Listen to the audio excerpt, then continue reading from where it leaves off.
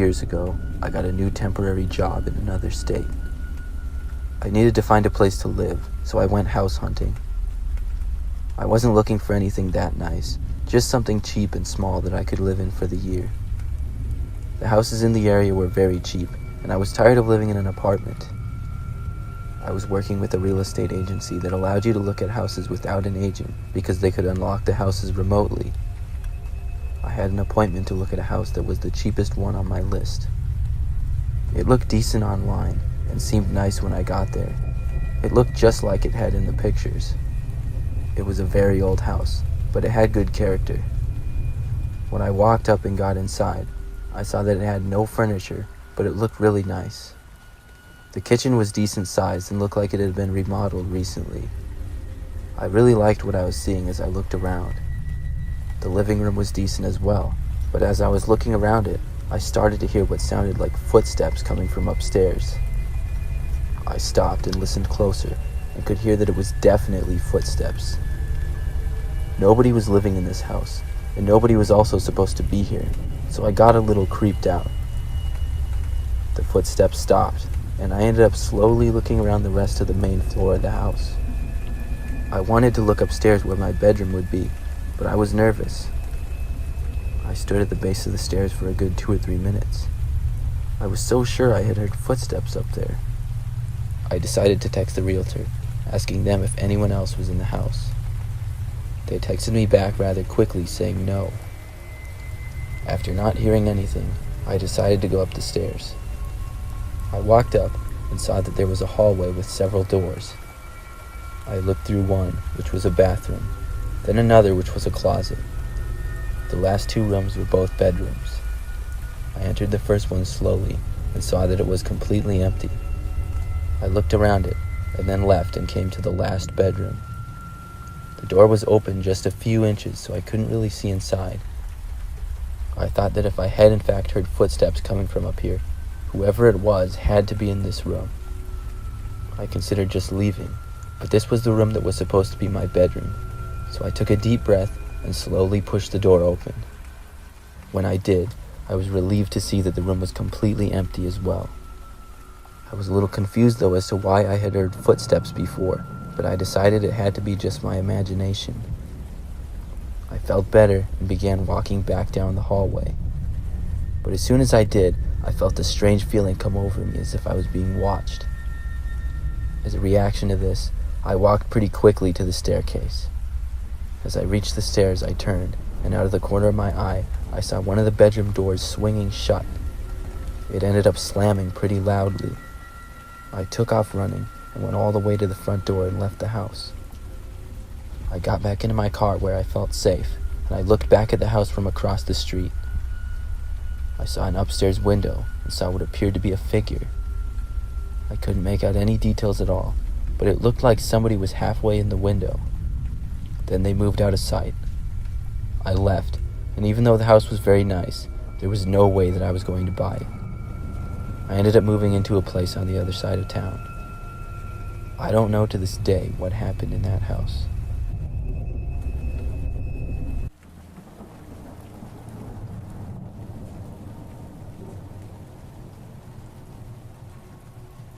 I'm a female, and my name is Katie. This story took place when I was 14. Me and my friend, let's call her Angie, were walking home from the store, something we always do when we get together and hang out. It was a cold November night. Her house was on the other side of the neighborhood of mine, so we split up behind the Safeway. In the parking lot, out of the corner of my eye, I saw a red truck with the owner sitting inside it, watching me and my friend. I didn't think anything of it. We turned the corner and started walking our separate ways. Then I saw the truck again, in front of me this time. The driver and I made eye contact. He looked to be in his mid-30s. From the way I had to go to get home, I crossed in front of the truck. He smiled and nodded his head at me in a really creepy way, sending shivers down my spine. As I got to the other side of the sidewalk, I heard him pull up behind me. I didn't turn around and just walked faster. Shortly after that, a car pulled in front of me, stopping me. "Excuse me," a woman said as she got out of the car. She looked like she could be in her early 20s. I called back yes to her, making my way across the street. I saw my friend coming in our direction as well. I gave her a nervous look as she shrugged her shoulders. The lady then said, "I just wanted to let you girls know that the red truck right there has been following you ever since you turned that corner." I felt my heart stop. I turned around and looked at the truck. The man was now pulled over and had gotten out, slowly walking around as if inspecting his tires. He kept looking in my direction here and there, sending a boiling rage down my spine. From where he was parked on the street, he was turned in an auto repair shop, where you would only turn if you wanted to get your car worked on. The lady then asked if there was anyone I could call to come pick me up. My friend said to call her dad. She pulled out the phone, and her dad picked up instantly. I heard him talk to her on the speakerphone. My friend explained the situation to her dad and asked him to come pick us up. He said he would be right there. Then we thanked the lady who told us. She said she would wait with us until my friend's dad got there, and her dad arrived about 2 minutes later. He got out, ushering us into his truck. We then quickly pointed out the red truck that was following us, and he snapped a picture of the license plate. Then he talked with the lady, her explaining what happened. The truck then took off, seeing my friend's dad flip him off. After I was dropped off at home, I told my mom everything that happened. Me and my 13-year-old sister both got bottles of pepper spray that Christmas. I don't know what that man's plans were, but I'm glad we made it home.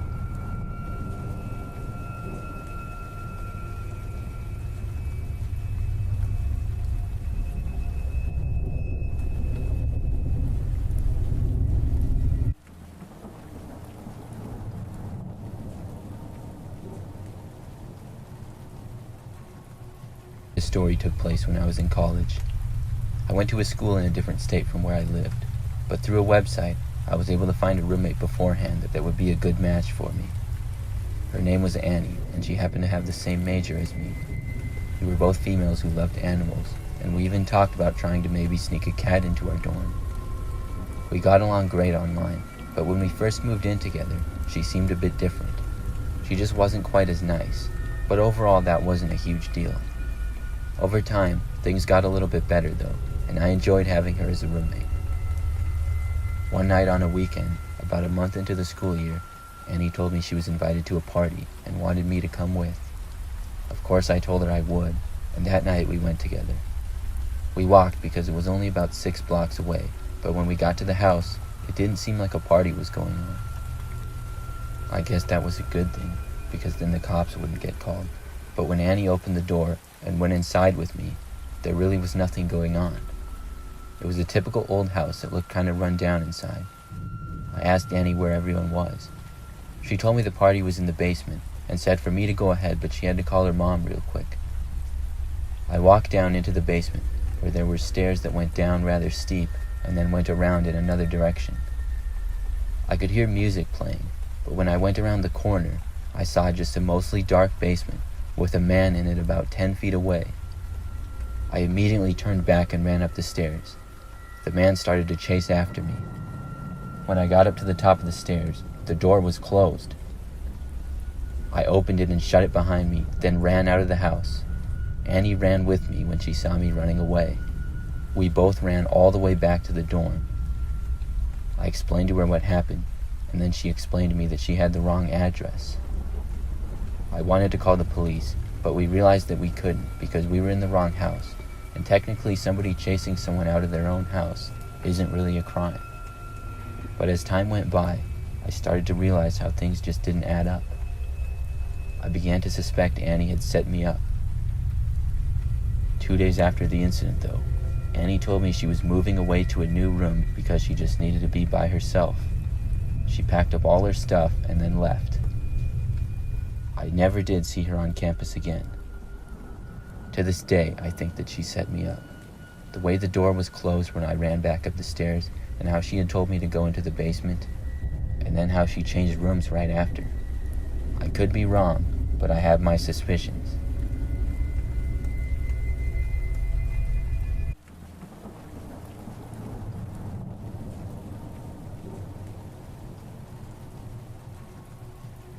In the summer of 2018, I was taking a road trip with two of my friends to Cleveland. We were planning to arrive in Cleveland at about 11 p.m. Everything was going smoothly, and at around 10 p.m., we were about an hour away. My friend Sean said he really needed to use the bathroom, and my friend John, who was driving, really didn't want to stop. After arguing back and forth for several minutes, John finally pulled off the freeway and into a rest stop. The rest stop was quiet, but there were about 2 or 3 cars spread out over the parking lot. Sean got out and went to the bathroom. Me and John stayed in the car to wait. After about a minute, we saw Sean running from the bathrooms and toward us. He got in the back of the car and yelled at John to drive. Sean loves to mess with people, so we figured he was pulling a joke on us. John told him to shut up and laughed a little. "No, I'm serious," said Sean. He pointed outside the car. We then saw a man walking toward us. Without saying a word, John started the car and drove off. We saw the man sprinting and we pulled away. I didn't get a good look at the man as it was nighttime, but I saw him run to a car and get in as we left the parking lot. John started driving down the road, asking who it was. Sean just said to drive faster as he was following us. The man's car was an old Saturn that was red and kind of beat up looking. We could barely see it, but it started to get closer in our rearview mirror. John started to drive faster, and the car did as well. There wasn't too much traffic on the road, but John started to pass cars left and right, all while the red car remained about 10 car lengths behind us. John then began driving so fast that we went over 100 miles per hour. I remember looking at the dash and seeing 112. We didn't care if we got pulled over because we were being chased by someone. Finally, the car got farther away. John then slowed down really suddenly and took an exit. I thought the car was going to flip the way he pulled off the freeway. The tires skidded and he went under a bridge and then made a U-turn before going back on the freeway the opposite direction. I have to admit, I was pretty impressed with the move. The car lost us, and then we were able to get back on the freeway going the other direction and arrive at our hotel only about 30 minutes late. We finally asked Sean to tell us why the man was chasing him. He said when he got in the bathroom, he saw a man who was smoking and asked Sean if he had any drugs. Sean responded with, "No, I'm not an idiot." The man then got angry and cursed at Sean, and when Sean walked away, he saw the man start to walk after him, which is when he started running. I feel lucky to be alright after that crazy incident. The rest of our time in Cleveland was great, and that was one of the most memorable road trips I've been on so far.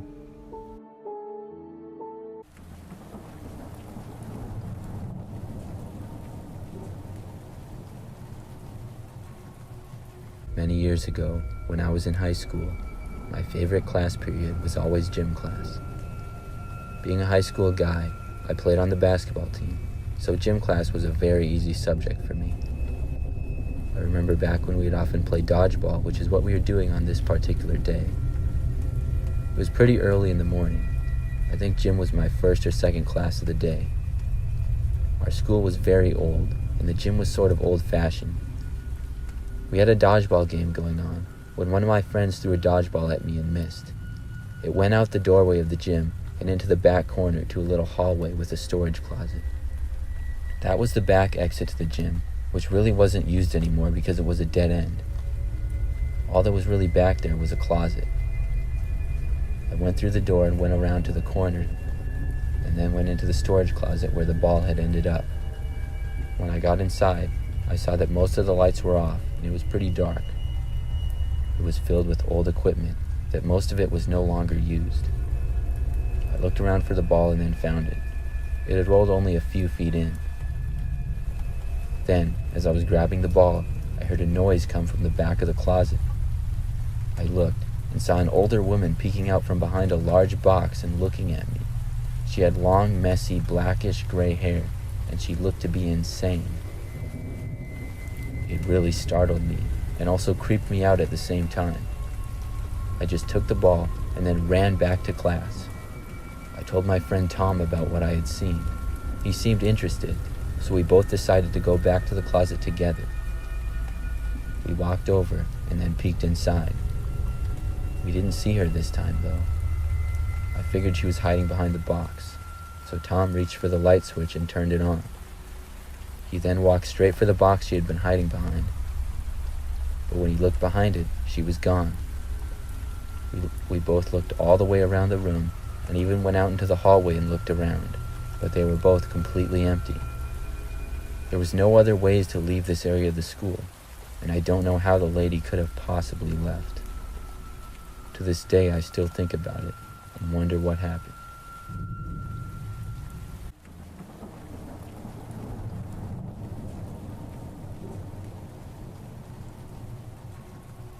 The story took place on Halloween night 6 years ago.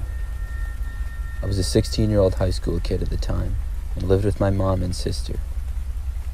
My mom went to take my little sister trick-or-treating and then go to a friend's house, and I decided to stay home alone. I was too old to trick-or-treat, but I also didn't have any plans with friends, so I just stayed home and watched some scary movies. We lived in a neighborhood that wasn't too busy, but I did have a bowl of candy to hand out to people who came. All in all, just 6 people showed up in total, and I ended up eating more of the candy myself than I gave out. I turned off the lights to the house at 9 p.m. so nobody else would stop by. Then I made some popcorn and put on another movie. Then at about 10 p.m., I heard the noise of a car driving by outside. I assumed that it was my mom and sister returning, and I kept watching the TV I had on in the living room. I didn't hear them come inside after about a minute, so I went over to the window and peeked out.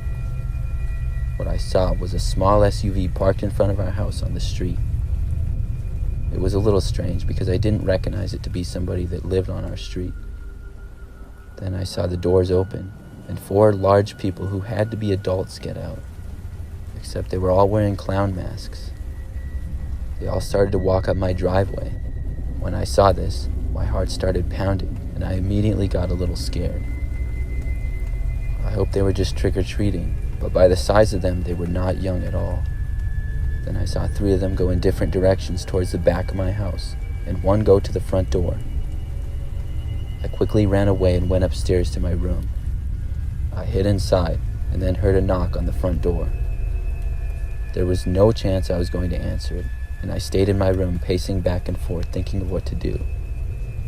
I called my mom, but she didn't answer. Then I heard the sound of glass breaking coming from downstairs. I dialed the police at that point and whispered to them that my house had just been broken into and gave them my address. At the same time as this, I was trying hard to focus on the noises from downstairs, if anybody was going to be coming upstairs or not. I don't know what I was thinking, but I panicked and hung up the phone.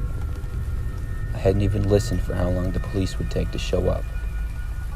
I then heard footsteps starting to come up the stairs, and I became extremely scared. I knew I didn't have any locks on my door, and if they decided to come in my room, they would likely see me. I decided to open up my window and jump out. I felt it was a manageable jump for me, and I didn't want to be in my room if the clown went in, so I opened it up and jumped out. I hurt my feet as I hit the grass, and I tumbled over, but all in all, I was just fine. I ran as fast as I could to my neighbors down the street and pounded on their door. They were the neighbors I knew the best, and they let me in right away. I explained to them what was going on, and they let me wait in their house. Eventually, the police showed up, and 2 of the 4 men were arrested, with the other 2 being found several hours later. It made for my most scary Halloween.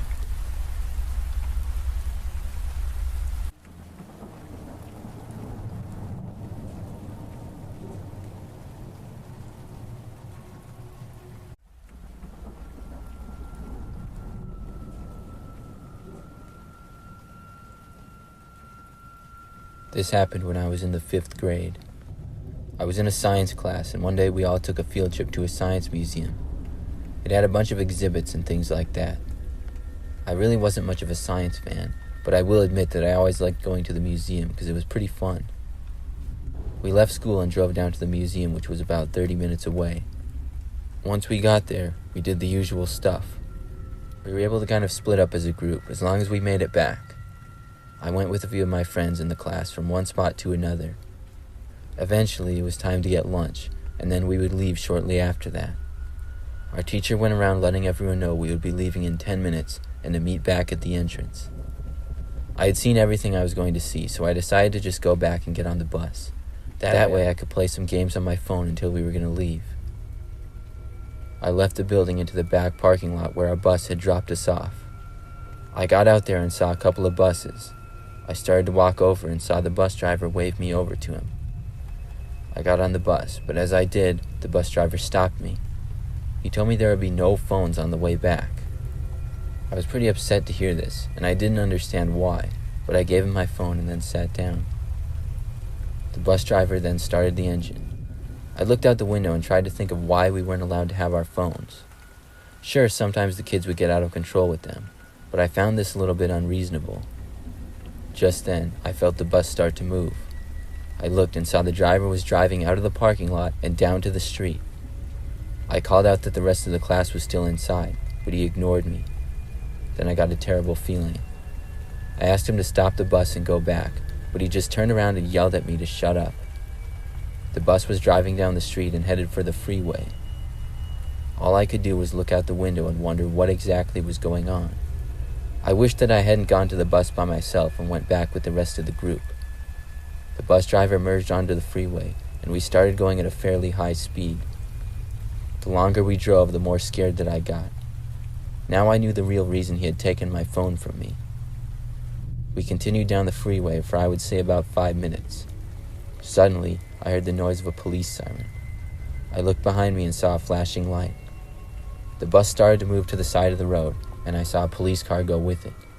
That was one of the greatest feelings in my life. The bus driver then opened the door and took off running into the field beside the road. I saw several police officers run after him, and another run to the bus. They were able to get me back to safety, and the bus driver was caught a short time later.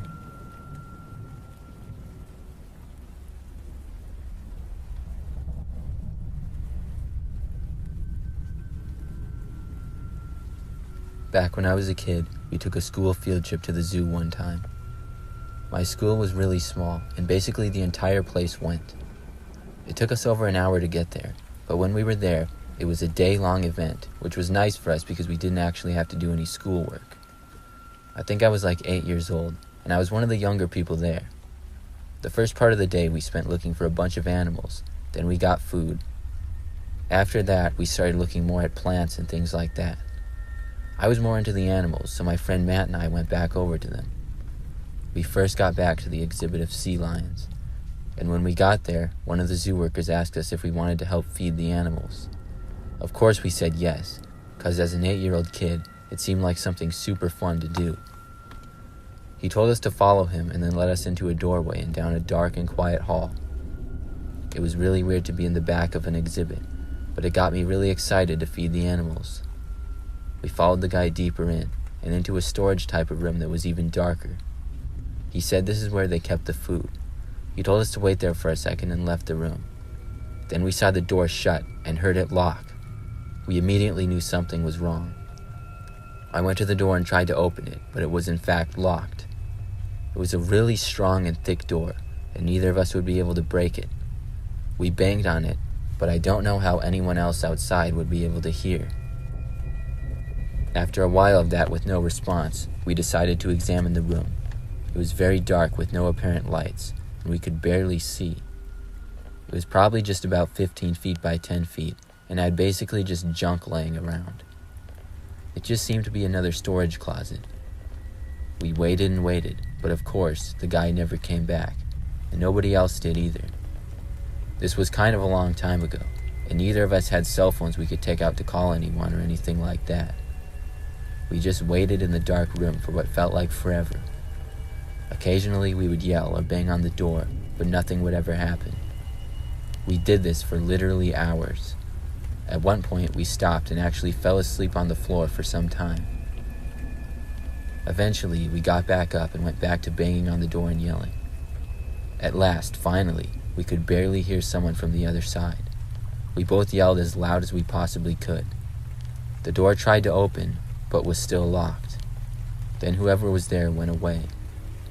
We got really disappointed and thought that was it, until a few minutes later we saw the door open. There was another zoo worker, and she asked us how we had gotten in there. We told her the story and she seemed really surprised. By that time, we saw that the sun was almost set when we got back into the zoo.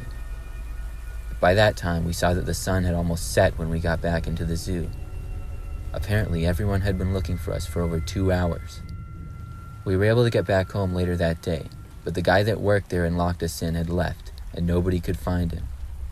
It turns out he was caught a while later, and had been addicted to some drugs or something like that. They said he had been acting really strange lately. I really don't know why he locked us in there, but we were very lucky to get out because that closet wasn't really used by the zoo anymore.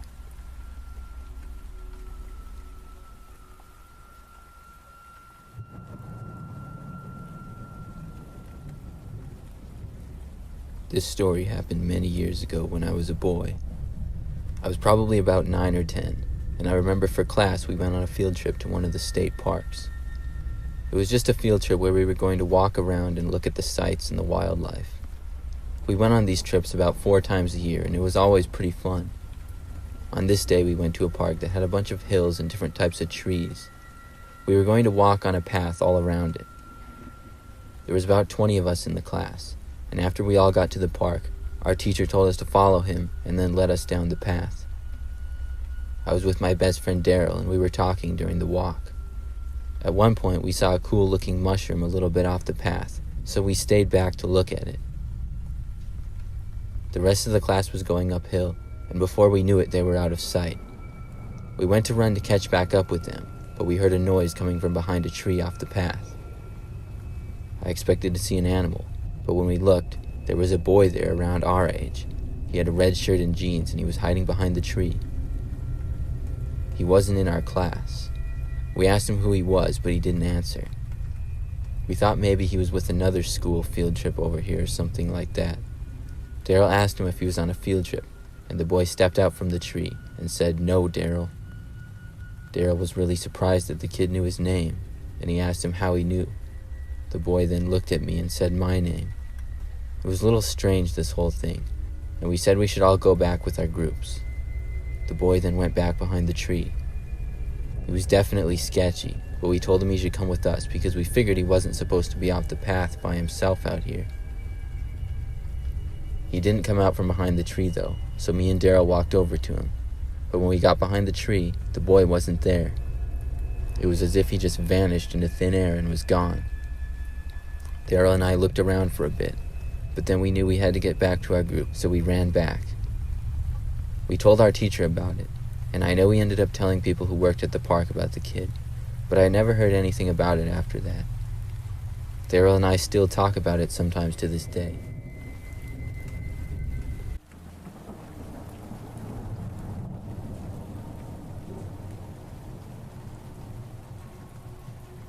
This story occurred roughly 15 years ago. At the time, I was a young 19-year-old female college student. I live up in the Northeast, and I was driving home from work. I worked at a grocery store about 5 to 10 miles from my house, and on this particular night, while I was at work, it started to snow a lot. I hadn't really been keeping up with the weather reports or the news, and when I got off work at around 11 o'clock at night, I was surprised to see almost a foot of snow on the ground. My car was covered in snow, but luckily I kept a snow scraper in my trunk, and I began scraping it off. It took me a good 5 to 10 minutes to get it all done, and then I got in my car and began to drive home. I had a small little car, and right away I had a hard time moving because of all the snow. I could tell it was going to be a difficult drive. I had to pass through some relatively quiet roads to get home, and I feared that they would be covered in snow to the point where I wouldn't make it. The drive home normally took me around 10 minutes. On this night, it took me over 15 minutes just to get halfway home. There weren't many other cars on the road at all, with the combination of the snowstorm and it being late at night. Despite that, I was still having a hard time driving and nearly got stuck several times. My car seemed to be sliding all around the roads as I drove home. I made a turn onto one road, and as I did, my car slid and ended up sliding off the road and slightly into the ditch. It wasn't a very deep ditch, and in no snow I would be able to drive back out of it, but in these conditions I had no chance. I tried for a while, but I was getting nowhere at all. Meanwhile, the snow kept coming down outside and making things worse. It was a pretty quiet road that I was on, and I didn't see any other cars on it at all. I got out my phone to call my parents, but I quickly realized that it was dead. At that point, I didn't know what I was going to do. Maybe my parents would see that I hadn't returned for a while and go out looking for me. I could try to walk home, but I knew it would take me well over an hour and I would likely freeze. I sat there for about 10 minutes or so thinking of what to do. Then I saw a truck pull onto the road. It looked like a pretty powerful truck and didn't seem to have much of a problem driving down the street. When it approached near me, I saw it slow down and then stop shortly in front of me. A man then got out and walked to my car. I rolled down my window and he asked me if I needed help. I told him what had happened and he offered to give me a ride. I was more than happy to get out of the situation I was in, and I just wanted to get home, so I accepted his offer and walked with him to his truck. The man looked to be in his 30s and was on the larger side. He wore a winter coat and a hat with gloves. I got into the passenger side door and he got into the driver's seat and then started driving. He briefly asked me how my car got in the ditch and I explained it to him. Then he said to me that I looked really good in the creepiest way possible. I told him thanks and then the conversation went quiet. It was at that point that I realized that the man had never asked me where my house was or where I needed him to drive me. Instead, he had just started driving, and he seemed to know where he was going. I was getting more and more uncomfortable each minute, and finally I asked the man where we were going. About 5 seconds passed before he answered me, and when he did, he just said, "You'll see." I knew I needed to get out of the car, but I could see that my passenger's door was locked. Meanwhile, I could see that we were driving farther and farther away from my house. The man made several other creepy comments the farther we drove. It got to the point that I was so uncomfortable, I wanted to do anything to get out of there. I decided to ask the man to turn the radio on, and he did. At that point, I saw a stop sign coming up, and as soon as we started slowing down, I rolled down my passenger's window all the way, and I jumped out. I'm pretty small, but it was still a tight fit. As I was about halfway out the window, I felt the man's hand on my leg as he tried to grab me, but I was just able to make it out. I then heard his door open, and I figured he was going to chase after me, so I ran off the road and into the woods. I ran as fast as I could, despite it being so cold and snowy out, but I didn't feel much from all the excitement. Finally, when I was sure I wasn't being chased anymore, I stood there for a while catching my breath. Then I slowly made my way back to the road. It took me a good 10 minutes to find my way back, and by the time I saw the road, I was freezing and could barely feel my fingers. I ended up standing in the middle of the road and literally flagging down the next car, taking my chances with them. Thankfully, it turned out to be a nice lady, and she gave me a ride home. I told her all about what happened to me on the way. I made it back safely, but unfortunately, I was unable to remember any of the license plates from the man's truck. But I'm just glad that I'm safe.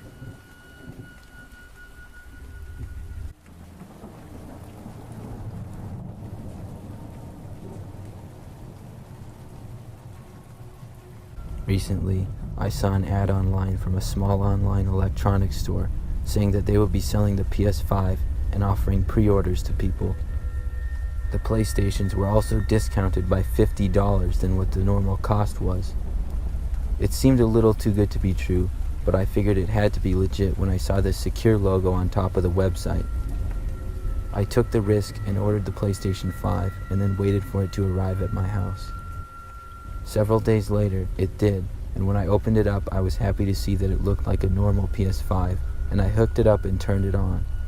At first, everything seemed fine and normal, but when I tried doing something on the system, it started glitching out. It would start making strange noises, and the screen started pixelating. Then random strange messages started showing up on the screen. None of it made any sense, and I was very confused. After this went on for about 20 minutes and I couldn't do anything, I figured that I had gotten scammed, and it made me pretty angry.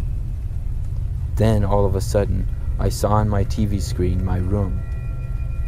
I got closer and saw myself on the screen.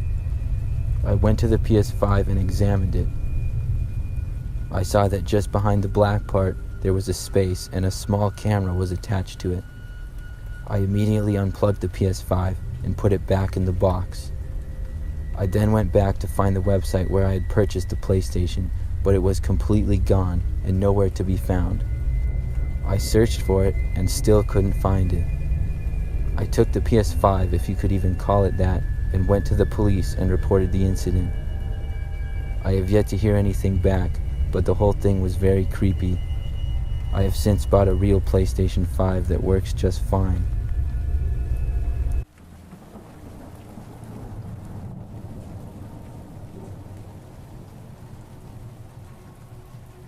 When I was a kid, my family went on a lot of road trips. We had a pretty large family, and they were scattered all over, so we would drive around several times a year to visit them. One year, when I was 5 and my older brother was 7, we were traveling to Oklahoma to see some cousins. It was a long drive, and on the way, my parents stopped at McDonald's.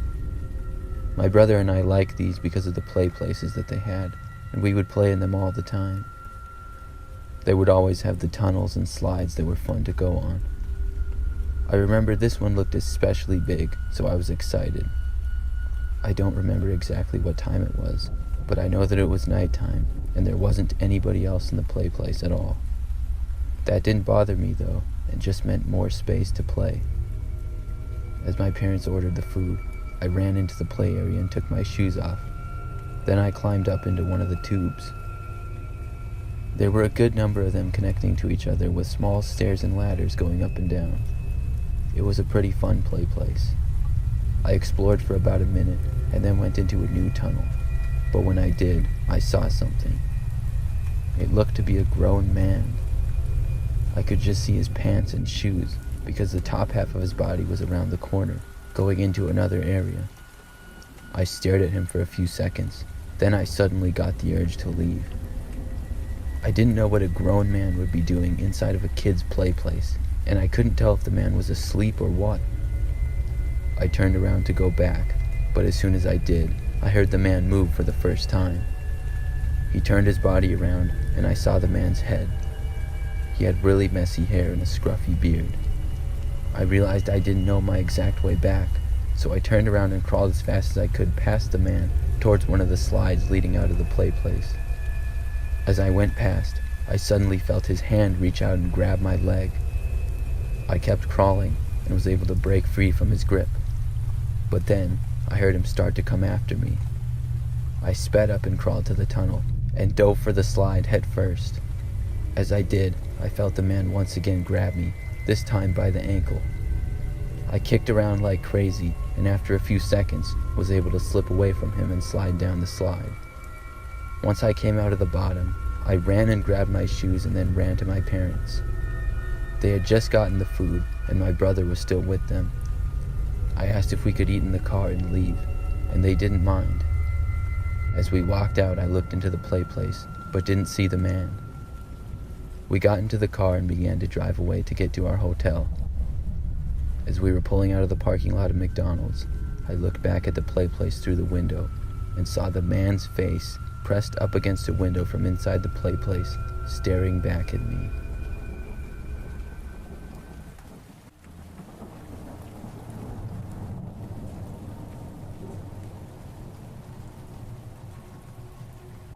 This happened to me almost 2 years ago. I was driving home with my friend after doing some homework at a coffee shop. We took a road for about 10 miles before turning left on a more quiet road. When we did, we noticed a truck did the same. We didn't really make anything of this, but once we turned right at the next intersection, the truck did as well, and that got our attention.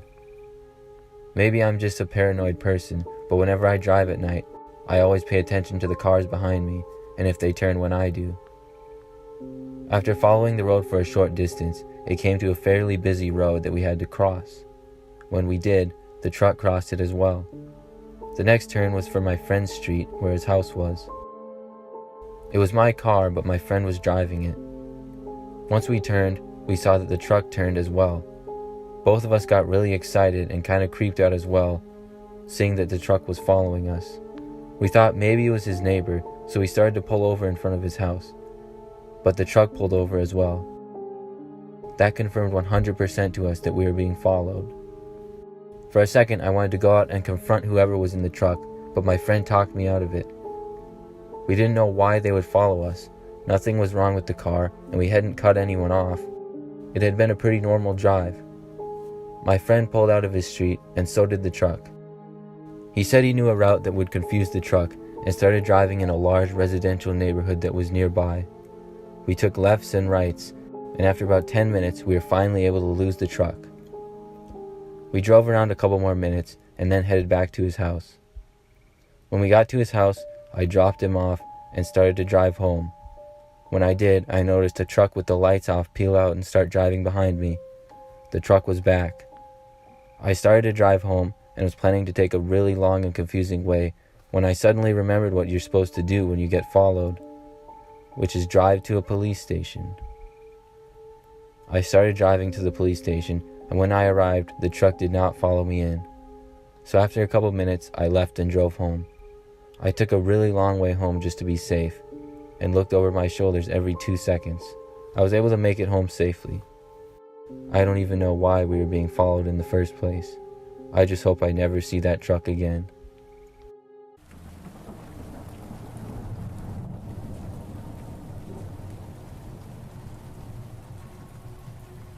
This story took place about 5 years ago.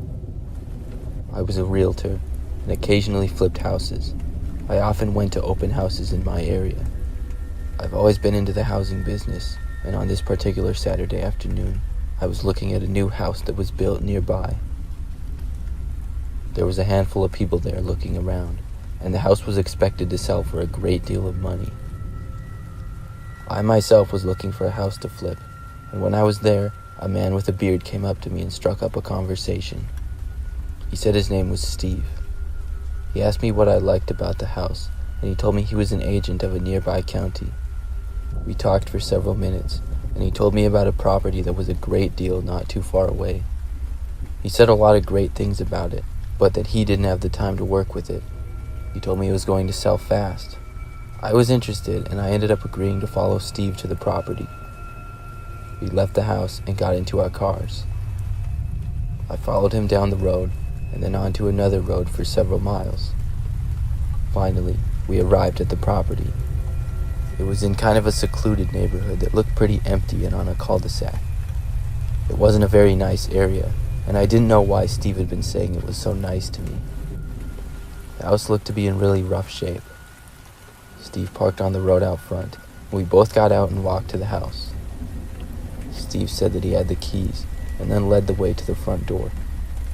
When we got inside the house, it looked just as bad as the outside. I was expecting it to be in rough shape, but I thought the neighborhood was not very nice at all, and I just didn't see much of an area for profit for me. Overall, I was pretty uninterested in the house, and kind of disappointed. I felt that Steve had let me down after all the good things he had said about it, but I decided to look at the house with him anyways. He told me it had a really nice basement and said I just had to see it. Then he quickly went down the stairs in such a way that he kind of jogged. I thought it was strange, and I started to follow him down. I could see that it was pitch black down there, and Steve literally disappeared into the darkness. I took a couple of steps down the stairs and saw that the basement appeared to be unfinished. I heard Steve yell at me to come on, but when I heard him this time, he was much farther away. At this point, there were red flags going off in my head, and I said to Steve that I couldn't see anything down there. He just laughed. I decided to just turn around and leave. I had had enough. As I stepped back up the stairs, I heard Steve yell something in what sounded like Russian. I then turned around and barely saw another man at the side of the stairs. He appeared and began to walk up. I then started running the way the rest of the stairs and slammed the basement door shut behind me when I got to the top. I heard some more shouting in another language, and I quickly made my way through the kitchen to the front door. As I was doing this, I heard footsteps coming down quickly from the upstairs of the house. I opened the front door and ran as fast as I could to my car. Once I got inside, I started it and drove away. I really don't know if they chased me out of the house or not, but I'm pretty sure they didn't. I drove home carefully and then called the police and told them of my experience. The house was just a vacant home in a rough neighborhood, and it wasn't even for sale at all. I'm not sure what kind of setup I walked in on, but it was the scariest moment of my life.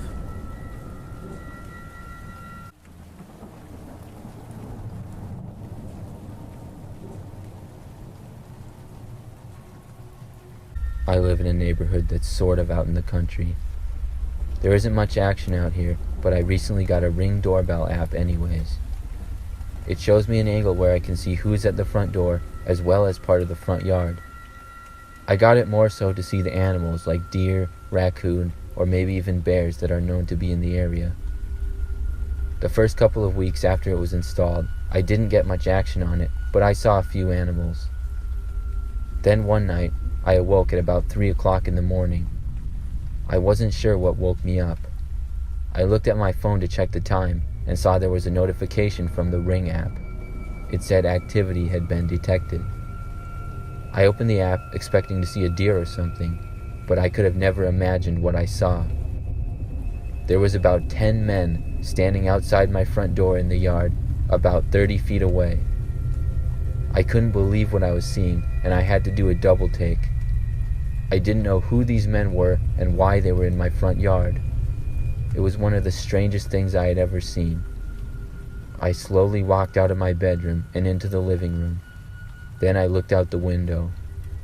The men were all standing facing my house in a line, and they all had pretty blank expressions on their faces, but I couldn't see them all that well in the dark. Most were wearing jackets, and nobody was really moving much. The only light was coming from the light by my front door, and it was just enough to see the men. I stood at an angle where I didn't let them see me, and I wasn't sure what to do. I stood there just watching them, debating if I should go outside or call the police or what.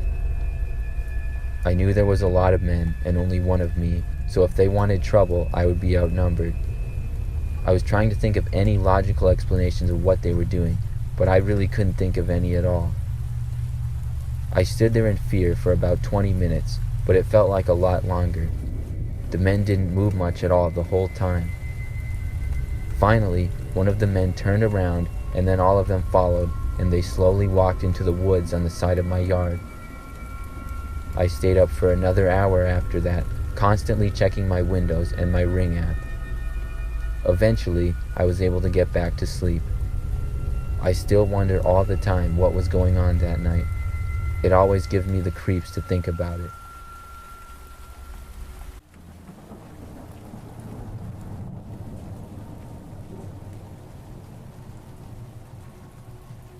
I just recently graduated from college, and this is a story of what took place a couple of years ago. I had a PlayStation 4 that I shared with my older brother at my parents' house. We played it quite a bit, and I had it in my bedroom, which was in the basement. My brother and I basically had the whole basement to ourselves, and after my first year of college, he ended up getting a job and moving away, leaving the basement all to myself. It was pretty nice, but I ended up not bringing my PS4 to college because I was really busy and I knew it would distract me a lot. When I did play on my PlayStation, I would play Fortnite a lot with my friends. One day in May, when the school year was just about over, I got a text message from my friend Jake asking me if I was back from school. I told him no, and he responded by saying he saw I had been playing Fortnite the night before. We were PlayStation friends, so we could see when I was playing certain games. This confused me because I wasn't back yet. I realized my brother must have come back home and played on my account, so that's what I told Jake. Several days later, though, I was done with school, and I drove the 3 hours back home to my parents' house. When I got to my bedroom to unpack my stuff, I saw that my room was a little messy and some things were out of order. I texted my brother, giving him a hard time for leaving the bedroom a mess. He responded by telling me he hadn't been home recently. I asked my parents about it, and they said they hadn't even been in my bedroom in a few weeks. When they said that, I suddenly got a little creeped out. I went back to my room and looked around silently. I knew things just weren't how I left them. I walked out of the room to the bathroom down the hall. As I was in there, I knew I heard the distinct noise of my closet door to my bedroom being opened. I ran to the bathroom door and locked it. Thankfully, I had my phone in my pocket, and I used it to text my parents who were upstairs that someone was definitely in my bedroom. Just a few moments later, I heard the doorknob to the bathroom turn until the lock stopped it. At that point, I texted my parents to call the police. I could feel that there was someone right on the other side of the bathroom door. They weren't making any noise, but neither was I. I didn't know who it could possibly be or if they were dangerous. I sat there hoping that they wouldn't try to break the door down and waiting for the police to come. I was expecting whoever it was to walk away or to try to get in the bathroom once again or do anything, but they didn't. They just stood there silently. At one point, I thought they had walked away until I looked under the crack of the bathroom door and could just barely see their feet still there. Finally, after what felt like forever, I heard noises from upstairs, followed by someone shouting police. After some time, I was told it was safe to come out, and saw them leading away a skinny-looking guy who appeared to be pretty young. They had found a man who had somehow gotten into our house and had been basically living in my room for 2 weeks.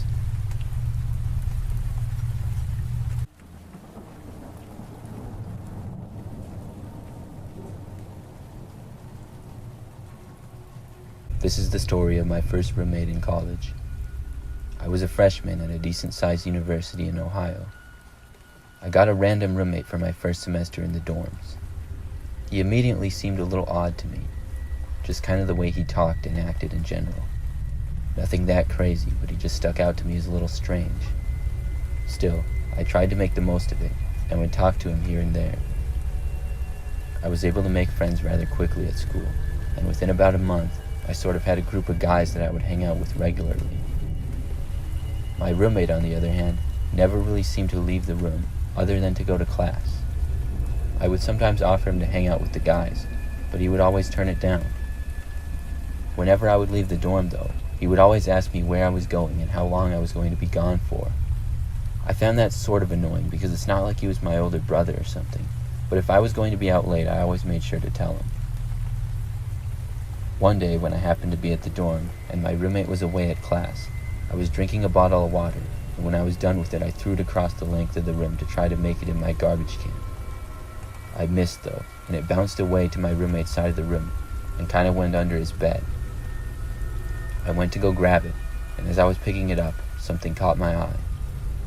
It was a storage box that was slightly open and underneath another box, but I could see some photos in it. I admit that my curiosity got the better of me, and I decided to open the box. I had to move the box on top of it to get to it, but I opened it very carefully. I thought initially that it was maybe family photos of my roommate, but when I started looking through them, I became really weirded out. There was many photos of random students walking around on campus.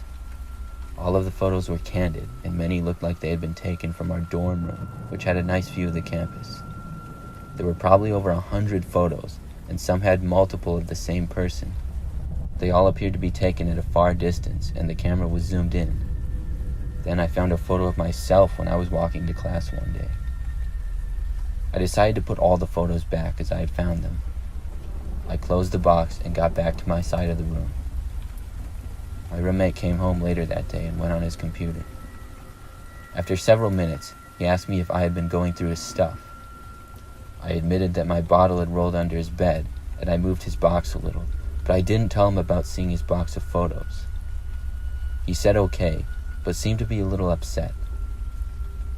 That night, I decided to hang out with my friends like I often did, and told my roommate that I'd be back by 11.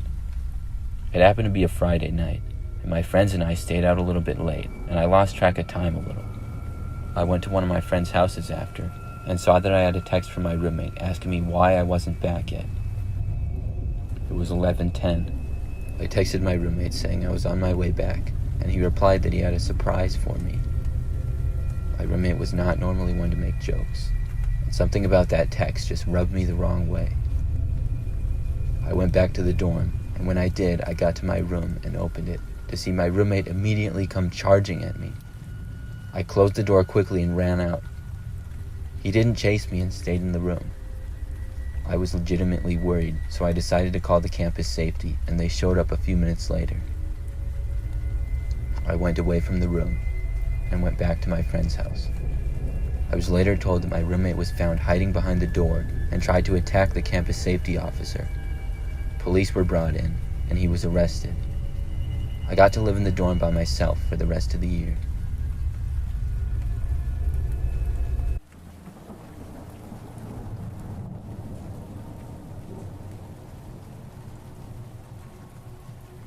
When I was a child, I remember I always got excited when the fall came because Halloween was one of my favorite holidays. Usually, a couple of weeks before, my little sister and I would carve pumpkins and then put them out on the front step. We would always try to carve cool faces or designs into the pumpkins. One year when I was probably 8 or 9 years old, my mother went to the store and got some really nice big pumpkins. When she got back from the store at night, we decided to carve them. I made a creepy-looking pumpkin face on mine, and my sister did one smiling. When we were done carving them, my sister and I went outside to put them on the front step. As soon as we stepped out the front door, though, we saw a man in our driveway. It was really dark outside, but we could both clearly see him. I couldn't make out much details about him, but I just remember that he looked kind of short and about middle-aged. As soon as he saw us, he ran away, but he didn't run back down the driveway to the street. Instead, he ran to the side of our house near our garage. My sister and I both ran back inside to our mother and told her what we had seen. She called my dad into the room, and he went outside to investigate. When he came back inside about 10 minutes later, he said that he didn't see or hear anybody out there. So after that, our parents both went inside with us, and we put our pumpkins on the front step. Then we went back inside once again. The next morning when I woke up, I went downstairs and saw that my mom was on the phone with the police. I asked what had happened, and my dad showed me that the back door to the house had been damaged and the window was smashed. Our pumpkins on the front step were also smashed. However, nothing was missing inside the house or damaged. The police came, and I ended up having to talk to them and tell them what I had saw. The man was never caught, and I don't know who he was.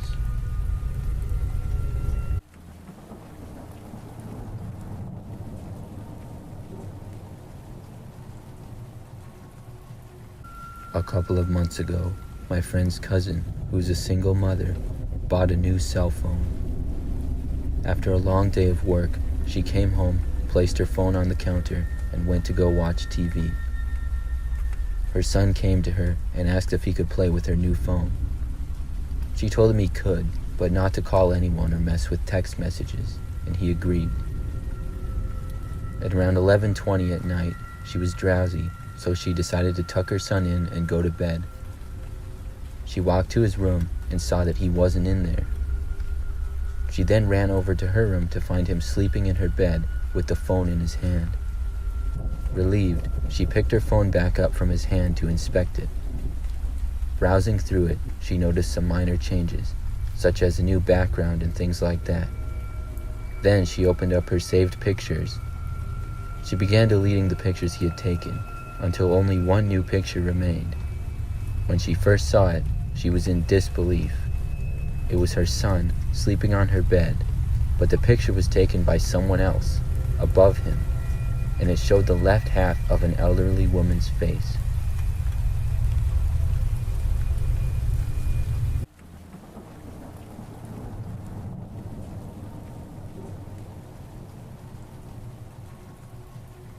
I recently moved across the country to a new town to go to school.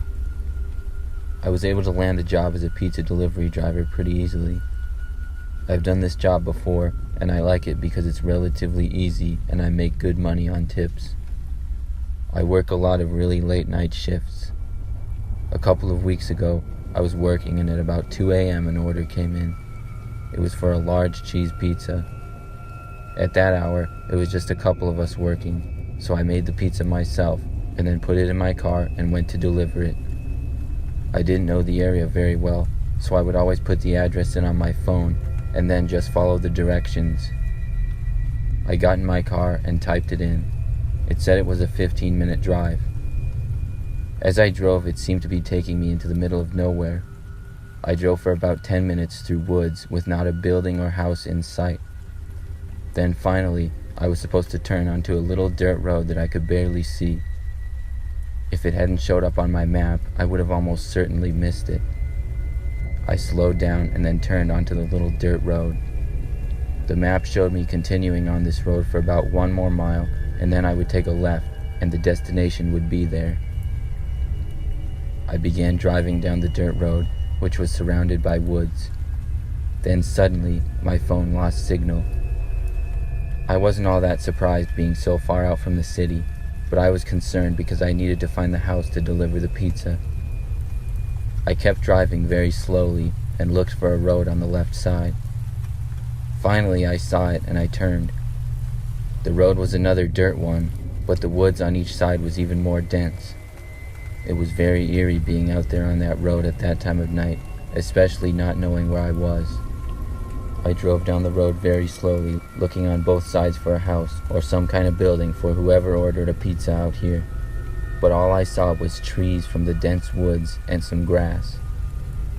I still had no service at all on my phone, but I knew I had to be close to where the delivery was supposed to be. It was very dark and hard to see, with the only lights coming from my headlights.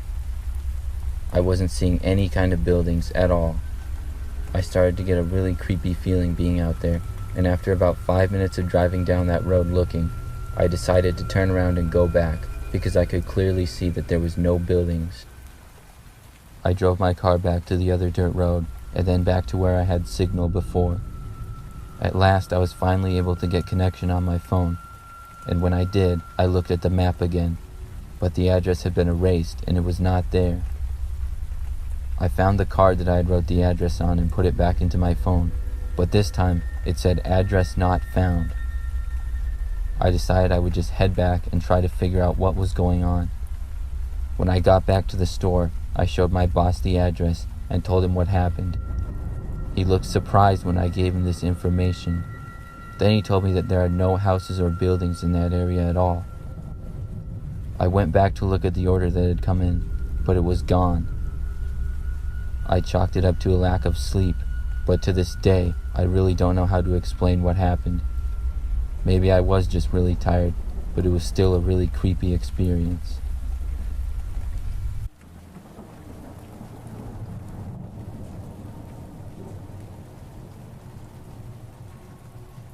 This happened to me way back when I was 16.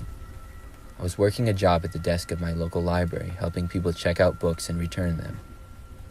It was a fairly small library, so there would usually be just 1 or 2 of us working at once. One Saturday, I had the opening shift, so I got there early in the morning and made sure things were in order before getting ready to open the doors. I got to my desk and started up the computer when I heard a loud crashing noise coming from the back of the library. It really startled me, and I knew it had to be done by a person, but nobody was supposed to be in the library at this time. I got really quiet and listened. I didn't hear anything for a while, so I decided I had to go check it out. As I was walking over there, I was convincing myself that it was really nothing, but when I made it around the corner to the back end of the library, I saw what looked like a homeless man hiding behind a bookshelf which had fallen over. I froze when I saw this because I really wasn't expecting it. The man then locked eyes with me and all of a sudden got up and began charging at me. He was about 30 feet away, so I turned and ran as fast as I could to get out of the library. But I realized how quickly the man was coming at me and didn't think I would be able to make it out. I turned to the bathrooms and ran inside them. They were individual rooms that locked, so I figured I would be safe in there. I was just able to make it in and lock the door before the man followed. He tried getting in and then started pounding on the door and yelling. I took out my phone and called the police and told them the situation. They told me they would arrive in under 10 minutes, and after I did, I screamed to the man I had called the police and they were on their way. That seemed to work because he walked away and I didn't hear any more noises. I remained in the bathroom waiting for police to get there. After about probably 5 minutes, but felt like a lot longer, I thought about leaving the bathroom, but decided not to just to be safe. A short time later, I heard the police arrive, and eventually they got to the bathroom and I came out. What they told me when I came out was when they arrived, they saw the man hiding around the corner of the bathrooms with a piece of wood in his hands as if he was waiting to attack me. I'm very glad I stayed hiding in there and didn't come out.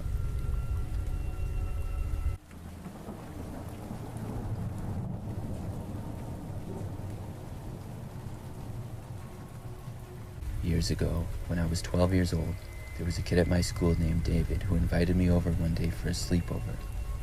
It was kind of random and I was sort of surprised by it, because I didn't really know David all that well. We had talked a few times here and there, and he had been new to the school the year before, but we never really hung out at all. I told him I didn't know, but he persuaded me, so I said all right and I asked my mom when I got home from school. She said yes and drove me to his house after school that Friday. It was my first time being at David's house, and I was still kind of surprised that he invited me over, but I thought it was cool to be making a new friend. He showed me around his house, which was very nice, and we played some video games. David overall just seemed a little bit strange to me. I didn't really know what exactly it was, but I felt like I just didn't really get along with him. We had sort of different interests and things like that, and he just didn't really seem like the kind of guy I would hang out with. Finally, it was time for bed, and I got in my sleeping bag on the floor of David's room, which was a pretty decent-sized bedroom for a kid. It took me a while to fall asleep, but eventually I did, only to be woken up a few hours later. I woke up super sweaty and realized that my sleeping bag was completely zipped up and another blanket was covering my head. I took them off and immediately felt a nice feeling of cooler air. I looked around knowing I for sure didn't put that extra blanket on myself. I thought maybe David did, but why would David do something like that? I looked over and saw David was awake. I asked him why he put a blanket on my head, but he denied it. I knew he was lying, but when I accused him again, he got pretty angry at me. I decided to just try to go back to bed and make it through the rest of the night, and I could go back home in the morning. I was finally able to get back to sleep, and when I woke up, it was morning. When I did, I looked around, but David wasn't in the bedroom. I figured he must have gone to the bathroom or something, so I waited there for a few minutes. Eventually, I really had to pee, so I got up to leave the room, but the door wouldn't open. It seemed to be locked from the outside. This was the last straw for me. I was pretty annoyed with how David was acting towards me, and I called my mom on my phone and asked her to come pick me up. I didn't have a good time at all, but I was still glad, I guess, that I gave it a chance to make another friend. David, by this point, just seemed really strange to me. My mom told me she would come and get me, so I knocked on David's door and called out to him that it was locked, but nobody came. I knocked several more times and even shouted once. I told him I was locked in his room, but I got no response once again. David's house was pretty big, so there's a chance I wasn't heard, but the whole thing just made me really angry. Finally, David's mom opened the door to his bedroom and told me that my mom was here to pick me up. The way she said it, she sounded almost annoyed. And that was another thing that was sort of strange to me, is that David's parents were kind of unfriendly. I was just happy to go home, though, and I left without even seeing David at all. It was a Saturday, so I spent the rest of the day just hanging around the house and playing some video games. That night, however, I was in my bedroom when my mom called out to me that one of my friends was there. I walked out and saw David standing at the front door. He did not look happy. I walked over to him and he angrily asked me why I left his house so early without even saying bye to him or anything. I told him he locked me in his bedroom and I didn't even know where he was. He then denied it and responded by calling me a horrible friend and storming off. I really didn't care though. I just went back inside and started playing video games again. But about 15 minutes later, I suddenly heard the sound of glass breaking coming from my window. It scared me badly and I just about had a heart attack. I looked over to my window and saw glass everywhere. Then I saw a rock tumble to the ground. My parents came running into my room and saw the glass. I was all right and I wasn't near the window. My parents ran over and looked out the window to see David running away down the street. David had thrown a rock through my bedroom window, breaking it. My parents called his parents, and I remember hearing them argue for a little bit before finally hanging up. I don't really know what happened to David after that, but I never saw him at school again.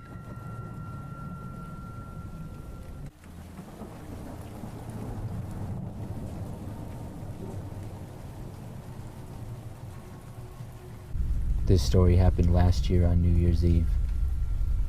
A friend group of the four of us got together at my friend Jennifer's apartment for New Year's Eve. It was a fun night, and we played games and watched a movie. We had a New Year's celebration, and at about 2 a.m, most of us called it a night. We were all young women and lived in a pretty large city, and had walked to her apartment. The other girls left before me because I stayed back to help Jennifer with something. When I finally left, it was about 2:15 in the morning. It was roughly a 10-minute walk to get back to my apartment, which was a few blocks away. I walked down the sidewalk outside of Jennifer's place and saw there was a decent amount of people outside for this hour, probably because of it being New Year's. Then I had to pass by a park to get to my apartment, which was a little bit less in the city. The park was much quieter. It took up several blocks in itself and was sort of creepy to walk by so late at night, but I had done it a couple of times in the past. I did, however, start to hear movement coming from the bushes to my right in the park, not too long after I started walking by. The park was more of hiking trails and woods than really a park, and the bushes and trees were pretty dense. I thought it was a squirrel at first, but I quickly realized that it was far too big to be one. As I walked along the sidewalk, it seemed to move right along with me. I looked into the bushes, but I really couldn't see too much with how dense the bushes were and the only light being from a dim street light. I decided to just keep walking, and I reached into my purse just to be prepared for the worst. The noise started to die down, and just when I was starting to feel relieved, I came up on the darkest part of the park where there was no street light, and I heard the noise of bushes getting extremely loud. Then I saw a man pop out of the bushes onto the sidewalk right in front of me.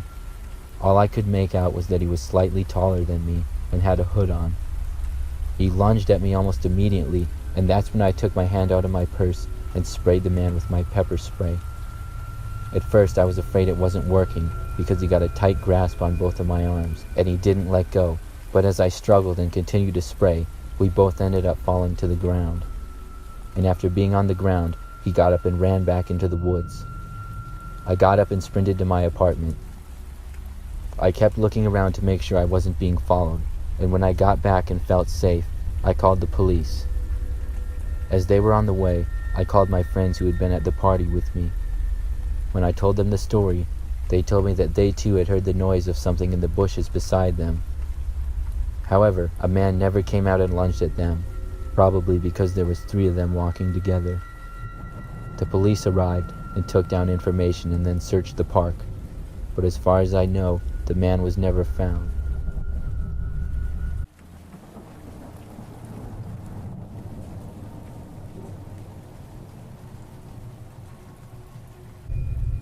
My wife and I recently got married and bought a pretty nice house. It was on the corner of a nice little neighborhood and was probably the nicest house on the street, which we were excited about. We've been planning on adding a little fish pond in our front yard, so one day we went outside to start work on finding a good location for it. We had a spot in mind, and we were starting to measure things out when we saw a man walking up to us from the street. He looked to be about middle-aged and pretty average. When he started to walk into our yard, I assumed that he was a neighbor, but I didn't recognize him, and we had met most of the people on our street. As he walked up to us, I went over to him and asked how I could help him. He held out his hand for me to shake and said that his name was Randy and he had just moved in nearby. He said that a small tree had fallen down in his front yard and he needed some help moving it off his driveway. He mentioned that he had seen me and my wife outside and said we looked pretty fit, so that's why he decided to ask us. I told him we could sure try to help him, and he told us to follow him. We walked down our street to where it came to an end. There was a little river with a bridge and a small woods dividing our street from the next one. We walked through the bridge, which had a little tunnel on it, and then began walking through the roughly 30 feet of woods before we came to the next street. As soon as we stepped off the bridge, however, I noticed out of the corner of my eye a man wearing a full face mask crouching down behind a tree. Before my brain could even process this, there was a noise from the other side of the path, and I saw another man emerge from the woods also wearing a full mask. My wife screamed and I saw one of the men going straight towards her. I ran to try to block him, and at the same time I felt the other man grabbing me. He tackled me to the ground, but in doing so I ran into the other man. Both men now had control of me, and Randy just stood there and watched the whole thing happen. My wife tried helping me as I was struggling with the men, but they overpowered us. She was able to get away to run and call the police. I was doing all I could to defend myself, but the men started to rough me up pretty good. They punched me and kicked me a few times, and then demanded my wallet and phone, which I gave to them. After they got them, I heard a car pull up and saw an older-looking red pickup truck stop, and all the men got into it, and it drove away. My wife came back over and told me that the police were coming. I had been beaten up pretty good, but I didn't feel like anything was broken. The police arrived a short while later, and I told them all I could, but with the men wearing full face masks, I was only able to identify Randy in the truck. I was taken to the hospital, but had no serious injuries and was released the same day. Unfortunately, nobody has been found yet. I'm just lucky that I wasn't hurt bad.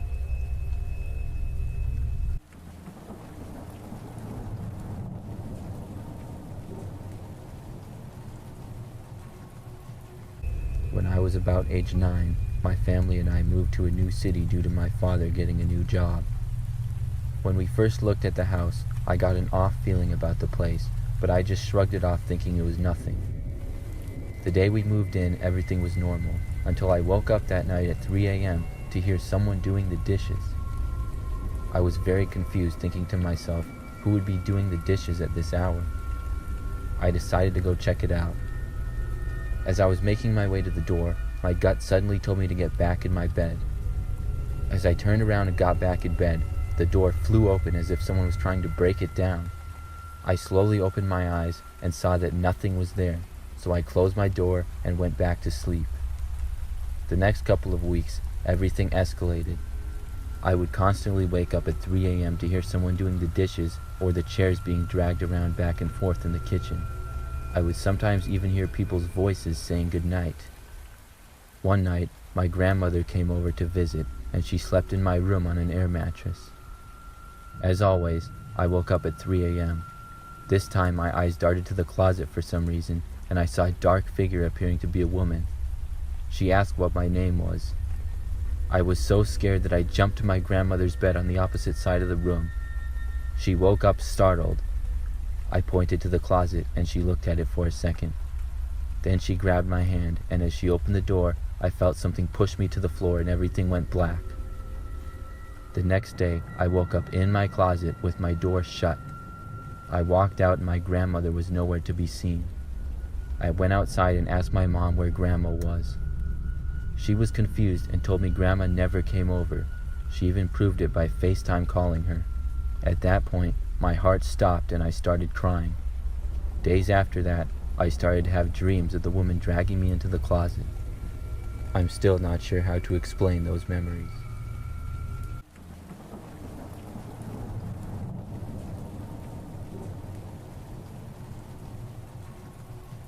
This story happened years ago when I was a kid. I think I was about 10 years old or so. I remember that my parents took me to this really big park that was sort of near our house. We lived kind of by the city, so the parks were always really crowded. It was a weekend, so the park was especially busy. I think there was some kind of event going on, because there was people everywhere. I remember noticing a clown almost immediately, and the clown waving at me. I was kind of creeped out by clowns, so I sort of waved and then walked away. Me and my parents walked towards another area of the park, where there was a bunch of stuff going on, such as games, and even a live band in one area. We played a few games and walked around.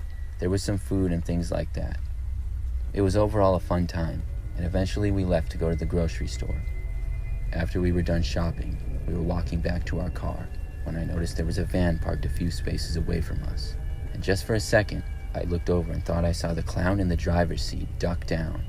It was a little odd to see a clown driving a van. But like I said before, I wasn't much of a fan of clowns, so I just put it out of my head and me and my parents went home. Later that night at home after dinner, I went outside to play around with my basketball hoop in the driveway like I often did. But when I got outside, I saw a van across the street parked on the side of the road, and once again the clown was driving. He ducked down again when I saw him, but this time he raised his head back up slowly and smiled at me. Then he began to wave. I ran back inside the house as fast as I could and told my parents. But by the time they made it outside, we all saw the van driving away down the street. He never did come back after that, thankfully. But I get creeped out thinking back on that every time.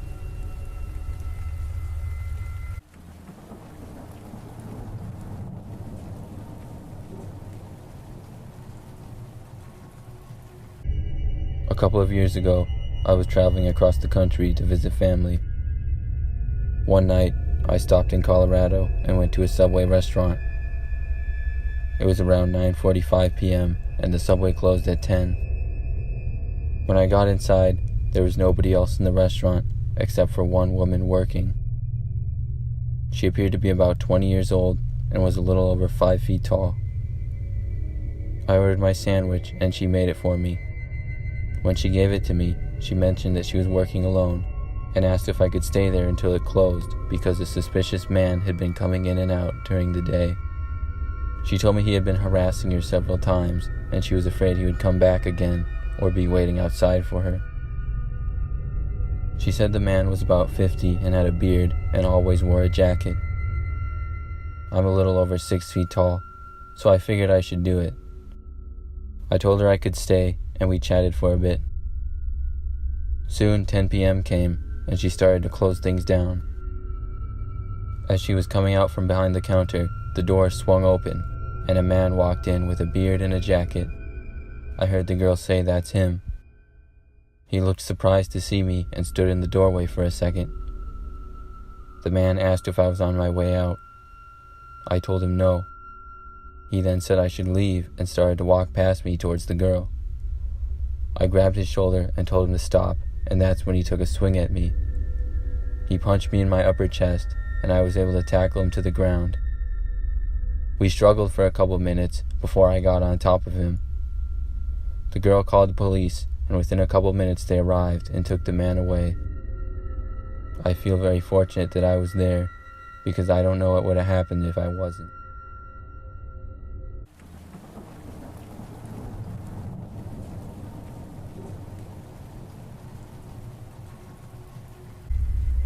This story happened roughly 15 years ago. I was on my way driving back from college. I attended a school in Florida and lived in the Midwest, so it would always be a long drive back home. Usually, I would do the trip in 2 days, but on this time, I decided to drive through the night. I left my college campus and drove for many hours, only stopping for gas or food or to use the bathroom. I was actually making really good time, and when it got late at night, things got even better because traffic decreased a lot. I stopped and got some energy drinks to keep me up and drove for several hours. Then at about 3 in the morning, my light for gas came on, which usually meant I had about 40 miles before I would run out. I was honestly in the middle of nowhere, so I decided I would stop at the next exit and see if there was a gas station. An exit eventually came up, and I took it. I went right and drove down a very quiet road for a while. It took me maybe 2 or 3 miles, and I didn't really see anything, so I thought about turning around, but then I saw some lights up ahead which looked promising. The road curved a little, and then I came into a small town. The speed limit dropped all the way down to 20 miles per hour, and there was old, run-down looking buildings on each side. It honestly looked like a ghost town, but I figured they would have to have a gas station, so I slowly kept driving. But the farther I drove, I didn't see any gas station, and then there started to be mainly old houses, so I decided to turn around. I turned into a driveway, and as soon as I did, I saw the front door of the house open. An older-looking man came out and started walking to me. I made a signal with my hands that I was just turning around, and then I started backing out. The man looked a little confused. When I turned around and began driving the other direction, I saw that 2 more people were standing at the ends of their driveways, staring at me with angry looks on their faces. For some reason, it just really freaked me out. I decided to ignore it and keep driving. When I got back to the town, though, it got even worse. There were at least 10 people on each side of the road in front of the buildings, all staring at me. It was the creepiest thing I've ever seen. They all looked very unfriendly. As I drove the 20-mile-per-hour speed limit, they started to walk into the road, almost to approach my car. I wasn't sure what else to do, so I sped up and drove faster and faster until I was out of there.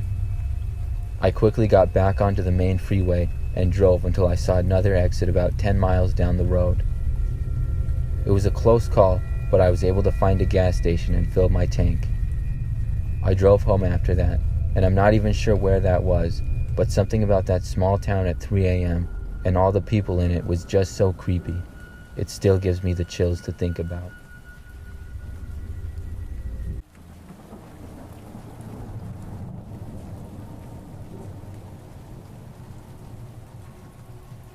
I live up north, and every year we get a decent amount of snow. Last year in December, we got our first big snow of the season. In fact, it was the first snowing that was projected to stick on the ground, and it was supposed to be a pretty big blizzard. Almost a foot of snow was expected overnight. I knew this meant I would have to spend the following morning shoveling.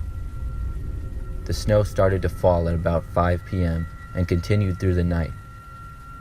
Thankfully, it was a Friday, and I would not have to go anywhere for the next 2 days. The night went on, and the snow got heavier and heavier. When I could see there was already a lot of snow on the ground, I went up to the attic of my house where I kept my shovel. I got to the upstairs hallway and opened the attic door. As soon as I did, I thought I heard a noise come from inside the attic. It was a little bit alarming, but we did have a mouse or two up there in past years. So I walked up the stairs one at a time to go into the dark attic. I didn't hear any other noise other than the loud creaking of the stairs that I was walking on. When I reached the top, it was pretty dark, and I had boxes everywhere. I looked around for my shovel and saw it up against the corner wall. When I got a few steps away from it, I nearly fell over when I heard the sounds of a loud scream. It was coming from just a few feet away from me and sounded completely insane. Then, as I looked around, I saw a dirty-looking woman come charging at me from behind one of the boxes. I ran quickly back for the stairs, but the woman was able to knock me over as she ran into me. Then she hit me once before I was able to get up and run for the stairs again. This time, I just about jumped all the way down the staircase and slammed the door shut behind me with the woman almost making it out. I held the door shut as hard as I could and reached for my phone to call the police. She was very strong though, and I could feel her throwing herself against the door on the other side. I was barely able to dial 911, and then I decided I would make another run for it. With the operator on the line, I quickly left the door and sprinted down my stairs outside into the freezing cold and down my driveway. Finally, when I had ran to a house across the street, I explained what was going on. Not long after, I saw the woman stick her head out of the front door and then go back inside. I waited in my neighbor's driveway until the police came and got the crazy woman. I still don't know how she made it into my attic or how long she was up there.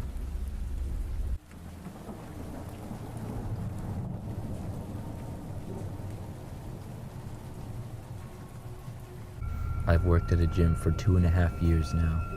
It's where I've been working while I'm away from college on breaks. I enjoy the job because I like working out myself, and the pay has been pretty good. The gym I work at is sort of in the city, and I like that because I could walk to work occasionally.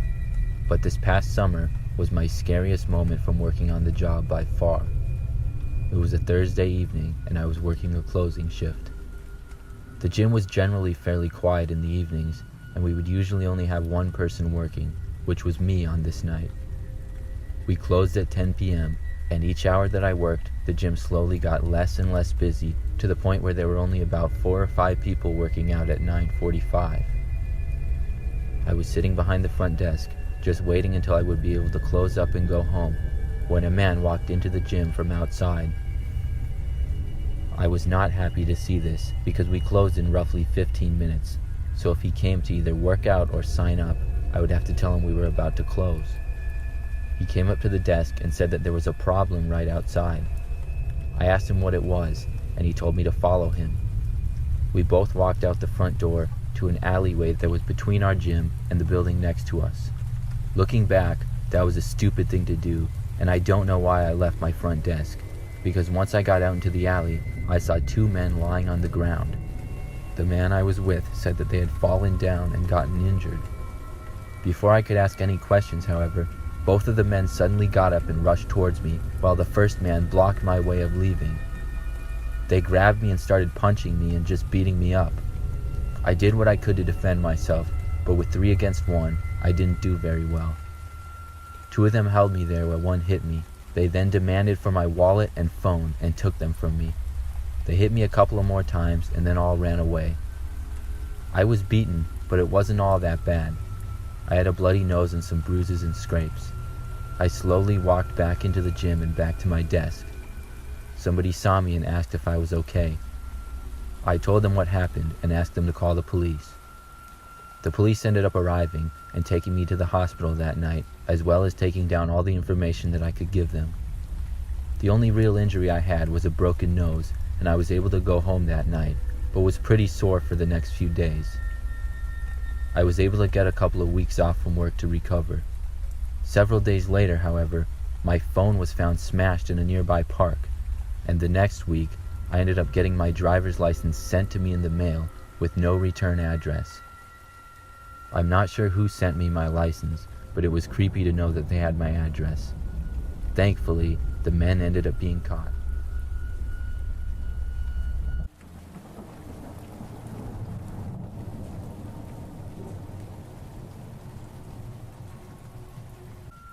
This happened when I was in the 5th grade.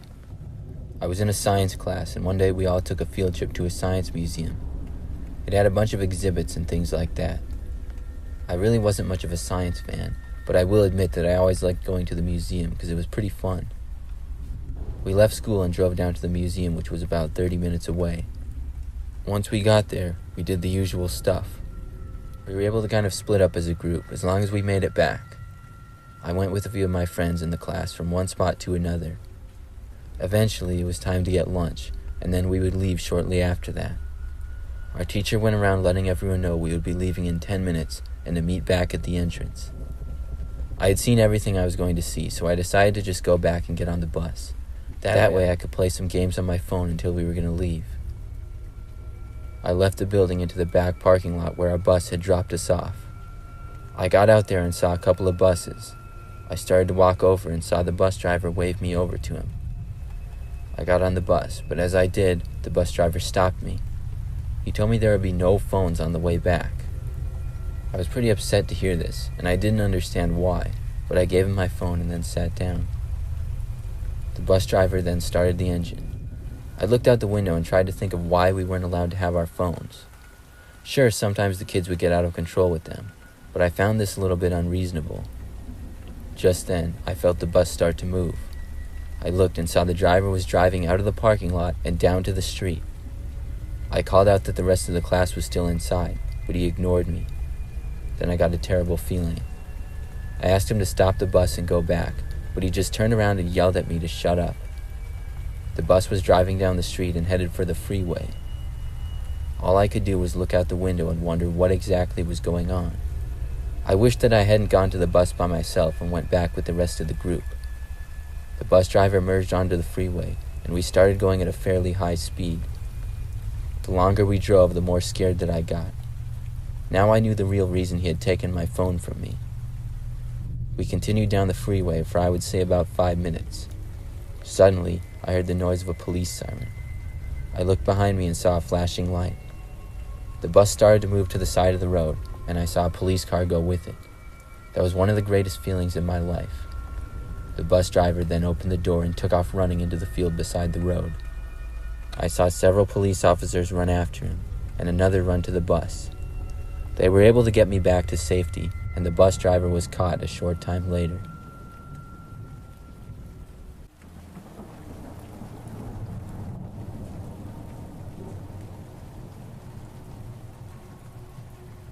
I am a 16-year-old male. After hearing the popularity and hype of Among Us, I finally downloaded it. If you don't know what it is, it's a mobile game that went viral where you have to figure out who the killer is before he kills everyone. I've been playing for around a week, so I'm decent. I was bored one night, so I joined a game. Right away I noticed something weird. All of the players were wearing witch hats. I didn't mind it. I found it weird, but let them have their fun. I saw a notification in the chat, and I opened it. It said, "Join our cult or die." Again, I didn't mind it because it was a game where people had to die. I didn't know if he was being serious. More people were telling me to put the witch hat on. I really didn't want to since I like my avatar regular. I said no, I'm going to stick with what I have. Not even a minute after, a witch hat appeared on my avatar. I didn't know how this was possible, but I didn't want to keep the hat on, so I took it off. The game started, and I was hoping to be the imposter, but sadly I wasn't. I made my way down to the electrical room and did my task, but then the red avatar killed me. I was fine with it because that's the point of the game, but that wasn't the problem. All of the other witches saw him kill me. I wondered why they weren't reporting it. Then the witches started moving in a circle around my dead body, like Ring Around the Rosie. I was even more weirded out now.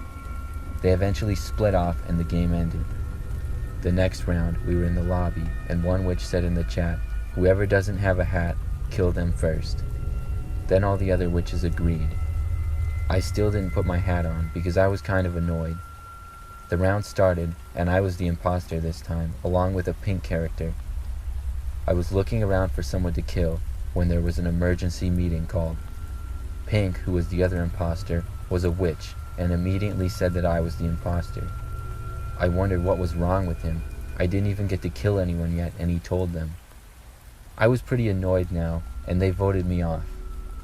In ghost mode, I was following Pink, and every time he killed people, the witches were moving around the body. They did that a couple of more times until the game ended. When the next round started, I was made the host. I was now able to kick them out. Usually I wouldn't kick players, but this time was different. I was so annoyed that I kicked them all out and banned them. Banning people usually means they can't rejoin, but not this time. One of them rejoined, and I asked how they were able to do it, but they didn't respond. Instead, they responded with my address, my real home address. The server then crashed and the game ended. I had no idea what was going on. I figured somehow they were hacking the game. Then I got a notification on my phone.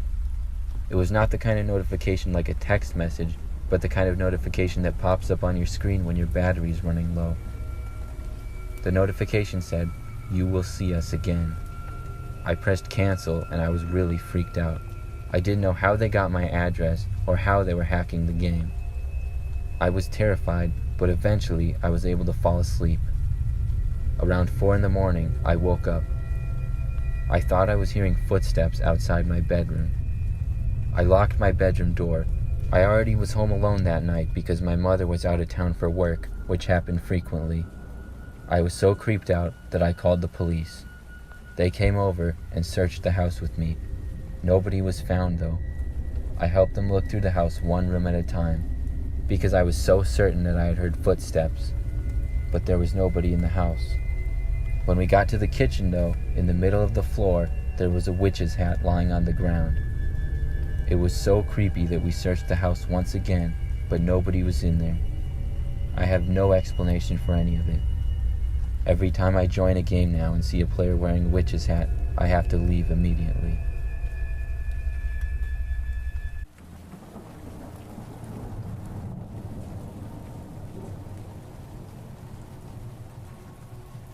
When I was a little kid, I used to love to go to GameStop.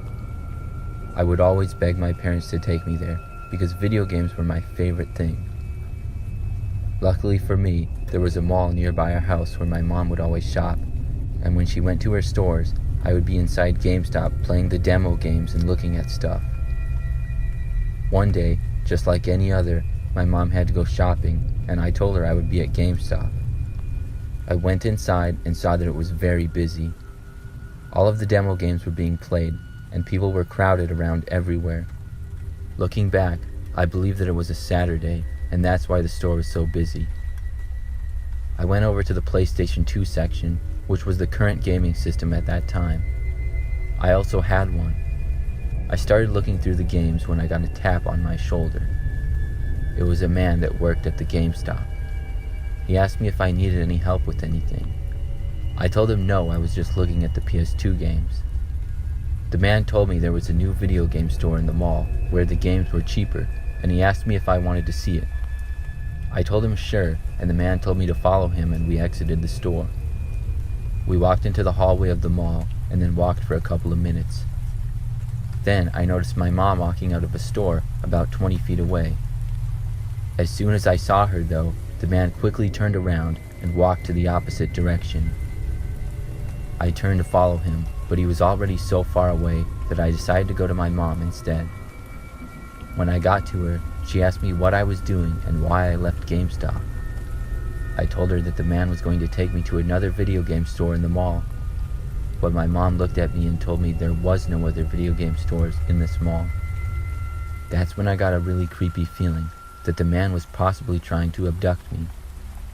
We went back to GameStop, and as it turns out, the man didn't even work there. My mom didn't let me leave her sight after that.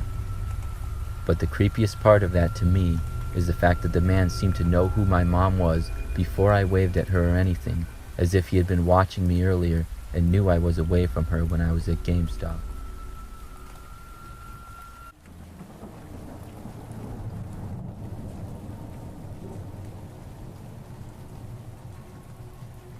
This happened roughly 15 years ago.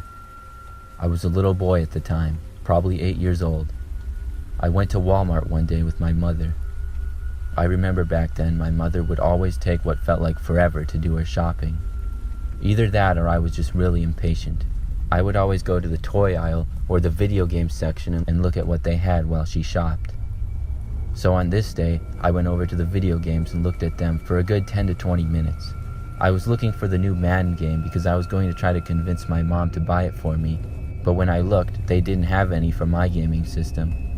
At that point, a Walmart worker came up to me and asked me if I wanted to look at the new Madden. I told him yes, and he said they had a bunch in the back and they needed to restock. He then offered to get one for me. I told him yes, and then the man smiled and said that I could go back and get it with him. He said, "I bet you've never seen the back rooms of Walmart before." He was correct when he said that, and being a little kid, I was always curious as to what was behind the doors that we were never allowed to go in. The man told me to follow him into the back, and I did. We walked through the doors, and I saw the back of the store, which was lots of crates and boxes. It was interesting to see, and the man kept telling me to follow him as I was looking around.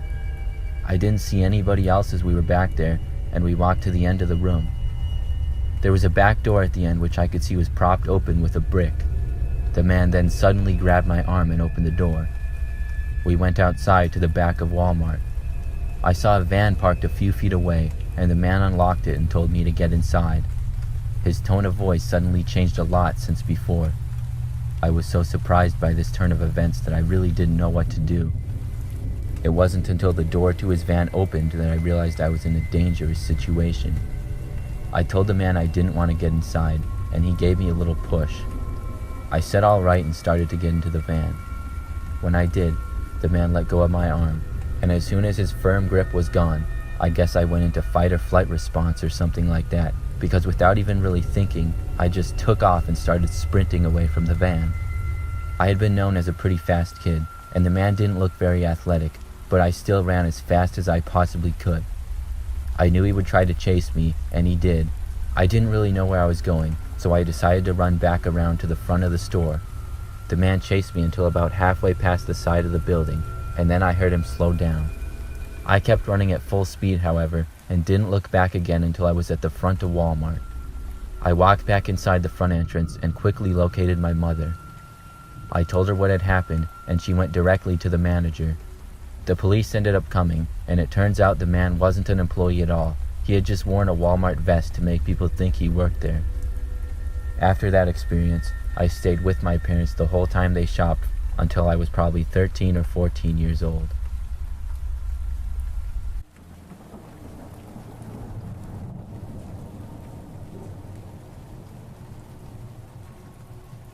This story took place about 5 months ago. I live in a house sort of out in the country. There's not a lot of people that live in my neighborhood, and the houses are spaced apart a little bit.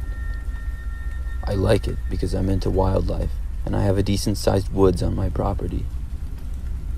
One night, at about 10 p.m., I was stepping out into my deck to get something, and I heard some noises coming from just inside the woods. I see deer a lot, but these noises sounded like something bigger. Still, I assumed it was probably just a deer, but I thought that it might be a bear. I stepped out farther onto my deck and looked out to the entrance of the woods that was about 50 feet away. It was dark out, and I only had a little light from my deck, so I couldn't really see anything. The noises pretty much stopped, and after about 2 or 3 minutes, I went back inside. The next day, I walked out into my backyard and into the woods to see the area where I had heard the noises the night before. I got a little ways into the woods when I saw a clown mask on the ground. It was one of the more creepy looking clown masks that I have seen. I wasn't quite sure what to make of it, but I figured some teenager had wandered into my woods or something. It just seemed strange to me because my woods is very large, and I know my neighbors well, and the ones with kids aren't the type to do this sort of thing that I was aware of. I picked up the clown mask and brought it back to show my wife. We ended up having a laugh about it. But that same night, I was watching TV at sometime around 11 o'clock when I started to hear some noises once again coming from my backyard. But it wasn't trees and leaves being moved around like it was the night before. It was the noise of screams. It sounded like a bunch of people, all just screaming and yelling. I couldn't make out any words in all the noise, but it sounded like it was coming from just inside my woods once again. I went out to my deck again and turned on the lights. The screams continued for about 10 seconds until I yelled into the woods asking who was there. Then they all stopped. Everything became silent. I expected to hear some noise from them, but I just heard nothing at all.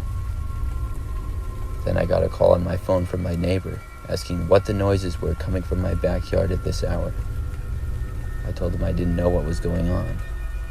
I then went back inside, but kept a close eye out on my backyard. There were no more noises that night, and the next day I once again went back out to the woods, and this time got a little bit farther in, before seeing at least 10 clown masks on the ground, all laid out in a circle. They were all very creepy looking masks, and it gave me the chills. I haven't had any more incidences like this since then, and I don't know what was going on with the clown masks. If they were kids trying to prank me or something else. Either way, it was pretty creepy.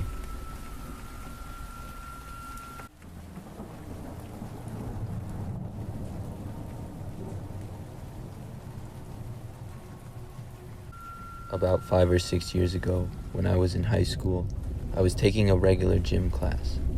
We would do all kinds of things and would often play games. I remember this one day in the spring, all the snow had melted and the weather had just become warm enough and nice enough for us to be able to go outside. We went out to the back part of the school where the football fields and things were. Behind them, they had an extra football practice field and then a large woods going off the school property. Once we got there, the teacher told us we were going to play Capture the Flag. If you don't know what that is, it's a game where 2 teams stand on the other sides of a line and have a flag that they guard.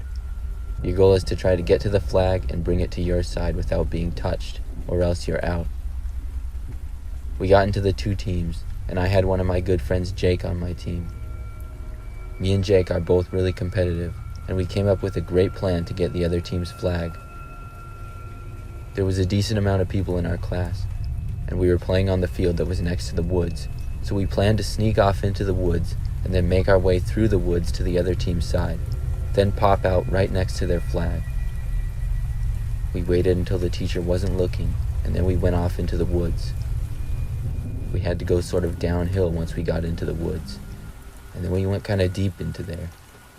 We did this so that nobody could see or hear us. We walked for probably about a minute to where it was a lot thicker woods. Then we started making our way down. We were trying to be as quiet as we could when Jake tapped me on the shoulder. I looked at him, and he pointed down between some trees about 40 feet away. There was a man standing there. It was really strange to see a man out there, because there was no paths going through this particular woods. It was also very dense and had a long ways before you were out of it. We both looked at the man for several seconds, until he looked directly at us. We were trying to figure out what he was doing out there. He had glasses on and a beard, and looked to be about roughly 30 years old. After us both staring at each other for an uncomfortable amount of time, the man smiled and then started waving us over to him. It wasn't really a friendly smile, however. It was more of a creepy one. Me and Jake decided to just keep walking and ignore the man.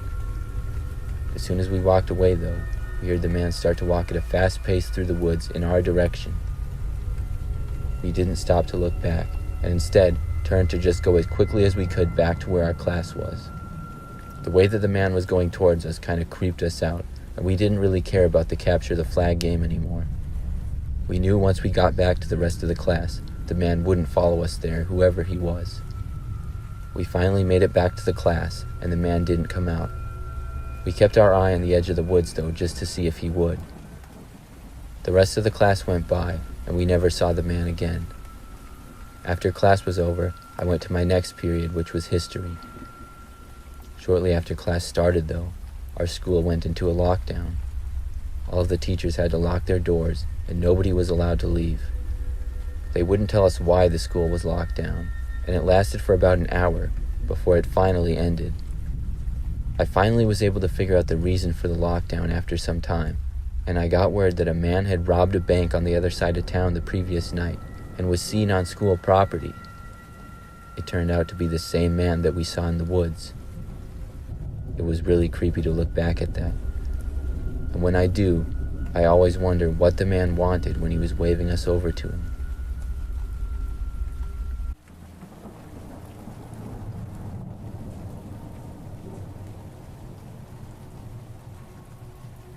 One night, I attended a Major League Baseball game. After the game was over, I didn't want to get stuck in traffic, so I decided to walk around the city for a little while. After almost an hour, things calmed down, and I decided to head back to my car. I hadn't meant to walk for so long, but I got sidetracked by visiting some of my old favorite buildings, which were farther away. When I finally got back to the parking garage that I had parked in, it was pretty much dead.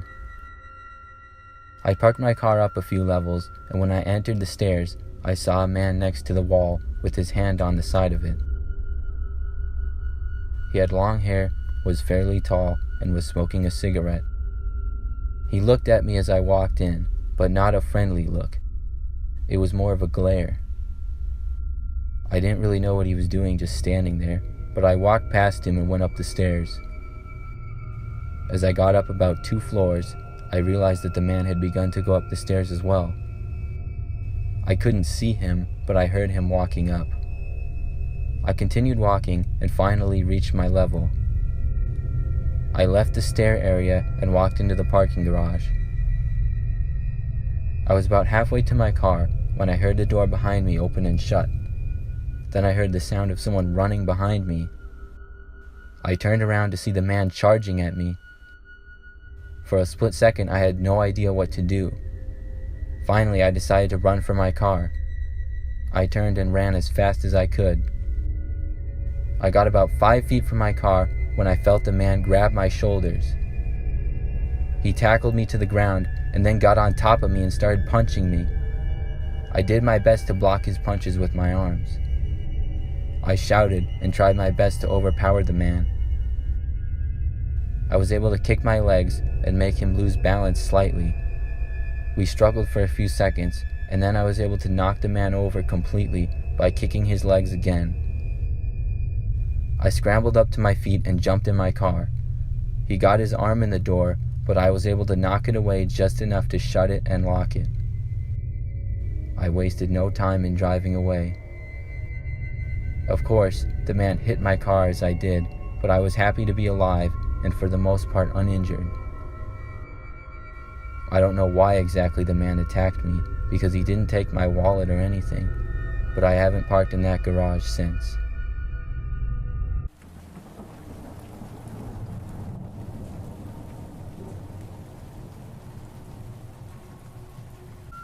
This story happened about 5 years ago. I was in high school at the time, probably a freshman or sophomore. One night in October, me and my friends all went to the high school football game. We'll call them Josh, Sam, and Jake for the story. I remember we all walked to the game together because we only lived a few miles from the school and we all lived in the same general neighborhood. After the game was over, we all started walking back home together. It was a kind of cold night and it was very dark outside. We left the high school campus and walked down the road that led to a quieter part of town. Then we walked past a popular local farm where they sold pumpkins every fall and also had a giant corn maze. Sam jokingly said we should do the corn maze now because it was dark and kind of creepy. I was willing to do it, but Josh and Jake didn't want to, so they stood by the end of the maze, and me and Sam decided to race to see who could get through it first. This maze was no joke. It was a very popular attraction in our hometown, and each fall tons of people would come to it. We got to the beginning of the maze and both started going through it. We quickly went separate directions. There was a path going left and another one going right. Sam went left and I went right. The corn was very thick and stood about 10 feet tall. I walked through the maze and took a couple of turns. The farther I got in, things started to get quieter and quieter. My friends and I are very competitive, so I was determined to win, but I couldn't help but feel a little creeped out being in the middle of a corn maze late at night. I continued for about 5 more minutes in the maze. I had no idea where I was, if I was getting closer or farther from the finish. But then I started to hear footsteps behind me. At first I thought it was Sam, or else one of my other friends decided to enter the maze, so I sped up my walking to try to beat them.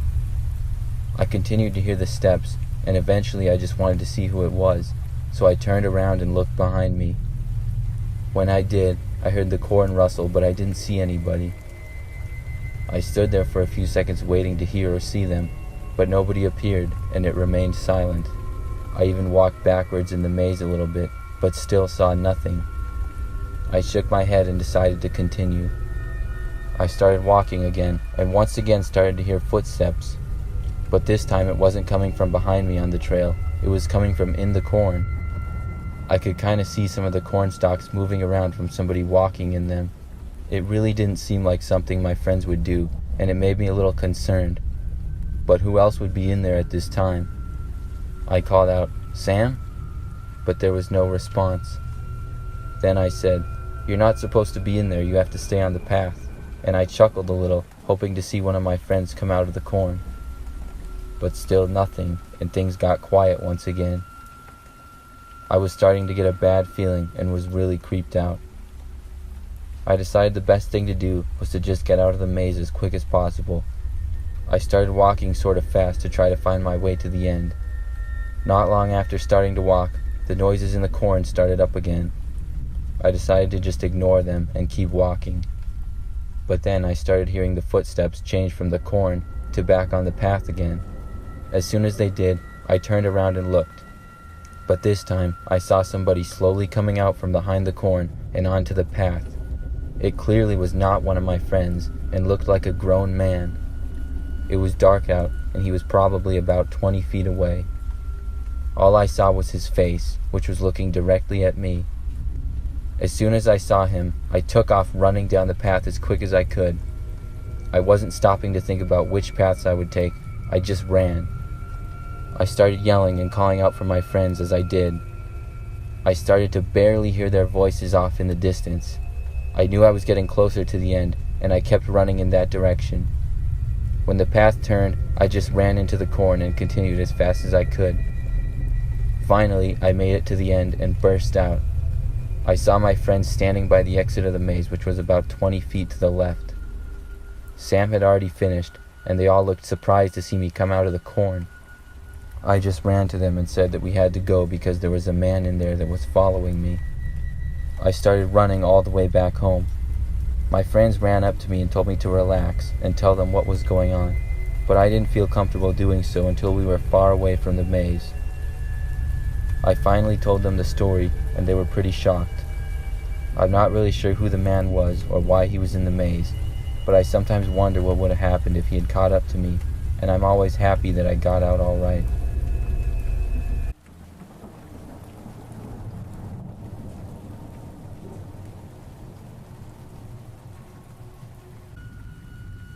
I'm a very addicted gamer, and my favorite games are Call of Duty. I remember back when my brother told me that the Call of Duty Cold War was releasing their beta. I was excited when he told me this because I knew that this game was going to be awesome. Later on, when the Cold War beta was finally released at midnight, I got on my Xbox and started to download it. I remember just thinking how this game would be so great. After I downloaded it, I clicked on it to launch the game. It looked really cool, and I was pretty nervous to play it. I don't know why I get nervous, but I just do. Anyways, when I got into a multiplayer lobby, I looked at my monitor and saw that someone was talking. I got curious, so I went to get my headset and plugged it in. Almost right away, I remember something spooked me, like a big bang in his mic. I said into the mic, "Hello," but there was no response. I said hello again, to still nothing. Then another person started talking, and we sort of just had fun and played the game for a while. When the game was almost done, I suddenly heard a terrifying, ear-piercing scream of a woman in the background. My body shook as I heard this. I didn't know what to do. I tried to say hello, but I didn't have the courage to. For a brief moment, I heard a man screaming at a person to stop in the background as well. I didn't know if this was real or not. After that, a huge bang scared the living day out of me. I was freaking out so much that I had to turn off my console and just take a moment to think at what had just happened. I had to tell my parents and my friends about it. Was it a prank, or was it actually a person who was in desperate trouble? I guess I might never know. This only happened to me a year ago, and it still haunts me to think of what I could have heard next in my headset.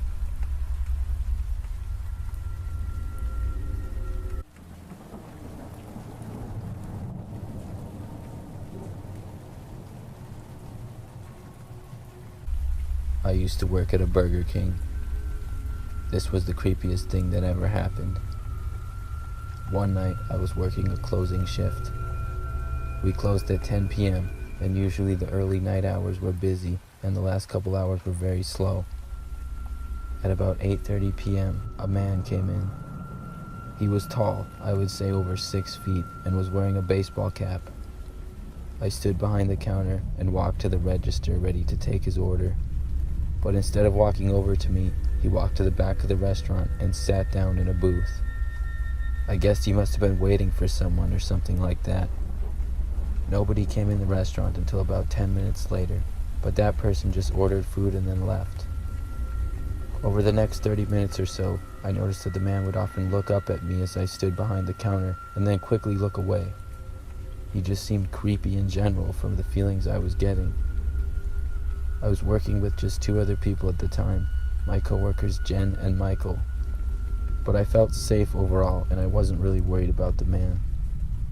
We had about 5 more customers come in the final hour of being open, and in that time, I went to work the drive-thru window where we got much more customers. Finally, at about 9:55 p.m., it was time to start closing up, and I went to do what I usually did, which was mop the floors and clean up the seating area a bit. Michael went home, and Jen cleaned up the stuff in the back. I went out with the mop and started. I was happy to see that the restaurant was empty and the man was finally gone. The restaurant was not that dirty at all either, so it would be a pretty easy and quick cleaning. When I got to the back of the seating area, I was mopping under a booth when I thought I heard something come from behind a nearby garbage can. When I looked, I saw a shoe sticking out from the side.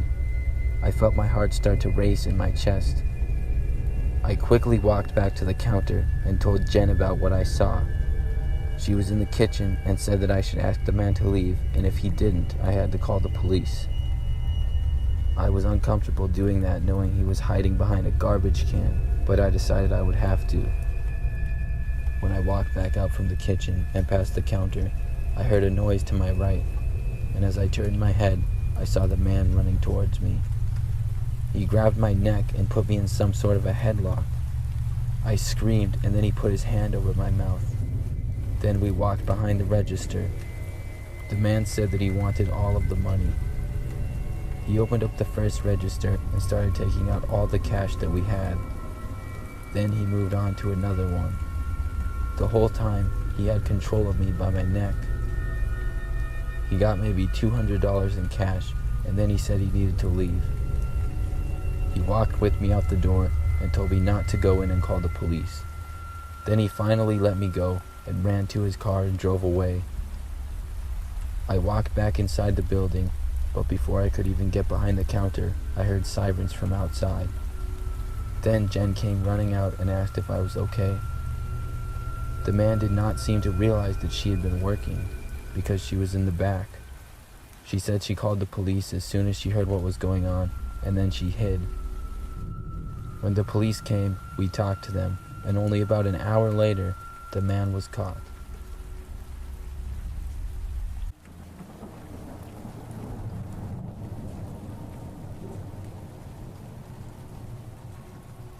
I'm an 18-year-old guy and a senior in high school. Like most guys, I do a pretty good amount of gaming. Mainly, I play on my PlayStation 4 that I share with my 12-year-old brother who's in 6th grade.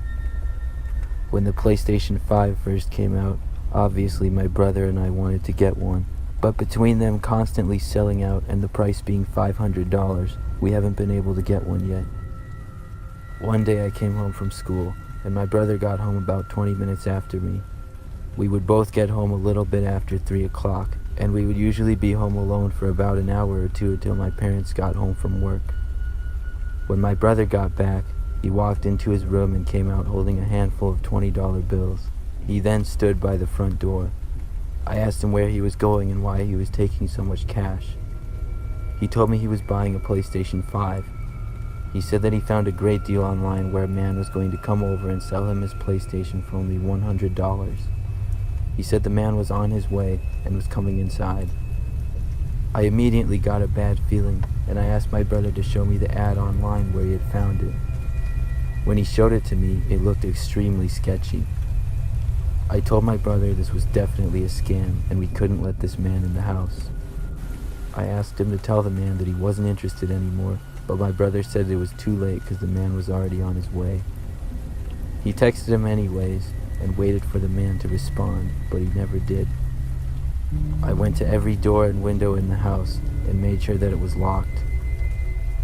Only about 5 minutes later, my brother got a text from the man saying he was there. We carefully looked out the living room window and saw an old beat-up white van parked on the side of the street in front of our house. Then we saw a man get out of the driver's seat, but had no PlayStation in his hands. My brother texted the man that he changed his mind and no longer wanted to buy it from him. The man texted back very quickly that it was too late and he was going to sell it to him. Then he asked to be let into our house. My brother blocked the man's number and hoped he would give up and leave. But instead, the man walked up to our front doorstep and knocked on the door. He was a fairly tall man, but was wearing a hooded jacket as well as sunglasses, so we couldn't make out much details of his face. He knocked on and off for a good 5 minutes. Then he tried opening the door, which of course was locked. He knocked once again, this time harder. He alternated between knocking on the door and trying to open it for another few minutes before finally turning and walking back to his van.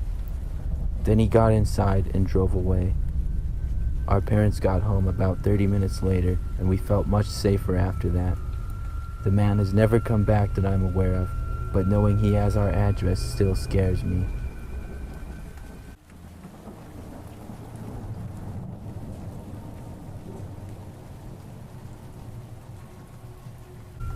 About 5 years ago, I was really into motocross biking.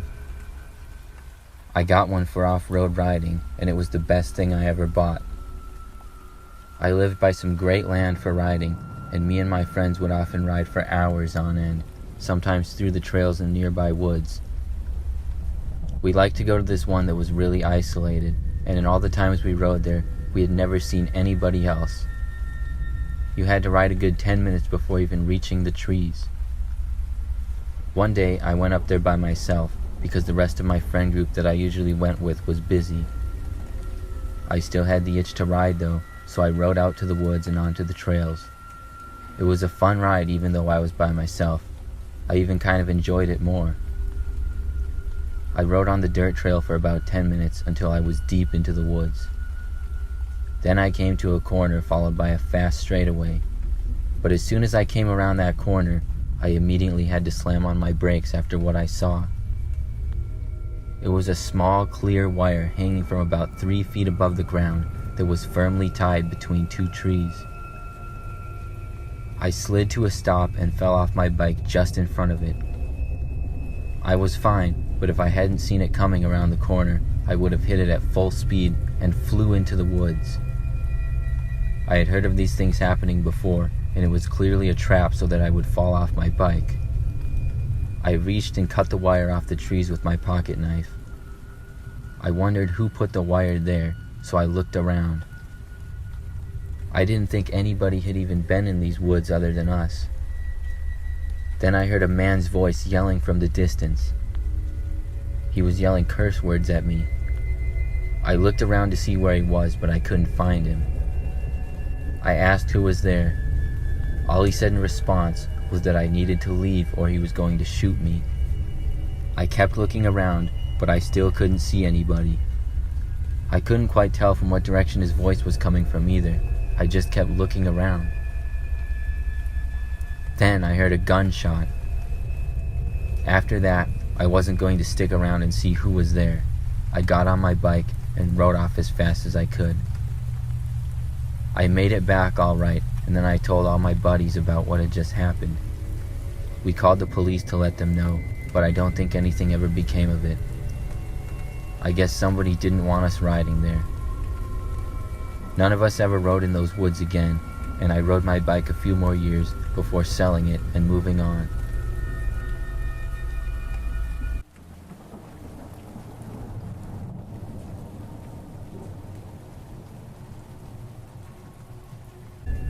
The school year has just recently started for me. I am a high school junior, and we've had to start off the year with all online classes. So while my parents go to work, I stay home and go to classes on my laptop in my bedroom. Oftentimes, teachers will send the Zoom link through email, and you click it to join the class. One morning, I woke up and was extremely tired, which wasn't uncommon for me. I had stayed up late the night before playing video games. I rolled out of bed and walked to my desk. Then I opened my laptop to check my email. Sure enough, there was an email with the Zoom link, and I clicked on it. Zoom appeared to be opening up, but was taking an unusually long time to load. Just as I was about to go click something on the screen, it went all black, and then all bright green. Then I was taken to a strange-looking web page. It looked like Zoom, but in a warped way. The quality was very low, and the squares where the people's heads would be were all distorted. I tried to move my cursor around, but it was frozen. Despite the low quality, I could see that I was being shown on the screen as well. I couldn't really make out anyone else's face on the screen except my own. I was so confused and had no idea what was going on. I tried pressing escape and then Ctrl-Alt-Delete on my keyboard, but nothing would happen when I did. Then a message was sent into the chat. It said welcome and then said my name. I tried typing, but my cursor was still frozen. I said out loud to myself, "What is going on?" Then I heard a deep voice say, "What do you mean, what's going on?" It sounded like somebody's voice that was put into a voice changer to make it sound warped. At that point, I realized that whoever was on this could hear me and see me. I got some tape from my desk and covered up my webcam. Then strange gibberish started being typed in the chat. I was too creeped out and decided to turn off my computer. I pushed the power button, but still nothing happened. I was starting to panic. Finally, I reached underneath the laptop and removed the battery, and it lost power. I didn't attend any of my online classes that day, and later told them I had technical problems. When my dad got home from work, I told him all about what happened. We went back to my computer and turned it on, and it was back to normal. However, I saw the email link that I had clicked was not actually from my school, but a random email account. I didn't have any more problems after that until a couple of days later when I got a text message from a random number. It was an image. When I opened it, I saw it was a picture of myself taken from my webcam. That was just a few days ago, and nothing else has happened. I'm hoping it stays that way.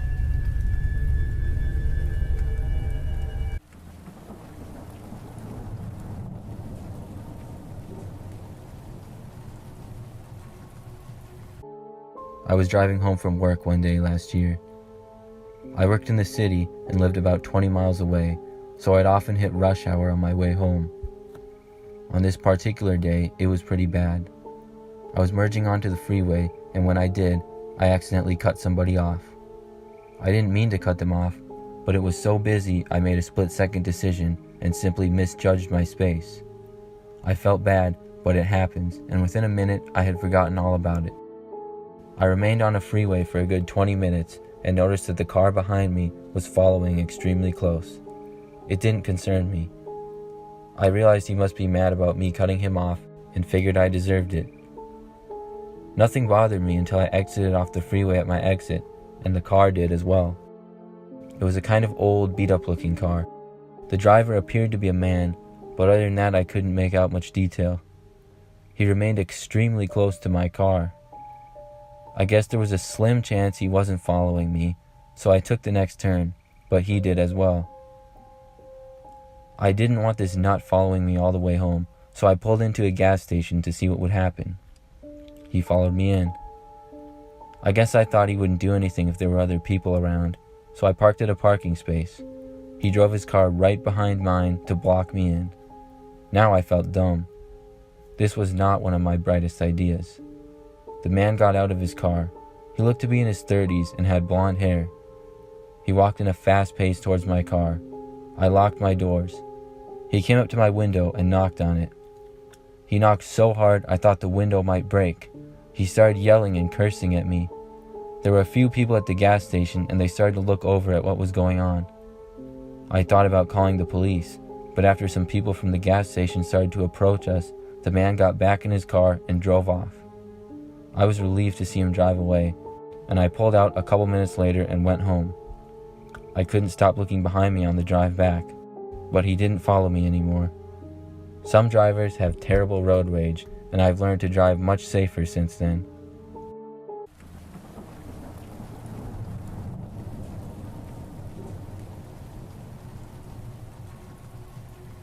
I am a 23-year-old female. This story took place last summer. I had just recently gotten a new car. Well, actually it was used, but it was only 8 years old and was much better than the 2003 car I had been driving.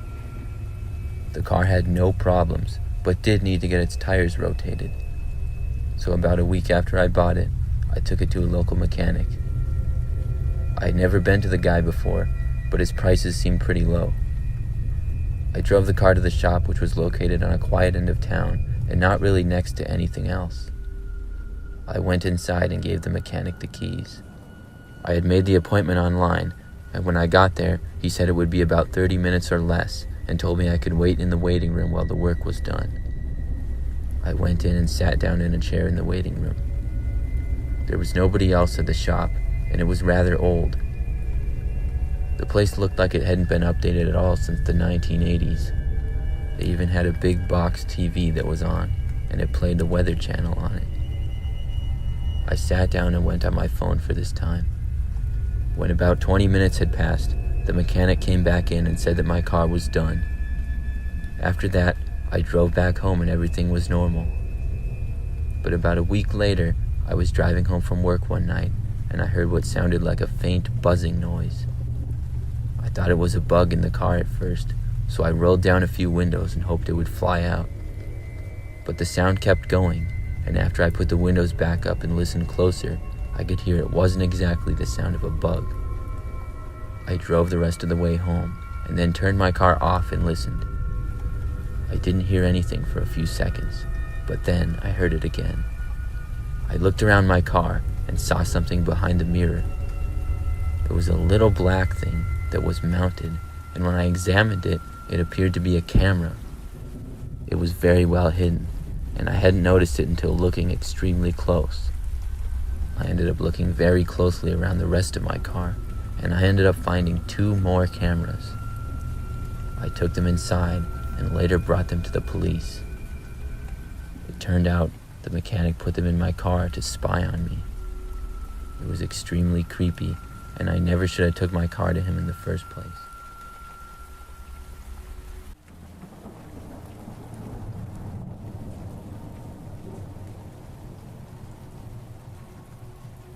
This story took place when I was in college.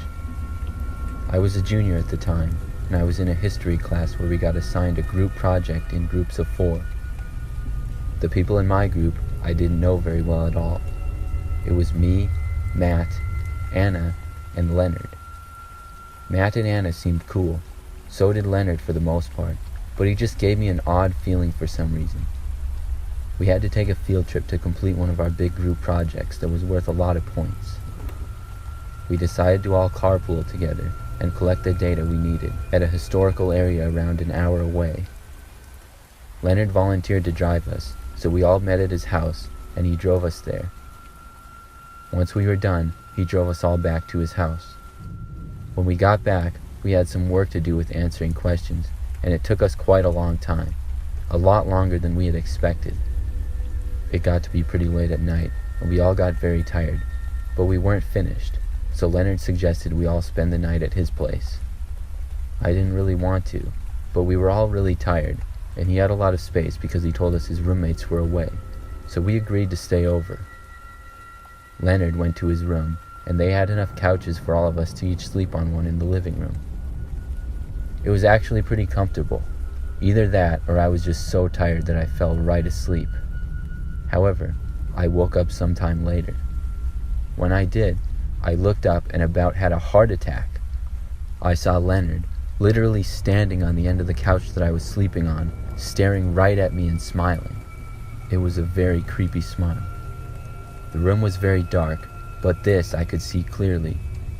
I looked up and saw the other 2 people in our group asleep on their couches. I whispered to Leonard, asking him what he was doing, but he didn't answer me. He just kept smiling and staring at me.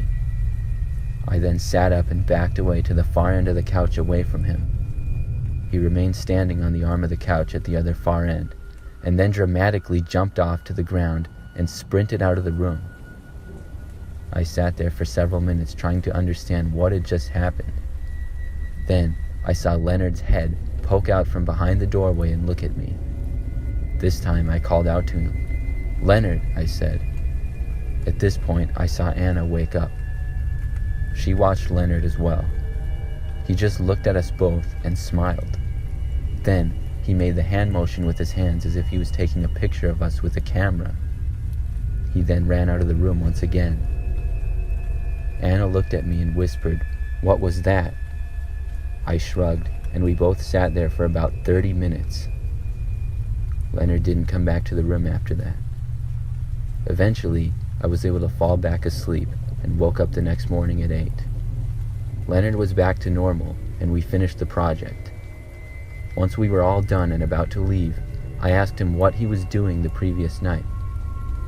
He acted like he didn't know what we were talking about, and Anna backed me up on the story. Matt seemed really interested as we told the story, even though he had slept through the whole thing. When we described to Leonard what happened, he told us we had to be joking with him. We asked him if he sleepwalked, and he said no, he never did that. We were very puzzled when we heard that. Then he shook his head and said, "Never mind, I guess I was sleepwalking." He said he had no memory of it at all whatsoever. We all laughed at that we finally had a logical explanation for what had happened, although I was still a little creeped out. As we were all walking out the door to leave, Leonard called my name as I was about to step outside. I looked back at him, and he once again made the hand motion that he was taking a picture of me. The same motion he had made the night before. As he did, he winked at me. This really gave me the creeps, and it leads me to believe Leonard was not sleepwalking at all, but awake the previous night.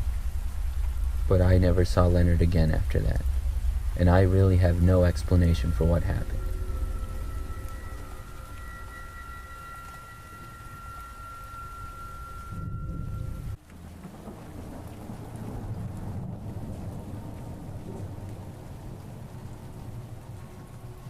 Took place a few years ago. My wife and I were looking to move out of our apartment to a house, and we were just driving around town looking. We were in an area we hadn't really been to before, and just kind of exploring areas that looked nice. We came upon a neighborhood that seemed cool, and as we were driving through a wooded street between one of the neighborhoods and another, we saw a for sale sign that caught our eye. We were curious of the price, so we decided to stop. The house wasn't necessarily one we were interested in buying at first sight, but we wanted to get an idea of what the houses in this neighborhood were going for. We parked our car on the side of the road and got out. On the for sale sign, it didn't say a price, but we saw a smaller sign next to it that said open house. We decided to walk up to the house and look inside. We knocked on the door, but saw that it was open a crack. We saw another sign inside that said open house, so we walked inside. We called out hello, but there was no response. We decided that it would be okay to look around. When we made it to one of the bedrooms, we were looking inside, when suddenly all the lights went black and the door slammed shut. I used a flashlight on my phone to find the door. I couldn't see anything. I used a flashlight on my phone to find the door and saw that it was locked. There were no windows in the room at all. We called out for whoever was in there to let us out, but there was no response. We didn't know what was going on, so we decided to call the police. I watched the door the whole time to see if whoever locked us in the room would come back. They never did, and about 15 minutes later, the police showed up. They ended up having to break the door down. The entire property was searched, but the police didn't find any trace of anyone else. The for sale sign and open house signs had both been taken down. I don't know what happened that day, but my wife and I did not end up moving to that neighborhood.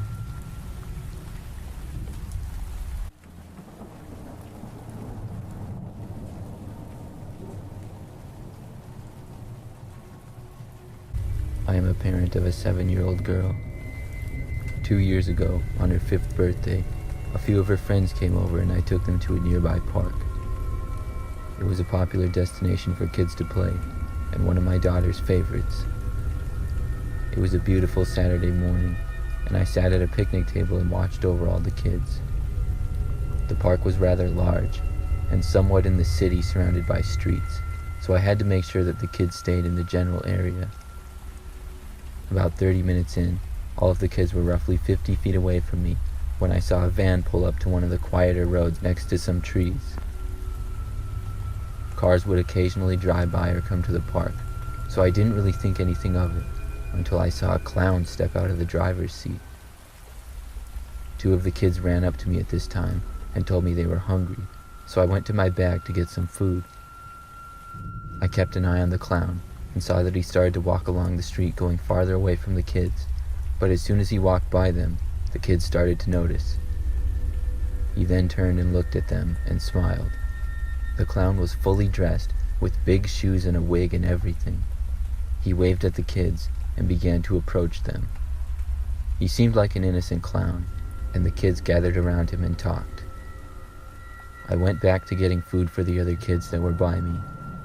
Once I did, I looked back up, but this time the kids weren't where I had seen them before.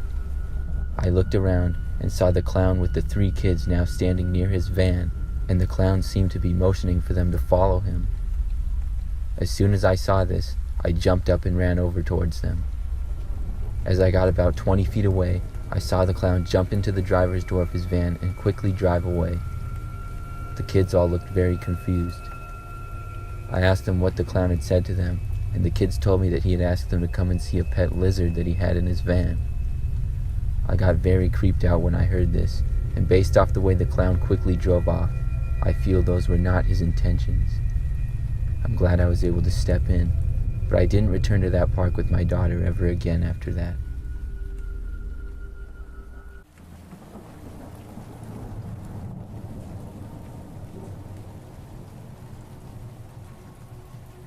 When I was a freshman in college, I had to take a geology class.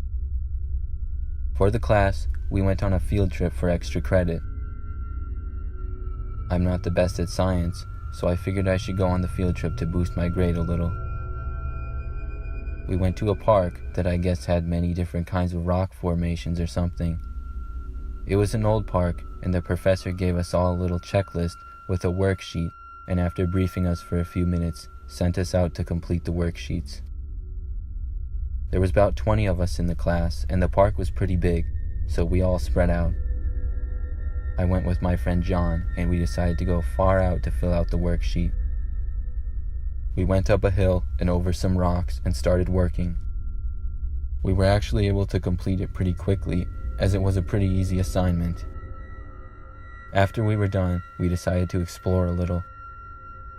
We walked for a few minutes and then came upon a large man that was walking down the trail. He approached us and told us that his friend had passed out and needed our help. He said his phone was dead and we needed to follow him quickly.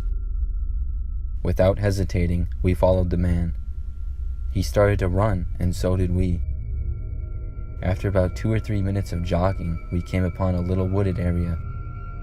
The man stopped and said his friend was behind a tree. We didn't see anybody, however. We looked around for a couple seconds, but then to my surprise, I saw several men come out from behind the trees in all directions. They were all rather large, and one of them was holding a stick in his hand. The original man we were with then told us to give them our wallets and phones. My friend John told him no. A man then came up to John and pushed him to the ground. I tried talking to them, saying to relax. They then all began to yell at us. We were surrounded, and finally, I decided to give in and took out my wallet and phone and handed him to one of the men. John did the same. They then told us to walk farther into the woods. I knew we had to try to run away. I whispered to John to run when we had a chance. We were still surrounded, so I pretended to trip over a rock and fall to the ground. When I did, I acted as if I hurt my leg really bad. They yelled at me to get up, but I said I couldn't, and they started to walk closer to look at me. At that point, the attention was taken off John, and he turned and ran, and I got up and ran between two of the men. It was pretty close, but I was able to escape. They all began running after us then. We ran as fast as we could. We ran, and we could hear the men behind us the entire time. Finally, we approached the hill we were originally at. We then started yelling, and the men had stopped chasing us. We got back to the group, but the men still had our phones and wallets. After reporting the incident, they were able to actually track my iPhone to an old house, and 2 of the men were caught. It was the scariest field trip memory of my life.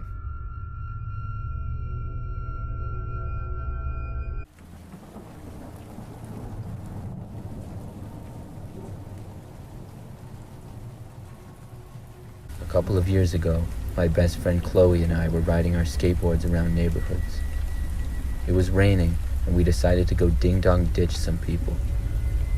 We rode past this one house, and Chloe said, "Let's do this one. There's a car and the lights are on." I told her that the people in this neighborhood are older and might not want to be bothered this late because it was 11:30 at night. She kept asking till I eventually agreed to do it. We walked up the driveway which had a car parked in it, and I rang the doorbell. Then we hit on the side of the house. There was no answer. Chloe then rang it and hid with me, but again there was nothing. After about a minute, I went again, and right as I rang it, a man who looked to be in his 40s swung the door open. I looked at Chloe and screamed for us to run. We sprinted like an Olympic medalist over to our skateboards. We rode away out of breath but laughing. I turned around and noticed that the car that was in the driveway was gone. I got Chloe's attention and she looked. She noticed the car being gone as well. Both of our laughs faded to horrified looks because we did not hear a car leave. We didn't even see the lights. There had been a car in the driveway when we walked up, and now it was completely gone. We walked back out to the street. As we turned around, we saw a car going down the street. It was speeding down straight towards us. Chloe said to hide in the alleyway behind the bushes. We ran over and hid in this big bush. The car then drove a short ways down the street past us, then stopped. We both thought we lost him, so we got up until we heard someone get out of the car. A man got out with a flashlight and started walking towards us. When he got to where we were, he shined it directly on the spot of the bush we were in. We thought he saw us, but then he just walked away. We got up, but then he looked back straight at us as we did. He started to walk towards us. Both Chloe and I froze in fear. But he walked right past us and got in his car.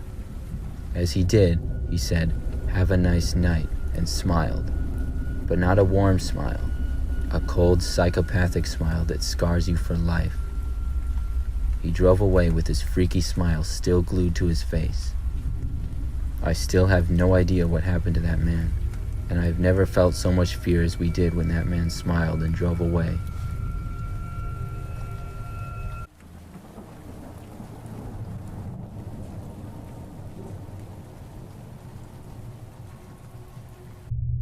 Last fall, I went to an NFL football game with my brother. We had seats that were in one end zone, about 50 rows up. There were fans from both teams at the game, and throughout the game, they would occasionally yell at each other. Pretty typical NFL game stuff, but when the game was almost over, things got pretty intense. I heard a fan behind me begin yelling, and I looked behind me to see another fan charging him and then tackle him. The two fans fell over their rows of seats and into mine and began fighting. I did my best to break up the fight and held one man back. The man must have seen I had a jersey on for the team he was against and then punched me in the face. I responded by pushing the man away, and he fell over another row of seats and then began to charge back at me but was held back. Some of the fans around me reassured me that I didn't do anything wrong, and they made sure I was all right. The game ended shortly after, and my team won. My brother and I walked out through the thick crowd of people and left the stadium into the city streets. Each block that we walked farther from the stadium, there would be less and less people. We had parked pretty far away because it was cheaper and we didn't mind walking. It ended up being about a 30-minute walk. We got close to the parking garage that we parked in, and when I happened to look behind me, I noticed there was a man following us. It looked like the same man that tried to fight me earlier. He was about 50 feet back. I didn't know if he was following me or if he happened to park where I did. We got into the parking garage and he followed us in shortly after we went. As we approached my car, I heard the man start to yell. He said, "Hey." His yell echoed through the entire parking garage. I ignored him.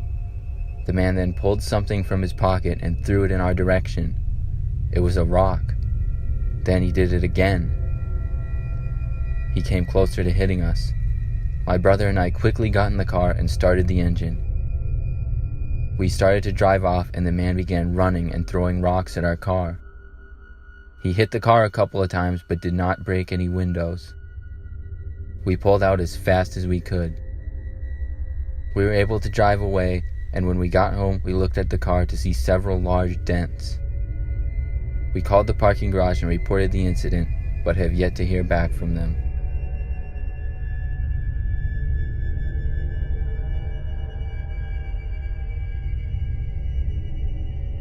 My sister used to play volleyball. She played in about 5th or 6th grade when I was around 8 or 9 years old. The games, in my opinion, were super boring. They played in a high school and on Saturdays typically. One day, during her game, I got bored and decided to wander the high school. I walked upstairs and down the hall. It was a super old high school, and this was back in the late 1990s, so all the classrooms had chalkboards. I wandered into a classroom with the doors open to see writing on a chalkboard that said, "Watch your back." I thought this was a kid doing a prank. I decided to draw a picture on the board and erase the writing. As I began erasing, I heard a noise come from the back of the classroom.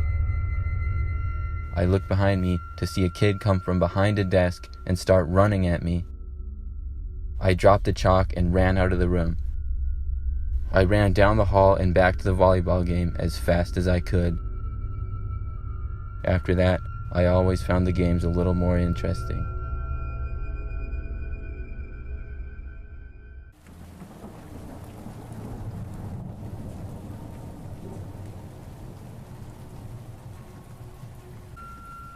This story happened about 5 years ago.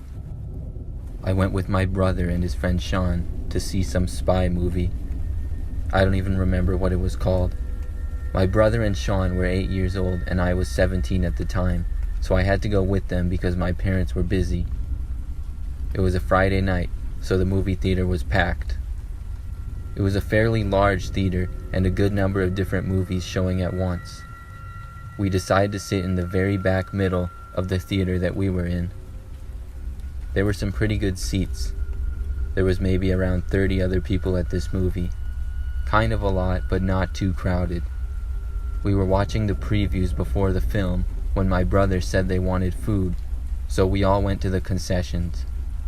When we got there, we got in line and waited. The movie theater had a display about 20 feet away of an upcoming movie.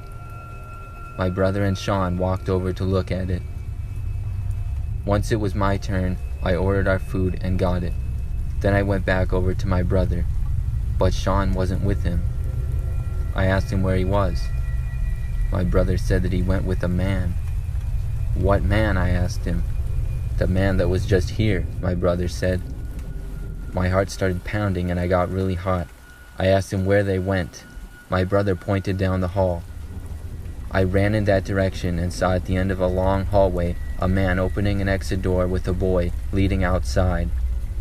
I sprinted as fast as I could to the end of the hall and busted the door open and ran outside. I looked around for a couple of seconds. Then I saw the man opening a car door and Sean was with him.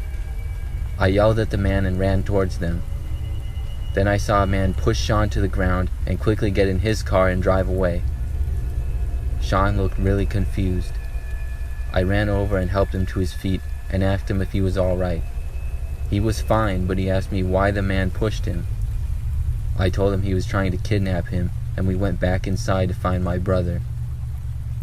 Once we did, I reported the incident to the theater, and the police were called. It was a whole big scene, and everybody came out to watch. I was unfortunately unable to get the man's license plate in the heat of the moment, but thankfully, I was able to save Sean from potentially being abducted. I asked my brother and Sean why he went with the man. They told me the man promised them a new video game that had recently come out. It turns out my brother already had the game, so he didn't want to go with, but Sean didn't have it yet. That was my movie theater horror story.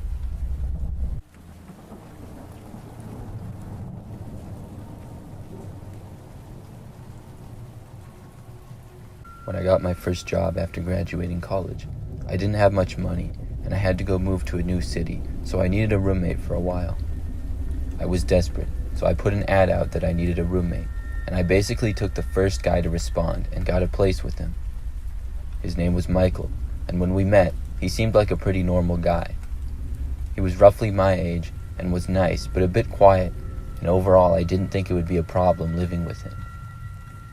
The apartment that we had was on the 4th floor of a 6-story building. It had 2 bedrooms, one at each end of the hallway. It also had a bathroom, kitchen, and a living room that we shared. Over the first few weeks, I was mostly busy with work and didn't really talk to Michael much or see him. He would mostly just be in his room with the door shut, and I didn't have a problem with that. I did occasionally try to have conversations with him if I saw him out of his room, but he seemed like a pretty private guy and never really talked much about himself. Still, this didn't really bother me much, because as long as he paid his half of the rent and didn't mess up the place, I had no reason to complain. That's why on one night, about a month into living there, I woke up in the middle of the night at 3 a.m. I looked around and was really surprised to see Michael standing in the doorway of my bedroom. He seemed to be looking at me. I said, "Michael?" He stood there for at least 10 seconds just looking at me before saying that he wasn't sure if I was awake or not. He wanted to know if I had a pair of headphones that he could borrow. I told him I didn't, and then he walked away. I laid there really confused for a few minutes before finally falling back asleep. It really wasn't like him to do something like that. Overall, it was weird, but it was really nothing that strange. But just a few nights later, I woke up in the night again, but this time I saw Michael actually inside of my room. I watched him walk out of my room and back down the hall. I don't think he saw me at all, and I ended up just falling back asleep again. Then again, about a week later this time, I was not asleep yet, but I was laying in bed about to fall asleep, and I saw my door slowly start to open, and Michael just walk in without knocking or anything. He looked at me, but all my lights were out, and I don't think he could tell if I was awake or not. I asked him what he was doing in my room, and he seemed really startled to see me awake. He paused for a few seconds, and then walked to my hamper, which had a bunch of my clean clothes that I had just washed in it. He said he thought I had taken some of his socks by accident, and he couldn't find them. I really wasn't buying that excuse, but I told him to go ahead and look at my clothes. He looked around for a while and then just left. The next day, I decided to confront Michael and ask him why he kept going in my bedroom in the middle of the night. When I did, he played dumb and said that he only went in there one time. I told him I had seen him in there before, but he completely denied it. That made me start to wonder if I had made a bad decision on being so quick with my choice of roommate. I just hoped that after I talked to him, he would stop going in my room. And it seemed to work because I didn't wake up or see any evidence of him being in my room for probably about a month, which was nice. But then one night, I once again awoke, but this time saw Michael literally standing over me at the end of my bed. When I saw it, I jumped back. Michael looked very startled as well and immediately ran out of my room. This was the last straw for me, and I decided that the next day I was going to look into moving out of that apartment and getting locks for my door in the meantime. But the next morning when I woke up, Michael was gone and all of his things were gone from his room. I had never really been in his room before, but his door was wide open and there was nothing in it at all. The only contact I had for Michael was a phone number. I called him and then texted him, but I never got an answer. I looked him up online but couldn't find him anywhere on social media. He kept paying his rent every month the same as always until our lease ended. I never did end up seeing him again.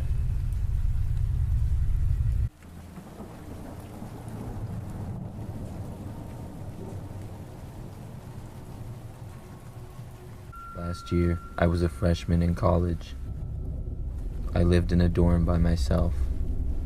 I enjoyed not having a roommate because I had more space to myself and could come and go as I pleased. The dorm building was very old and I lived on the 4th floor. My hallway was almost all people without roommates, so it was pretty quiet most of the time. One night, I was doing some studying late at night at my desk. At about 11 p.m., I turned off my lamp and decided to go to bed. But right after I turned my light off, I heard a noise come from the corner of my room. I turned my light right back on. It was my water bottle falling off my dresser. I was so confused as to how this could have happened. It couldn't have been the wind because my window was closed. I went over and put my bottle back on the dresser and then went to go brush my teeth. When I came back, the bottle was on the floor again. I was a little bit creeped out. I moved the bottle and then got in bed to go to sleep. Just when I was getting really relaxed and about to fall asleep, I heard my doorknob being turned. I looked up to see the door being opened slowly. Now I was extremely creeped out. I had locked the door like I always do when I got back. I walked out and looked into the hallway. It was empty. I went back to my room and shut the door and turned all of the lights on. I wasn't able to fall asleep for about another hour. The next day, I told some of the guys that live on my floor what happened, and they said that some similar things have happened to them. The college campus I live on is very old and is said to be haunted. I have always been skeptical about that sort of stuff, but what I witnessed I have no explanation for.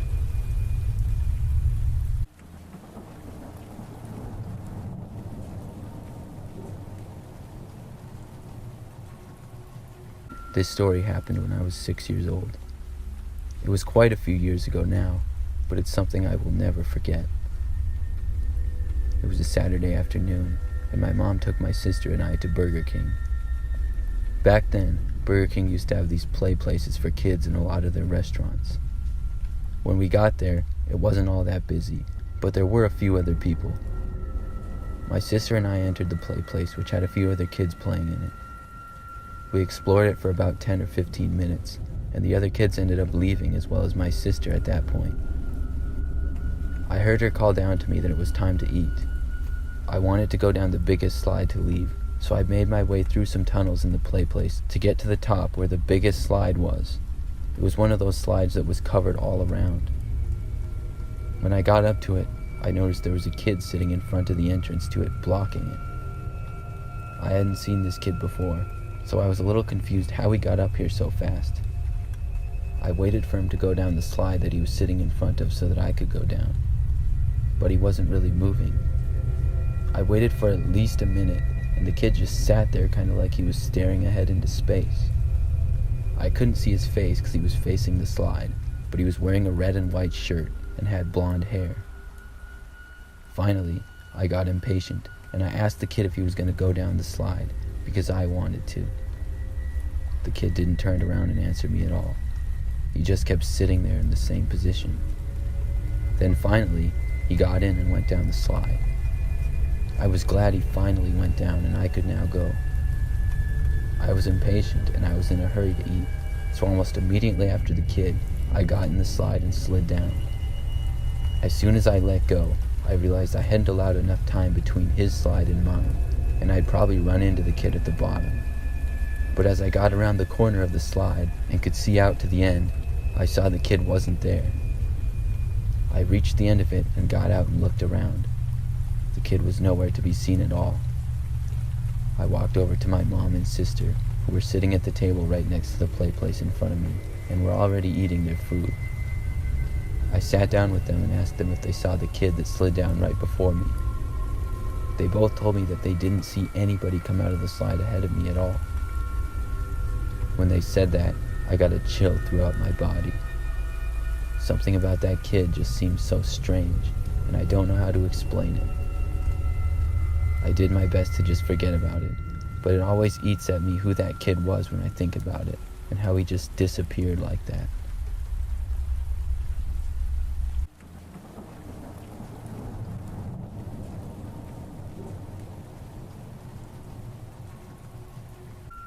A couple of years ago, I worked at a gas station. It was a pretty small town, about 2 hours north of where I was from. I was living there temporarily while I worked on flipping the house I owned. I worked on the house during the day, and I would work at the gas station on nights to help pay for it. The gas station was right off of a major freeway, and we would get lots of people passing through town. One night, I was working a 9 p.m. to 5 a.m. shift. I didn't mind these shifts because they would not be very busy, and I always found things to do. Most of the time, I would be the only one working for a majority of the shift. On this night, there was a decent amount of people coming through for the first few hours, and at about 1 a.m., things really started to quiet down. I mopped the floors and then went back behind the counter. Then, I noticed a car pulling into the station. It was a regular black car and looked pretty normal, except for when it got closer I noticed that it had no license plates on it. The car drove very slowly around the front and then went to the side of the building where I could no longer see it. About 5 minutes passed, and then a man came inside who I assume was the driver of the car. He was a very tall man, about 6.5 feet tall, and pretty thin. He was wearing a black sweater and gray pants. He had a very serious look on his face. He walked in the front door and looked directly at me. The counter was on the other end of the store, so he was probably about 40 feet away. He didn't say anything and just looked at me. Eventually, I couldn't take the awkwardness, and I said hello to him and waved. He responded by turning and walking to the other side of the store. He just stood there, no longer looking at me, but looking at the wall or whatever items were for sale in that area. I was pretty confused at this time, and I was getting kind of creeped out by this guy. Eventually, he walked into the bathroom, which was at the end of the store. About 10 minutes passed, and he remained in there. Another customer finally pulled into the gas station and got some fuel and came inside to pay. I was so relieved by them finally being a normal customer. I almost wanted to bring up the man in the conversation with them because it was so strange, but I felt it wouldn't be professional, so I didn't. The customer left, and I once again felt pretty creeped out knowing this guy was still in the bathroom. A long hour went by, and we didn't get any customers. The man didn't come out of the bathroom either. I felt it had been long enough, and I decided to walk over to the bathroom. It was a bathroom with 2 stalls in it, so I could just walk in to wash my hands or something, and it wouldn't seem weird. I got to the bathroom and opened the door. I saw that the lights were out, and it was pitch black in there. I reached around for the light, but when I found it, I saw that it was already switched on. This freaked me out. I thought about just leaving, but I decided to turn on the flashlight to my phone to look around. When I did, I looked in the first stall, and it was empty. Then, I saw the second one. I could see the man's legs from the bottom of the stall. Then I shined my light up to see the man's head poking out from above the stall, staring directly at me with the creepiest smile I have ever seen. I dropped my phone as soon as I saw him.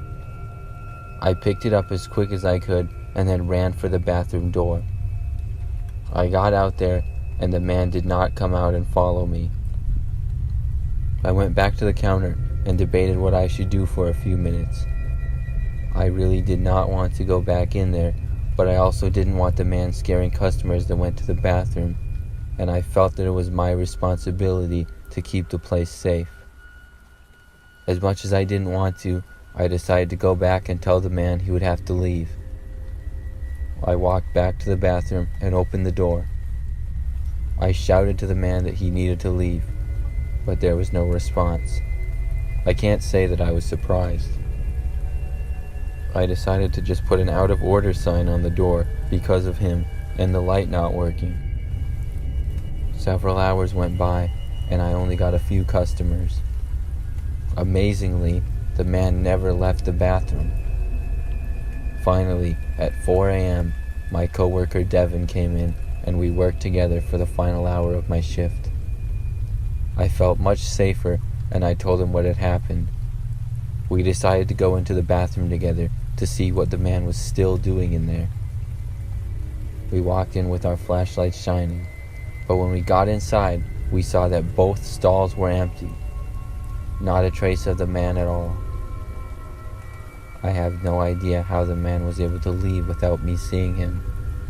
Thinking about it still freaks me out.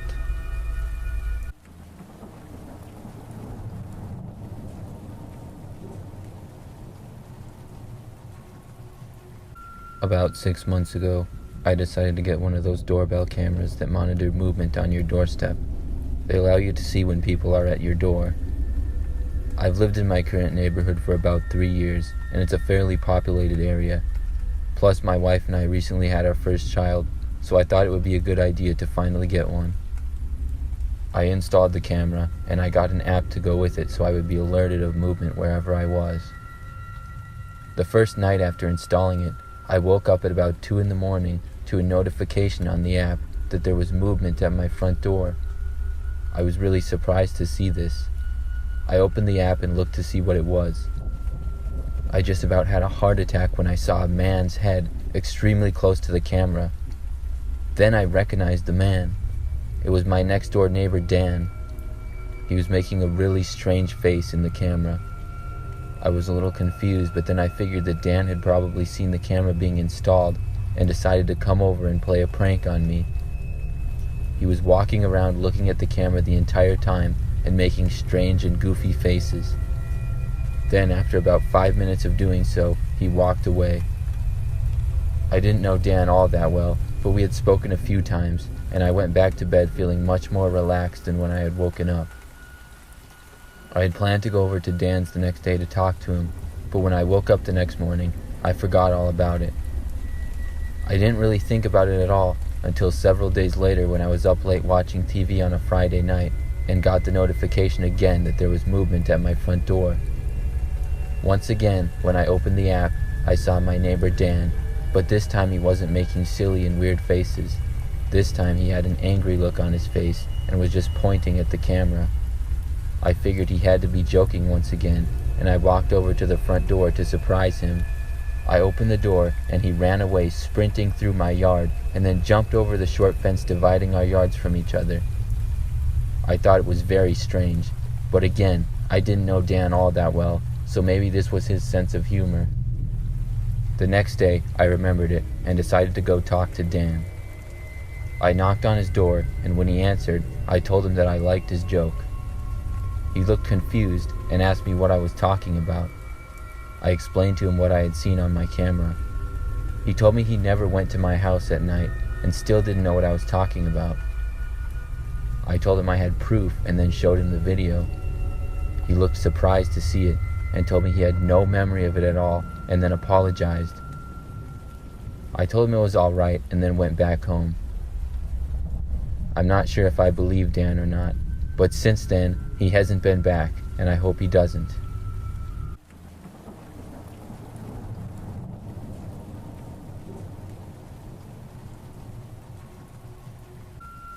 This story took place many years ago when I was a kid.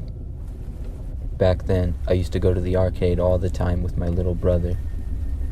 I would say I was about 12, and my brother was about 8. We lived about a 15-minute walk away from this arcade that had lots of fun games. There was Pac-Man, Frogger, Mortal Kombat, all the classics. My favorite was to play this one racing game that they had, and my brother usually played the fighting ones. One day, we went after school for a while, like we often did. It was fairly crowded there, and I remember the place would always be pretty dark inside, with bright colors coming from all the games. I was playing my game, and then I remember looking over to my brother and seeing a man approaching him. He looked like he wanted to talk with my brother. I walked over to him at the same time because I needed more money for the games, and I was having him hold on to the money. As I approached my brother, I saw the man turn around and back off. Then he walked in another direction. I got some coins from my brother and then went back to my games. I did notice the man after that between my games. He didn't seem to be there with anyone, and he wasn't really playing the games. He was just kind of looking around. I was a little curious why he was approaching my brother earlier, so I was sure to keep a closer eye on my brother after that. We stayed at the arcade for about another hour, and then we decided it was time to go home.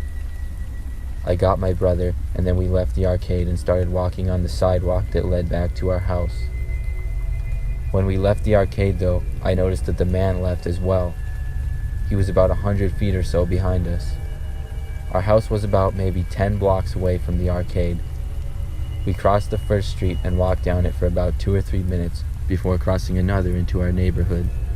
The whole time the man walked about 100 feet away from us. I told my brother to walk faster. He was clueless and didn't know why. I explained to him about the man at the arcade, and I felt like he was following us. My brother seemed a little concerned, and we picked up our pace a little bit. As we did, the man seemed to pick up his pace as well. We would look over our shoulders about once every minute or so. The man would always be looking in another direction as if to be inconspicuous. It was starting to really creep me out how the man was following us no matter where we turned. We kept walking at a brisk speed until we could see our house in the distance. Then my brother and I started sprinting until we reached our front door. I unlocked it and we went inside. I felt much safer now that we were in the house. I was hoping that my parents would be back from work, but I saw that their cars were still not in the driveway, so they weren't home yet. Immediately, my brother and I looked out the window to see if we could see the man. We didn't see him, so we felt like we didn't have to worry about him anymore. I turned on the TV and we started watching it.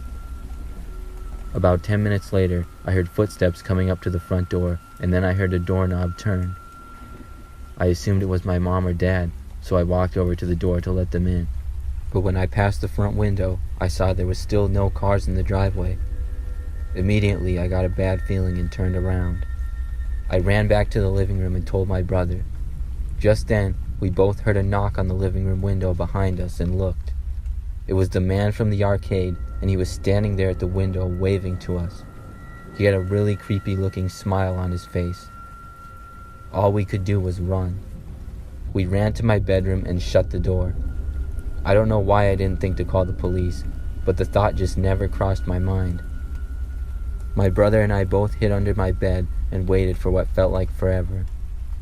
The man would start knocking on windows here and there. It really creeped us out. I was afraid he was going to break into the house. Finally, I heard a car noise coming from outside, and shortly after that, the front door opened. It was my dad who had returned home from work. As soon as I heard his voice, my brother and I ran out from under the bed to my father and told him everything. He ended up calling the police, and we had to talk to officers about what happened. I'm not sure if the man was ever found, but we never saw him again.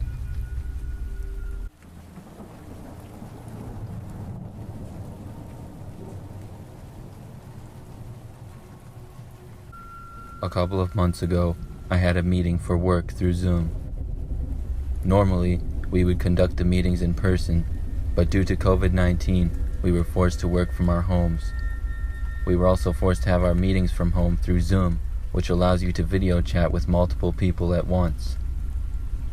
Our meetings generally did not have many people in them, just the ones in our area, which was around 4 to 5 people usually. That day, it was just Jen, Anne, Tony, and me. This was our third Zoom meeting that we were having.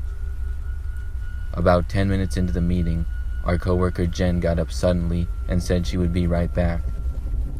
Because there were only 4 of us that day, we decided to wait for her to return before we continued the meeting.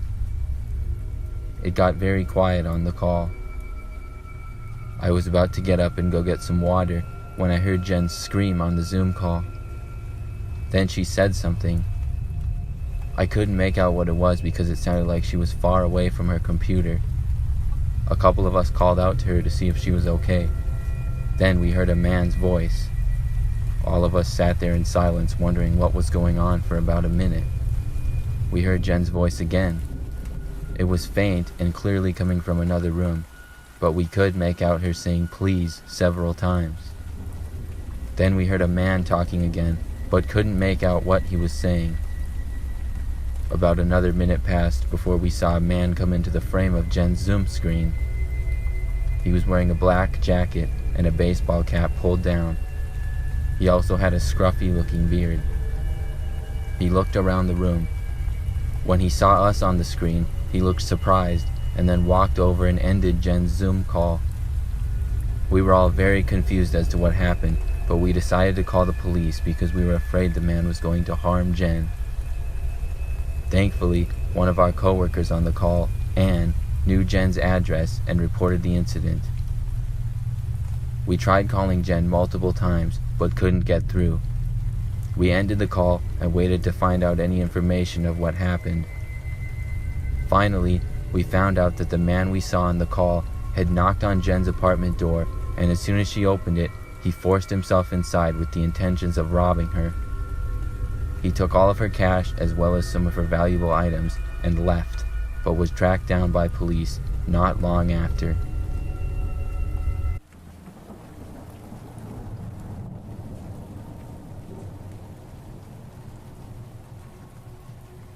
I was driving back from Kentucky to Illinois once. I would frequently make long drives for work, and I would drive at all hours of the night. On this day, I was somewhere in northern Kentucky, about 3 hours into my drive, which would be an all-nighter.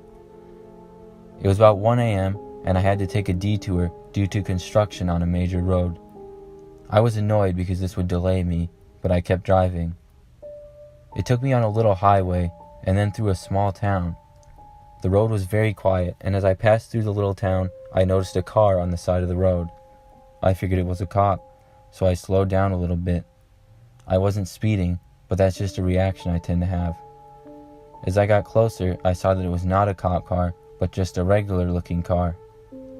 When I passed by the car, it pulled out and began to follow me. I didn't know why the car would follow me, but I just kept driving as best I could. After about 10 minutes of driving, the car began to speed up and get closer to me. I started to get annoyed. He pulled out behind me and was now tailing me. I pulled over to the side of the road to let it pass by, but instead, the car pulled over as well. I was kind of mad, so I thought I would ask the driver what his deal was. I'm 6'3" and weigh about 210 pounds, so I figured I could take him, whoever he was. I stopped my car and got out. I stood next to my car, facing the car behind me. The door started to open, and then it shut. The car then took off and started driving straight for me. I couldn't believe my eyes. I quickly jumped on the hood of my own car. I got out of the way with about 1 second to spare as his car whizzed by me. It also came about a foot from scraping my car. I immediately got back in my car, made a U-turn, and started driving the opposite direction. The car kept going the other way down the road. After a minute or so, I pulled over and took out my phone to call the police, but I had no signal. I ended up driving back to the freeway I had been on earlier, where I had service and was able to report the incident. I also found another route to take home. It took me an extra hour, but I was able to make it home safe. That was one of the scariest moments of my life.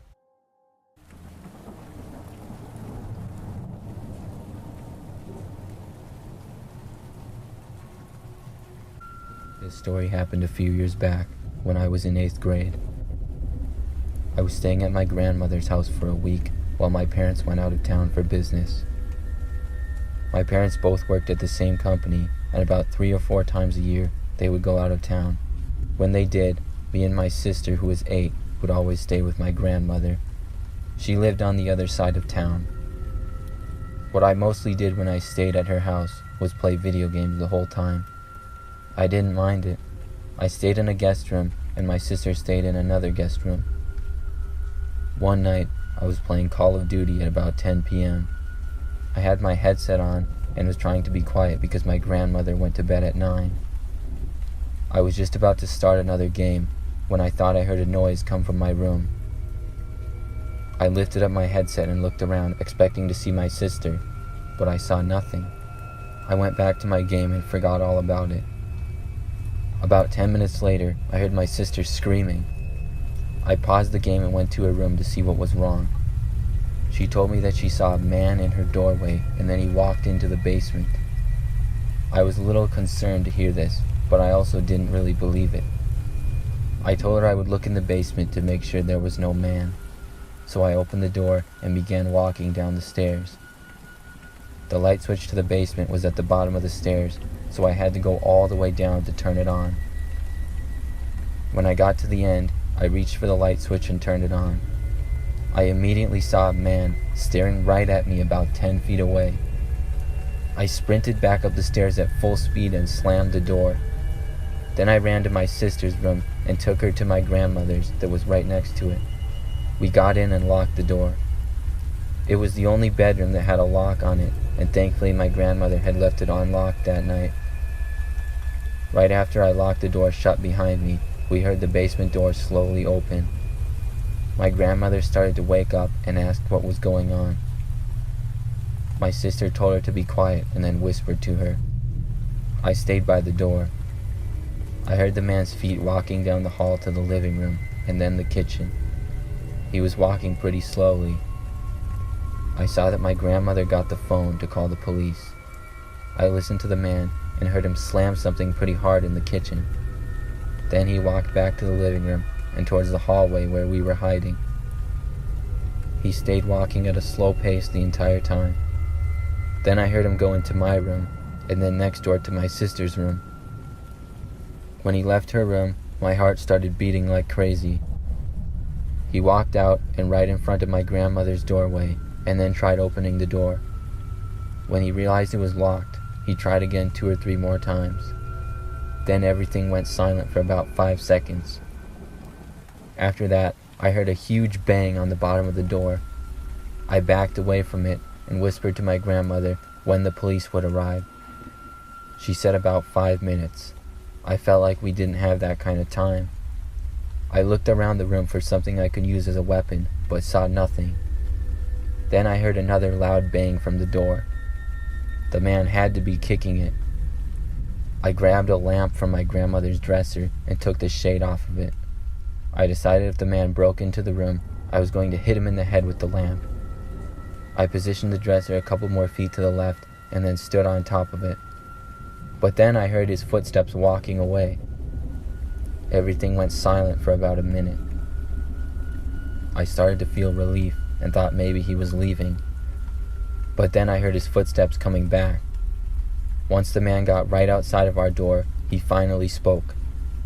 He said he was going to give us 30 seconds to come out before he broke his way in. I was standing there shaking with the lamp in my hand, waiting for him to break the door down. I didn't answer him. Suddenly, I heard sirens of police. Then I heard the man run away, and I heard a few loud noises of things falling down. And then I heard commotion outside. We waited in the room and then came out to see police everywhere. The man had been caught, but not before doing some damage and making a big mess in the house. I didn't stay at my grandmother's house again, and she ended up moving about 3 months later.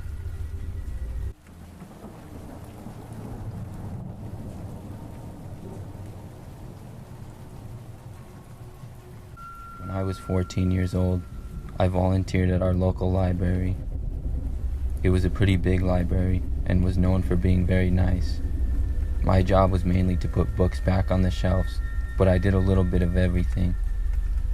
I usually worked on weekdays after school from 3 to 6 p.m. On one day, about 2 months into working there, I was putting some fiction books back on the shelves on one corner of the library. I saw a man approach me, and he had a big smile on his face. He had dark brown hair, was kind of skinny, and had a slight beard. I would guess he was about 30 or so. He asked me if I could tell him where psychology books were. I told him to follow me, and I walked over to the shelves that we had them on. As we were walking, he told me that he thought I looked lovely. I said thanks, and we arrived at the books, and then I walked away. I went back to work where I was before. About 10 minutes later, the man walked near me again and told me he was leaving and waved goodbye. I couldn't tell if he was creepy or just a really nice guy. But about 2 weeks later, I got my questions answered. I was working once again and wheeling books on a little cart to be put back on the shelves. I crossed in front of the computer area, which overlooked a big part of the library. It was a bunch of desks where people could use the library computers. When I looked over, I saw the man from before, and we made eye contact. He was just sitting at a computer, staring at me. I quickly looked away, but then I saw him start to wave at me.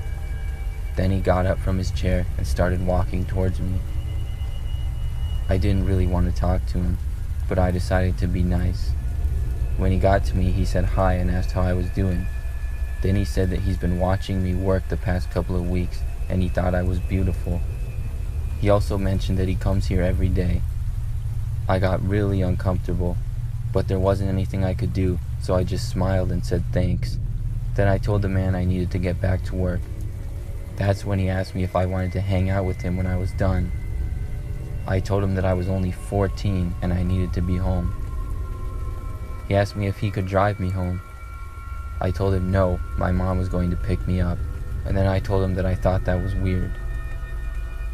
I think he got the sense that I was very uncomfortable, and he just said, "Oh," and then walked away.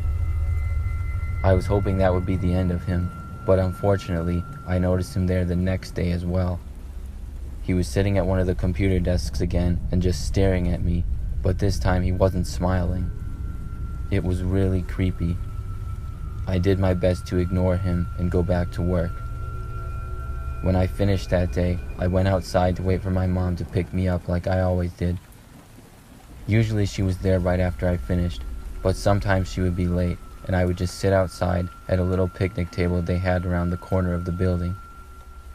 That was where I was when I saw the man leaving the library. I was hoping he wouldn't see me, but of course he did and walked right up to me. He still wasn't smiling. He asked me what I was doing. I told him my mom would be there any second. That's when he grabbed my arm and started walking me. He walked me around the building. I tried to resist him, but he was much stronger than I was. We got to the parking lot, and I saw a car parked on the very end. I tried to get away, and I was struggling when I heard a loud car horn. I looked and saw my mom's car pulling into the parking lot. She was driving towards us and honking the horn repeatedly. The man saw this and then shoved me to the ground and got in his car quickly. My mom stopped her car and ran to me. Then she called the police, but the man had already drove away. Police arrived and I gave them as much information as I could. The man ended up being caught the next day, and I didn't have to worry about him anymore.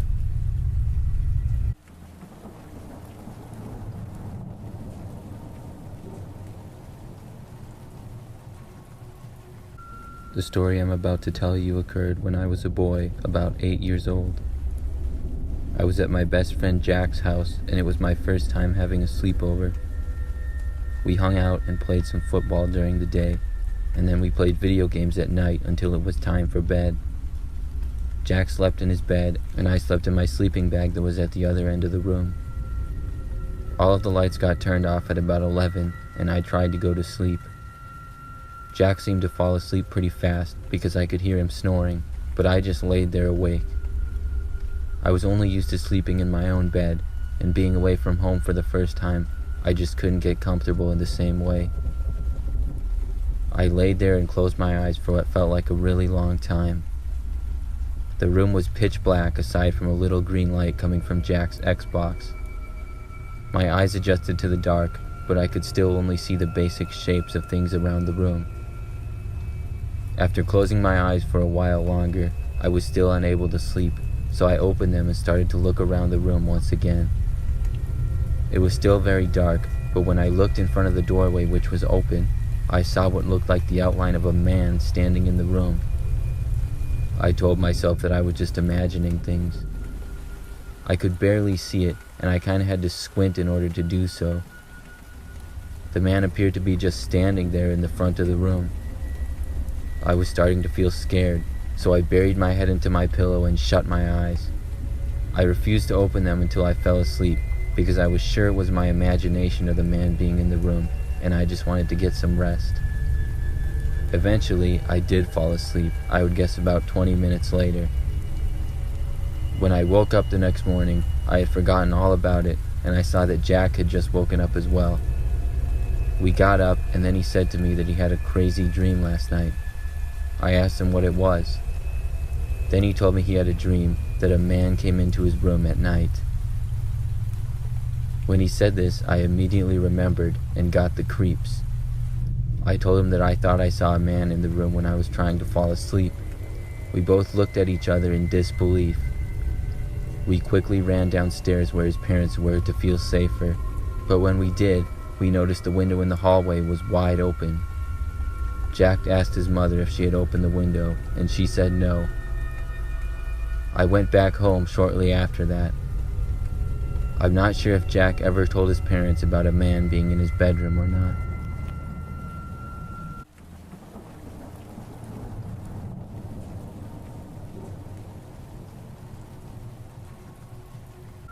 The story I'm about to tell you took place when I was a little kid.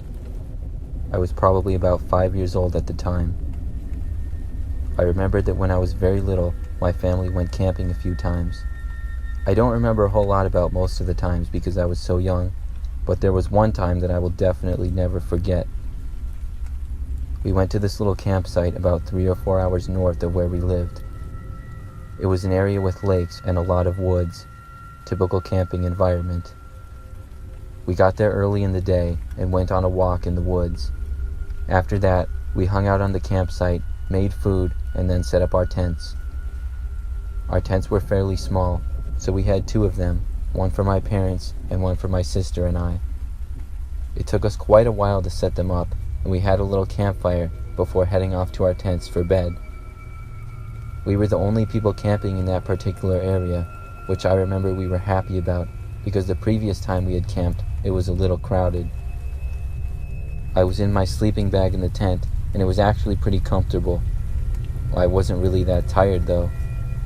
I laid there listening to the sounds of nature.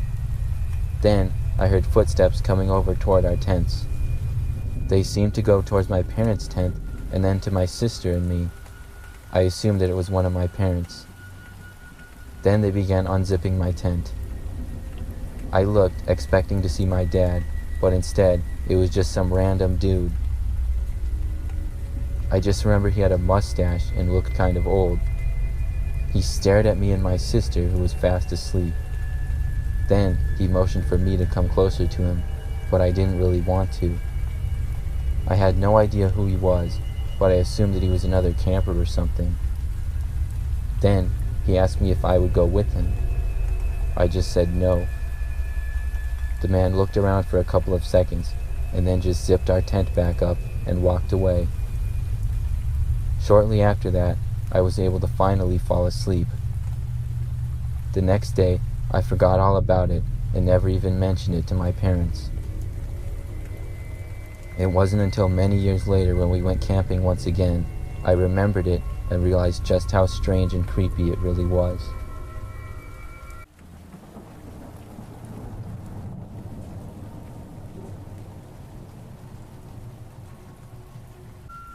About 2 years ago, my wife and I went on a road trip out west. We were going to California, and our plan was to drive so that we could stop at some cool places along the way. But in order to stay on task, we decided to book Airbnbs ahead of time instead of hotels. We had used the app several times before, and we liked the way that it worked. On the first day of our trip, we drove for about 8 hours from the early morning into the afternoon. We arrived at our first Airbnb and contacted the host. He was an older man who was using his old cabin as an Airbnb after it got remodeled. He was able to remotely unlock the doors for us. The Airbnb was a really old cabin-looking house that was near some woods as well as mountains. It was a little bit isolated and had a great view, which is the reason why my wife and I picked it. It was just as we had expected, and it looked very nice. Inside the house, it looked like it had some remodeling done to have the modern features, but still have an old feel to it. There was a large kitchen, a living room, and then a bedroom. After we arrived, we walked around the property a little, and then we went inside to unpack a few things. As we were in the bedroom unpacking, we heard a noise coming from the kitchen. It sounded like somebody walking across the hardwood floor. I walked out of the room to see what it was, but when I did, nobody was there. I found it strange because we were supposed to have the place all to ourselves, and I didn't think anybody would be there. We decided to brush it off, and after we were done unpacking, we went to the local city to explore for a while. We came back later that night and were pretty tired, but as soon as we pulled into the drive for the house, we noticed that the light in the living room window was on. There were shades covering the window so we couldn't see inside, but we could clearly see that the light was on. I was sure I had turned it off before we left. My wife and I stayed in the car and looked at the window, remembering the noises we heard earlier. Then we saw the shades get pulled back for a second, and as clear as day, a man looked directly at us from the window. It clearly was not our host. The man looked up at us for about 5 seconds, and then disappeared behind the shades again. We were very alarmed now, and did not want to go back inside. I decided to call the Airbnb host to ask him if he knew anything about what was going on. When we called, the man seemed surprised and asked us to describe the man to him. After I told him what we had seen, he told us that it was an exact description of his son. Then he told us that his son had passed away about 15 years ago, and we were not the only people to have seen him there. This gave me the chills, and my wife and I decided to get our things and leave. We spent that night in a hotel instead.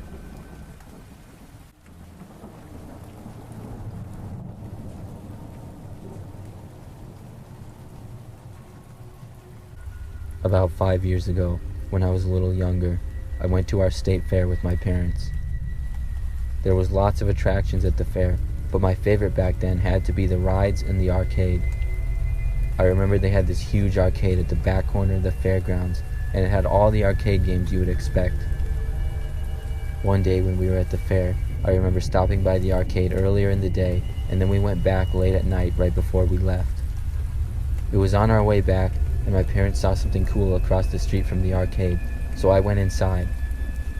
By this time it was pretty late, and nobody else was really in the arcade at all. I went to my favorite game, which was the one where you shoot the basketballs and see how many points you can get in a minute. I played a few rounds of that, and then I decided to see if my parents were ready to leave yet. But as soon as I turned around, the machine behind me started making a bunch of noise. It was a game that had a screen, sort of like Pac-Man, but I hadn't heard of this one before. The lights on the machine were flashing, and all the sound effects were on. It didn't seem to be on when I got in there. Then I looked at the screen, which was blank, and out of nowhere it turned on. It started out as the game screen, but then the text changed, and it started flashing random words. I had no idea what was going on, so I just ran out of the arcade as fast as I could back to my parents. To this day, I'm not sure if it was just some sort of malfunction or a prank or what, but I know it scared me bad that day, and I still get scared thinking about it.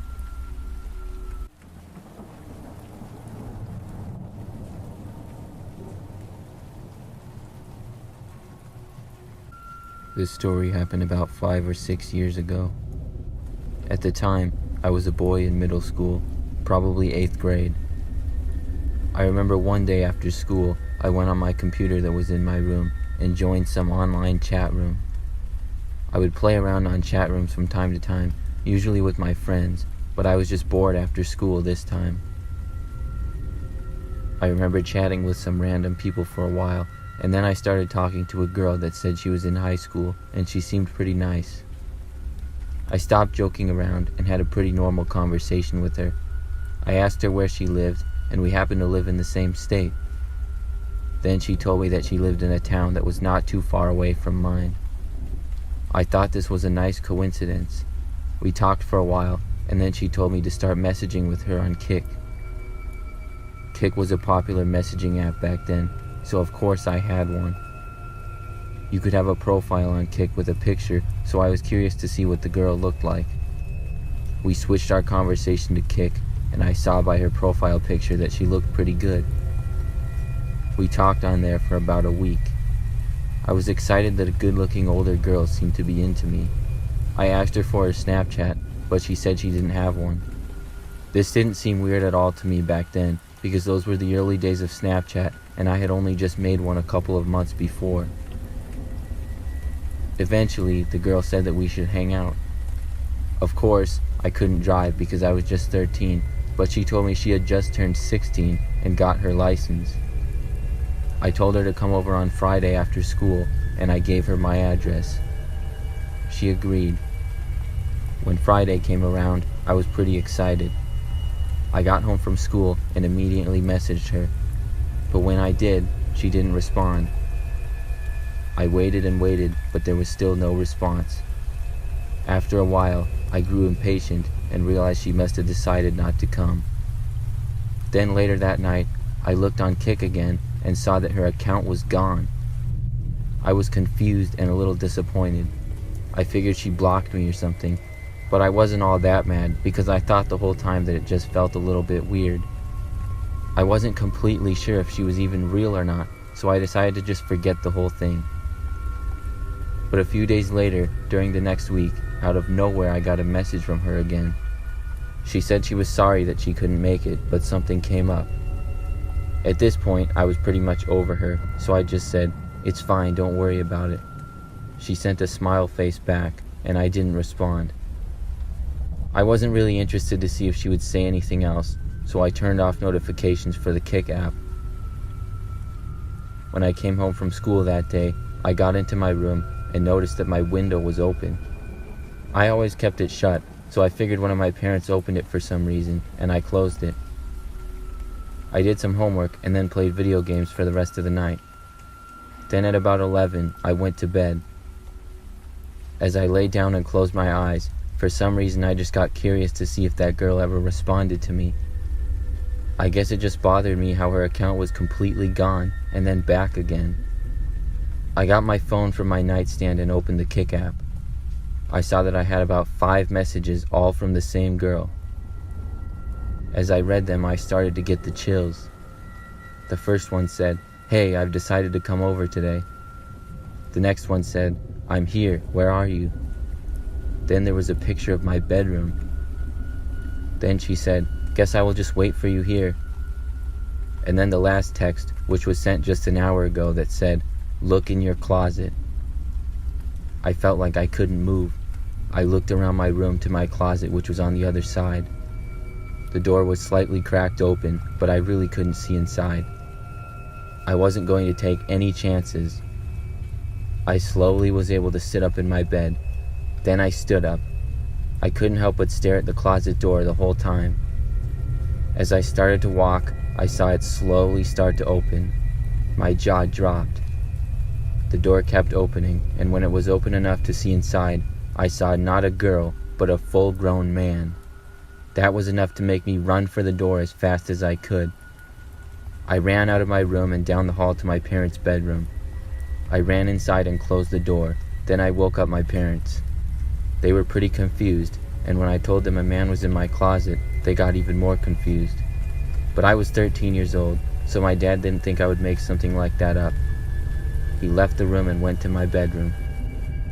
He came back a couple of minutes later saying that the man was probably gone, but he had seen how my closet was messed up and my window was wide open once again. The police ended up being called. I was too embarrassed to tell them the story, so we all just assumed it was a random break-in. I went back on Kik to see that the account was once again deleted, so I don't think I would have been much help to them anyways. Nothing else happened after that.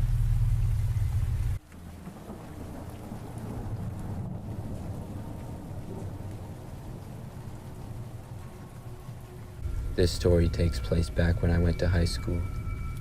At the time, I was an 18-year-old girl and a senior. I was taking a weightlifting class, which I didn't mind because I played volleyball. It was my 3rd hour class, and I went to it one day to see that we had a substitute teacher. I had never seen this man before, and from the first second I saw him, I immediately got the creeps. I try not to be a judgmental person, but I couldn't help that something just seemed off the first time I saw him. He looked to be about 30 to 40, and was balding with a slight beard. When the bell rang, he announced to us that he was the substitute teacher for the day, and then he made some sort of joke which nobody laughed at. Then he started taking attendance, going down the line that we always stood in. He made some comments to several people, joking with them, and when he got to me, he told me I smelled good in a way that I found slightly inappropriate. After that, he continued to walk down the line. We went on with our normal lift for the daily workout, and I overheard some kids making comments about how they thought the guy seemed weird and wondered how the school found him to teach today. He pretty much stayed out of our way during the workout, however, and sat in the corner. When class was over, we all left. The rest of the school day was very normal. But as I drove home that day, when I was pulling out of the school parking lot, I noticed a car pull out after me, and saw that the substitute teacher guy was driving. I found this especially odd because I was leaving from the student parking lot and there was a separate parking lot just for the staff. I told myself maybe he didn't know where to park being a substitute and drove the rest of the way home listening to music and kind of zoning out. But when I pulled into my quiet street, I noticed he was still following me. I had to do a double take, and when I pulled into my driveway, he drove on by. I found it strange and was now kind of creeped out. My street had a dead end on it just about a quarter mile up the road. Sure enough, after I got inside my house, I looked out my front window and saw him driving back the other way. I immediately told my mother, but she said it was likely just a coincidence and to not worry. But later that night, as I was about to go to bed, I walked through the living room where my mother was watching TV. When I did, I saw a car drive by, but then slow down in front of our house and nearly come to a stop. When I looked closer, I noticed it to be the same car the creepy sub had. I immediately told my mom again, and after she took a look, she called in my dad, who stormed out of the house yelling, and the car immediately drove away. We ended up reporting everything to the school the next day. I'm not sure exactly what happened to the guy, but I was told I wouldn't have to worry about him anymore.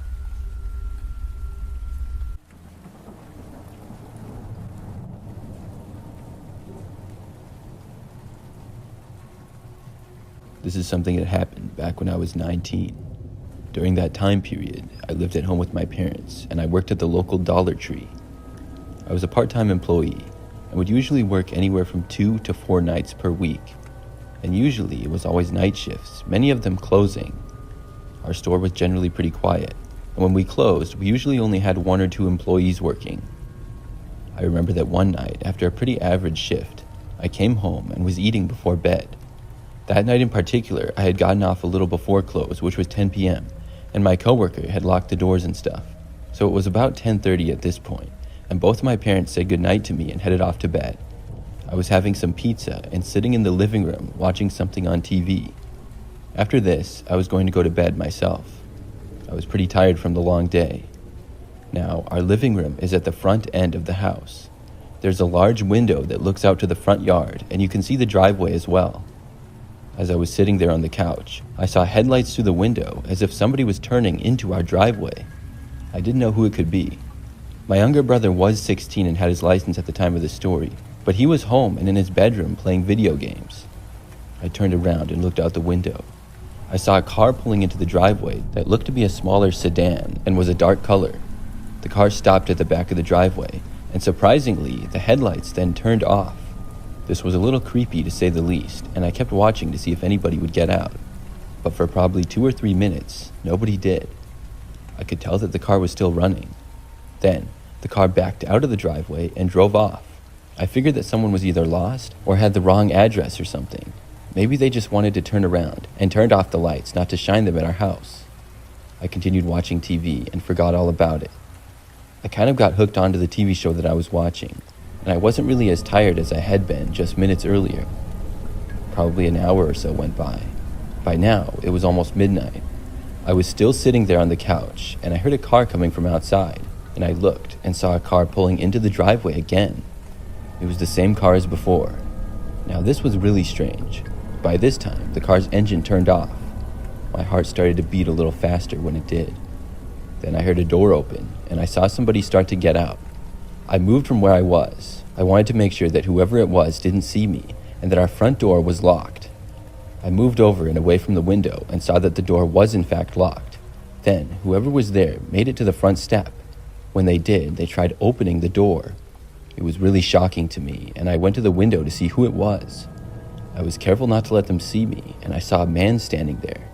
He was a bigger guy with really long, dark, and curly hair. His hair went past his shoulders, and I had never seen him before. This really creeped me out, and I ran to my parents' bedroom and knocked on their door. Meanwhile, I didn't hear any knocking at our front door from the guy who was there. It seemed like he had only tried to enter. After a minute or so, my dad got up and asked me what was going on. I told him about the guy at the front step, and my dad went over to investigate. When we got back to the living room, though, the man wasn't there anymore. I looked out the front window, and his car was gone too. Still, I was afraid that he would return. My dad checked around the house, but there was no sign of anybody. So after that, I went to bed. Nothing else happened that night. The next day, though, I worked again at the Dollar Tree. It was one of my typical shifts, which was 4 to 10 p.m., and at first, things were kind of busy, and I was working with 2 other employees. That soon turned to 1 other employee, and as the night went on, things only got quieter. Then, at about 9 p.m. or so, with the store being extremely quiet, my coworker left. I would be closing the store tonight because my coworker had done it the previous night. So during the final hour, I only recall one lady shopping for a few minutes, and then she left. That is, until probably 9:30. At that point, I saw a man walking into the store. When I saw him, my jaw dropped. I thought that I recognized him from something, and then I realized what it was. He was a big guy with long, dark, and curly hair. Was it the man who was at my house last night? I looked out into the parking lot and saw a smaller car, just like the one that had been in our driveway. This made me extremely nervous. I was all alone inside the store with him. I thought about calling my coworker and asking her to come back, but I decided not to. I tried to play it cool. Maybe it was just a coincidence. Maybe this guy didn't know that it was my house last night, or maybe he didn't know that I worked here. He seemed to be walking around the store, but I couldn't tell exactly where he was. The guy was out of my sight for maybe 5 minutes. Then I saw him appear again towards the front. He wasn't going to buy anything though, and he just left. I was glad to see this. The man walked back out to his car and got inside, but he didn't drive away. I kept an eye on him, and I hoped that he would leave.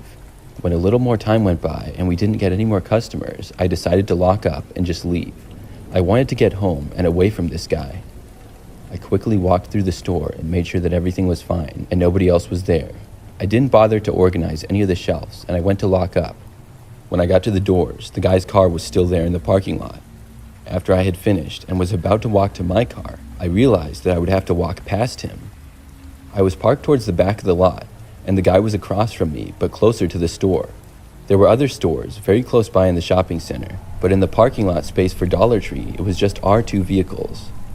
I decided I would just go for it and began walking to my car, but I took no more than 5 steps before I saw and heard the door start to open to the man's car. Instantly, I turned around and started walking down the sidewalk area in front of the store. There were a few other stores connected to the Dollar Tree, and I suddenly had the idea to go inside one of them. I would feel much safer if I could do that. But the first few stores were closed. Meanwhile, as I walked, I could hear the man walking now behind me. He was a decent ways back, but definitely following me. I didn't bother to look behind me at all. There was a Target store that appeared to probably still be open. The parking lot had a decent amount of cars in it. When I got closer, I saw somebody walking in, and I felt much better. Soon, I had made it to the Target. The man was still walking behind me at about the same following distance. After walking inside Target, the man followed me in. I decided to start walking up and down the aisles. As I did this, I got out my phone and texted my mom. Meanwhile, the man was trailing me a ways back, wherever I would go. My mom texted me back, saying that she could come and pick me up. I thought about trying to get back to my car. In that isolated part of the parking lot, I didn't want to risk it. I asked my mom if she could, and she said that she would be there in about 10 minutes. In the meantime, I had to keep walking all around, up and down the aisles of Target. Every time I got into a new area, I would see the man a ways back. I kept looking at my phone over and over, hoping that my mom would be there already. At last, she told me that she was out front in the parking lot. I started walking to the front end of the store, and the man was still behind me. He was maybe about 40 feet back or so, if I had to guess. When I got to the doors and they opened, I could see my mom's car. That's when I started running. I sprinted for her vehicle and I got inside as fast as I could. We both saw the man walking out of Target, and my mom quickly drove away. We were a good distance from where the man's car was, and we were able to make it back home all right without being followed. When we got home, I gave my keys to my dad, and my mom drove him to my car so that he could bring it back to our house. When they got back to my car, luckily the man was gone. I stayed up late that night, hoping that the man wouldn't go to our house again, and luckily he didn't. Since that experience, I never saw him after that. I realized that he probably saw me working that first night that he showed up at my house. I just hadn't seen him at all. I must have not noticed or remembered him. I certainly did when he entered the store that next night, though.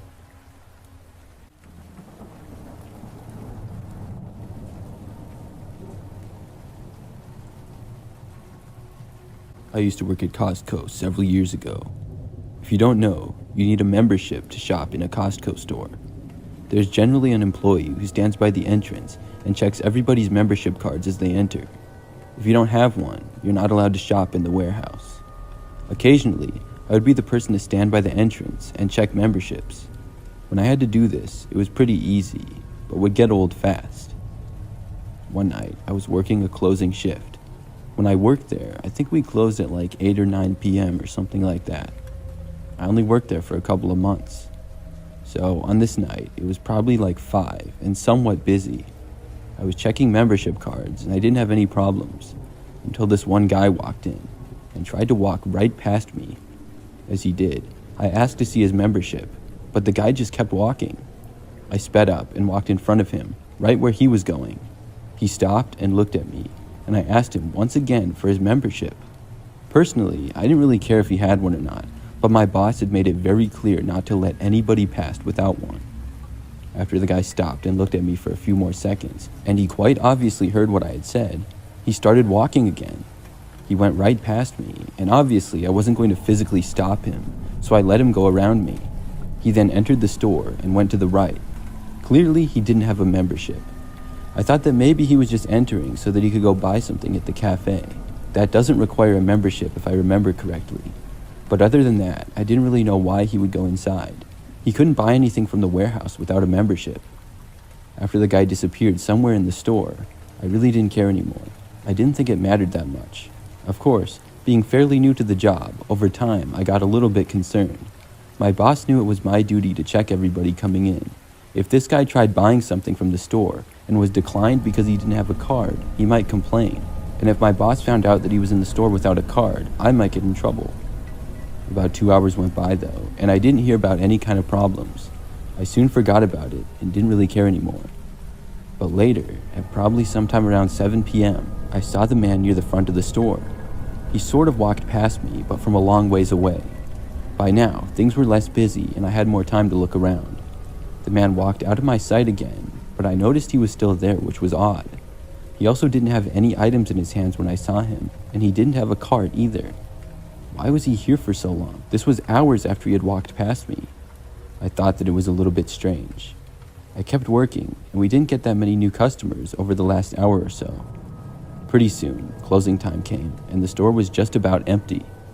Another employee came over to lock the entrance doors, and I could then go and clock out. I started to leave the area by the entrance doors, and as I was doing so, something caught my eye. It was coming from the right side and inside the store. It looked like a guy was going behind one of the pallets with items on it. There was like a bit of open space, and hiding behind the big pallets could be a good hiding spot, and that's exactly what it looked like the guy was going to do, is hide in that area. I only saw him for like a second before he disappeared back there into his hiding spot, but it looked like the same man from before. Given the fact that we were closing, I thought it was really weird. The guy in general was seeming really sketchy.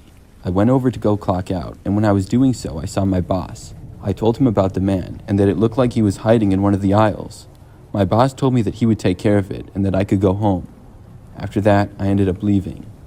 I was unaware of the rest of the situation that night, until the next time I worked. When I got to work, my boss told me thanks again for letting him know about the man hiding in the store. He said that when they investigated, the guy refused to leave. The police ended up being called, and they had to remove the man from the store. He was found with several weapons on him. I didn't find out what exactly the weapons were, but it gave me the chills when I heard it, because I don't know what that guy's intentions were. Maybe he would have attacked somebody or tried to rob the place. I'm really glad that I saw him when I did.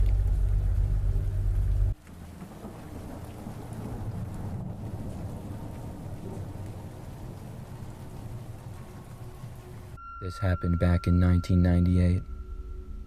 I still remember it like it was yesterday.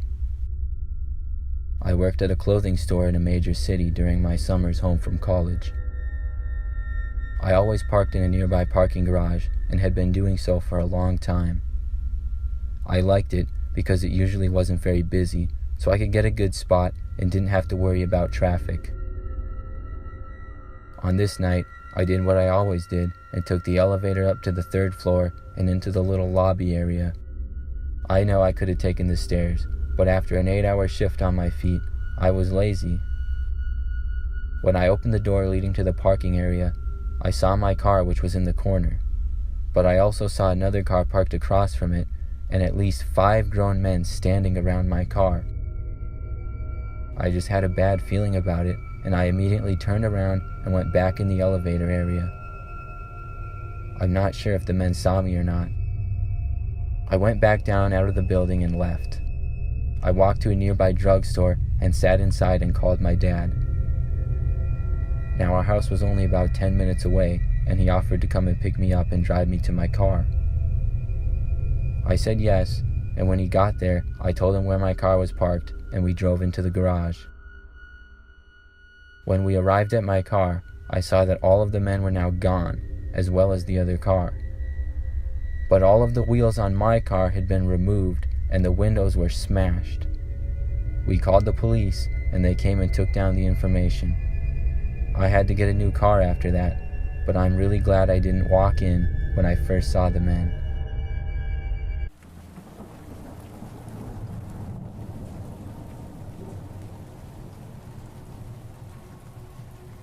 This happened a few years ago when Fortnite really started blowing up and everyone was playing it. I played on my PC, and I would play it in my room almost every single night. Mostly it was with my friends, but I also played a lot by myself in solos or duos, and sometimes I would even do squads with random people. This story happened to be a late night when I was playing duos with random people. I started a game with a guy, and everything was normal until my game started to lag when I got near my partner. It was unusual for my game. It usually ran just fine. I noticed that he had a microphone, and I did as well, so I told him that my game was lagging. He replied in a super deep voice, and I honestly didn't hear anything he said because the audio was so weird. His voice was really deep. It sounded like he was using some sort of voice changer, and there was also an echo when he spoke. I ran away from him on the game, and then things started to work well again and stopped lagging. But the weird thing I noticed was every time I went near him in my game, it would start to lag or glitch. He started to talk more throughout the game in the same weird and deep voice. I understood only a few things that he said. At one point, he simply said, "Red shirt." I thought nothing of it until I realized that I happened to be wearing a red shirt. Not my Fortnite character though, but me in real life. This was a little weird, but I figured it was some sort of a coincidence. Overall, this guy was just starting to creep me out as I played with him. I took a look at his username to tell one of my friends about the strange guy I was playing with, but then I noticed something. At first glance, the username just looked like random letters. But when I looked closer at the name, I realized that it was my real first and last name spelled completely backwards. I noticed it because of a weird letter combination I had in my last name. Now I was officially creeped out. I decided to ask the man on the headset who he really was, but just as I started asking him, my computer suddenly crashed. I was startled, and I decided to just leave my computer off for the night. I didn't play Fortnite for a while after that.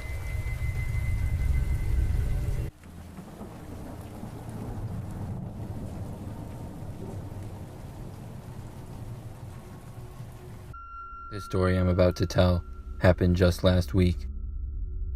For some background, I'm a female, age 26. I get Subway all the time because it's my favorite restaurant, and it's located close to my job.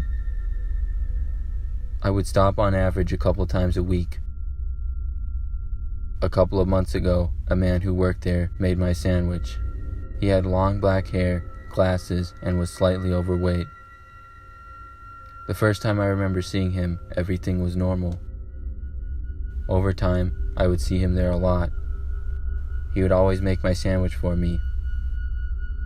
Pretty soon he would start to compliment me and make conversation more and more. This was not a problem, but the conversations would get slightly creepier every time. He would ask me things like what I would wear tomorrow and tell me I looked tasty.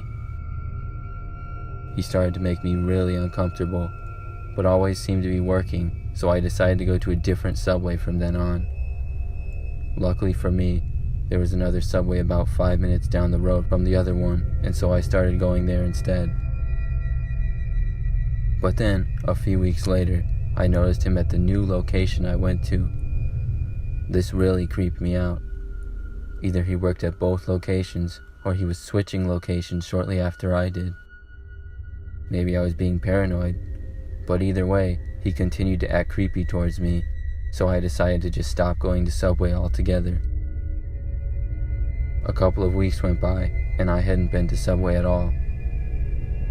I was laying in my bed watching Netflix at about 11 p.m. one night when my phone rang.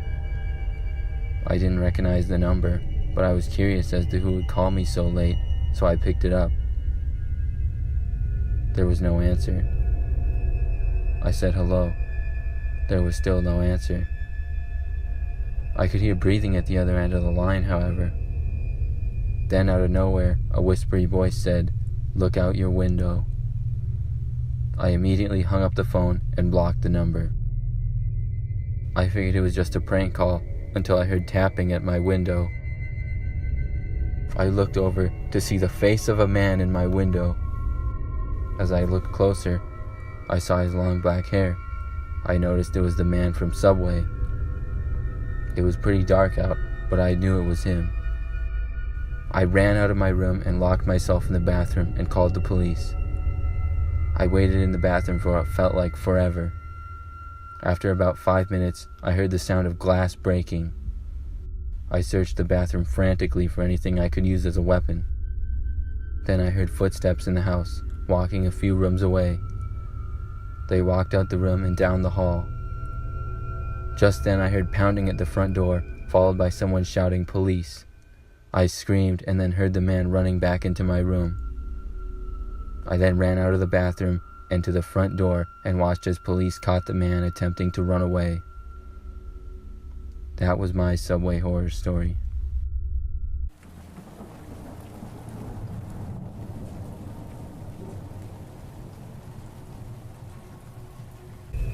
Last fall, my girlfriend and I went to a pumpkin patch. It was a yearly tradition for us to carve pumpkins, so we were going to get the best ones that we could find.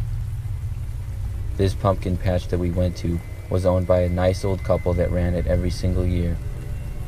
We had gone the previous year, so we came back again for a second time. We went on a Thursday evening, and it was later in the day when we arrived, which was nice because there weren't a lot of other people there. There were lots of pumpkins in a field that was right next to a large woods. The older couple that owned the place greeted us as we entered, and then we started looking for a good pumpkin. Of course, towards the front, there were not a lot of good pumpkins. Most had been picked over. But the farther you got into the field, you could see some really nice ones. I'm not all that picky about which pumpkin to get, but my girlfriend always has to have the perfect ones. So we wandered farther and farther out until we were around the corner of the field, almost in the woods, to a more secluded area. It was sort of hidden, but when we got there, we saw there were lots of nice pumpkins, and we started looking through them all.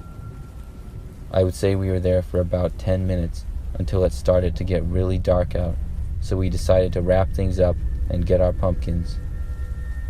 But just as we were deciding on the last one we would get, we heard something coming from just inside the woods. We both looked over to see what was there.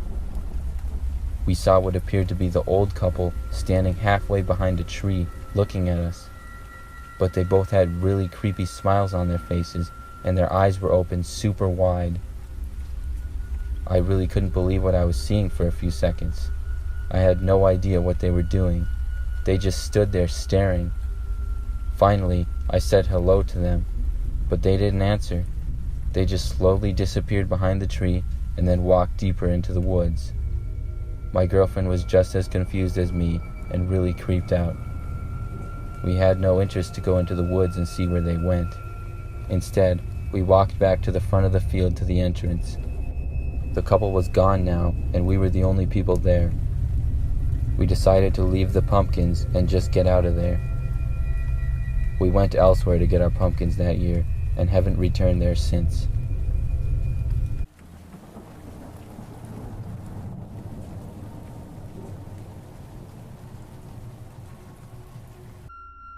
When I was a girl about 9 or 10 years old, I played soccer. That was about 10 years ago now, but I still have a really good memory of it. We used to have games every Saturday morning, which was a fun time because I was on a team with a lot of my friends, and every week after the game, we would hang out at one of our houses. One day, I remember coming out of the game to sit on the bench and seeing a man sitting in a chair by himself watching the game. I didn't recognize him as anyone's parent, and he wasn't really sitting next to anyone. I was kind of curious as to who he was, but pretty soon after that I went back in the game, and I didn't have any more time to care about it. After the game was over, a lot of us went to our teammate Sarah's house. She was an only child, and her parents were pretty chill, so she was our favorite teammate's house to go to. There was about 6 of us at her house. We hung out in her room for a while and then went outside. When we did, I noticed a car parked across the street. It was a brownish silver color and looked pretty average. However, I noticed the man in the driver's seat was looking at us and was the same man from the game that I had seen sitting by himself. I asked Sarah if she knew him, and she said no.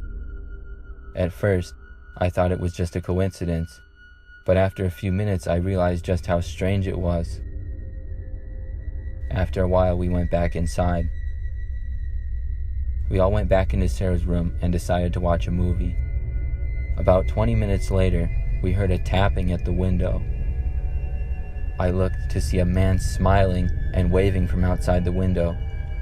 It was the same man from earlier. We all screamed, and a couple seconds later, her parents came rushing into the room. The man was gone now, but we all told Sarah's father that a man had been at the window. He ran outside, and we heard some shouting, but he came back in several minutes later and said that the man had drove away. The police were called, and all of us had to go home. I'm really glad it wasn't my house. I don't talk to Sarah much anymore, but I don't believe the man ever came back.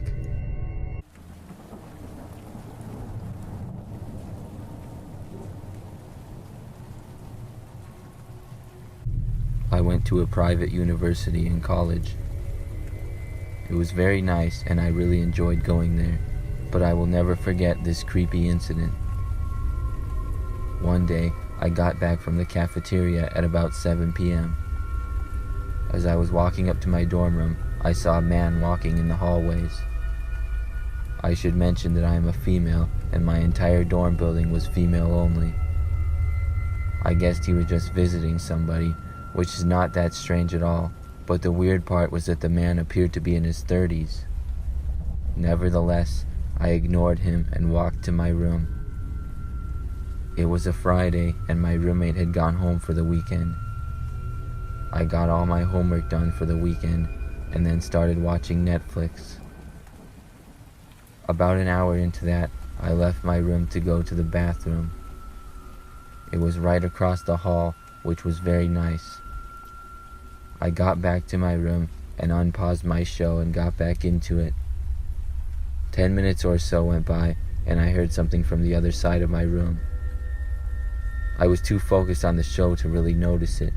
That is, until I heard it again, and this time it was louder. I turned my head to see what it was, and I couldn't believe what I saw. It was a man coming out from behind my roommate's desk. In fact, it was the man that I saw in the hallway earlier. He had a smile on his face and was walking right towards me. I screamed and ran for the door as fast as I could. I was just barely able to make it out of my room, and I slammed the door on the man behind me and ran away down the hall. He did not chase after me. I heard him yell at me that it was a mistake and he thought that I was someone else.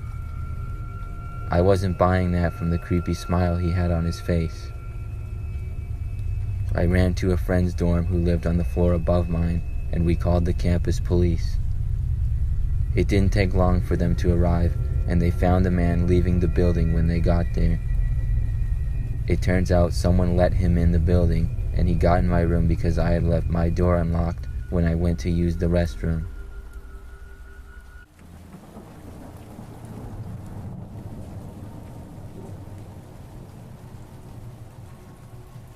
My name is Amanda, and this happened a few years ago when I was younger.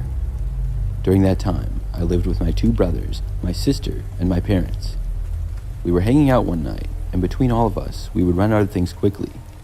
My siblings and I were hungry, and me, being one of the older siblings, and 17 at the time, offered to go to the store. Everyone else was busy doing their own thing, so I left the house and got inside my car. I was only planning on getting a few things and would not be gone for too long. The closest store to us was a Family Dollar that was probably less than 5 minutes away. I decided to go there because it was so close, and plus, the prices were really cheap. By this time, it was maybe 8 p.m. or so. I got to Family Dollar and I went inside. Once in the store, I saw a few other people shopping. I made my way to the snack aisle and started looking around.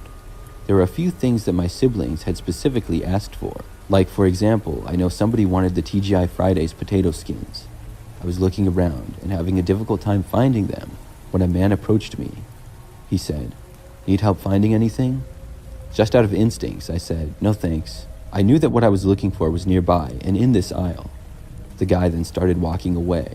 I hadn't even looked at him, but as he left the aisle, I did. I realized that the man didn't even work there. He was just wearing a t-shirt and jeans. A little strange, but whatever. I went back to shopping. I found a few things and put them in the shopping basket that I had. Then I made my way to the next aisle over.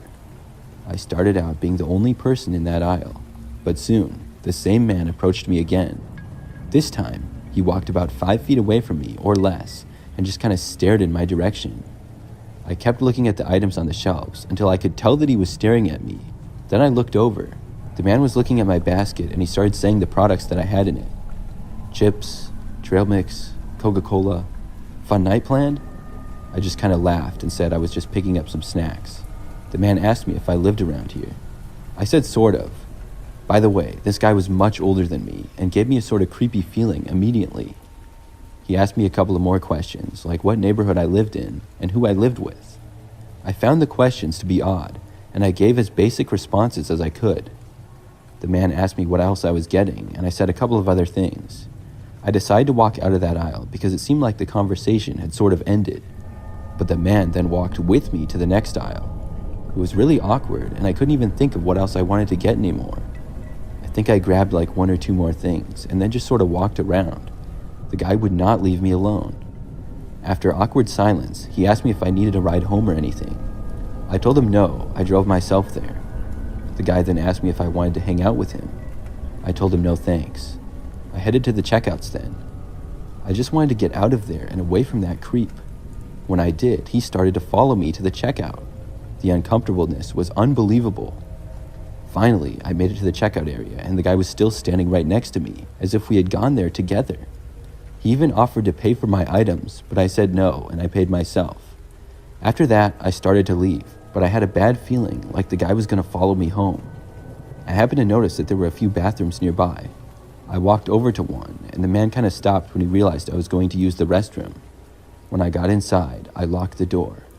I didn't have to use the bathroom, but I just wanted to get away from the guy. I stayed in there for a while. I didn't really have a plan, but I thought maybe if I was in there for a long time, he would leave. I just went on my phone in there and waited for like 15 minutes. When I came out, the man wasn't there anymore. I saw the woman working at the counter that I had checked out at. She looked sort of concerned. I went over to her and asked her if the guy was still there who had been standing near me. The woman said that he walked towards the back of the store. She said that he was just standing around the bathrooms, and she asked him if he needed help with anything. The guy then just said no and walked away. She asked if I knew him.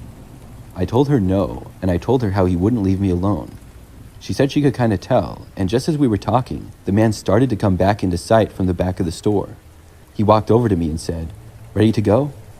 The employee asked the man if he even knew me, and he said yes. She then told him that she knew he was lying. The woman threatened to call the police right there if the guy didn't leave. And luckily, he actually did. After he was gone, I was able to drive back home and make it safely, and I'm happy to say I never saw that guy again.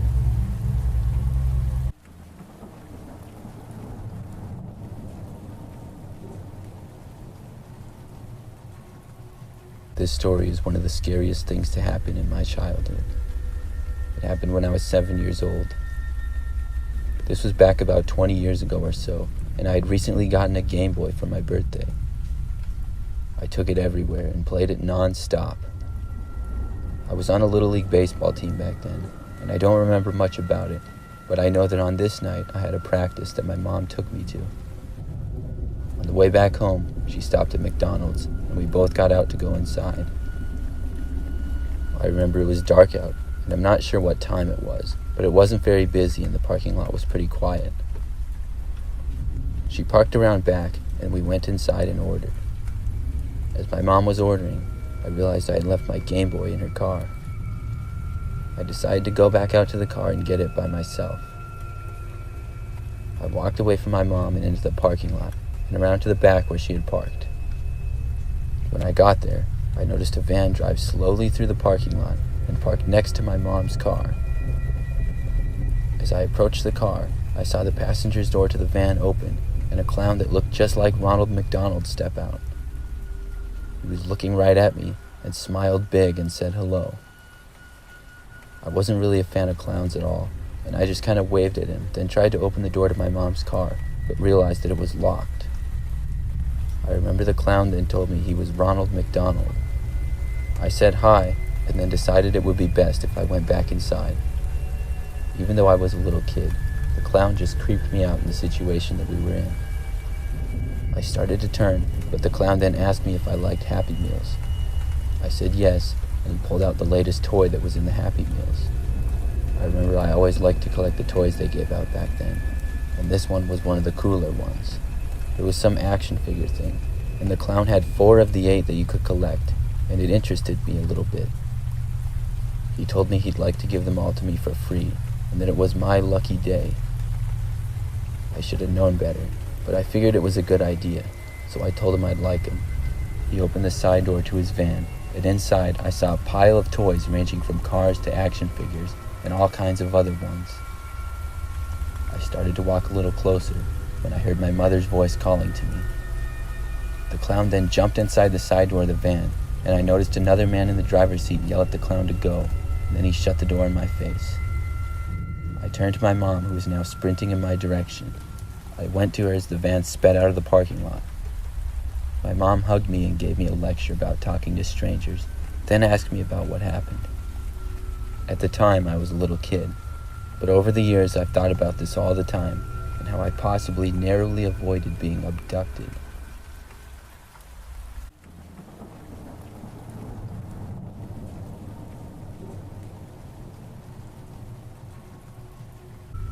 When I was a kid, about 12 years old, I went with my friend one night to the movies. There was this really old movie theater a couple of miles from my house, and my friend and I would occasionally ride our bikes there to go to movies. We didn't go that often, but it was always a fun time when we did. One of those nights we went on a day that it wasn't very busy. We went to see a movie, and when it was done, we wanted to sneak into another one. We got into one auditorium and snuck into the back. We stayed there for about 5 minutes, but we weren't really into the movie that was playing, so we decided to sneak into another one. We left and went into the one next door. This one was on the end. It did not have a movie playing in it and was completely empty and quiet.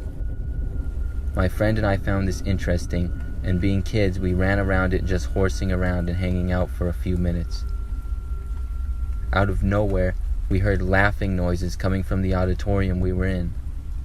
It sounded like an old man laughing. We looked at each other with a confused and shocked look on our faces. It was coming from the back of the theater that we were in. It was coming from the back of the theater, and we were in the front of it. We walked a little closer and looked towards the back. It was completely dark in there, but you could see a little bit from the dim lights near the exits and some others near the front and back of the theater. The laughing continued. As we got closer to the back, we saw an old man sitting by himself in the top corner, laughing hysterically and looking and pointing right at us. We hadn't seen or heard him come in at all, and he really didn't seem to be there when we first came in. We got so creeped out that both of us ran away as fast as we could. As we ran out the auditorium, the man's laughter seemed to be getting louder as we left. Finally, we were back in the hallway, and we left the building and rode our bikes all the way home. We never went back to that theater.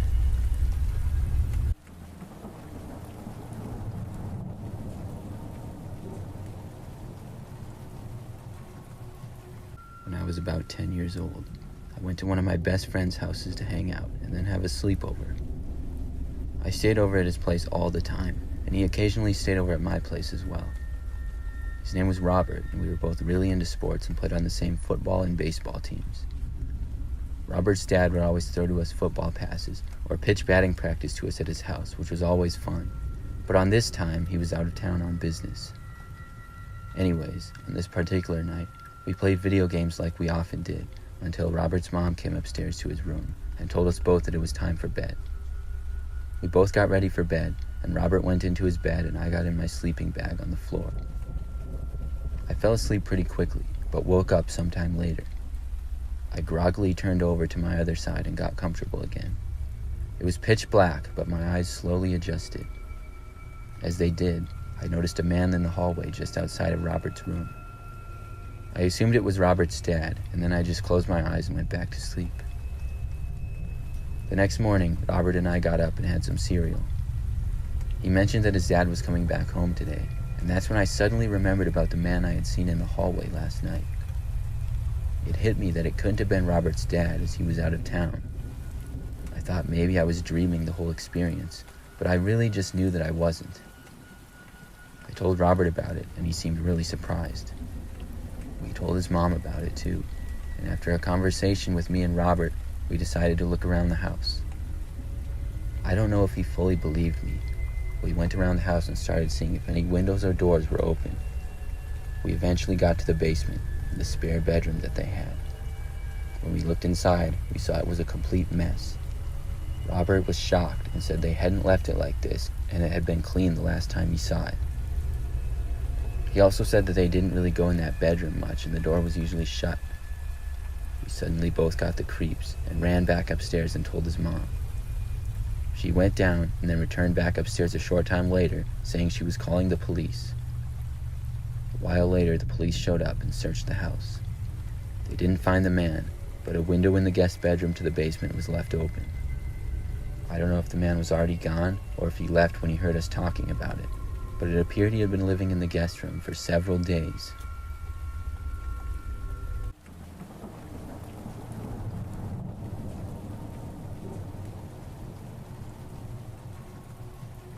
A few months back, I was driving home from work pretty late one night. I usually didn't work this late, but occasionally I would have really long days and not leave until 9 or 10 at night. On this night, I got really hungry on my drive home. I saw a Burger King, so I pulled off the road and into the parking lot. I didn't even check to see if they were open or if they had closed already. I just drove my truck into the drive-thru. I saw that there was a car in front of me ordering. About 30 seconds later, I saw another car pull in behind me. I waited there for about a minute, and the car in front of me was still just sitting there. I was getting impatient, and I looked around and I saw that most of the lights in the restaurant appeared to be off. I didn't see the person in front of me even looking out their window to place an order or anything, so I pulled out my phone and decided to see if the Burger King was closed. When I did, I saw that they were in fact closed at this hour. I wanted to leave, but I saw that the car in front of me and the car behind me were boxing me in, and the drive-through lane was very narrow, with just enough space for one car. The restaurant was on the left side, and some bushes and trees were on the right. I thought about getting out of my car to let the other drivers know that they were closed, but I was a little confused as to how they couldn't figure this out for themselves. I started to open my door, but I stopped when I heard a man shout something. Then a man got out from the car in front of me, and another one got out of the passenger's door. I heard them speaking in another language that I couldn't understand. Then I looked behind me, and I saw 2 more men exiting the vehicle that was behind me. They were also speaking in a foreign language. Neither car had license plates on them, but I could see they were both black Chevy Malibus. I started to get a little suspicious. The men walked to each other and then approached my truck. One man walked to each door. When they got to the windows, I saw a man look at me and say, "Get out." I asked what they wanted. He just repeated himself and told me to get out of my car. I definitely was not going to. Then the two men at my rear doors tried opening them. I yelled at them to go away, but they didn't listen. When the man at my left rear door hit the window, I decided I needed to leave. I put my car in reverse and backed up as far as I could, which was about 2 feet before hitting the car behind me. Then I turned the wheel and drove it up the curb into the bushes. I missed hitting one of the men by only about a foot, but he moved out of the way a little, and I ended up running over the bush completely and destroying it. Thankfully, I was driving my truck, so it could handle it. I drove through the grass a little bit and then into the parking lot of a bank that was next door. Then I drove back onto the highway and all the way home.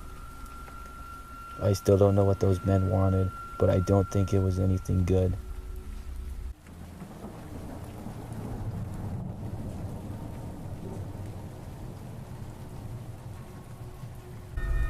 About a year ago, my girlfriend and I went camping. Her parents had this little pop-out RV trailer that we could use. We went on a little road trip out west, stopping and camping at campgrounds and areas along the way. It was a fun time, and the first couple of days went really well. On the fourth day, I think it was, we drove a very long ways, and by the time we stopped, we were pretty tired. The only campground in the area was this little one off a dirt road that looked really run down. The farther we drove into it, the more sketchy it looked.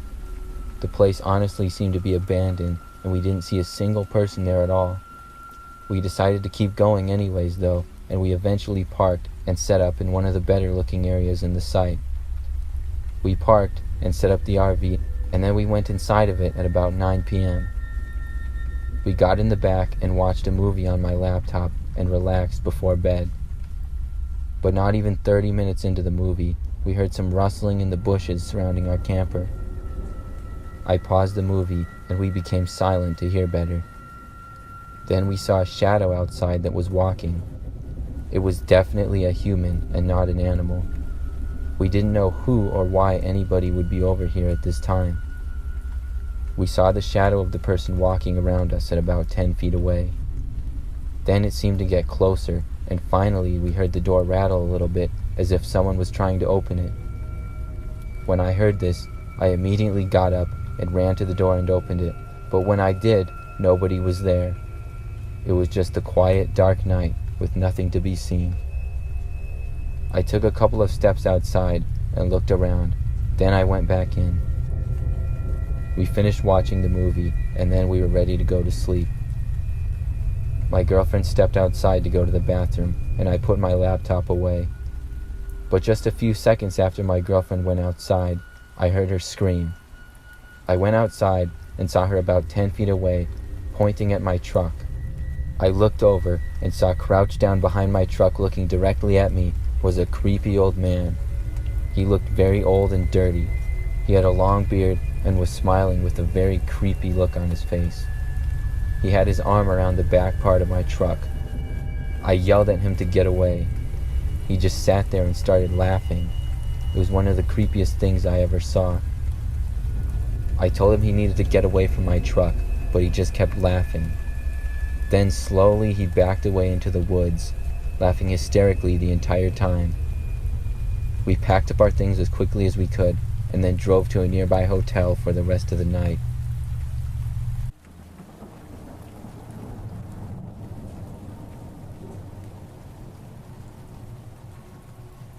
When I was 18 years old, I bought my first car. It wasn't all that nice, but I saved up and bought one that ran really well and had no major problems, so I was pretty excited about it. The car did, however, need to get new windshield wipers. The back ones worked fine, but every time I used the front ones, they did nothing. I went to Walmart one night and walked to the auto department to find some. I used the little book they had and found my car make and model, and then picked out the wipers that worked for my car. As I was picking them out, I noticed a man standing about 30 feet away, literally hiding behind a corner, aside from his head popping out staring at me. He was bald with a little hair on the side of his head and had thick glasses. I immediately was creeped out when I saw the way he was looking at me. I looked away fast, and he seemed to do the same. I figured it was just an awkward random moment, and I finished getting my wipers and then started walking back to the front of the store. As I walked back and was almost at the checkouts, I noticed a man was walking behind me by about 20 feet. This was slightly alarming, so instead of checking out and leaving, I decided to do a little test by doing a 180 and walking backwards to the opposite end of the store once again. I didn't see the man as I did this, and when I got to the other end of the store, I thought he was gone. That is until I noticed him walk past me out of an aisle about 2 aisles away. At this point, I knew something was up. The store was not too busy at this hour, but I decided to walk around the outside of the store rather quickly, all the way around to the checkouts, to hopefully lose the man. When I did, I didn't see him at all, and I checked out and left the store. I approached my car at the back of the parking lot and decided to put the new windshield wipers on right then and there because we were expecting rain that night. It took me about 5 minutes to put them on, and as I was finishing up, I saw a car pulling up to the parking space right next to me. I was kind of annoyed by this because there was many spaces closer to the store that were open. It was an old beat-up car that's engine made a loud noise as if there was something wrong with it. I looked and saw that driving the car was the bald man with glasses. He was staring directly at me.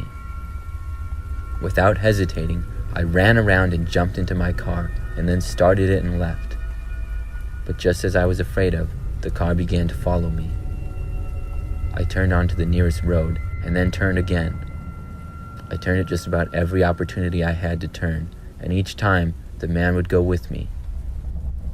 This went on for about 10 minutes before he randomly pulled over to the side of the road and stopped. I wasn't going to wonder why, though. I just kept driving and looking over my shoulder until I got home.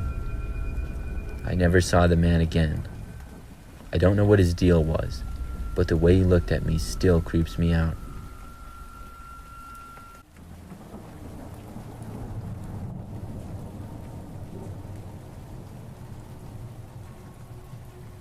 This story I'm about to tell you was in fact the scariest moment of my life. It all took place roughly 5 years ago. I was traveling around the country and was near the mountains, so I decided to go on a hike with my friend that lived in the area named Steve. Steve was letting me stay at his place for a few days, and he was always telling me how great the mountains were. We went a little farther than he normally did and started hiking on a path nearby. It was pretty great, but as the day went on, it started to snow. None of us had really paid much attention to weather forecasts, but we were dressed for the cold, so it didn't bother us. We kept going, and as we did, the snow became more and more dense. Finally, when the sun started to set, we decided to head back. By this time, the snow had gotten so heavy that it covered much of the path, and it was really hard to tell where we were. We were also so far out that we weren't receiving service on our cell phones.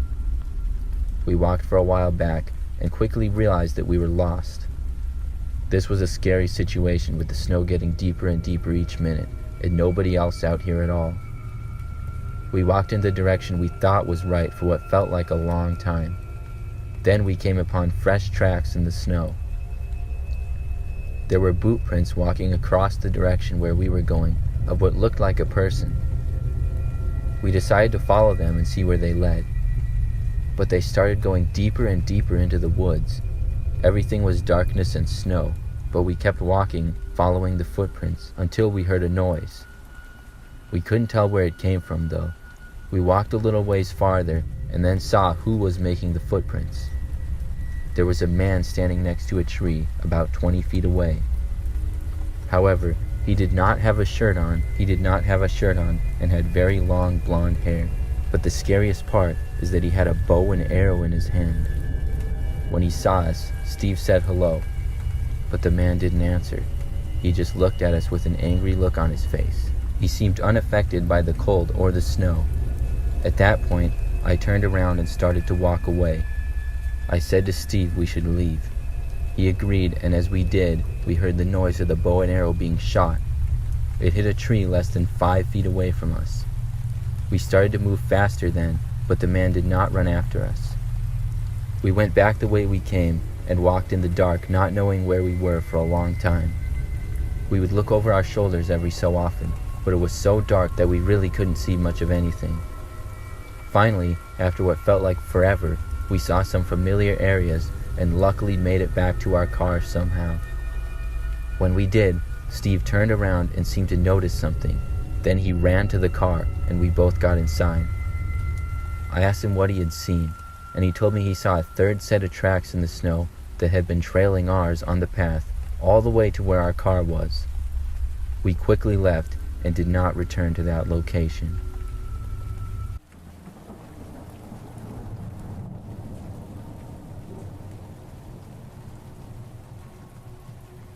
This story occurred at my friend's 10th birthday party. It remains to this day one of my creepiest memories. My friend Jake was turning 10 years old and had me and several other kids over to his house. I knew Jake pretty well, and all of us kind of had a friend group. We had all been to his house many times, and it was fun because he had a pretty big yard where we would play sports and stuff. His yard also had a huge woods on it, and his parents were hunters and liked to hunt on his property occasionally. Because of this, they were creating a walking path throughout the woods in his backyard. On this night, once it had gotten dark, we all thought it would be fun and also creepy to go into the woods at night. We all started walking on the paths that his parents had created, but they soon ended, and the paths turned into more of just flattened leaves and twigs as a walkway. It was pretty creepy to be in the woods at night as a 10-year-old, and I'm not gonna lie, I was slightly scared. But we kept walking, and maybe 15 minutes in, I thought that I heard a noise come from the left side of the trail behind us. I asked the guys if they had heard it, but they all said no. We all stopped and listened, but there was no more sounds. We all then kept on walking, but I wanted to know what had made the sound. I knew it was probably just a squirrel or a rabbit, but I was a curious kid, and I wandered off the trail just a little. I heard my friends keep moving, and I planned to catch back up with them when I was done looking around. But then I heard another noise. It was the sound of twigs snapping, but this time it was much louder. It sounded to be less than 20 feet away from me. I slowly walked deeper and deeper into the woods. I had to go around a thick tree, but when I did, I could hear even more noises. They were very loud and got higher as I was getting closer. I looked around and finally looked up. There, I saw a man in a tree about 15 feet above the ground. I could only really make out his head. He was looking directly at me with a completely straight face. Most of his body was behind a branch. I just stood there in shock, not knowing what in the world was going on. Then, I saw the man's head quickly disappear behind the branch. But when he did, he seemed to completely vanish. I stood there for another 5 seconds or so, but didn't hear anything at all. After that, all I could think to do was sprint back to my friends. I ran back to the path, and when I got there, I saw my friends walking back towards the direction of me. They could see that I was shaken up and asked me what was wrong. I said that I had seen a man, and we all ran back as fast as we could to Jake's house. His parents ended up going out to the woods, but came back saying they didn't see anything. They did tell us there was no reason why a man should be out there. It remains a scary thing for me to think about, because I know exactly what I saw, but I don't know how to explain it.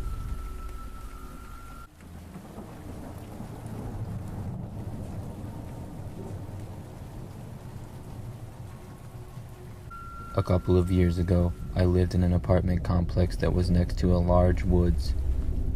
Sometimes I would jog through the woods, but one day I wanted to explore it and go really deep into it. The woods itself went back several miles, and the farther back you got, the more dense it became. The running paths only went about a mile into the woods, but to get past it, you would have to go off of the trail.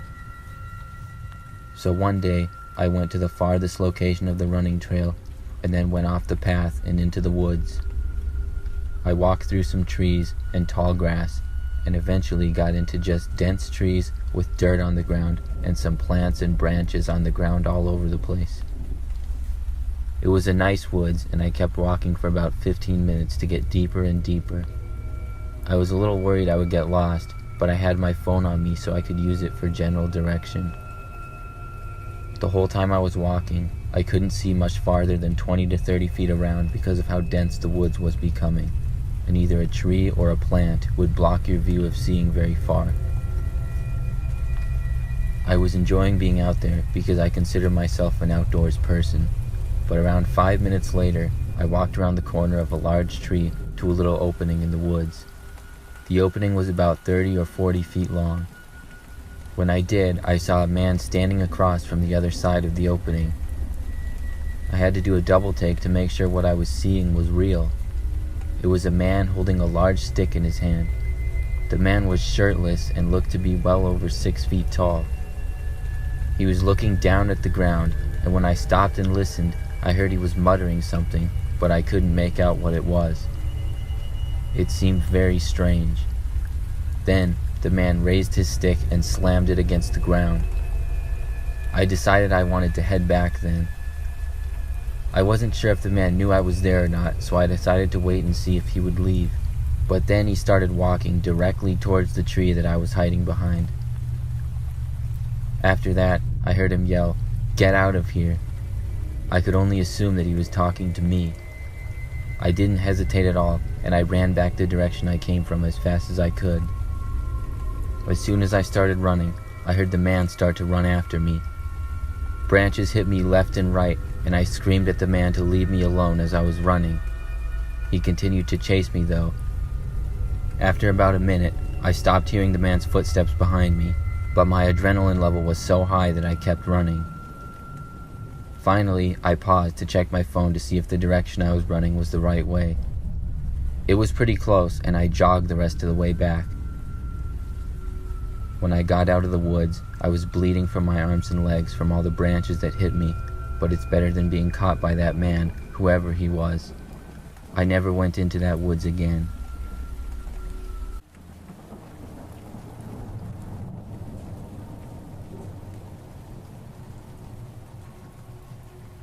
I work at IKEA. I've worked there for a little bit over a year now. If you don't know what IKEA is, it's a very large furniture store, and there's also a cafeteria inside of it. The one that I work at opens at 10 a.m. and closes at 9 p.m. every day. I'm a part-time employee and have been one for the entire time that I've worked there. This is an experience that I had working there almost a year ago now, when I was still new to the job. I was working a later shift at night one time. When we closed, I was asked to go through the display store and make sure that nobody was still inside.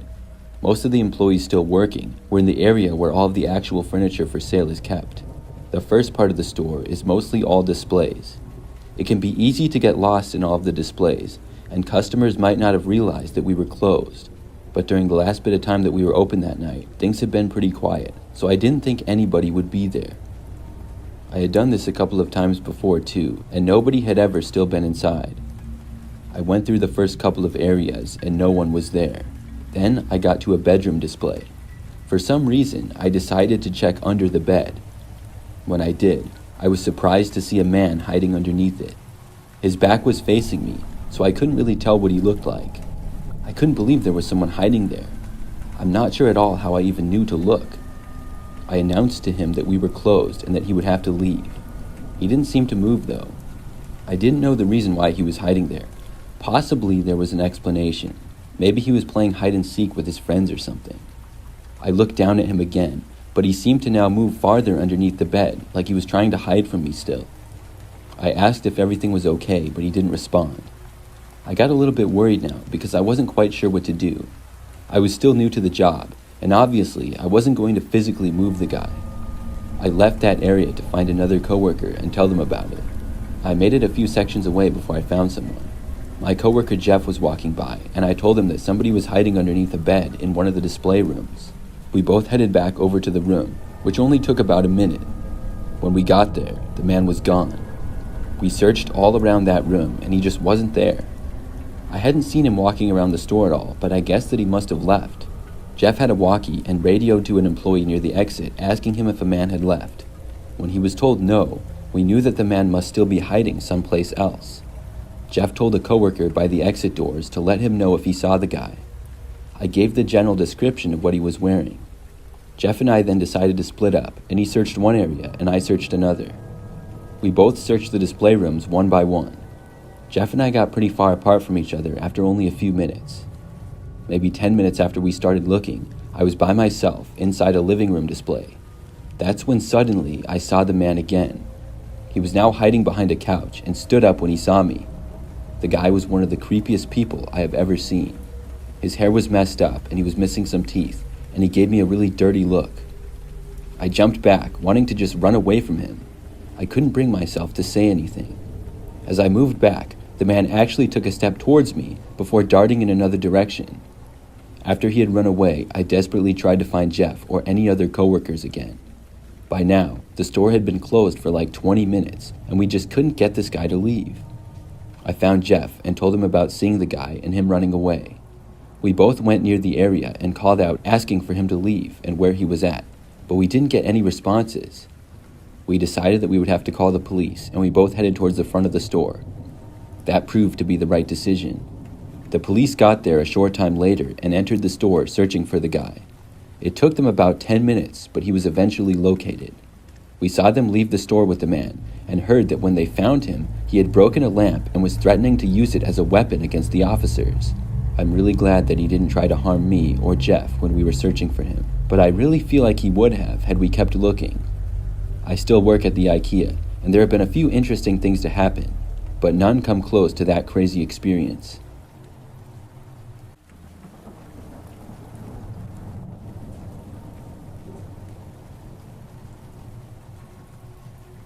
As most of you know, the online game called Among Us has recently become very popular. If you don't know what it is, it's a game where a group of 4 to 10 players do tasks on a spaceship, but one of those players is an imposter and has to kill people. The imposter tries to kill everyone on the ship without anyone knowing it's them. The players can vote off other players one by one, guessing who the imposter is, until either everyone is killed or the imposter is found. Anyways, I'm in high school, so of course all of my friends and I have been playing it lately. One night, after taking a shower and getting ready to go to sleep, I got in my bed and opened Among Us on my phone. I chose an online game with the name Join Us or something like that. There was 6 people in the game, and I wasn't the imposter. It all seemed like a normal game until an emergency meeting was called, and I looked in the chat and saw that everyone was speaking in very cryptic sentences. I couldn't understand anything that was being said. There were normal words, but they were in orders that didn't make any logical sense. Everybody was talking a lot except for me. I thought maybe it was some sort of a glitch, and I closed out of the chat and we returned to the game. One player was voted out, but it wasn't the imposter. I played some more and then tried doing some tasks, but then I got voted out, even though I wasn't the imposter. I quit, and I was about to join another game when I got a text message notification on my phone. It was from a number that I didn't recognize. The message was a bunch of words, but in an order that didn't make any sense. Immediately, it made me think of the game that I had just been in. It was pretty creepy. I didn't know who was texting me or what was going on. I responded asking who it was that was texting me. What I got back was an image. I recognized the image. It was the last photo on my camera roll that I had taken. It was of my friend at lunch that day. Now I was officially freaked out. I didn't feel like playing Among Us anymore. I shut off my phone and tried to go to sleep. I lay there, paranoid, thinking of what could have happened. I figured it was some sort of a glitch, or maybe they were somehow hacking. Eventually, I was finally able to fall asleep. I woke up the next morning and turned on my phone to see several new texts. There were more random sentences from the same number, and then more photos.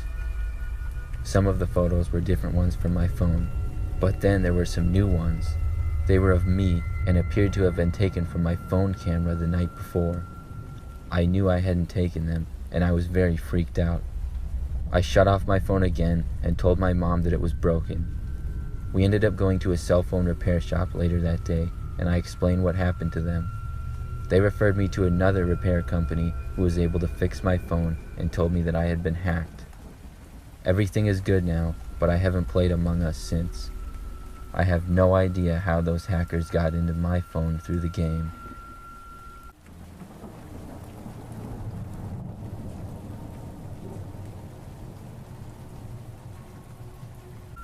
I am a pizza delivery driver.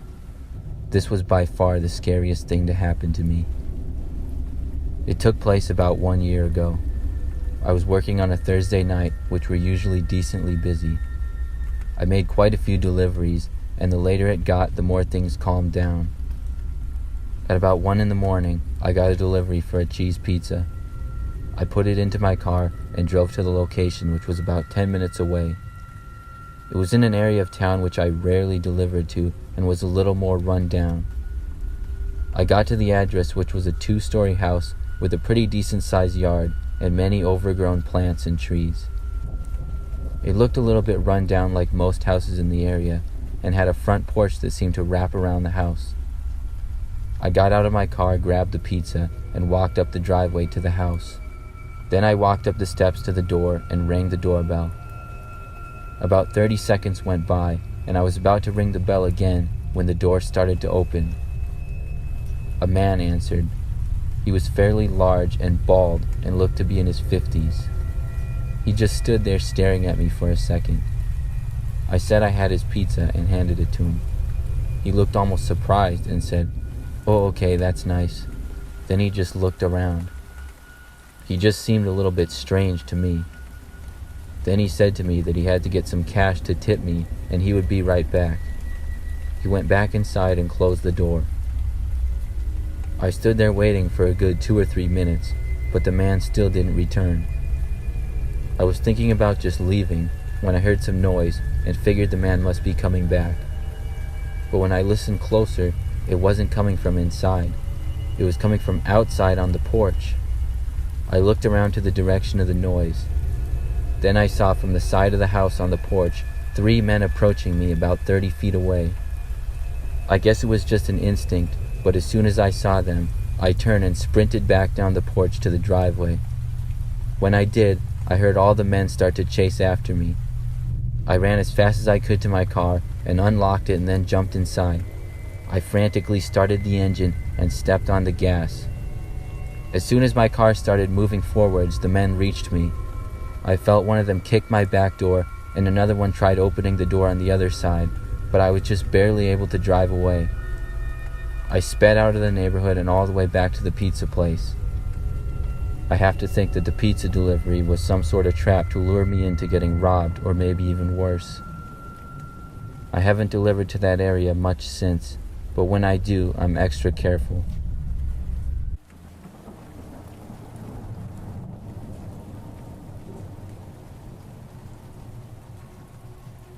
Last year, I graduated college and got a job in another state. That meant moving out of my parents' house and into my own place, living all by myself for the first time. I found a nice little house in the city that was very old, and I moved into it several months ago. It wasn't very big, and I didn't plan to live there for too long, but it was a nice place to live while I started my career. Like I said, the house was small and old, but it had 2 stories. The upstairs was just a couple of bedrooms and a bathroom, and the downstairs was the kitchen, living room, and another bathroom. I enjoyed living there until about a month ago. I was sitting downstairs one night at about 8 p.m. and watching TV. I heard footsteps coming from the upstairs hallway. Because it's an older house, the floor creaks fairly loudly upstairs when you walk on it, so I knew there was no mistaking that noise. It really freaked me out, because I live alone and nobody else had a key to my place or anything. I sat up in my chair and muted the TV so that I could hear better. I heard the footsteps go down the hall to where my bedroom was and then stop.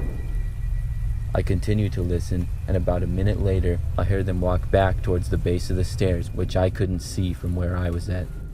For some reason, I was feeling a bit brave that night, and I decided to slowly walk over to where I could see the top of the stairs to find out who was there. When I got around the corner to the kitchen, I didn't see anybody at the top of the stairs. I psyched myself up and then slowly walked up the stairs, but each step I took, I felt more and more fear. When I got to the top, I looked down the hall, but still didn't see anybody. First, I went down the hallway and into my bedroom. I stepped inside and looked around. That was empty as well. I searched all around, even in my closet and whatnot, but nobody was there. Then I walked back out of my room to the hallway and looked in the bathroom, which was also empty.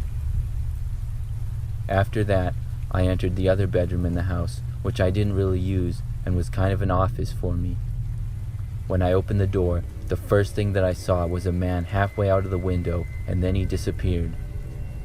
I ran to the window and saw him run behind a nearby bush and then down the street behind my house.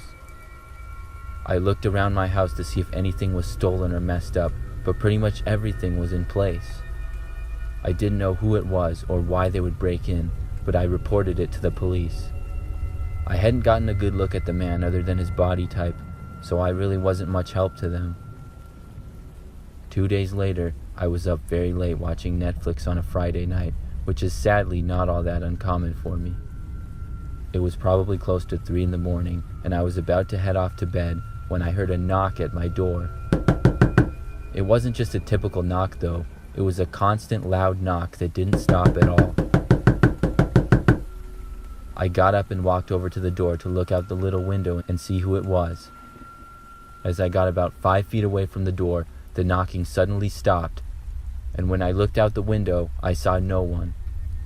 I even opened the door a crack to look around, but still saw nothing. Whoever it was had left, but I stayed on alert for the next few minutes. Finally, I was able to forget about it and go to bed. I have no idea if these two incidents are related at all, but I'm starting to not like living here so much and have begun to look at different houses.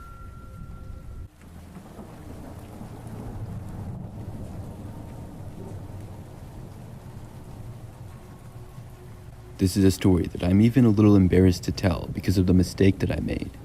Because of that, I'm not going to say my name or anything like that. But this happened like a couple of months ago when I went to Costco. I've had a Costco membership for years, and I shop there quite a bit for mainly groceries. On this day in particular though, I was going there to buy a TV of all things. Believe it or not, they had a pretty good deal on a large TV that I had been looking around for. I decided to buy it, and I took a cart and pushed it over to the electronics area. It was nighttime, and I think they were closing soon because the store did not have that many other shoppers inside. I was able to get to the TVs and find the one that I wanted without any trouble. I realized though that the shopping cart I had would be far too small for it. I walked back to the entrance and changed it out for a flat that would be able to hold the TV. Then I went back and got the TV. I went to the front, checked out, paid for it, and then was headed for my car. Very shortly after I left the store though, a guy approached me on the sidewalk right before I entered the parking lot. It was a younger guy, probably in his early 20s. It was a kind of rainy night and he was wearing a red raincoat. He told me that he worked at Costco in the parking lot and that he could help me put the TV into my vehicle. I started to tell the guy that I didn't need any help because I didn't, but he interrupted me and he said that it was actually store policy that any large items they had to help customers with. I was kind of surprised to hear this, but I said okay, I guess.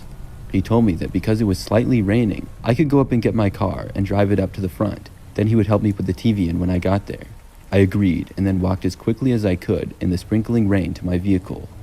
I parked a little ways away, and when I was almost at my car, I looked back at the guy with my TV. But now he wasn't there. I looked around quickly, trying to figure out where he went. I thought that maybe he went back inside the store to stay dry, until I noticed him. He was a ways away, but still in the parking lot. The guy was pushing the TV right up to an older-looking black pickup truck. I saw somebody else get out of the truck, as if they were going to help him put it in. Now, they were pretty far away, and I stopped heading to my car and now started to walk over to them. When they saw me, they seemed to hurry up. They practically threw the TV into the back of the truck and then ran around to get inside. I yelled at them and began running. Within seconds, they had started up the truck and wildly started backing out of the parking space. I kept running over to them, and after backing out, the truck started speeding away, but they would have to go past me. I stood in the parking lot waving at them. At this point, I didn't really know exactly what was going on and still thought maybe I had a chance of recovering my TV. The truck sped closer and closer. It was headed right for me, and I ended up getting out of the way. But the crazy part is that the truck kind of turned as if it was trying to run me over. I ran a little more out of the way and was able to get behind one of those cart return things. The truck swerved and did not hit me. It kept speeding and recklessly drove out of the parking lot. I couldn't believe what had just taken place. After not knowing what to do for a few moments, I walked back inside the Costco. I told them about what had just happened, but there wasn't much they could do besides call the police. Obviously, the guy who stole my TV didn't actually work there. He had just told me that he did. He wasn't even wearing a Costco uniform or anything. I guess I just assumed because of the red raincoat. Like I said, I feel really stupid for falling for the trick. I don't think the police ever found him either. I had to buy another TV and lost a few hundred in that situation. So if the guy who stole my TV ever hears this, you're welcome.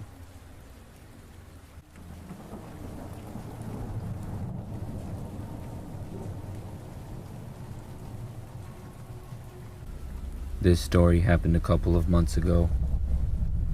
One of my best friend's name is Alex. Her and I grew up together and have remained close over the years. We both recently graduated from college, and she moved away across the country to begin her job. She was able to get a nice old little house in the city that her job was in. I was happy for her, and we planned to have a Zoom call after she had finished unpacking her things.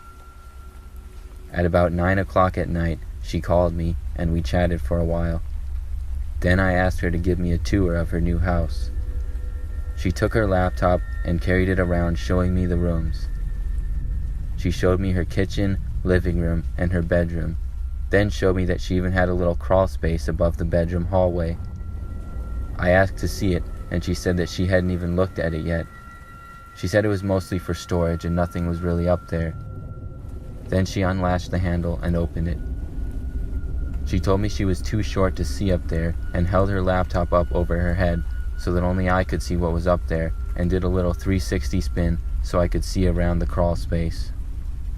But when I looked around the crawl space, I thought I saw a person as she was turning the camera around. She asked me what it was like up there. I told her I thought I saw somebody. She started laughing and then began closing up the crawl space. I told her I was serious. She suddenly stopped laughing and asked me what I saw exactly. I told her I couldn't really see because it was dark, but it really looked like a person was up there. She got a chair and went back to the crawl space. She set down her laptop so I couldn't see anymore. About 30 seconds later, I heard her scream, and then she picked her laptop back up and told me there was definitely a man up there. She ran out to her car and called the police. She stayed in her car talking to me the entire time until they showed up. Then she ended our call. She called me back later that night to tell me that police went to her house to find the man still in her crawl space, and he was taken away. The man appeared to have been living there for several weeks and was very dirty. That was definitely the craziest Zoom call I ever had.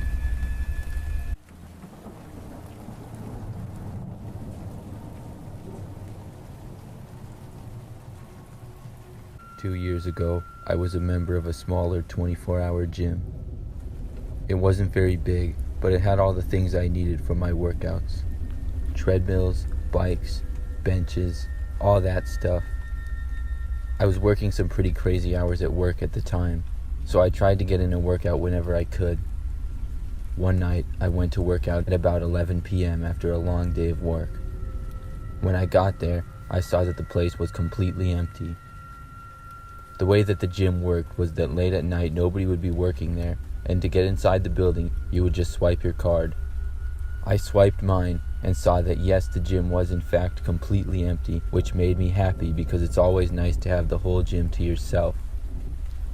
I went to the corner where they had a place to put your coat and things and put my stuff in there. Then I walked past the front desk to the workout area. Nobody would be at the front desk late at night, and I knew this, but as I passed by, I noticed something. I looked closely and saw a man laying behind the desk sleeping. He was wearing a dirty black jacket and jeans, not really workout clothes. I stared at him for a few seconds because I was a little confused as to what was going on. I don't really know what I was thinking at the time, but instead of waking up the man to see if he was alright or asking what he was doing, I just walked away to start working out. It didn't cross my mind that maybe he had potentially passed out or something like that, because he seemed to be just sleeping. When I got to the treadmill and started warming up, about a minute later I realized that I should probably go back and wake the man up to see if he was alright.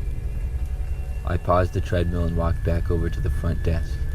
But when I got to the desk, the man was gone. I looked around confused as to where he could be. I hadn't heard or seen him at all in the minute or so that I was away, but I did have my headphones in that time. I looked around the gym a little bit but didn't see the man. At that point, I called out hello, but got no answer. I figured the man must have left, and I went back to the treadmill and once again continued my workout. I ran for a while on the treadmill and then did some weightlifting.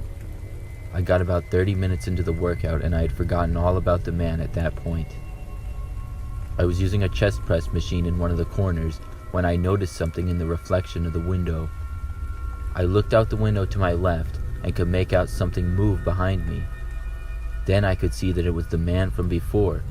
He was crouched down directly behind the machine that I was using, almost as if he was sneaking up on me. I couldn't see him directly from where I was, but looking in the window in the reflection I could. This was very alarming to me, and I immediately stood up and walked straight to the other end of the gym towards the front door. Once I got to the corner, I looked back to the area, but I couldn't see the man. I figured he was hiding again, but I wasn't willing to stay there any longer and I left. The next day, I called the gym and reported what happened. I switched gyms shortly after that, and I'm really glad that I did.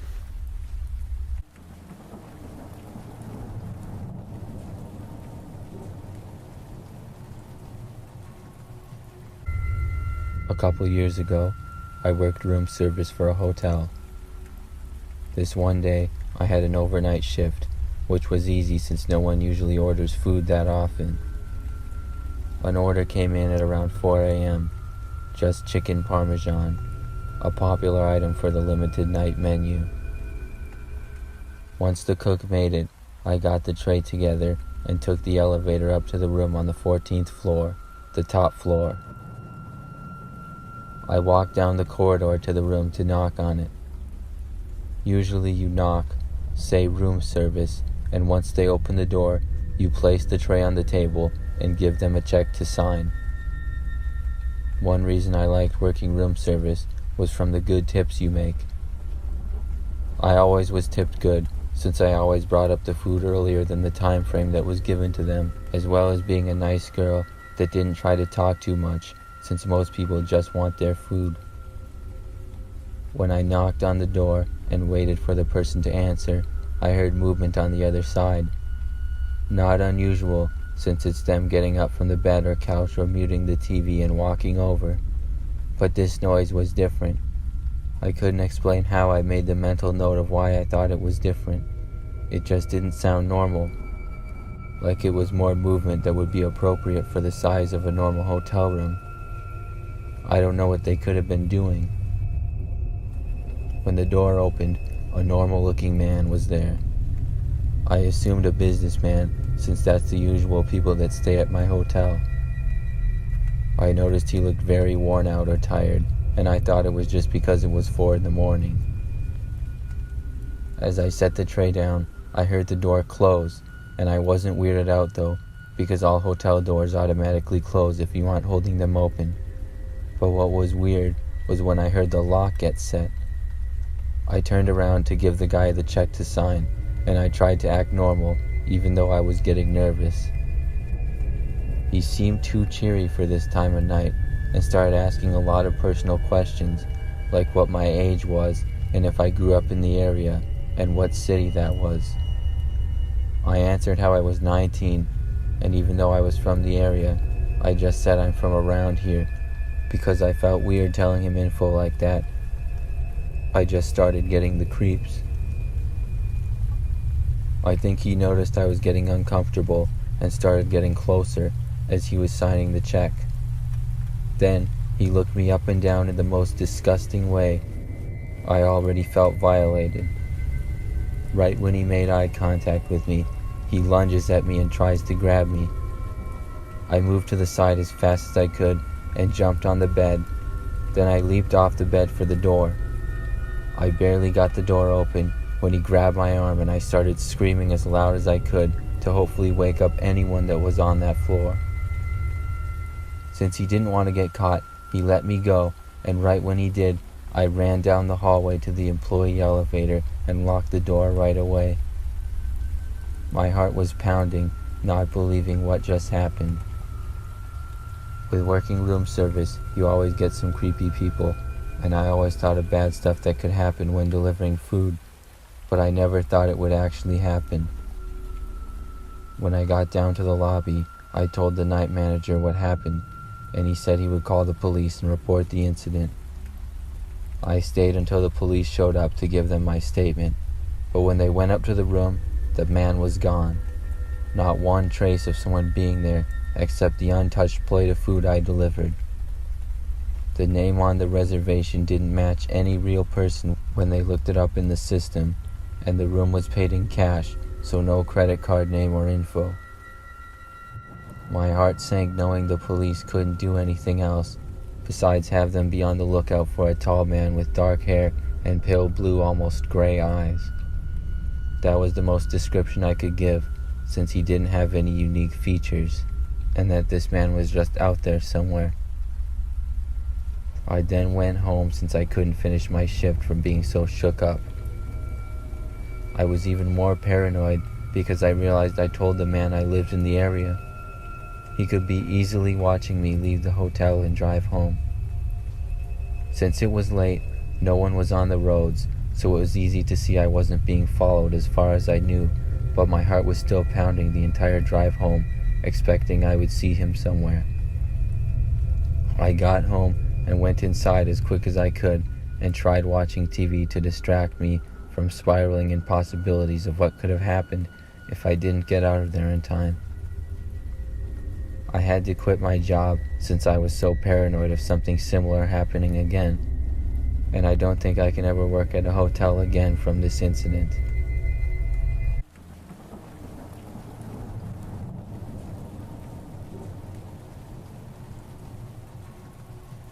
To start out, this story takes place a few years ago.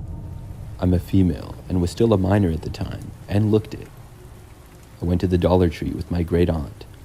When we were there, she told me that I could go around the store and pick out 5 items and she would buy them for me. I started by looking at the stuffed animals because I really wanted to get one for my cat to play with. As I was looking through them, I noticed a man, a bit older than me, at least mid-20s, looking at me. He was probably about 10 feet away. I didn't really think anything of it at the time, so I continued to find a stuffed animal for my cat.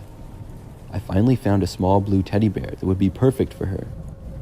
I looked at a couple of more things in the toy aisle, and as I was around there, I turned to see the man again. He noticed that I saw him, and he grabbed the nearest item to him and pretended to look at it. It was pretty odd, but I didn't want to act as if I was alarmed, so I just went to a different aisle. I can't remember which one it was exactly, probably one of the snack aisles, but I once again saw the man, who was still kind of keeping his distance. I was browsing around, but I had the idea to test if he actually was following me or not. So I went down the feminine hygiene aisle, and sure enough, the man followed me down there, all while he was trying to keep his distance. Don't panic, I was saying to myself. I should have went and found my aunt again right then and there, but being the dumb kid that I was, I just looked around the store for more things.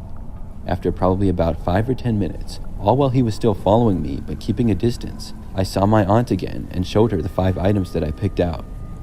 I think it was some stickers, a pair of socks, and some candy, and the teddy bear for my cat.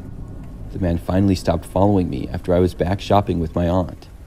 Looking back at that now, I could have easily been kidnapped or something due to not finding my aunt immediately, as the store wasn't very crowded, so there was nobody around to see. Thankfully, him following me was all that happened, and it could have been so much worse than it was. This has still been the scariest thing to ever happen to me.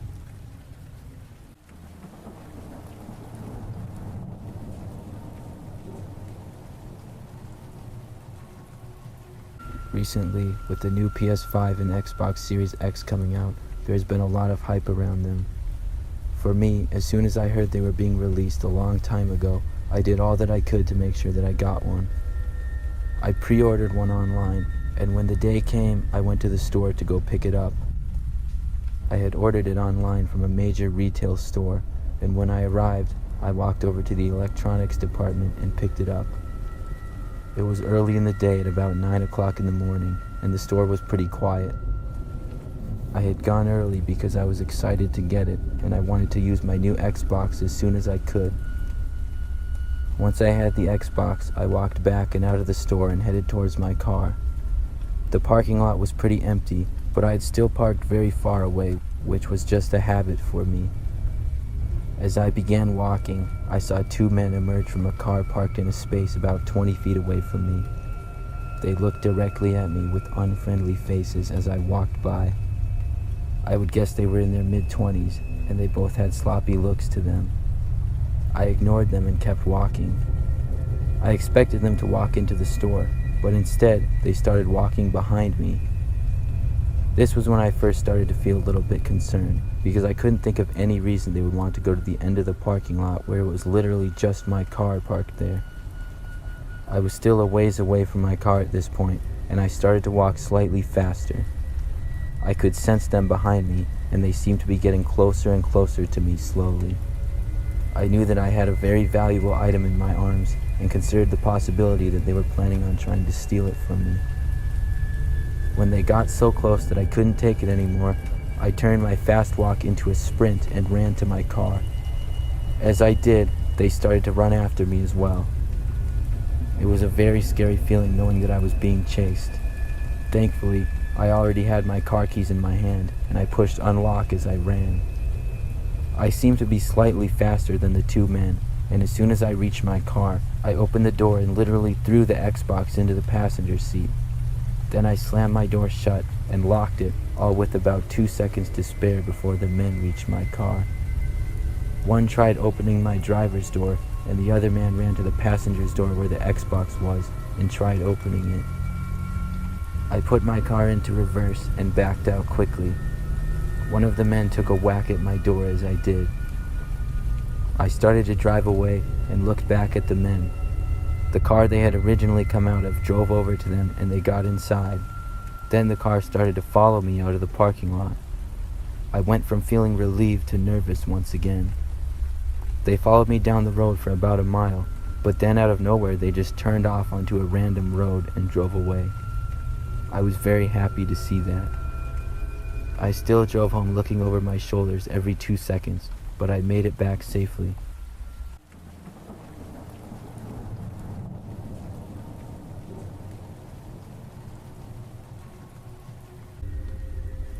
I am a senior in college currently.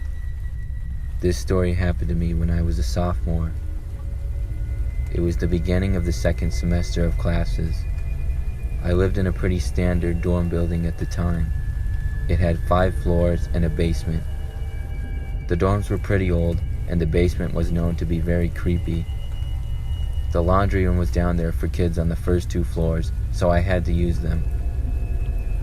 One night, I was playing video games in my room and decided to do my laundry.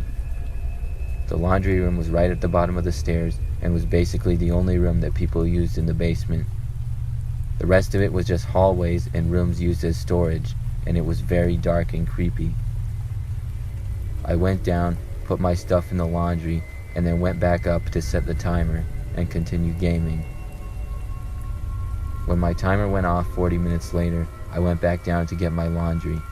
But when I arrived in the laundry room, I saw that the washer had been opened and all of my clothes had been thrown around.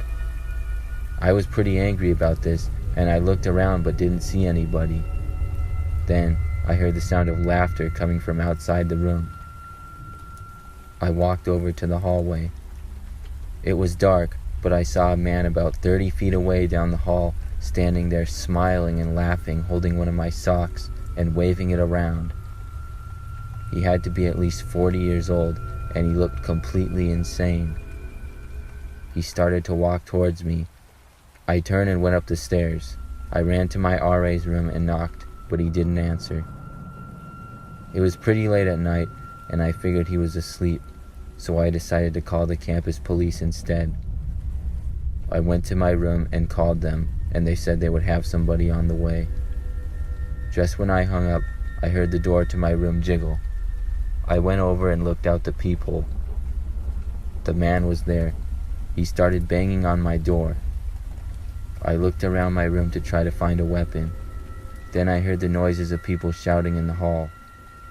I walked over to the door again and saw the man in a struggle with about 2 students. I went out and tried to help them. The man put up a fight, but eventually we were able to overpower him. The police arrived and took him away shortly after. It turned out to be a crazy homeless man that was on drugs. Nobody knows how he was able to sneak into the dorms, though.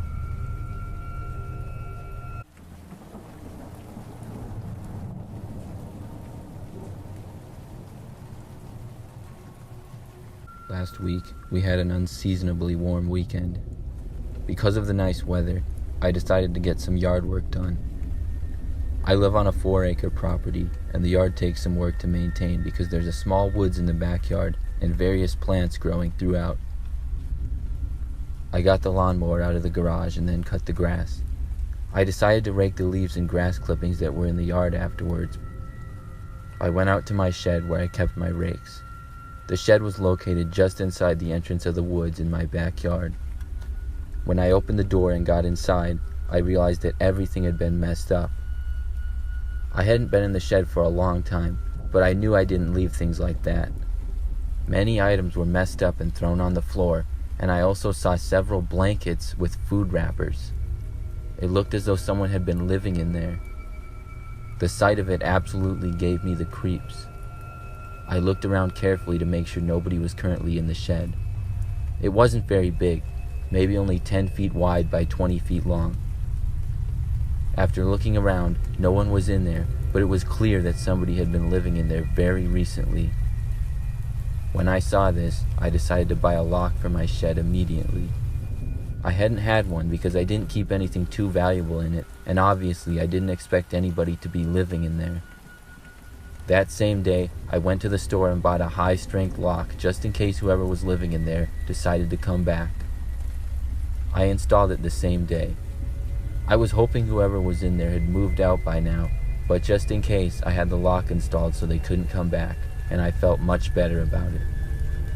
That night, however, I was woken up by the sound of glass breaking downstairs. I couldn't tell where it was coming from, but I immediately called the police after remembering what had happened to my shed. I waited in my bedroom but didn't hear any noise at all until the police showed up. When they did, I went downstairs. I saw that a rock had been thrown through my kitchen window and it was on the floor surrounded by a bunch of broken glass. The police searched my entire house but nobody was found. Then I told the police about my shed. We went back out and saw that there had been lots of marks made with likely a rock on the shed lock as well as the door. The conclusion we came to is whoever had been living in there had returned, but when they found it was locked, they tried to break in with a rock, and when they couldn't, they threw it through my window out of anger. The police ended up searching my whole yard into the woods, but they never found whoever it was.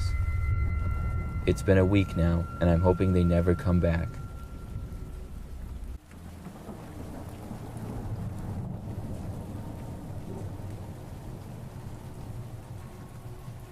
A few years back, when I was in college, I used to work real late nights during the summer. I had an internship with a company that was way out in the middle of nowhere. Miles surrounding the area were just woods and fields.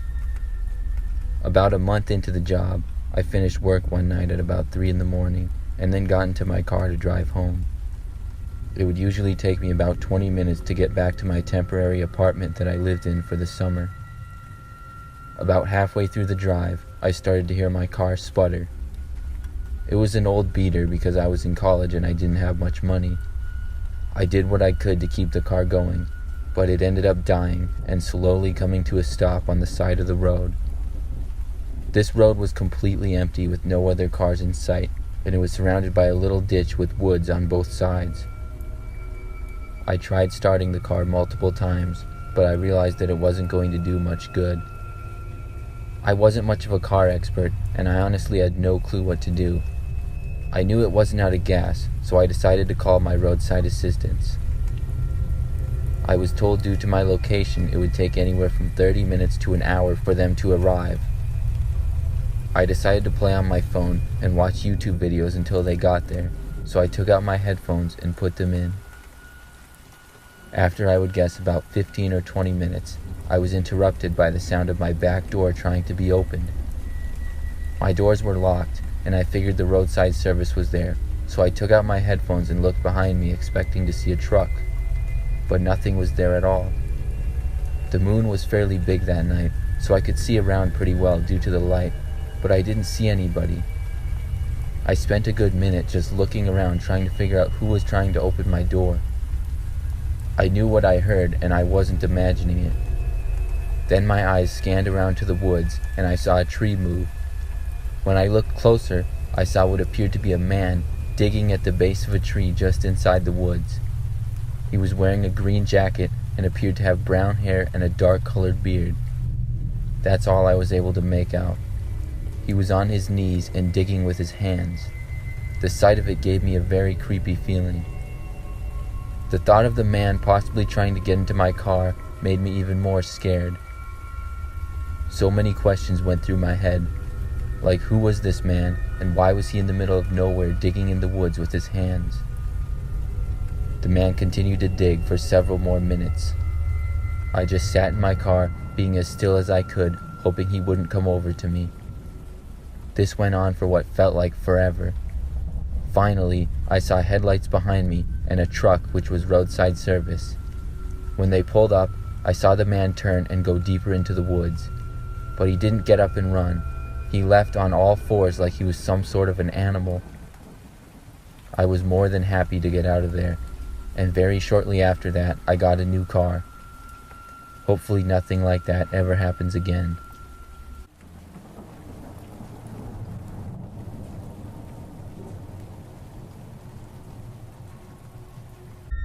I work at Subway. For the most part, I enjoy my job. It's nice to have during high school. The creepiest thing that's ever happened to me while working was about 2 months ago. I was working a 4 p.m. to 10 p.m. shift. It was a normal night. I was working with a girl named Ashley who also went to my high school. The night went by kind of slow, but finally 10 p.m. came and it was time to close down. There had only really been one big rush during the night, and we hadn't gotten any customers in about 10 minutes, so the restaurant was completely empty. Ashley cleaned up behind the counter and put stuff away, and I went to sweep the floor one last time and put the chairs on top of the tables. I decided to make sure the bathrooms looked okay, and after checking the women's, I opened the men's to see a man sitting on the floor in the corner of the bathroom. He looked right at me as I opened the door. I just about had a heart attack. I did not expect to see someone in there. In fact, I didn't remember seeing this man at all during our shift. He had fairly long black hair and was wearing a black jacket and jeans. After a couple seconds, I said to him that we were closed and he had to leave. He didn't say anything, he just sat there. I realized that he must be on drugs or something. He started to get up and I backed away. But instead of leaving, he shut the door. I went back and told my coworker what I had seen. She said we should call the police. I decided to go back and tell the man that if he didn't leave now, I would call the police. As I approached the door, I heard the sound of glass breaking. I decided at that point not to say anything to the man at all. Instead, I ran back to Ashley and told her to follow me, and we left the restaurant. We sat in my car and called the police. They arrived about 10 minutes later and went inside. It didn't take long before we saw them coming out with the man. Afterwards, we were able to go back and finish closing up. However, the man had smashed the mirror in the bathroom and damaged several other items. I'm hoping nothing like that ever happens again.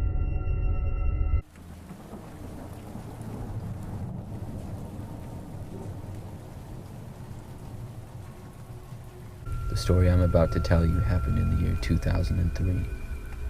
I was a little kid at the time, and I loved to play in the play place whenever I was at a restaurant that had one. On this day, it was McDonald's. It was the springtime, but I don't remember the day of the week that it was. It was sometime in the afternoon, and my mother took me.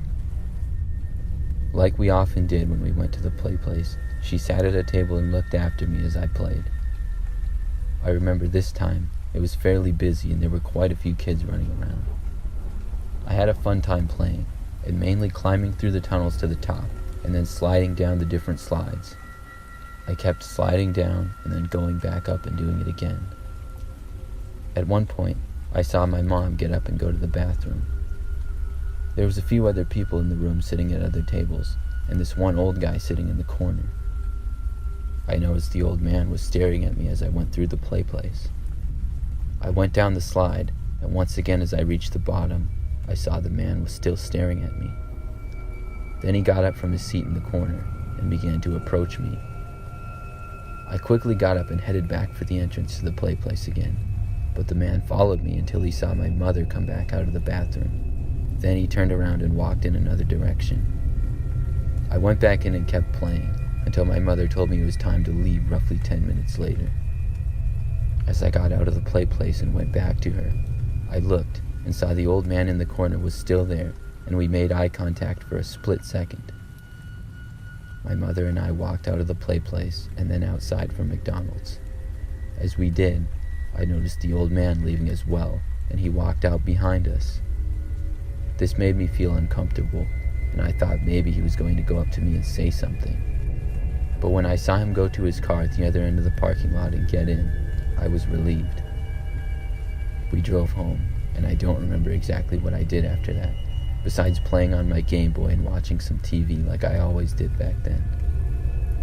When nighttime came, I went to bed in my room, but I awoke in the night sometime. I remember not knowing why I woke up, and I looked around. It was all dark in my room, but for some reason I was wide awake. I looked at my clock to see it was nearly 2 o'clock in the morning. That's when I heard the bush that sits right outside my window being moved around. I looked out my window, and at the very second I did, I saw the man from McDonald's staring directly at me.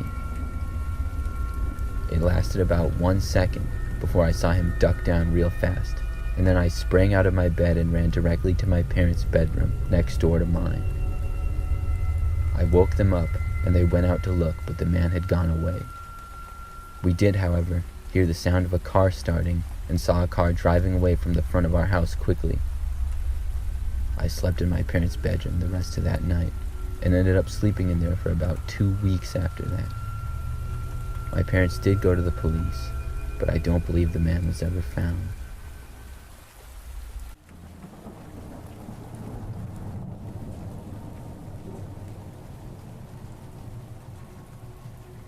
I have worked in retail for about 4 years now.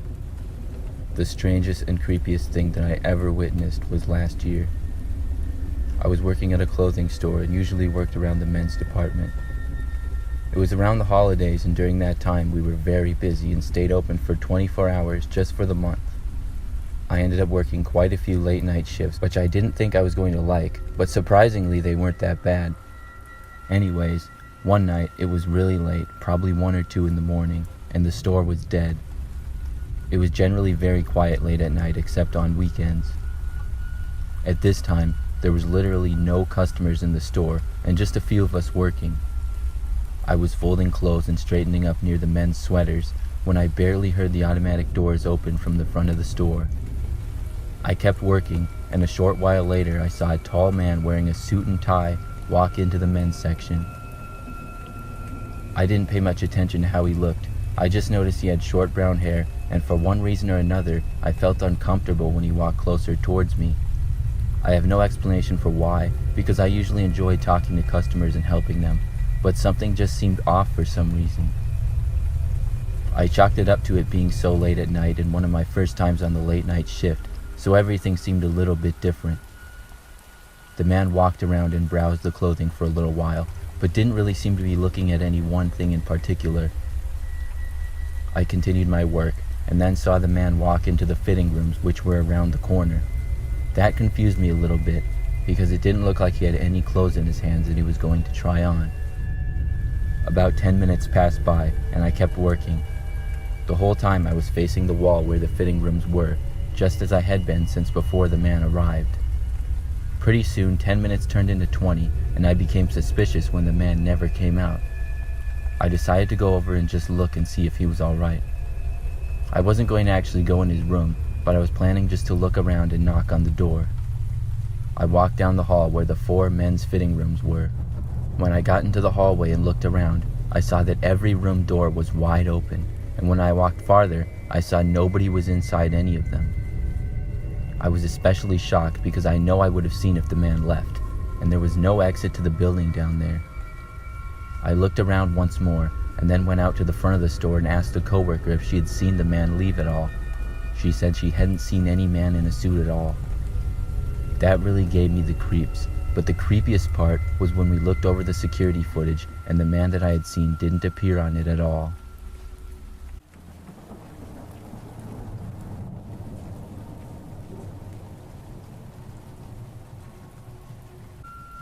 I am a driver for DoorDash. This happened just a couple of months ago. It was a Thursday night and I was working late. I typically worked until 2 a.m. on Thursdays, and it would be a pretty good money-making night for me. It was late and I was almost done, but at about 1:30 in the morning, I got an order to pick up. It was at McDonald's and it was just a medium drink. It seemed a little weird to me that somebody would have just a drink from McDonald's delivered, but I wasn't going to question it. I went to McDonald's and picked it up. Then I drove to the destination. It wasn't that far, between 5 and 10 minutes away, but when I got into the neighborhood, I could see that it wasn't the best area. The houses looked very run down and old, and the grass in most yards was very long. I turned onto a dead-end road and finally reached the address. It was at the end of the dead end, and I could barely see the house because of how dark it was, combined with how many trees they had in the yard. There was a woods surrounding the house, and no street lights or house lights. I slowly stopped my car and got out. I looked around. It was very quiet. I walked to the end of the driveway of the house and looked down it. It was skinny, but fairly long. It had pine needles and sticks all over it, and looked like it didn't get much use. I looked down and saw the house, and then I began walking. I got about 10 feet down the driveway, and then I heard the branches in a tree next to me start to move. Immediately when I heard the sound, I knew it couldn't have been an animal and had to be a human. Without even thinking, I placed the drink on the ground, turned around, and ran back to my car. As I was running, I heard movement behind me, but I didn't stop to look. I ran all the way back to my car and got inside. When I did, I immediately started my engine, and the lights to my car came on. Out of my windshield, I saw in front of my car about 30 feet away, there were 3 men. They were not chasing me anymore, but they were just standing at the end of the driveway looking at me. Then one of them turned and threw the McDonald's drink at my car. It hit the ground about 5 feet in front of my vehicle. I backed up my car and drove away. I hope I don't have to deliver to that neighborhood again.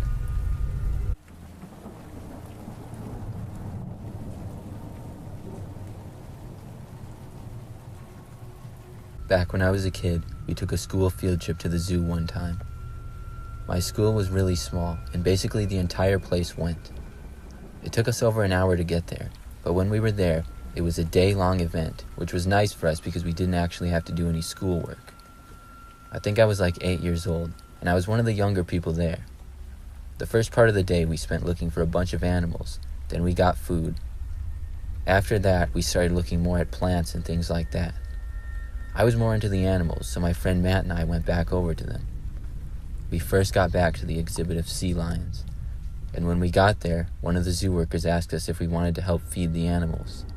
Of course we said yes, because as an 8-year-old kid, it seemed like something super fun to do. He told us to follow him and then led us into a doorway and down a dark and quiet hall. It was really weird to be in the back of an exhibit, but it got me really excited to feed the animals. We followed the guy deeper in, and into a storage type of room that was even darker. He said this is where they kept the food. He told us to wait there for a second and left the room. Then we saw the door shut and heard it lock.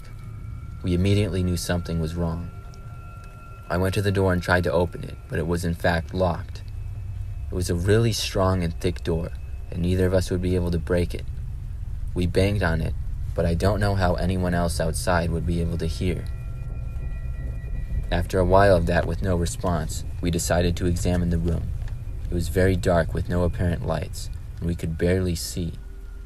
It was probably just about 15 feet by 10 feet, and had basically just junk laying around. It just seemed to be another storage closet. We waited and waited, but of course, the guy never came back, and nobody else did either. This was kind of a long time ago, and neither of us had cell phones we could take out to call anyone or anything like that. We just waited in the dark room for what felt like forever. Occasionally we would yell or bang on the door, but nothing would ever happen.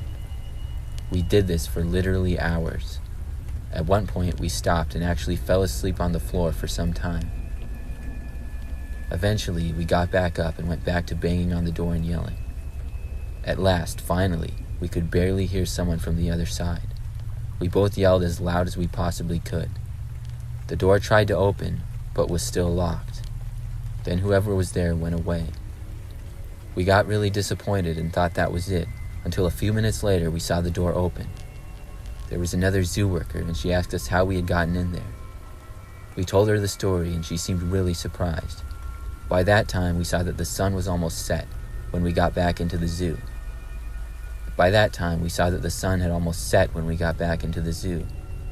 Apparently, everyone had been looking for us for over 2 hours.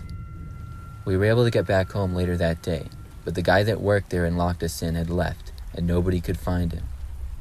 It turns out he was caught a while later, and had been addicted to some drugs or something like that. They said he had been acting really strange lately. I really don't know why he locked us in there, but we were very lucky to get out because that closet wasn't really used by the zoo anymore.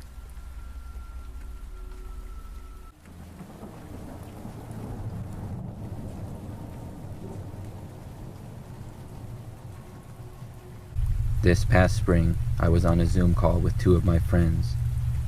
We were under a quarantine at the time, so we couldn't hang out in person the way we like to. We started the call pretty late at night because one of my friends had just gotten off of work. We were all on the call for about 5 minutes before another person joined. This surprised us because we didn't tell anybody else about our call. It was supposed to just be the 3 of us. When the person's screen showed up, we saw it was somebody wearing a creepy clown mask. I was a little freaked out. We thought this had to be some kind of prank by one of our friends. We asked the person who they were, but they didn't say anything. They just sat there looking directly in the camera. Then they started moving back and forth slowly, and after a while, they pointed at the screen with their hand, which was covered in a glove. Whoever this was, we were all getting creeped out by this and decided to end the call and start a new one a few minutes later. When we did, only about a minute into the call this time, the same person joined. They kept pointing at the screen and staring. My friends and I had enough and ended the call for good this time. We texted each other in a group chat instead and talked about how creepy it was. One of us decided to contact Zoom and report the incident. We figured someone was hacking into our call somehow. I started watching Netflix in my apartment before bed. I was starting to get sleepy when I turned over and looked out my window. I just about had a heart attack at what I saw. Standing on the side of the road, facing my apartment, staring right at my window, was a man in the creepy clown mask we had seen on our Zoom call. My apartment was on the 3rd floor, and he was a good 150 feet away, but I still got incredibly scared. When he saw me, he started slowly waving. It was one of the creepiest things I've ever seen. Then he turned and slowly walked away, looking directly at me the entire time. I closed my blinds and turned off all my lights. Then I texted all of my friends what had happened. I kept looking out my window for several hours, but the man never came back. I didn't get much sleep that night at all. I haven't seen that clown guy since, and I hope I never do again. I still get creeped out every time I think about it.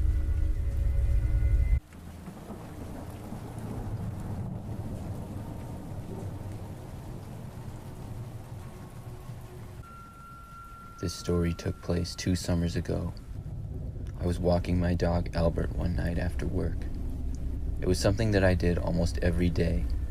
Usually I would walk Albert earlier, but I had been working late that day, so I went out just as the sun was setting at about 8:30 p.m. or so. I would walk around the neighborhood and into some other neighborhoods that were close by. It was a pretty nice area with a lot of houses, and normally I'd see a few other people out walking dogs and such, but at this time it was pretty empty. I went about 30 minutes out, but before turning back, I let Albert run around in the grass a little. As I did, I noticed something off in the distance.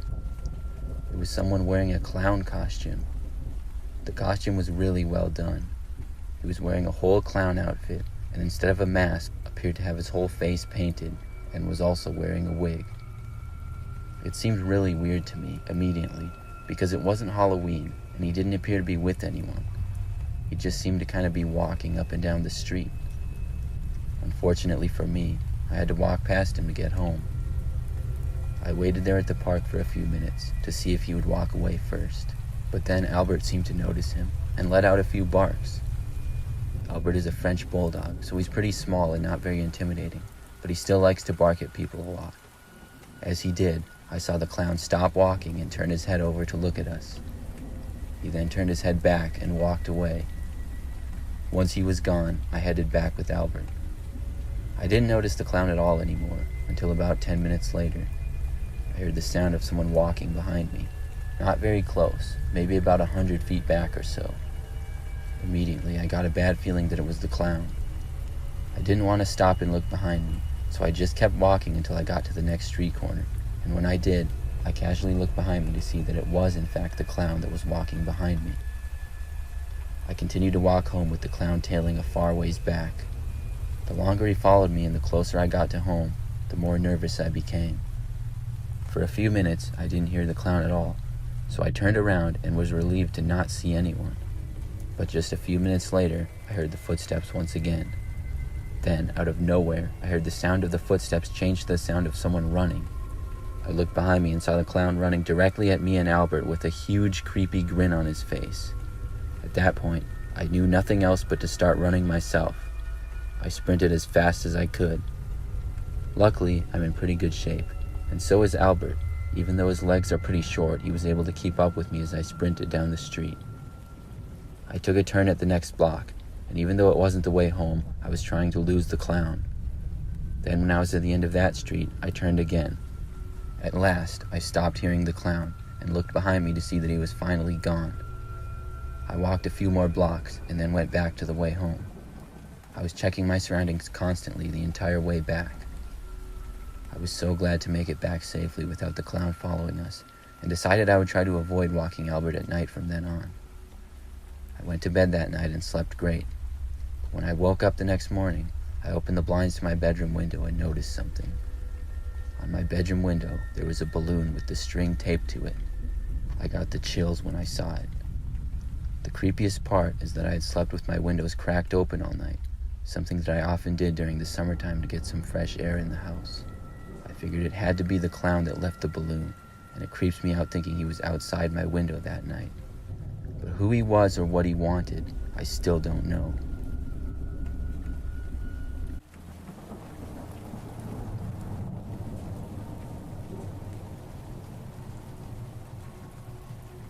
One day, I had to pick up my friend from college. He attended a major university that was located in a large city, and after arriving too early, I couldn't find a place to park on the street, so I went to a parking garage. The parking was free for the first hour, so that was a good deal. I drove up to try to find a quiet area with no other cars so I could just chill on my phone. The garage was not that busy, but did have several cars parked here and there. I went all the way to the top floor, which was probably the 4th or the 5th. I pulled into a spot and texted my friend to see how much longer he would be. Then I heard the noise of tires screeching and a car speeding from below. The sound got louder and louder and eventually came up to my level. I watched as the car sped up to the level at a very fast speed and drove to the end right next to me. Then the car immediately pulled out and began speeding away. I saw tire marks on the ground from the car as it drove off. It was extremely loud. I figured it was a crazy college kid taking a joyride. The screeches got farther and farther away with each level that it went down.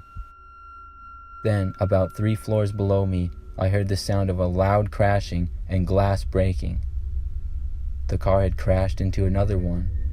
I cringed as I heard the sound. I figured I should go down and see if everyone was all right.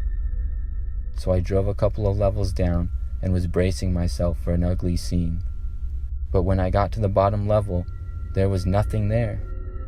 Just a couple of parked cars.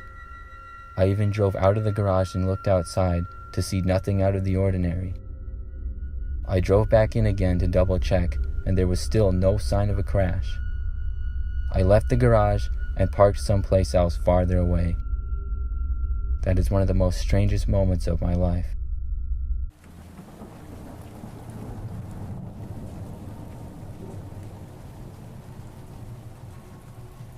This happened just last week. I'm a female college student and I live in a dorm on campus. Due to COVID-19, we have had to have classes mainly online. I only have 2 in-person classes. Anyways, most of my online classes meet through Zoom. I had an econ class where we were having a meeting and the professor broke us into small groups to discuss a topic. There was probably between 50 to 100 kids in that class. I'm not really sure, but I know there was a lot, so we would go into these breakout rooms occasionally where there would be about 5 to 10 of us to discuss topics or do group work. As soon as we got into the groups, I noticed one of the kids in my group had on a creepy looking scream mask.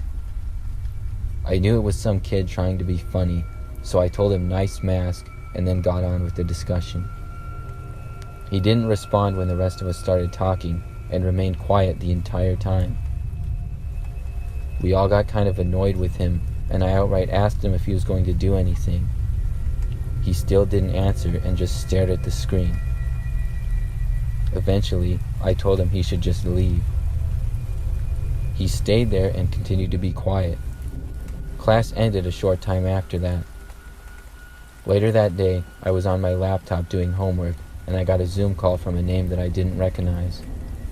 It was early in the semester and I wanted to see who it was, so I accepted the call. It was the kid in the mask again. When I opened the call, he was just staring at the screen. I quickly turned my camera off. Then he said something in the chat. He outright stated that he wanted to kill me. I thought this must be one of my friends messing with me, although I was unsure of how they would be able to do all of this. I asked who it was, and the person lifted their mask just so I could see their mouth and a little bit of their nose. It wasn't much, but I didn't recognize it as anyone that I knew at all. Then they lowered their mask back down and ended the call. I'm not gonna lie, I was kind of creeped out. I texted a few of my friends and told them about what had happened. Some of them thought it was funny, but others seemed to think it was a serious thing. At almost midnight, I was just about to go to bed when I got another Zoom call from the same person. I was pretty irritated at this point, and I answered. I immediately said to the person, whoever it was, that if this was a joke, it wasn't funny, and I was tired of their nonsense. Then I said if they called me again, I was going to report them. They didn't respond, but just stared at the screen. This time, I noticed that the person calling was not on a computer like before, but seemed to be on a phone and was walking. They didn't acknowledge me at all until they typed something in the chat. It said, "Look out your door." I went over to the door of my dorm room and peeked out the peephole. Sure enough, I saw the scream mask staring right back at me. I jumped back after seeing it. I asked the person, "Who are you?" They said to open the door. I told them they needed to leave now or I was going to call the police. I was hoping that would scare them off, but as soon as I said that, instead of leaving, they began trying to open the door. Thankfully, I had locked it. They knocked on the door, but then began jiggling it with the lock. It sounded like they were trying to pick it. My dorm building was fairly old and still used a lock and key instead of your student ID card like some buildings did, so I was afraid they might be able to get in. I decided to call the police. I picked up the phone and then called. They said they were on their way. The man in the mask continued to jiggle the lock. I sat in the back corner of the room just watching the knob jiggle, hoping that it wouldn't open. But about a minute later, my biggest fear came true, and I heard the lock click and saw the door slowly open up. The man in the mask walked in. I told him I had called the police. He didn't seem to care though. He slowly closed the door behind him and then started approaching me. As he was slowly walking towards me, he removed his mask fully from his head. It was a guy who looked to be college-aged, but I didn't recognize him at all. He kept getting slowly closer and closer. Then I heard several footsteps coming to the doorway and saw the police. They were able to get the man before he got to me in just enough time. He turned out to actually be a student that went to the university and was actually in my class. It was the creepiest thing that's ever happened to me.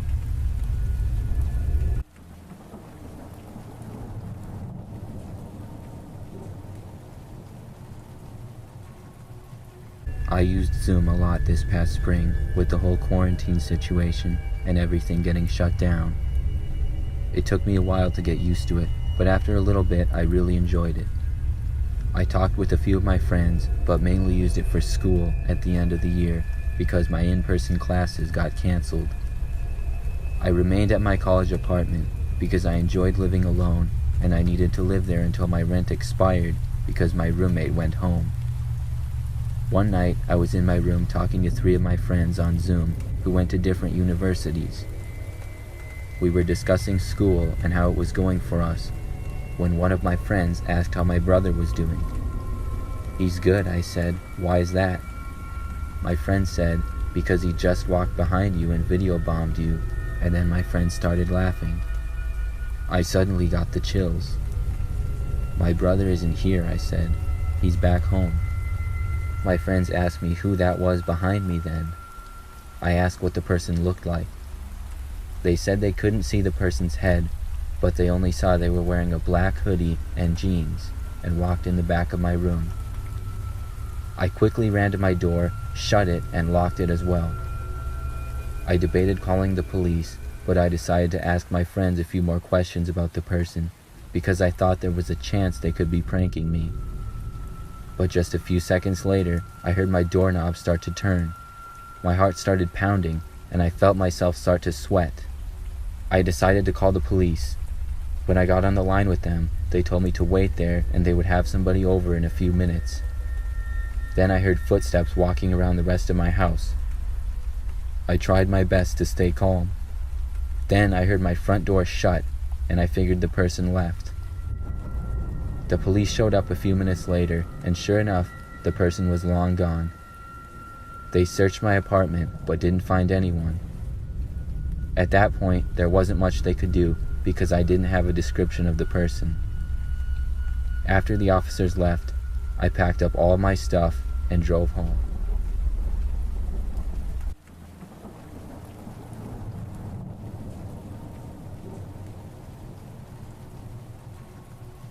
A couple of years back, I used to work at a library.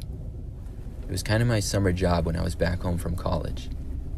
It was an old and relatively quiet library that was on the edge of town and about 10 minutes away from my house. One night, I was asked to work late past closing time because we had a lot of organizing that we needed to do. Once we were closed, I became the only person working there. This was the first time I had been there all alone, and it was kind of cool. And I figured it would only take me about an hour to get the rest of the stuff done. I began taking the cart of books around and putting them on the shelves that they belonged to. About 10 minutes into this, I thought I saw something out of the corner of my eye. I really couldn't tell what it was, And when I looked in the direction that I saw it coming from, there was nothing. I figured it was a fly or something like that. But that's when I saw between the bookshelves a person walking.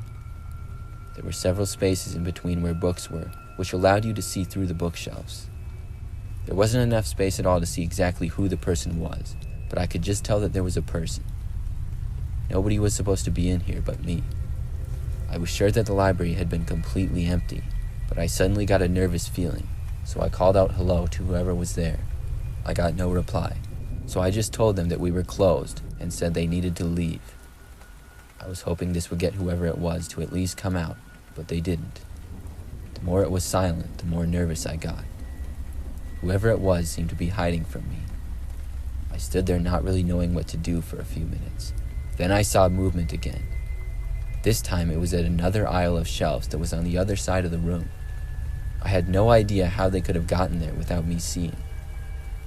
I wanted to get out of there, but whoever it was, I would have to walk by the aisle that they were in to get to the exit. I went into another row of bookshelves that was farther away from the person. I sat there listening for noise and trying to decide how I was going to get out of there. I thought about calling my boss who had gone home, but I knew with how quiet it was, it would make a ton of noise. Just then, I noticed something directly on the other side of the bookshelf I was facing. It was a face staring at me between two books. The person was now on the other side of the shelf. It was the most scared I had ever been in my life. I jumped up and ran for the exit. I fully expected whoever it was to chase me, but I didn't care. I just wanted to get out of there. But when I passed the row they were in, they were just gone. There was nobody there in the aisle. I couldn't believe what I was seeing, but nevertheless, I ran all the way out of there and called my boss as soon as I got outside. He arrived about 15 minutes later as I waited in my car with all the doors locked. He went inside and looked around. He came back a while later and said that he didn't see anybody in there at all, and whoever it was must have left.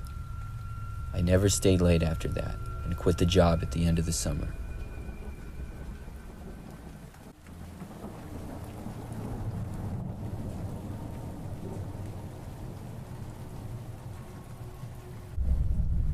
When I was about 6 or 7 years old, I had a pretty large friend group. I was an easygoing kid who could be friends with just about anyone. Because of this, I got invited to many birthday parties. The one that stands out the most, though, is a sleepover birthday party that my friend Ben had for his 7th birthday. There was probably 8 to 10 of us total. It was a pretty big party. I didn't really know Ben all that well, but I was still excited to be at his birthday party. I even remember that I got him one of those little basketball hoops that you put on your door with the little soft basketballs. Anyways, we all had pizza, cake, and then Ben opened his presents. After that, we played some games out in his yard. One of those games that we played was hide and go seek. I really liked this game because I was usually really good at it. When it was time to hide, all the kids scattered around the yard. Ben's yard was kind of big. He had a chain link fence going around it, but his house was on the corner, so there was 2 areas near the road. I ran to the back corner to hide behind a tree that was next to the fence. I stood there and tried to listen carefully to see if anybody was coming. After about 5 minutes of standing there, I heard a man's voice behind me. It startled me, and I turned around and saw a man that appeared to be around 60 years old, standing on the other side of the fence, smiling at me. He said hi and asked me what I was doing. I assumed he was a neighbor, and I told him we were playing hide and go seek. Then he asked me if I lived there. I told him no, I was just sleeping over for Ben's birthday party. Then the man walked away. I ended up winning hide and go seek, which I was pretty excited about. After that, it got dark and we all went inside.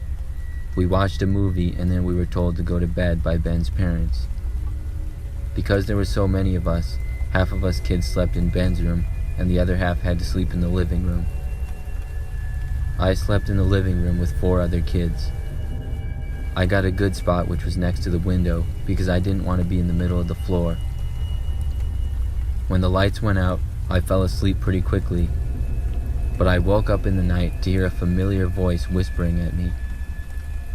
I was very confused at first, then I looked around. I saw the man from earlier standing at the window above me, looking directly at me. He was smiling and then put his finger over his lips to be quiet. Then he whispered hello to me and motioned for me to come closer to him. He said he didn't get to finish talking to me because of our game, so he came back. Then he asked me if I wanted to come with him. I wish I would have ran away, but I just kind of stood there not knowing what to do. Then he put his arm on my shoulder and started to guide me out the window. I didn't like this at all, and I asked the man what he was doing. He told me to be quiet, but I really didn't like this, so I told him no. Another boy who was sleeping woke up and asked what we were doing. The man then tried grabbing me and taking me with him, but I resisted and he bumped into the side of the window, making a loud noise. That was enough to wake up the rest of the boys in the living room, and then the man let go of me and ran away. Some of the boys asked what was going on, and I explained. After that, they said they should tell Ben's parents. Eventually, we did, and I didn't realize just how serious it was. The next day, the police came, and everybody had to go home early. It turns out the man didn't even live in the neighborhood, and nobody knew who he was.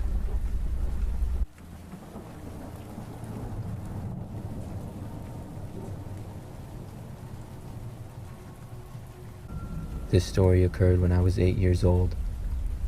I remember it very well, even though it was 10 years ago now. I was at my friend Ben's birthday party.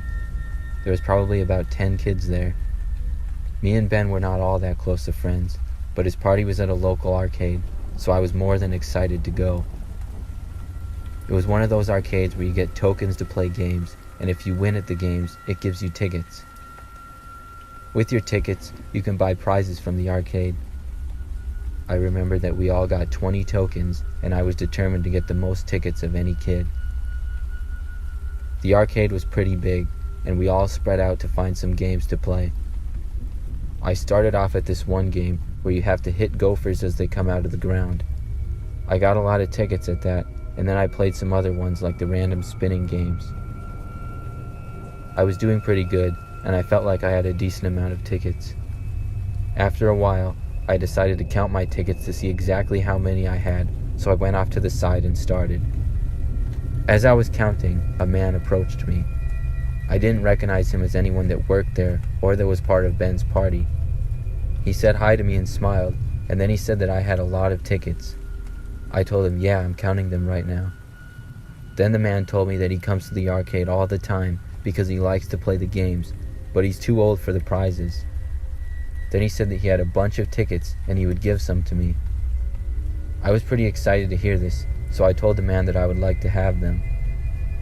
He told me he had them in his car and said to follow him. I had heard of older people giving away their tickets to kids before. In fact, some teenager had given me their tickets only a few months prior, so I wasn't suspicious at all. I gladly walked with the man right out the front door and into the parking lot. We walked to the side where his car was parked. His car was an old beater, and the man unlocked it and opened the back door. He told me to help myself, so I got in, and sure enough, there was a large stack of tickets. There had to be over 1,000, and they were all held together with rubber bands. As I was reaching for them, I heard the door slam shut behind me. I was confused at first, but then I got a terrible feeling. I saw the front door open and the man got in the driver's seat. Then he started the engine. Now I knew he wasn't just giving me free tickets.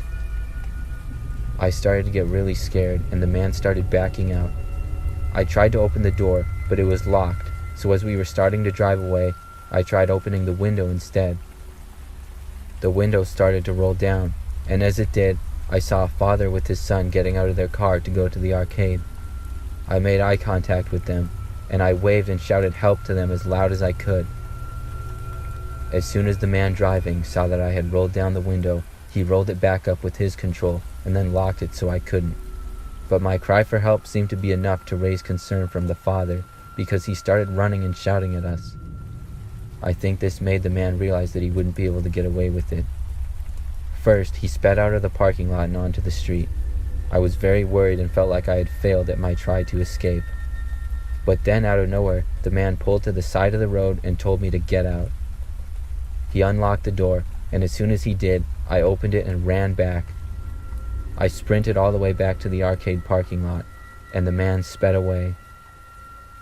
I saw the father and his son as soon as I got in the parking lot. He looked concerned, and I explained to him what had happened.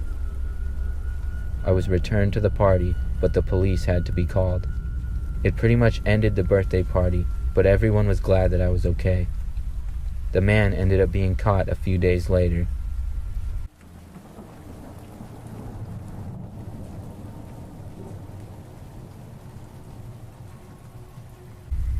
For some background on this story, I'm a 20-year-old female. This took place 3 years ago when I was in high school. My best friend's name is Amanda, and when we were in high school, we used to hang out at each other's houses all the time. The nice thing about our houses was that we only lived about a mile from each other, and our neighborhoods were separated by just a little woods and a river that ran through our city.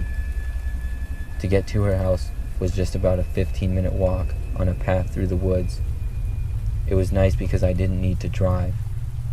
On this day, we hung out after school at Amanda's house, and at about 9 p.m., I left to go home. It was dark out, and it was a little creepy to walk through the woods at night because it was a pretty dense woods, but I had done it several times before and nothing ever happened, so I wasn't too worried. I walked about 5 minutes down the path when it started to rain. I began jogging so that I would get home faster.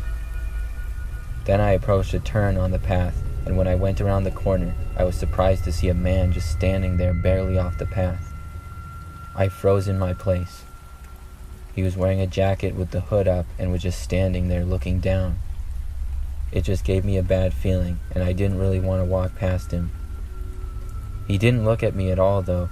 I don't know if he noticed me. Maybe because of the rain, he couldn't hear me. I stood there for about 10 seconds deciding whether I should walk past him or not, but I decided to go back to my friends and ask her to give me a ride home. As soon as I started walking the other direction, I heard the man start to move. I walked at a fast pace and looked over my shoulder and saw him turning the corner. Then I started to run. If I ran, it would only take me about a minute to get back. I just hoped the man wasn't chasing me. I ran all the way back to my friend's house without looking back. When I made it, I knocked on her door like crazy. She came to the door and asked me what was wrong.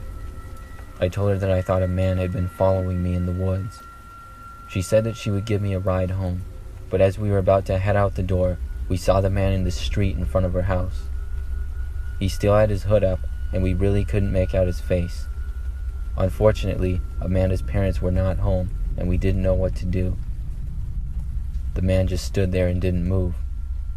We debated calling the police, but he wasn't on her property, so we didn't know if there was anything that could really be done. We just waited it out. He would occasionally pace back and forth a little bit, but pretty much just stood there. Finally, about an hour later, we saw him walk away for good. We waited another 10 minutes before leaving. I was able to get home safely, but I never took the woods home again.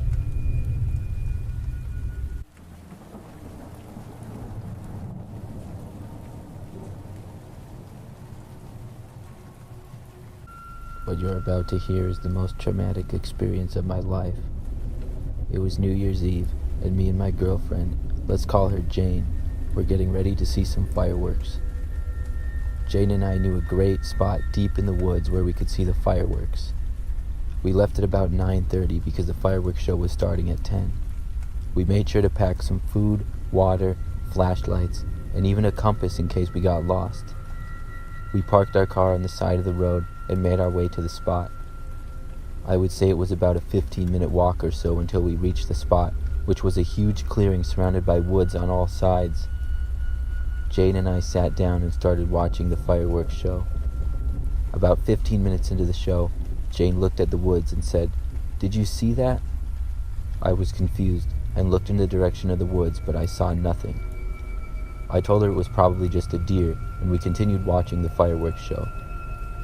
5 minutes passed by and I had completely forgotten about the incident until Jane told me to shush. I was confused and asked why. She then asked me, Do you hear that?" I listened closely and could hear leaves crunching and twigs snapping. I looked in the direction of the sound and could somewhat make out the figure of a man. At first, I didn't believe it, but then a bright firework lit up the night sky along with the woods, and I could now clearly see a man about 6'3" walking towards us. Now I'm 6'5" and believed I could easily take on this man if he wants trouble, but that all changed when another firework revealed a large knife in his hand. I told Jane to run, and we both darted back into the woods to the direction of our car. All the while this man was running about 20 feet behind us. After about 2 or 3 minutes of running, we managed to lose the guy, and we arrived at my car. When we did, I made a horrifying discovery. All 4 of my tires had been slashed. We didn't know what to do. My car wouldn't be able to drive, and there was a maniac trying to kill us, and all the while Jane was going crazy. I tried calling 911, but just my luck, I had no service way out there in the woods. Luckily, we saw a truck coming down the road, and Jane quickly flagged the driver down. The driver parked behind us, and a large dude stepped out of the truck. We quickly explained to him what was going on, and he got back into his truck and pulled out a gun along with a satellite phone. We used the satellite phone and called the police. They said they would be there in about 5 to 7 minutes. While we were waiting, Jane investigated the woods and then screamed. I quickly looked over to the direction she was looking, and I saw the man walking towards us. Jane yelled that it was him, and the driver of the truck then took one ground look at him and fired a warning shot. The gunshot sent the man running back into the woods. After 3 minutes of waiting in fear, the cops arrived. They called in a team to check the woods, along with a AAA truck to fix my car. The rest of the night was me and Jane at the police station. We tried to give the best description of the man that we could, but because it was so dark, I could barely make out his face. I don't know what would have happened if Jane didn't spot the man, but we've never been back to that spot since.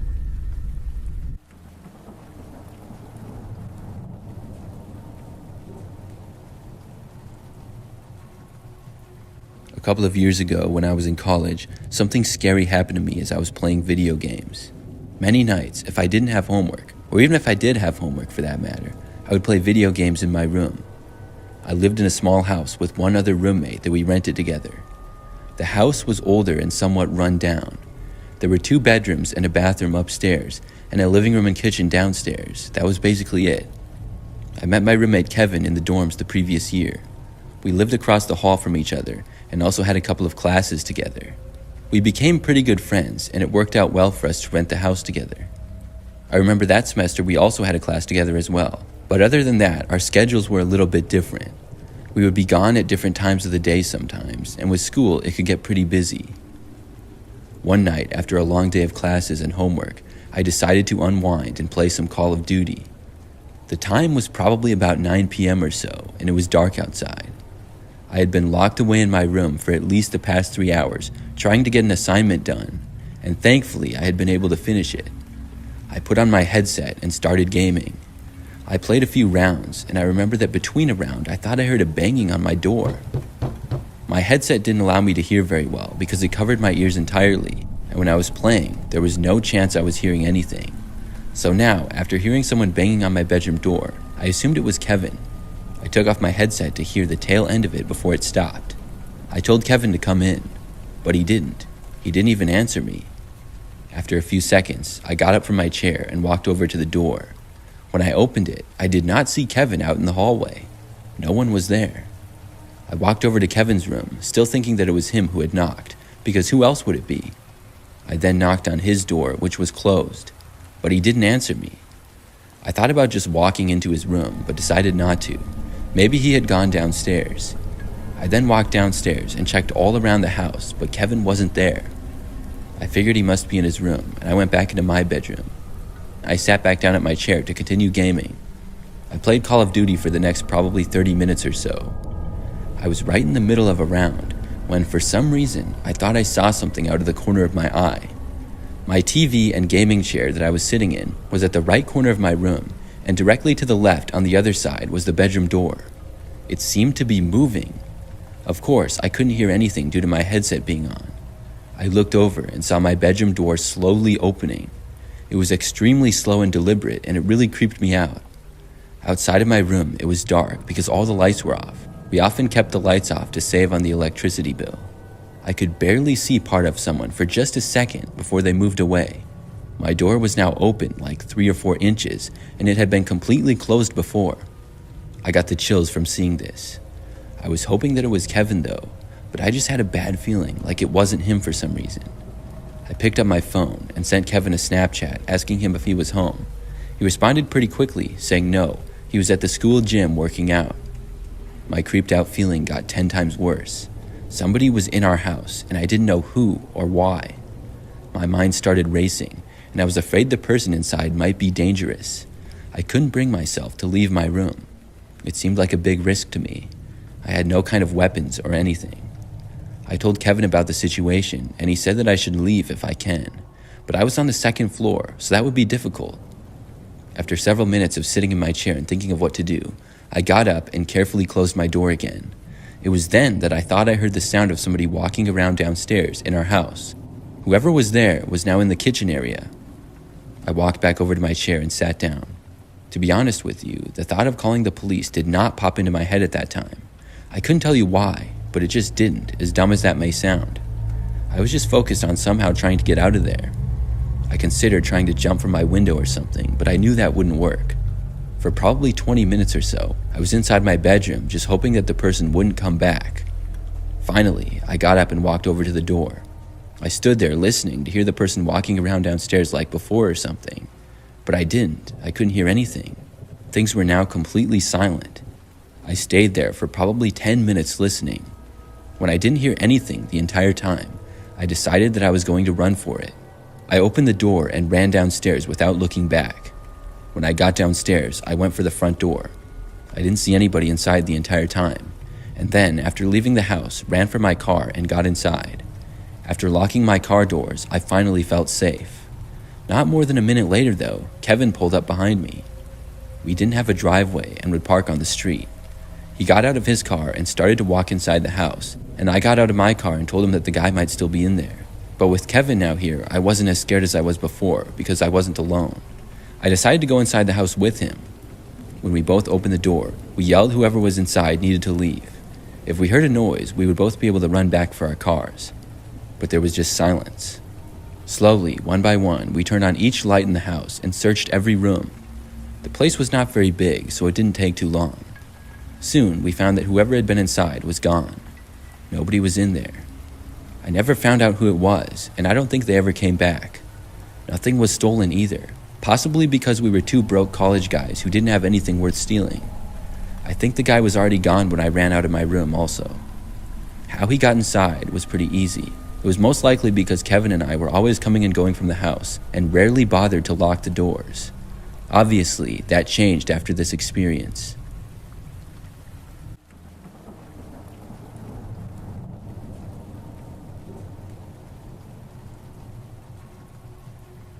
This story happened to me back when I was 15 years old and a sophomore in high school.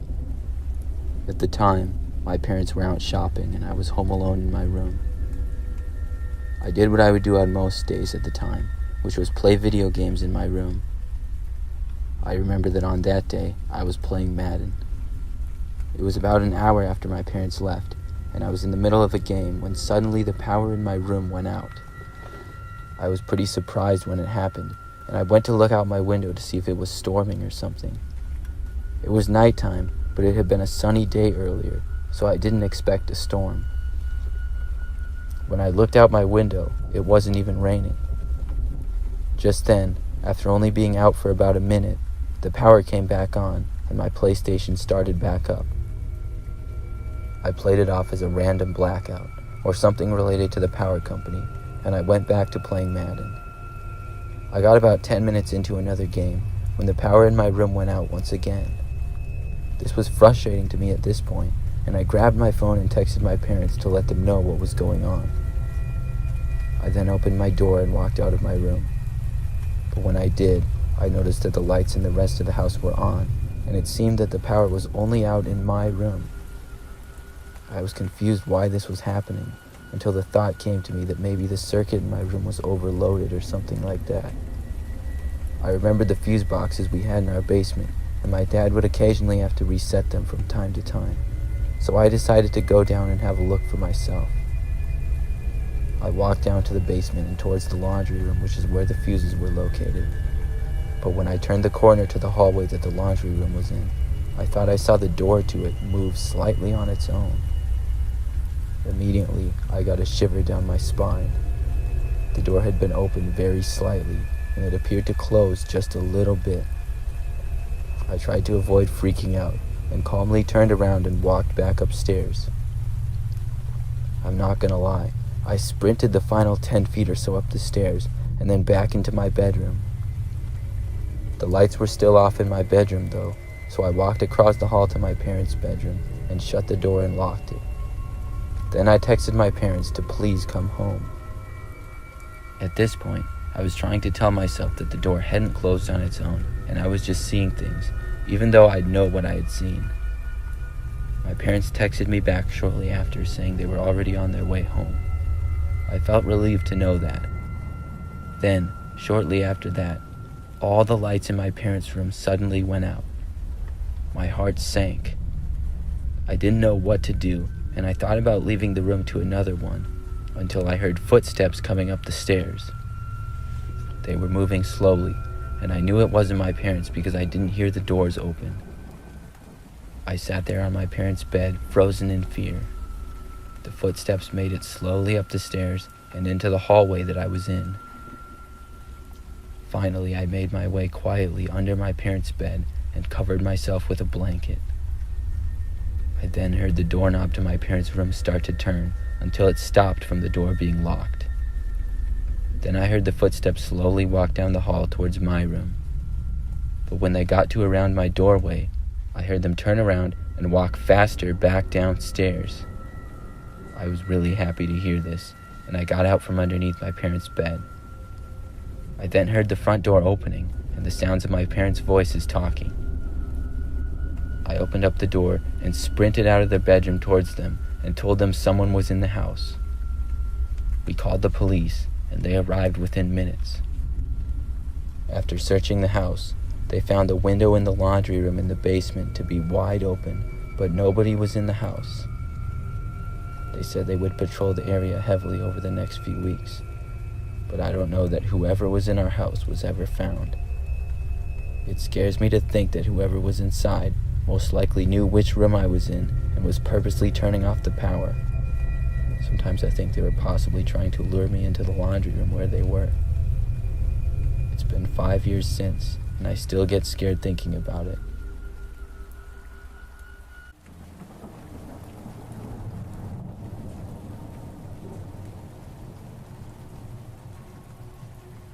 Many years ago, in the early 2000s, I used to go on chat rooms occasionally and talk to people. This is when chat rooms were pretty new, and the internet in general was a fairly new thing, so it was good entertainment back then. I would go on here and there. It wasn't a nightly thing, but maybe once or twice a week. One night when I was in a chat room, there were a few people in the chat just talking about random things. I was somewhat involved in the conversation. Then a user that hadn't been talking posted a link in the chat. Then he said my username. When I saw it, I clicked on the link. When I did, it took me to another website. The website was a creepy looking page that looked fairly cryptic. Then out of nowhere, the page changed once again. It took me to another strange looking page, but this one had a list with many files on it. Most of them appeared to be images. I clicked on one. It took me to a blank page with a photo on it, but I recognized immediately that the photo was my house. The picture looked like it had been taken from the street. Then I went back. I clicked on another photo and saw it was the living room of my house, and then the next photo was my kitchen.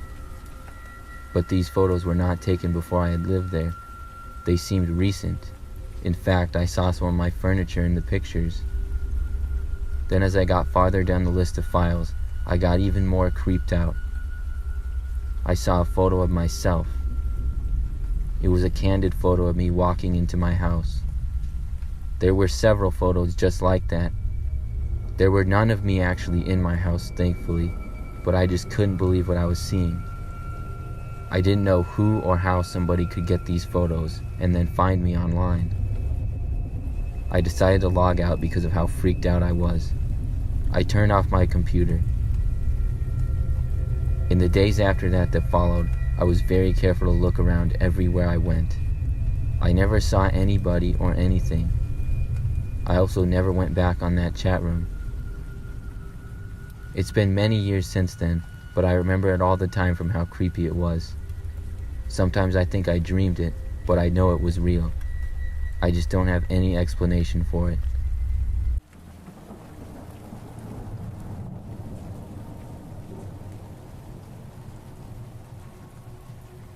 When I was a senior in high school, I was in a class called Lifetime Fitness. It was a really easy class where we basically just played games like golf, tennis, and basketball. One day, we had a planned field trip to go canoeing and fishing at a lake. I wasn't much of a fisher, and I really didn't like to swim, but it got me out of 2 other classes because it was a 3-hour field trip. So overall, I was glad to go. It was about a 30-minute drive to get there, and once we did, we had the options to go fishing or canoeing. The lake was pretty big and had a park area with a dock and a large woods around it. I went fishing with my friend Sean for a little while. I had no interest in canoeing, so we decided to go for a walk on a path in the woods after we were done fishing. I didn't think we were supposed to be leaving the area where we were, but we were high school kids and we knew when to be back and where.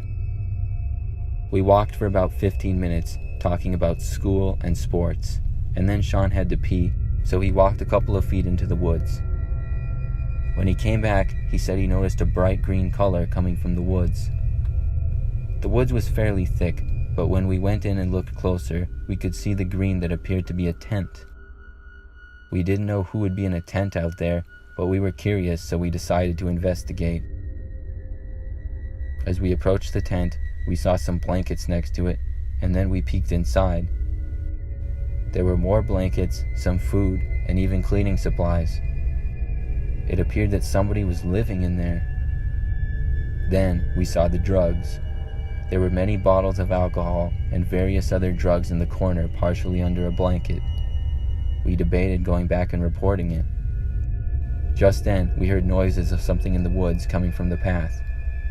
We turned and ran a little farther into the woods, and then looked back to see a very skinny and dirty-looking man walking to the tent. He approached the tent, and then he saw that it was open. We heard him shout an expletive and then look around. Sean had already took off running. I followed, and it didn't take long for the man to see us and begin to run after us. We ran as fast as we could, getting hit with many tree branches and plants. Eventually, we reached the lake. We chose to run along the edge of it, and after a couple minutes, we couldn't see the man anymore or hear him. We were now lost, though. We tried to walk quietly and make our way back to the path, or out of the woods somehow. We walked and walked for what felt like forever. Then, we came across the man again. He saw us and began to chase us again. We took off running, but this time we split up. Sean went one direction and I went the other. The man ended up chasing after me. I saw him pick up a stick and run with it. I knew I was faster than him, but with all the trees, it was hard to get around, and I also didn't know where I was. After about a minute, I had gotten far enough away from the man, and then I saw him trip over a log and fall over. I kept running, and before long, I had lost him. About 10 minutes later, I was able to get back on the path. I then texted Sean, and eventually he made it out.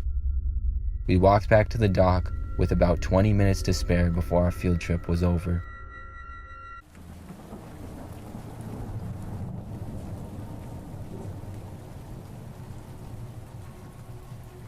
Last summer, me and 5 of my friends all went on a trip together.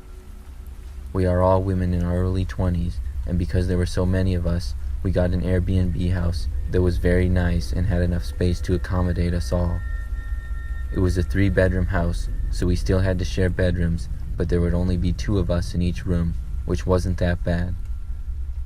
Upstairs had basically just 3 bedrooms and a bathroom.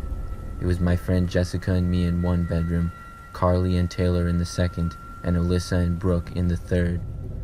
The downstairs of the house had a large kitchen, living room, and a bedroom. It was a very open and modern house. We rented it on Airbnb from a man named Robert. He was said to own several large houses in the area and used them all as Airbnbs. We had the place rented for 5 days and were happy to see that it looked just like the photos when we got there. After we all arrived at the house, we hung out there for a while and then went to the city for the night. It was a great night and we had lots of fun. When we got back, we were all pretty tired and pretty much just went to our rooms and fell asleep. The next morning, we all went down to a local breakfast place when we got up. When we were talking, one of my friends, Carly, mentioned how she thought she heard some noises in her bedroom when she was trying to fall asleep. Our friend Taylor, who was the other girl to sleep in that bedroom, said she fell asleep pretty quick, but did remember hearing the noises as well, but she thought that it was Carly. We talked and joked around about this for a while, that the house was haunted or somebody broke in.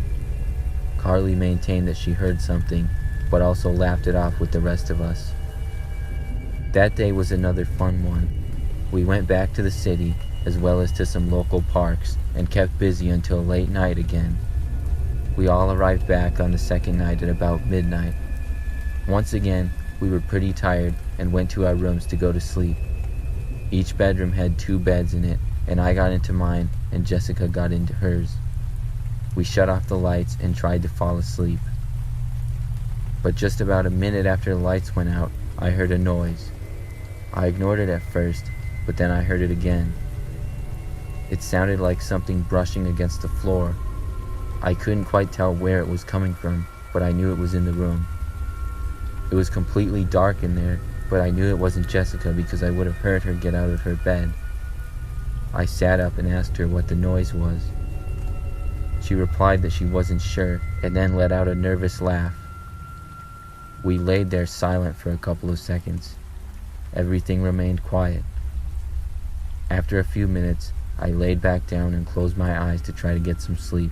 But shortly after I did, I heard the noise once again. I really couldn't tell where it was coming from. Then I saw the flashlight to Jessica's phone turn on, and seconds after that, I heard her scream. Then she yelled my name. I asked her what was going on. She was pointing to underneath my bed. I jumped off the end of my bed and we both ran to the doorway. I turned and looked behind me. I could see under the bed was a man's face staring back at us. It looked like he was getting up, so we shut the door and ran to wake up the other girls. We got into the 1st room and woke them up, and then we all went into the 3rd. But once we were in there, we heard the door down the hall start to open. We decided not to go out and stay in the room and call the police. All 6 of us were in this bedroom, and we all wanted to leave, but we knew the man was still out there.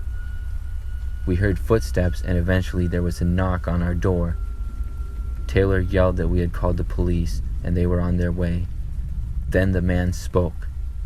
He started apologizing, saying there was a misunderstanding. He said that he was Robert, and he owned the Airbnb, and asked us just to let him in the room.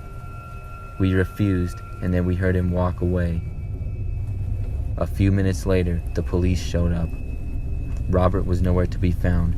However, we were in his house, and we had the ad to show the police, so they had his information.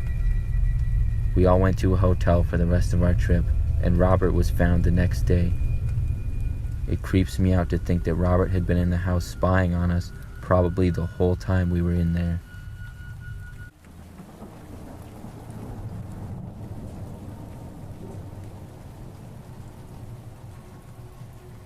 I used to work at a movie theater when I was in high school. It was a decent job because I could get lots of free popcorn to bring home to my family, and we would occasionally get into movies for free. I also liked my coworkers because a couple of them went to high school with me.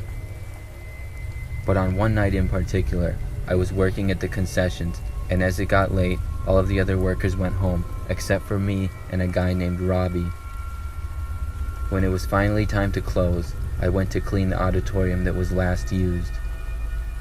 I went in, and I was happy to see that it wasn't that dirty. There was just some garbage scattered around the floor. I went over and began to sweep it up. Then I heard the door open and shut. I expected to see Robbie or someone walk in, but I didn't see anyone. From inside where I was, you can't see the doorway because there's a little wall blocking it. I guess somebody opened the door but then walked away and decided not to come in. I kept sweeping.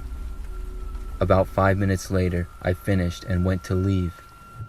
But when I got in sight of the doorway, I saw a man standing in front of it blocking it. It wasn't Robbie. In fact, I didn't recognize him at all. It was a kind of big man, about 6 feet tall, dark hair, a dark jacket, and a big build. I asked him if I could help him. He responded by saying, "Yes, come here," and opened his arms like he wanted a hug. The way he said it was just so creepy, I immediately backed away. When I did, he began to walk after me. I turned to run, but he caught up with me and put his arms around me. He was much bigger than I was. I screamed as loud as I could. The man told me to shut up and covered my mouth with his hand. I moved around and struggled as much as I could, but the man had his arms around me and I was unable to escape. He started walking me to the exit, telling me to be quiet or he would hurt me. We got about 5 feet from the door when it swung open and I saw Robbie standing there. He ran up and hit the man and there was a struggle. I was able to free myself and I immediately went to call the police. Robbie and the man struggled in a fight for about a minute. I did what I could to help him. Then the man was able to break free and run out of the room and leave the building. We walked out to see several police cars and the man apprehended. I am very grateful for Robbie for getting me out of that situation.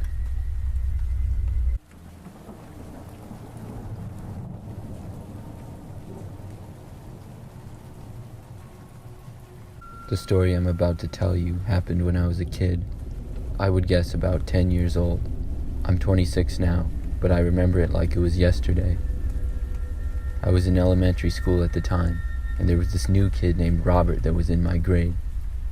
The first day of school, we sat next to each other in class, so I kind of became Robert's first friend since he moved into town.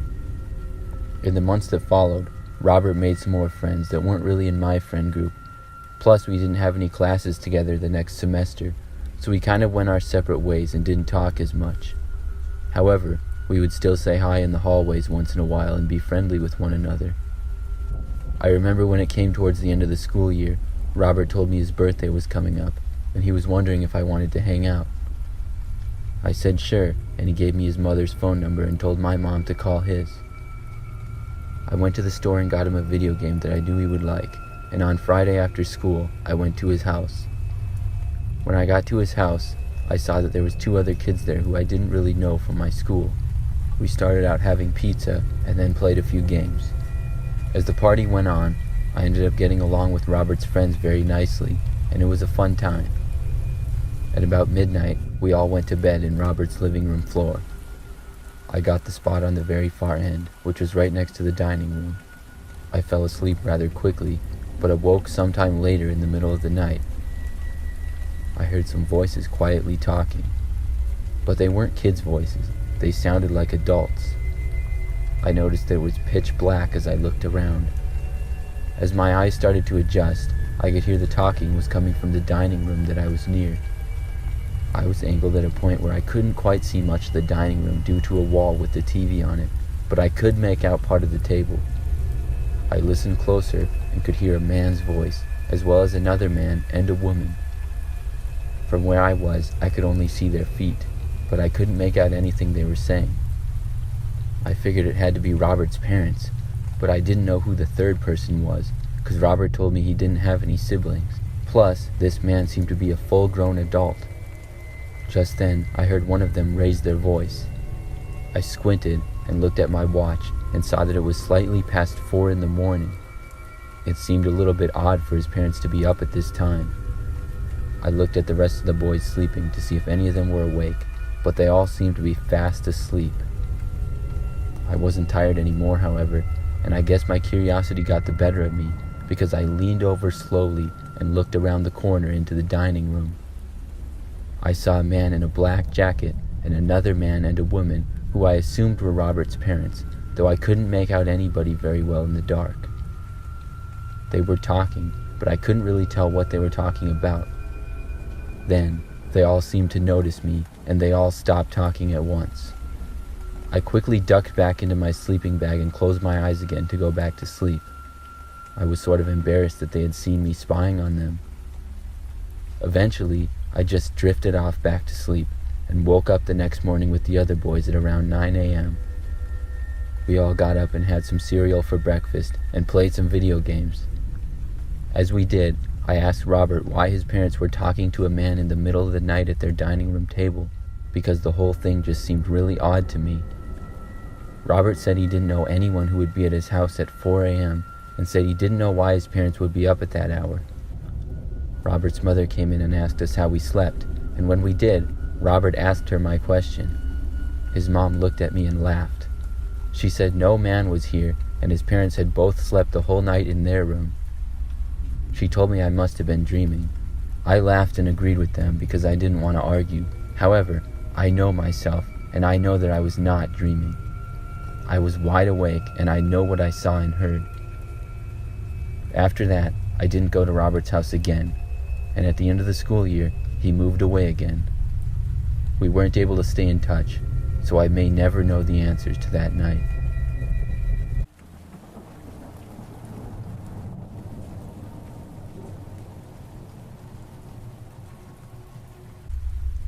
Every year when I was a kid, I would have my friend John over for my birthday from the time I was about 8 years old until I graduated high school. The same would happen for his birthday every year, except I would go to his house instead of him going to mine. It was never a huge deal, and would usually just be the two of us hanging out. We typically would just do whatever was fun at the time. Some years we went to the mall, other times we go golfing. On this one year, I think John was turning about 12 years old. We went go-kart racing for his birthday. It was a really fun time, and I remember racing over and over again with John and a bunch of other people. We raced probably for an hour, and then went to an arcade area which was connected to the racetracks. And when we saw this really creepy looking guy in the corner, literally just standing there against the wall watching people. I said to John how he looked creepy. The man had a mustache, glasses, and was very skinny. He also had an overall dirty look to him. I'm not sure how old he was, but I'd guess 40s if I had to. We kept playing in the arcade, and the man stayed there for a long time. He gave me a bad feeling, but I wasn't going to let that stop us from having fun. We played some more games, and then saw that the man had left, which was cool, I guess.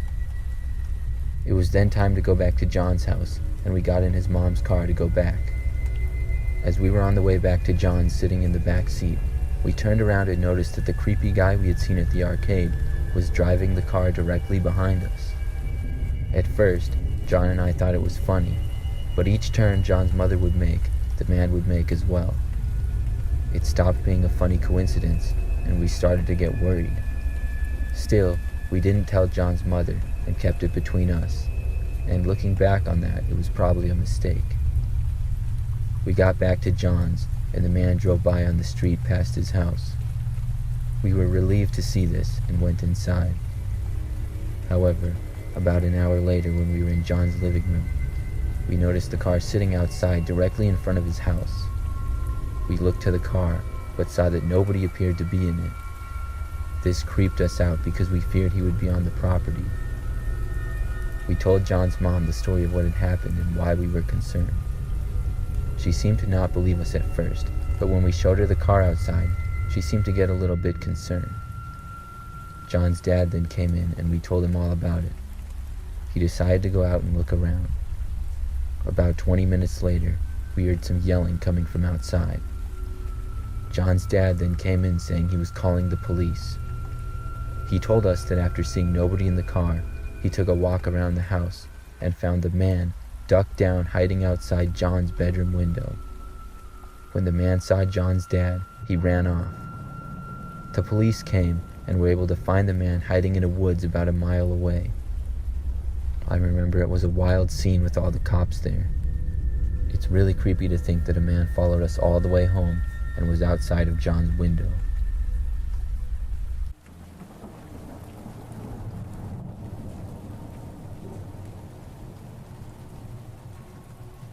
When I was a kid, me and my friends used to go to this one park by our houses all the time. We lived in a large neighborhood with lots of houses, and there was this big park that had some open fields and other things that we would go to. We would play whatever games we were into at the time. We were about 10 years old on this night when we went to the park to play football. It was about 6 or 7 o'clock at night, and it was starting to get dark out just a little bit. We would usually play until it got dark, because that was the time when most of our parents wanted us to come home. It was me and my friends Jordan, Brian, and Owen this time, and we played until sunset. It became dark, and we decided that the next score would win the game. By that time, the park had been completely empty for a little while, and on the side near a pond and a road, we saw a really tall guy dressed as a clown slowly emerge holding a balloon. It wasn't near Halloween time, and this guy looked to be well over 6 feet tall. As soon as we noticed him, we all got the creeps. We stopped and watched what he would do.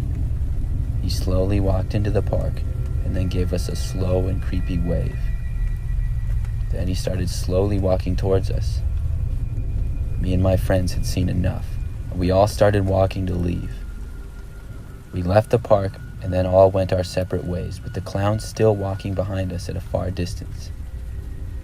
When we split up, I noticed that I was the one that the clown seemingly decided to follow. He was really far back, but I could see him slowly walking behind me down the street, holding his balloon. I walked for a while, then I couldn't take it anymore, and I sprinted the rest of the way home without looking back. I was sure that I had lost him, and I didn't see or hear him when I got home, and I went inside. I figured it was just a guy trying to scare kids for no reason, and I felt very safe at home. When I got into my bedroom to go to bed that night, I noticed immediately that my bedroom window was open a crack. Right away, I feared the worst, that the clown had gotten into my room or something. I was too embarrassed to ask my parents to search my room for a creepy clown for me, so I looked myself. To my relief, my bedroom was completely empty, and I felt better. I realized I was probably paranoid, and my mom or dad had opened my window. I went to bed feeling good, but awoke in the night to the sound of my window sliding upwards. I looked over and saw a man wearing a ski mask entering the room about halfway in. I screamed as loud as I possibly could, and he quickly went back out the window and ran away. My mom came running into my room, and I told her what happened. My dad ran outside, but the man was long gone by that time. We called the police, and they came and talked to me, and I realized that the man was likely the same one who had dressed as a clown. He must have slid my window open slightly, then came back at night. The scary part is I don't believe the man was ever found.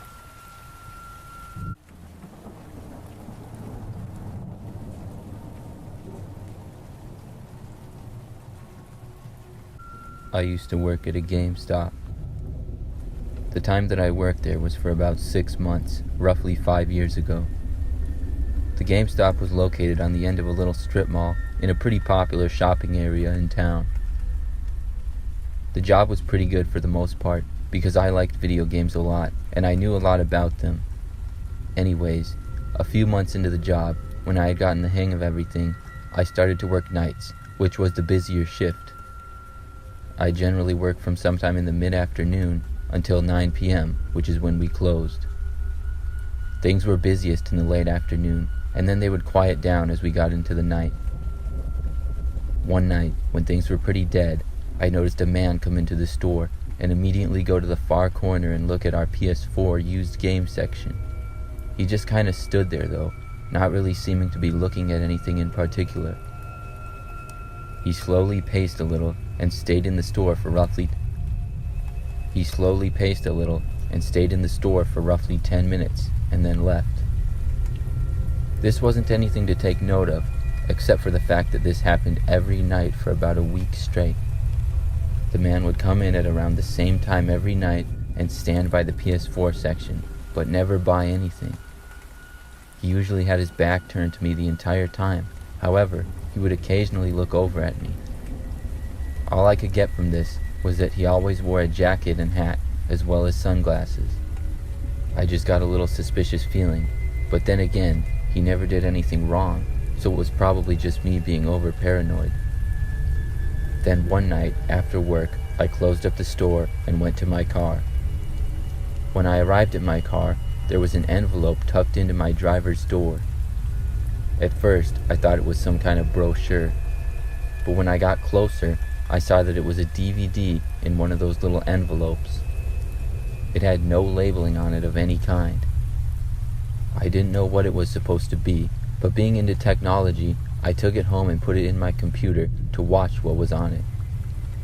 I played it, and the first part was a man's voice speaking that I couldn't recognize. And the sentences that he was saying weren't making any kind of sense at all. This continued for several minutes. Then the video switched to a recording from a car. It appeared to be a video taken from the back of a car at another car driving. The video then zoomed in on the driver of the car, and that's when I nearly had a heart attack. I saw that it was me driving on the video. It showed me driving down the road, even making a few turns. Then the video cut out and went to another video of a car driving. This was also my car, except this time the video was taken from a car following me and on a different day. It showed me turn on several roads, and then onto my street and all the way into my apartment complex. Then it showed me get out of my car and walk inside.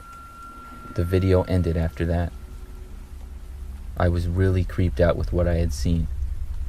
I called a few of my friends and talked to them, hoping maybe it was some sort of a prank, but it wasn't. But back to the suspicious man that always came into GameStop and never bought anything. After seeing him on the night that I got the mysterious DVD, I never saw him come into the store again. That makes me think that the two were linked. But nothing else weird ever happened after that. I ended up giving the DVD to the police, and I moved a couple years ago.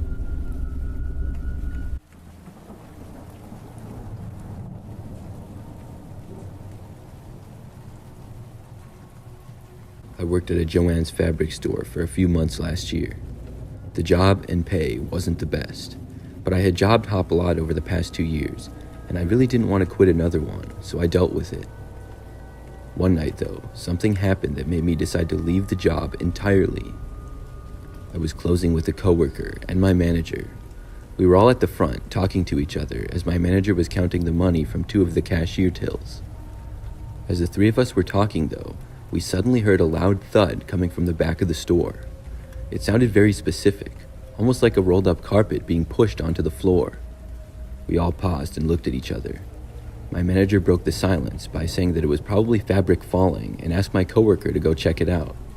I was fairly new at the time and never trained at the cutting counter where the fabric is, so I assumed that they knew what it was that fell, and I decided to ignore it. My coworker came back after about 2 minutes and we started talking again. I waited for her to explain what it was that fell, but she never did, so I didn't bring it up or ask what it was. As my manager finished counting the tills, our conversation was again interrupted by another sound. I don't know if every Joann's in the country has this, but in our store, every time an employee went into a restricted area and opened a door, there was a chime that rang out in the store. This was the sound that we heard. Dread began to bubble in my stomach, and I could see the slight sense of alarm that filled my manager's eyes. She looked at us and instructed my coworker to stay at the front of the store with her phone in case she had to call the police, and she told me to come with her to check around for customers still inside. I was terrified and wanted to tell her no, and that she should just leave as we were right by the doors and could slip out. I decided to listen to her though, and we slowly made our way to the back. There are only 2 places where that chime is located. It's either the swinging doors leading to the storage and break room, or the little sitting area off the aisles where job interviews take place. My manager and I worked our way up to the side of the store and slowly crept to the swinging doors. She pushed the door open slowly, and the chime rang out again as we stepped inside. When you walk through the doors, immediately in front of you is a walkway to the emergency door where we take trash, but a key is needed to open it. On the immediate left is a break room, and on the right is a long, narrow hallway where extra stock from the weekly trucks are kept. At that point, I had never gone down that hallway, and it always gave me the creeps. I peeked into the break room, and there was nobody in there at all. This had to mean that if someone was back here, they were on the right down that long hallway. My manager told me in a whisper to stay where I was in the middle of the floor and put her finger to her lips. She turned around and slowly started inching her way down the narrow hallway. "Is anybody back here?" she said. "The store is closed." There was no response. She turned back to look at me for a brief second and then kept walking down the hallway. When she got near the end, she stopped walking and peered slowly around the corner. A split second after she looked, she turned around with a panicked expression and yelled at me to run. She didn't have to tell me twice. I turned quickly and spun around on the heels of my shoes and ran out the employee area back towards the front where my other coworker was. I yelled at her to help me open the front door to the store so we could escape and told her to call 911. She did, and we waited in the parking lot, afraid for our manager's safety. Everything was such a blur to me after that. I was terrified. I felt like I blacked out for a few minutes until the cops came. I was in complete shock and remember being sat down on the curb and given water. I assume my coworker told the cops what happened.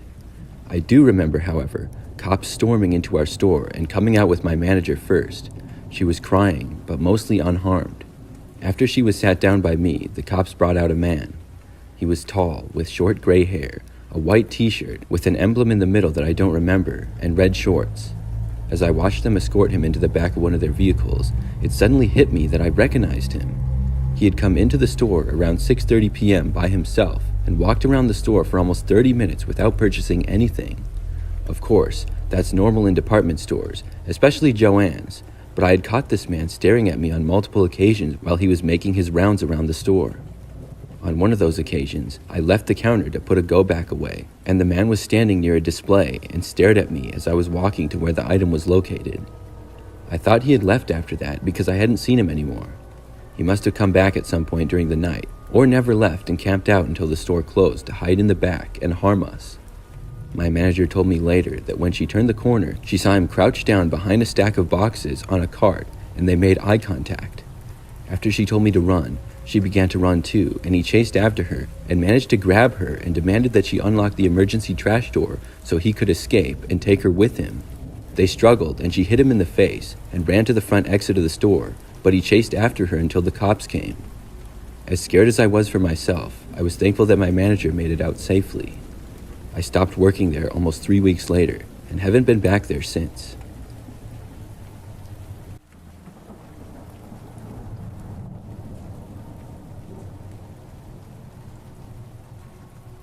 I used to have an old car that needed a lot of work. I was younger and into fixing things, so I considered my car one of my personal projects. I would go to the local auto shop quite often and buy new parts for it. It was a quiet little shop, and it was never very busy, but the people there were always nice and helpful to me. One thing that I started noticing when I went to the shop is that there was this area in the back where you could go and have service done to your car. It didn't seem like it was really used much at all, and almost every time I went there, I saw a man standing behind the window at the counter in the corner, and he would stare at me as I came in. After the first several times, I waved at him, but he never waved back. He just kind of stared and slightly smiled. I never saw him anywhere else, and I would only ever see him when I was walking in. When I would leave the shop sometimes, I'd look over, but he would never be there. It was something that I didn't really think about other than when I was at the shop, but when I was there, it just seemed kind of strange. On probably like the 10th time I went to the store and got something, when I was checking out, I finally asked the guy working who that man was that was always in the window. The man working seemed confused and told me nobody was working in that department at this time. After some more conversation, I described the man to him and how he always looked at me. The guy working then told me it sounded like I was describing him the original owner of the shop, who had died 10 years earlier. It was crazy to hear this, and after that, I never did see the man again.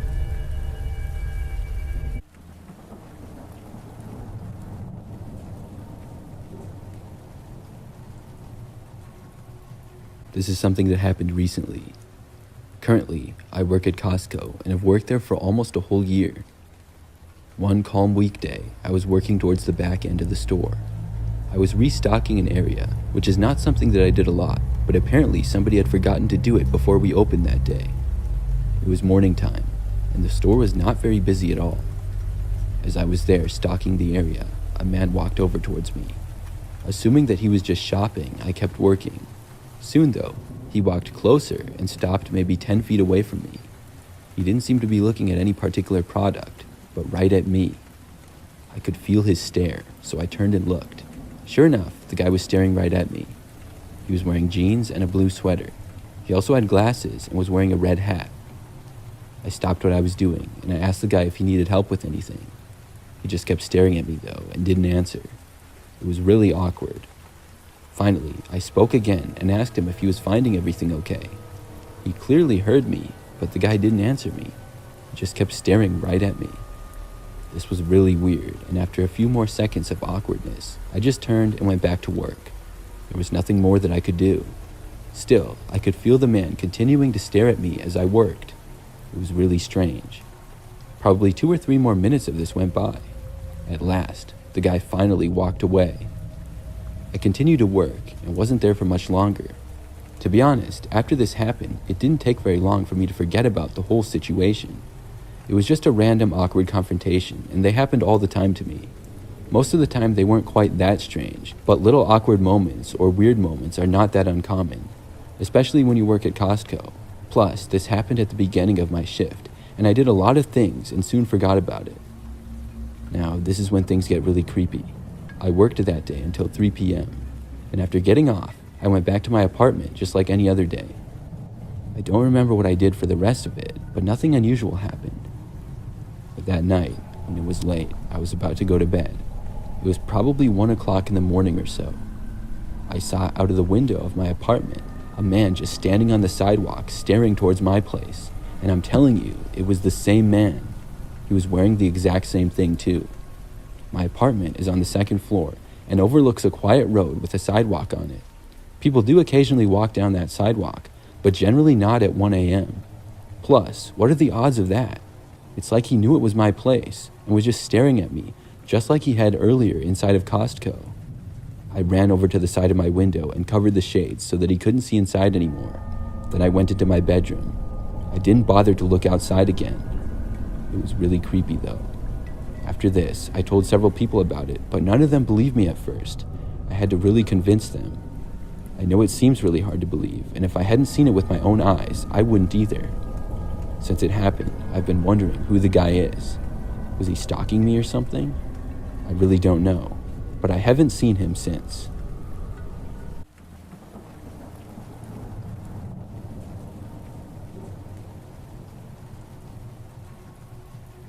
I'm a female and recently moved into a new apartment. It's not too far from where I previously lived, so I know the city well. I really like my place and live in a 1-bedroom unit on the 2nd floor of the building. When I first moved in, about 3 weeks ago now, I didn't have much furniture. Where I lived in the past, I had roommates who owned a lot of the bigger things, like couches, tables, and lamps. After getting into my apartment and bringing all of my things inside, I realized that I needed to go shopping for some furniture badly. Over the next few days, I looked at countless websites online. I knew what I wanted for most of the things and did get a couple online, but I found that there was a lot of good furniture at IKEA. The IKEA store was a little bit outside of the city and about 15 minutes from my apartment. So on Saturday morning, I got in my car and headed to IKEA for some basic furniture and decorations. I had been there a couple of times before and knew what to expect. The place is massive and you could easily spend hours in there. I probably got there at like 10 a.m. and sure enough was there for about 2 hours. I looked at so many different things and ended up getting a decent amount of furniture and objects. The time that I was there, the store started out relatively quiet but picked up as the day went on. When I was just about done, things were pretty busy. I saw a lot of different people, and when I finally left, loaded up my car and headed home. I was excited to get back and finally decorate my apartment.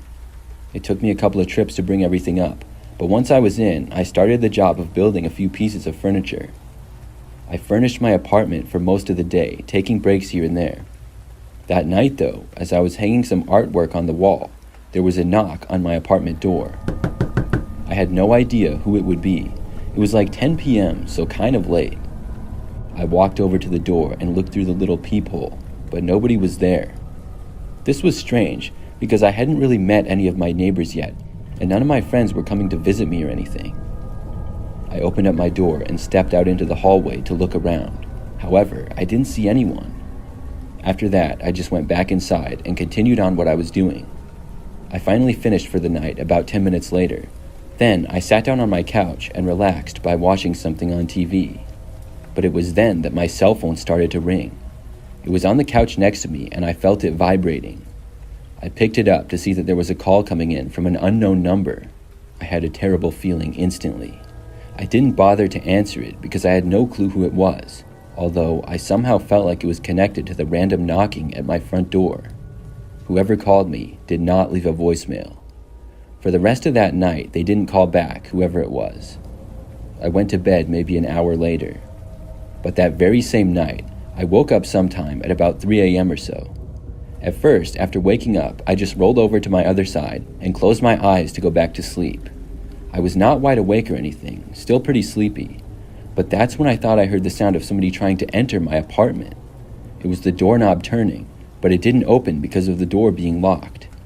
After hearing that, I was now wide awake. I wasn't sure what to do, but I didn't hear any noise for a few minutes. I decided to get up and go investigate. Without turning any lights on, I quietly walked over to my front door. When I looked through the peephole this time, there was nobody there again. I did not go out into the hallway to look, though. I was too scared to do that this time. I just walked back into my bedroom and attempted to go back to sleep, but it took me a little while. Eventually, though, I did. A couple of more strange occurrences like this happened over the course of the next several days. None of them were as eventful as the first night, but 2 days later, I got another phone call from an unknown number late at night. Then, the very next night, there was just 2 knocks on my front door. It was a little bit earlier this time, at like 8 p.m. When I went over to look out, once again, nobody was there. The next night is when I started to figure out some things, though. I got another random knock on the door late at night. And when I looked through the peephole again, like always, I couldn't see anything. I just saw white when I looked through. I was very hesitant to open my door. I was afraid that somebody would be right there or something, so I decided not to go out. But about an hour later, I hadn't heard anything more that strange, so I decided to go out and look. When I opened up my door, no one was there in the hallway or anything, but I saw that somebody had taped a white envelope to my door right over the peephole. I grabbed it and then went inside. When I opened it up, there was a handwritten letter. It was very creepy to say the least. The letter seemed like it was from a sort of cryptic stalker. The person described how they had seen me the other day.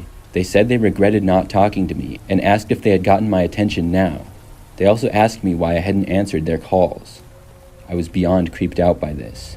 But it doesn't end there. The next morning, when I got up, I checked my phone. I had a text message from a new number. The texts were just a few pictures and videos. I saw the pictures appeared to be me when I was inside of IKEA. Most of them were zoomed in and taken from kind of far away. I had no idea that they had been taken either.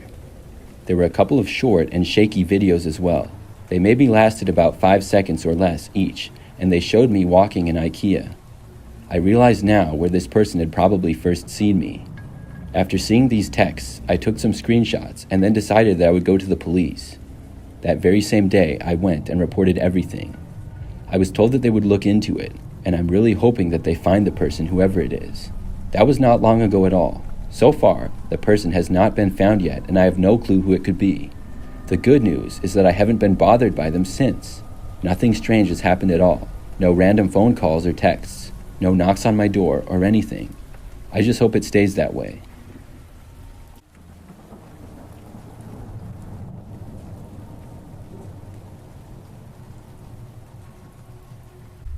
I have been playing Among Us for a few weeks now.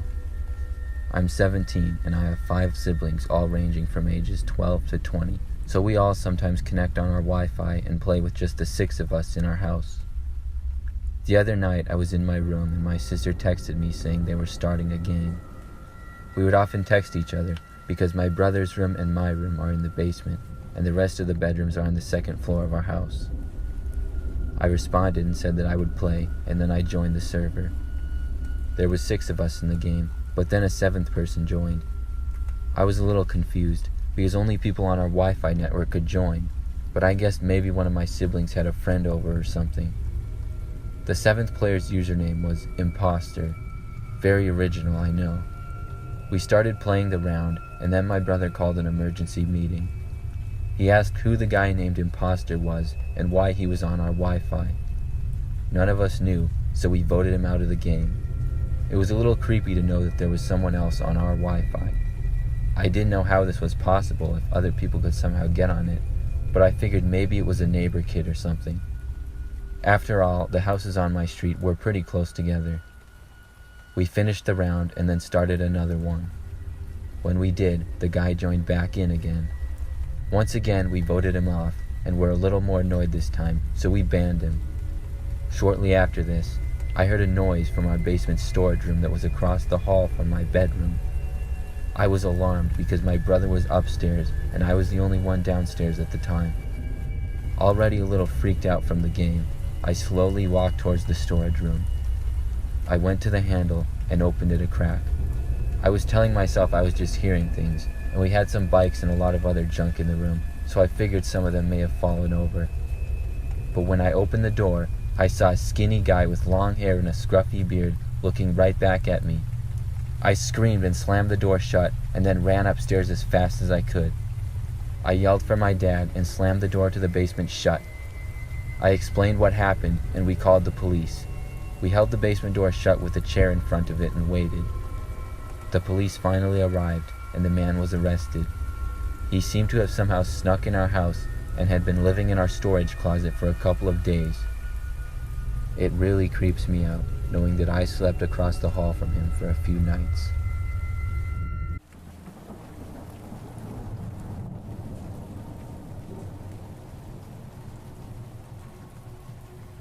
The story I'm about to tell you is by far the creepiest thing to ever happen to me. I've had a doorbell camera for several years now. I never had anything strange happen with it. I would only get notifications for normal things like mail deliveries and door-to-door salesmen. That is, until several weeks ago. One night, I was in my home office sitting at my computer fairly late at night when I got a notification that there was action detected at my front door.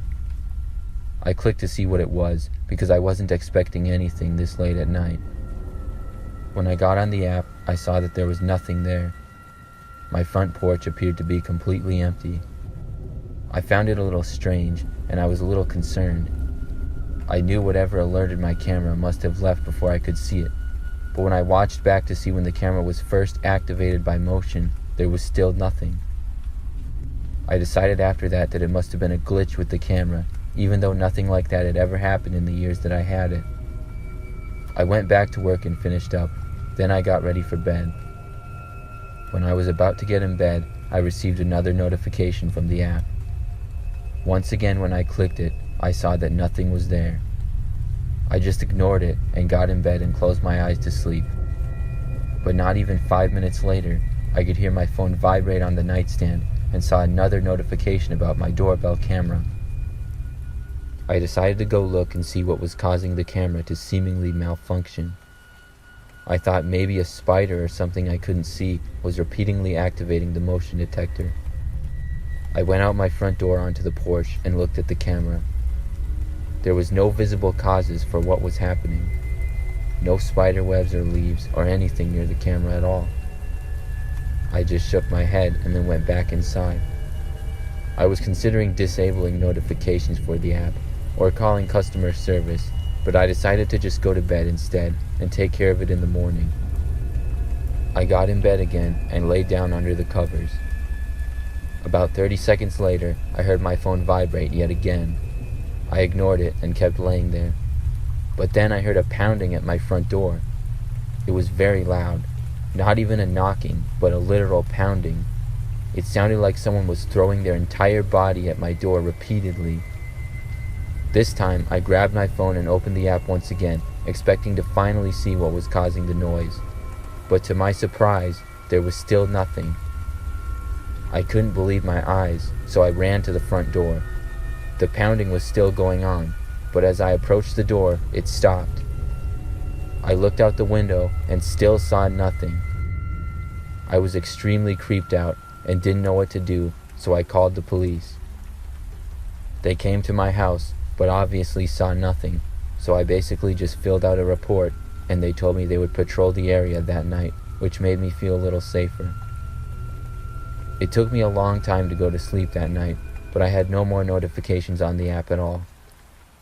The next day, I called and reported the situation to customer service. They were able to get me a new camera to replace the old one, but I still have no explanation whatsoever for what caused the pounding that I heard that night.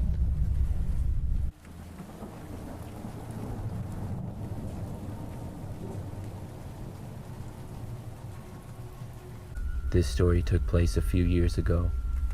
I'm a female and was moving into a new apartment just outside the city. I wasn't a huge fan of it, but it was all I could afford at the time, and I knew it would only be temporary. The place was pretty old and run down, but had good character to it. However, strange things started happening pretty much right after I moved in. I remember the second or third night I was there, I woke up one night and saw that the door to my bedroom was wide open. That was strange because I was sure I had closed the door the night before. It had always been a habit for me to do so, but I figured somehow I must have forgot or something. Several days later, it happened again. Another thing that happened was items in my room or other objects in my house would seemingly be moved, misplaced, or even missing. I thought maybe I had been sleepwalking or something, but I had never been known to do that. I just didn't know how to explain what was going on. I became more and more careful to lock my doors and close them, and I started to be alert to my surroundings. That's when I started to hear things, mostly just late at night. I would hear the sounds of footsteps occasionally in the other room, or things being moved at the other side of the apartment. Most of the time I would just stay in my room because I was honestly too scared to look, but the times that I did peek out of my room, I never saw anything. The noises never lasted that long, and I started to think that I was just being paranoid. I really wanted to move, but I was stuck in a lease, so I tried to just ignore everything. It was almost every day that something strange would happen. Then my brother came into town for 2 weeks for a business trip and asked if he could stay at my place. I was more than happy to let him stay there. I let him sleep on my couch in the living room for free during the time, and in those 2 weeks, nothing strange happened at all. But almost as soon as he left, all the weird stuff started back up again. It was maybe 3 or 4 nights later that I woke up in the middle of the night to hear a noise from inside my room. I looked up and this time saw a man standing in the doorway of my bedroom. I recognized the man to be my neighbor who lived in the apartment next door to me. I had only met him once when I first moved in, and I never saw him much but would occasionally see him in the halls. When he saw that I was awake, he quickly disappeared behind the doorway. Then I heard him running away. I ran to my door to shut it, but when I got there, I saw him going into one of my lower large kitchen cabinets. This confused me, but I figured he was just trying to hide, so I went back into my bedroom, slammed the door shut, and called the police. I put my dresser in front of the door trying to block it, and the whole time sat in front, listening if I could hear the man, and hoping that the police would arrive soon. They arrived about 10 minutes later, and I came out and told them everything. The next-door neighbor, who was a middle-aged man named Vic, was arrested.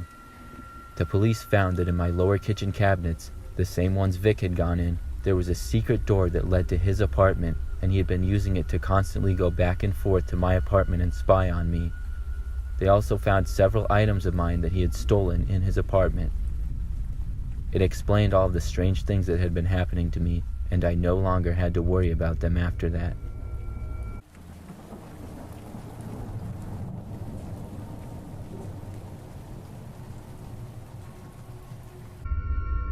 My brother and I both played baseball growing up. I'm a couple years older than him, so we played at different age levels, but we played in the same league, so most of our games were at one park. This happened when I was about 12. On one night, we both had games. Mine started an hour before his, so I got done first. I watched his game for a little while, but then I got the itch to throw the ball around, so I walked to the edge of the park where there was a little woods and an open field. I would often go there and throw a tennis ball against the side of an old hockey rink that happened to be there. As I was throwing my ball against the rink that night, an older-looking man appeared from the woods. He walked out, and I thought this was strange, but for some reason, I didn't mind it too much. The man then walked over to me and said hi. He said I looked like a really good ball player and asked me to show him my throwing form. He told me that he used to do some coaching and that I was a really good player. Then he said that he had a really nice glove in his truck and that he needed to get rid of it. I should have seen how sketchy this was looking back, but at the time, I believed him. He told me to follow him, and we started to walk towards his truck. We walked kind of around the woods to see a little parking lot with an old beat-up truck in it. I noticed that the man smelled bad like cigarettes, and he was starting to give me the creeps. We finally arrived at his truck. He told me that the glove was behind the passenger seat in his truck, and I was smaller than him, so I should get in and grab it. I peeked in the truck, but I didn't see any baseball equipment at all. As I leaned in, I felt the man position himself right behind me. This made me a little uncomfortable, and I backed away. The man then said, "What are you doing? I told you to get it." I said that I didn't really need a glove, and it was all right. He then nudged me and said to get in the truck in a commanding voice. At this point, I knew I was in trouble, and I tried to run away, but the man had grabbed my shoulders. I did the only thing I could think of in that moment, which was to kick him as hard as I could in his shin. When I did, his grip loosened and I was able to free myself. I used that opportunity to run as fast as I could back to where I came from. The man did not chase after me, as I had to have been much faster than him. Unfortunately, I was unable to even think about getting a license plate or anything like that. When I told my parents, they ended up reporting it, but I don't believe anything ever came of it.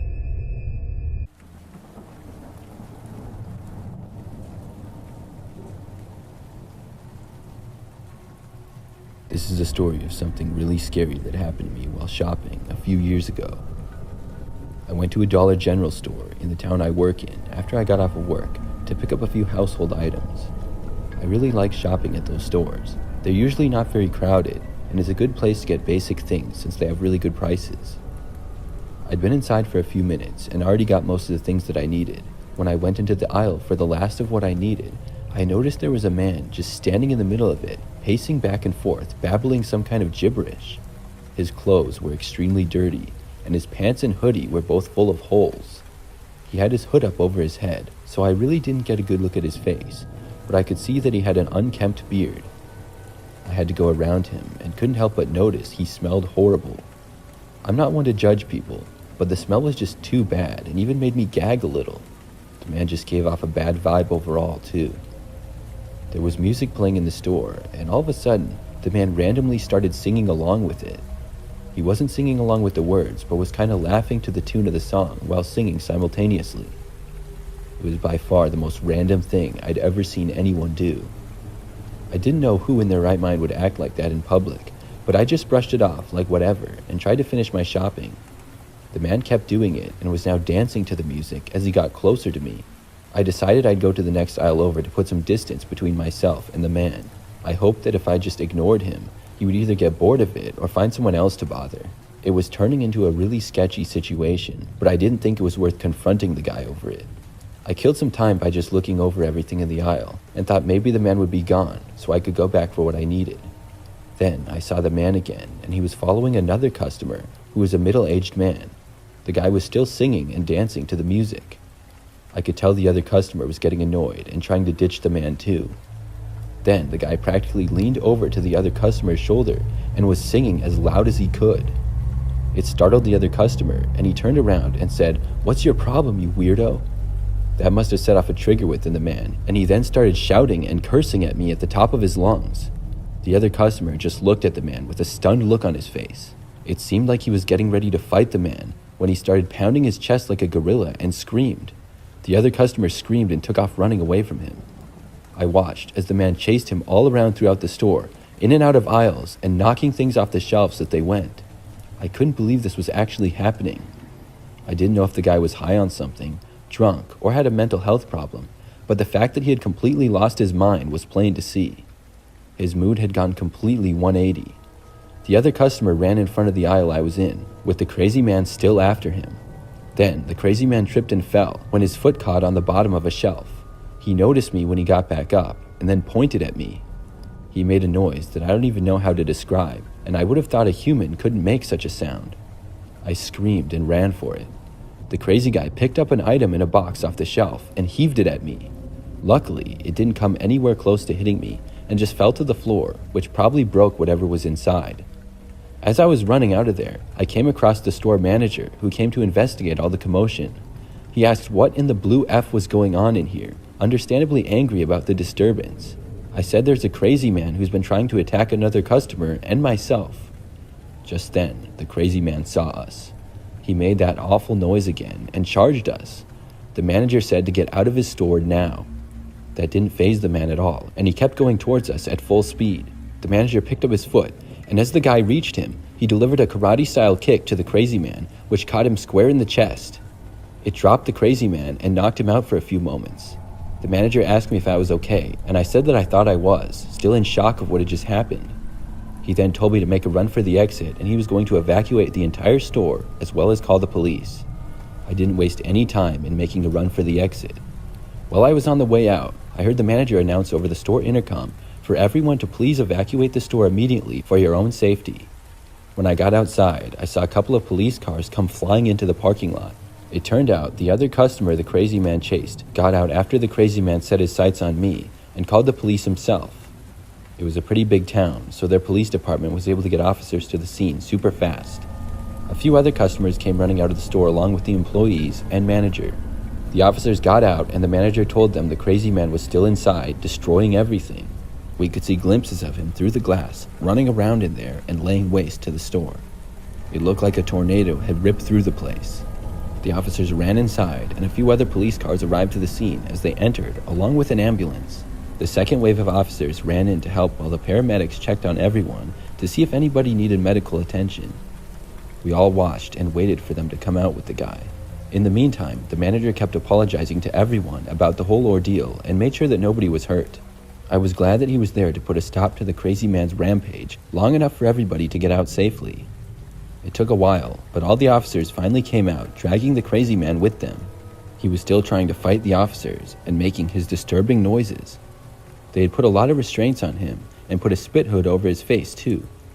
After they finally got him in the back of one of their cars, the officers came over to make sure we were all okay.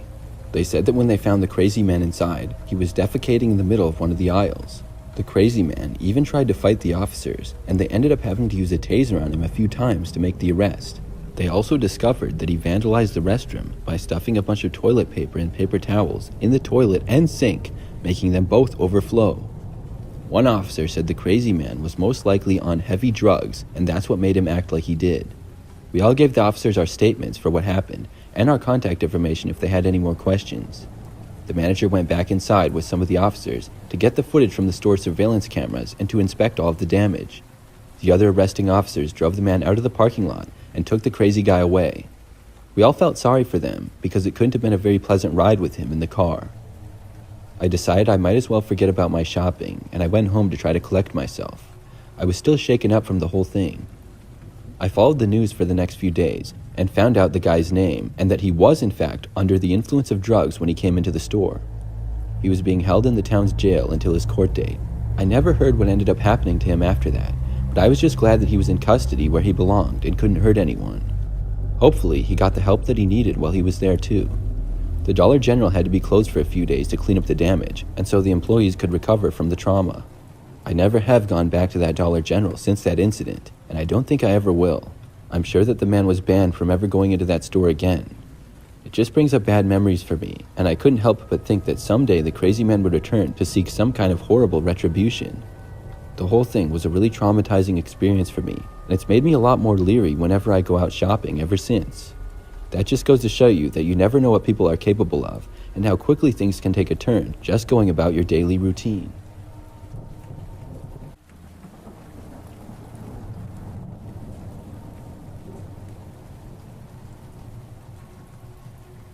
About 10 years back, I went on a camping trip alone in the wilderness.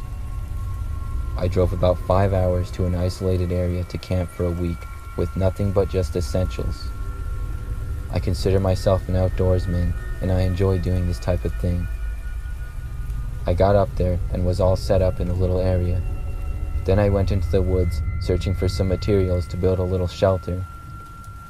I walked for a while, but then I noticed another man walking a distance away. It was unusual that I would ever see other people when I went camping like this, and I honestly didn't want to see other people. I walked a little bit farther, and then we made eye contact briefly. He looked at me and waved. Then we started to walk towards each other. We met and shook hands, and he asked me what I was doing over here. The man just seemed a little odd, but I couldn't figure out exactly why. He first told me that he was camping about a 20-minute walk south of there, and then he asked me if I was planning on staying over here. I told him I was setting up a little ways up, and he asked me if I would move. Then he asked me if I had seen anything else since I had gotten here. The guy was just coming off as strange to me, so I decided I would sleep there that night and then move to a different location in the morning. I told him I should get going, and we parted ways. I walked back to my spot and set up a little area for the night, and then went to bed. I woke up early the next morning at dawn. I got up and began packing to leave and go to another location. As I was packing my things, I saw out of the corner of my eye a man walking about 30 feet away. It was the same man I had seen from yesterday. I asked him what he was doing over here. He told me he thought I was leaving and said he was just walking to get some wood for his fire. I finished packing my things and then left. I went to another site and camped for the next few days there, and then went home. When I arrived home, I learned shortly after that a man wanted for murder had been found in those same woods I had started at. Sure enough, it was the man I had spoken to several times. That coincidence still really creeps me out to this day.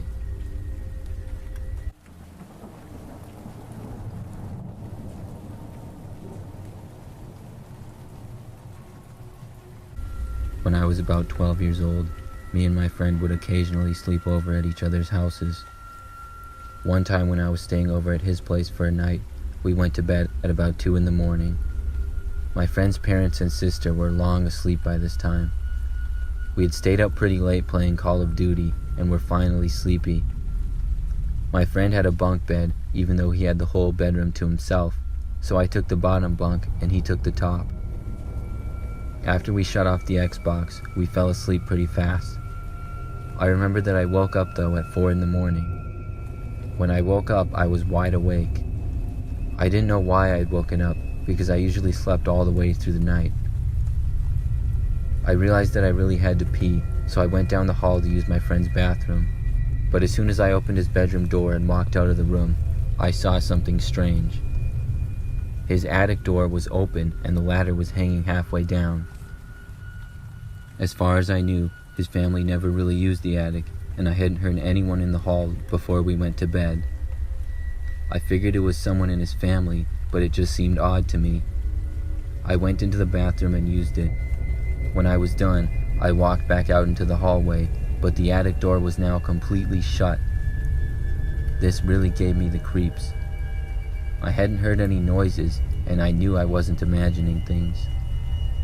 I debated waking up my friend, but I decided not to, and I went back to sleep. The next morning, I told my friend all about what I had seen. When I did, his eyes got big, and his face got real serious. He said that he had been hearing noises up there at night, but he figured it was nothing but maybe squirrels, and he said when he told his parents, they assured him that it was nothing. We decided to tell his father when we went downstairs, because luckily it was a Saturday and he didn't have to go to work. When we did, he made a joke about us being afraid of animals, but when we told him about the door being open, he got a little more serious. He went up to go take a look. He poked his head up for about 10 seconds and then came back down. When he came back down, he said that there was a man up there and that we should call the police. That is exactly what we did, and about 15 minutes later, they showed up and arrested the man. He looked really dirty, and they found that he had been most likely living in the attic for around a week.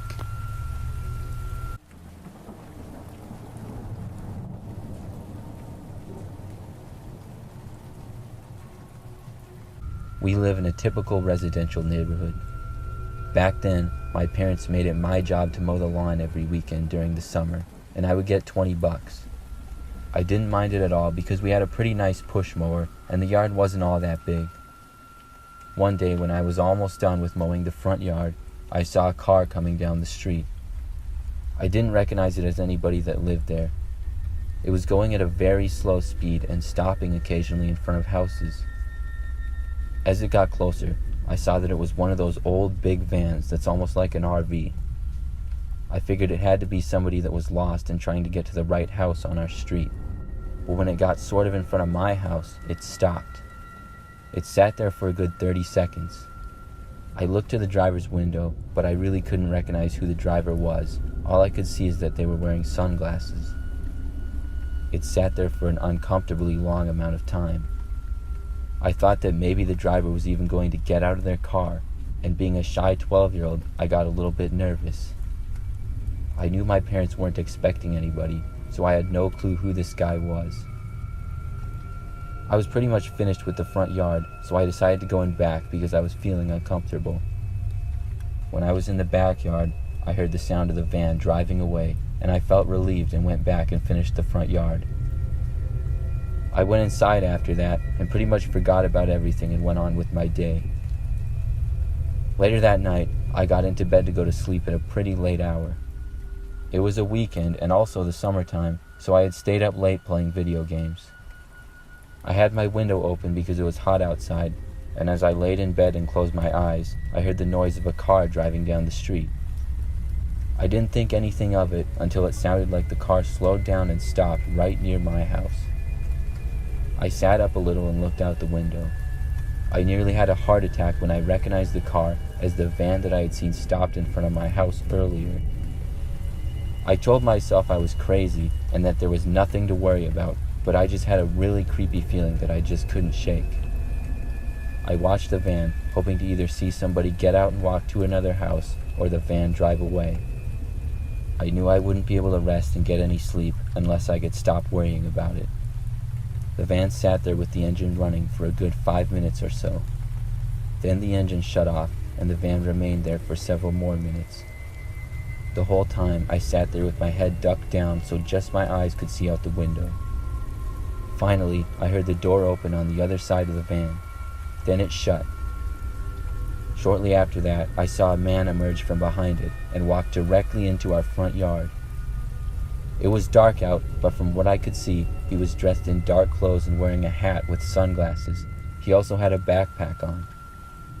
I panicked when I saw him walking into our yard and I froze. Then I saw him headed straight for my window. I scrambled to shut it as fast as I could without the man noticing, but I'm pretty sure he did. I closed it as best as I could and then put the blinds down over it. Only a couple of seconds later, I heard the man tap on the window. Then I heard more noises from it, but I didn't dare to look. I was literally frozen with fear sitting on my bed about 5 feet away from the window. I saw my blinds rattle, and then they got pushed back a little bit and I heard the window open. It was at that point when I finally managed to get off of my bed and run away. I ran out of my room to my parents' bedroom across the hall. I ran inside and woke them up. I was trying to explain to them there was a man in my bedroom. My dad didn't believe me at first, but after hearing a noise coming from my bedroom, he got up and picked up his phone and dialed 911. Then he opened the bedroom door and screamed at the man that he was going to kill him. He left the room and came back about a minute later saying the man was gone. He said the man had went back out the window. The police arrived a short while later and took down our information and story. They asked us if we wanted them to search the house, and even though we thought the man had left, we agreed.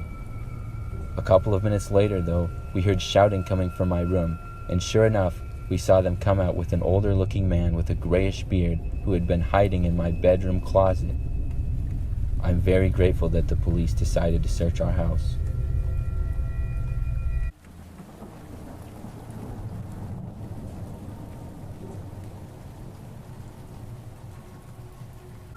couple of years back, I worked as a Postmates delivery driver on the weekends. I lived in a city at the time, so I could ride my bike to make the deliveries. I liked it because I could get more exercise. One night, on a nice Friday night in the summer, I was working for a few hours. I remember it was sunny and warm. At about 8 p.m., I got a delivery for an order of a sub-restaurant. I rode my bike and picked it up, and then I rode to the address. When I arrived at the address, it was an apartment building on the edge of the city next to a park. I got off my bike and walked up to the front door. After a couple of minutes went by and nobody came, I texted the man and said I was there. A few seconds later, I got a response. He asked if I could bring it up to his room on the second floor, and he said he would buzz me in. I didn't mind at all, and I said that I would. The man let me in, and I walked up the stairs to the second floor and to the room he told me. I knocked on the door. The man opened it and smiled. He seemed very friendly. He said thank you to me and mentioned that he would give me a nice tip. Then I heard a woman's voice say thank you as well, coming from inside the room.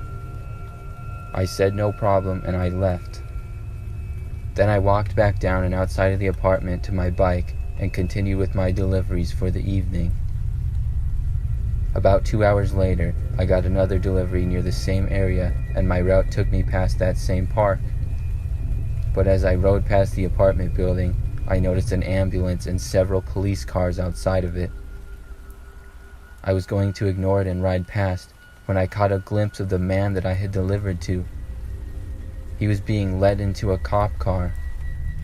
I had to stop my bike quick and ask what happened.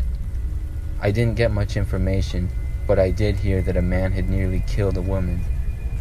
Later, when I went home, I found out that the very same man I had delivered to was with a woman that night that he met for the first time, and he tried to force himself on the woman, and she resisted. That started a struggle between them, and the woman ended up breaking her arm and being knocked unconscious. The man was arrested, and the woman was taken to the hospital. It's crazy to me that I delivered to them, and they both seemed so happy just a few hours before.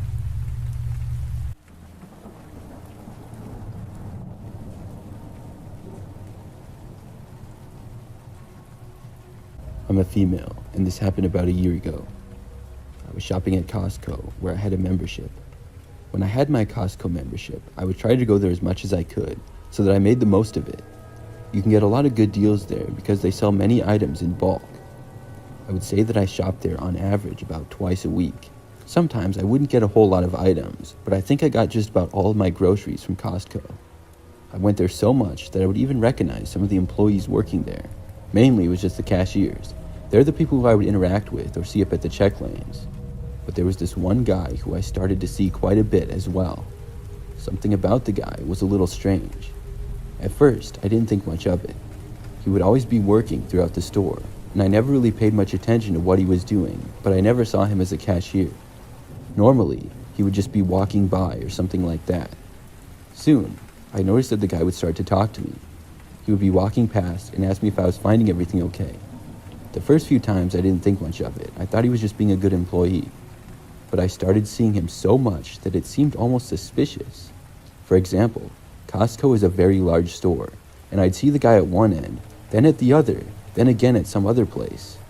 This happened multiple times as I shopped there, and I would catch him looking at me as well. Still, I didn't know anything for sure. It was just really instincts, and I could have been wrong. In fact, I hoped that I was wrong. The last time that I shopped at that Costco, I went there and saw the guy not too long after entering. As I shopped throughout the store, he seemed to almost follow me around. I was getting a lot of things that day and had a cart. I was inside the store for quite a while as well. The guy would disappear for a bit, then I kept seeing him show up again not too far away from me and often looking in my direction. I started to pay more attention to him.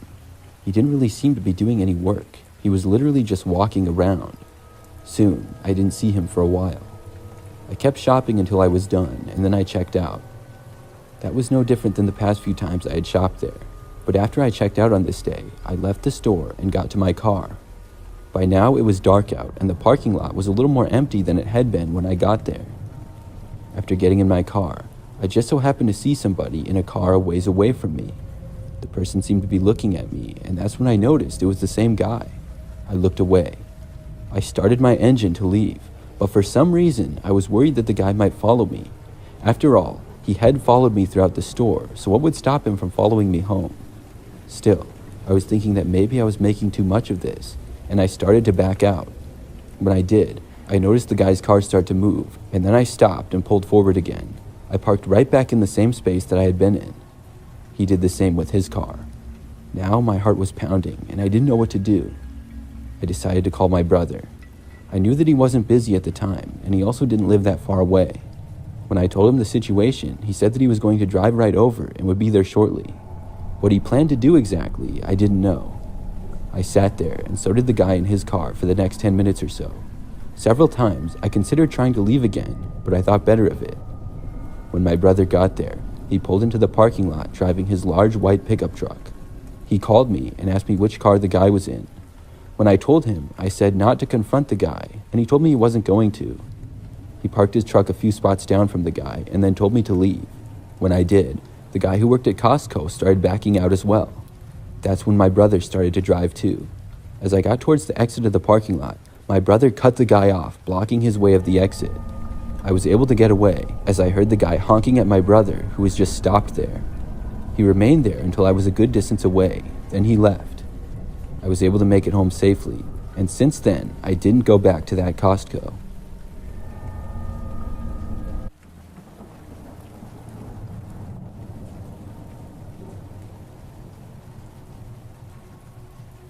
When I was in high school, I worked at a library.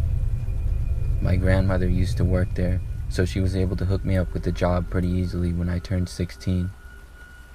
The job was pretty easy, and being the only guy younger than 60 who worked there, I would mostly just do legwork, like setting things up and transporting books.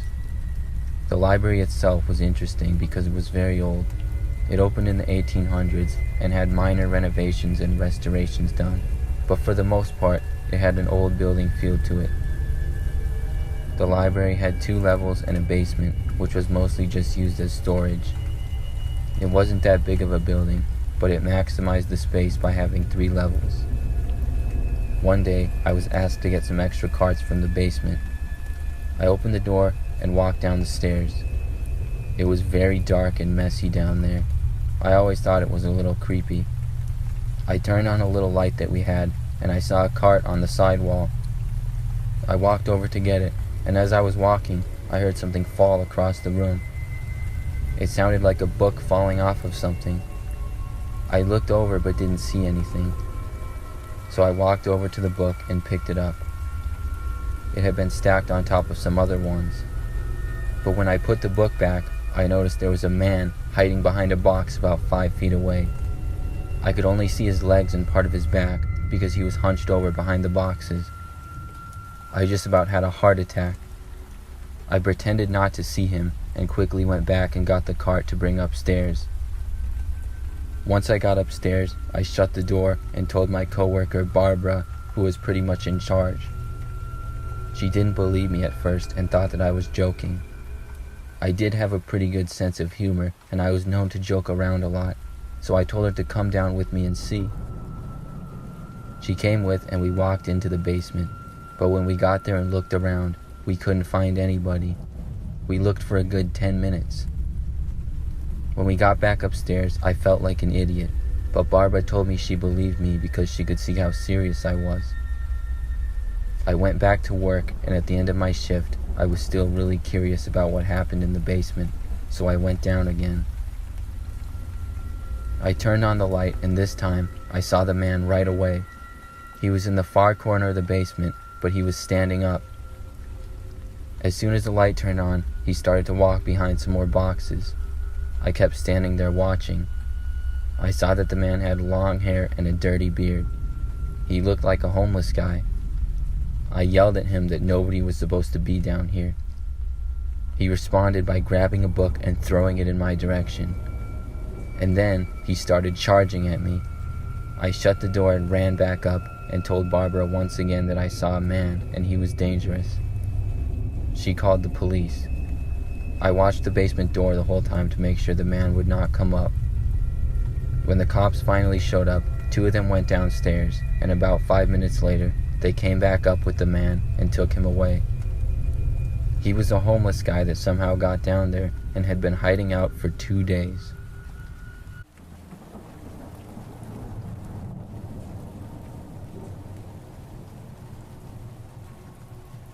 This is a story of a time when I was a kid at the McDonald's play place. I remember I would go there quite a bit as a kid, usually with my brother and sister. We would always go to the same McDonald's, which was only about a mile from our house and walking distance. One of my older brothers would usually take us, and we'd play around while he played on his PSP. One summer, we went there and all of us were playing around. An employee came in the room and started chasing some of the kids around. He seemed to be joking and it was all in good fun. The guy was probably in his 20s and wore the McDonald's shirt with a tie. He started chasing us around as well, and even crawled halfway up a slide saying he was going to eat us. I thought it was kind of annoying, but it was whatever. We came back about a week later, and the guy was there once again. It was more of the same, with him just chasing us around and yelling at us. There was one more time when we saw the guy there after that. It was roughly a month later, and this time he got a little more crazy. I remember he waited for me at the end of a slide and screamed in my face as I got to the end, then literally climbed all the way into the playhouse chasing me. After that time, we didn't go back for a couple of months, mainly because we were tired of him annoying us.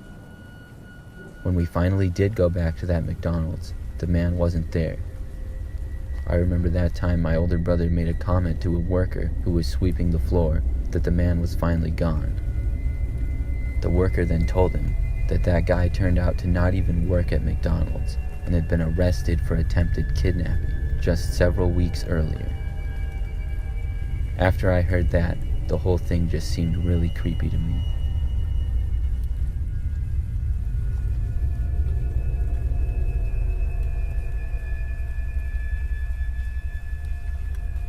Sometime when I was a kid, probably at least 15 years ago, I was with my family out of town.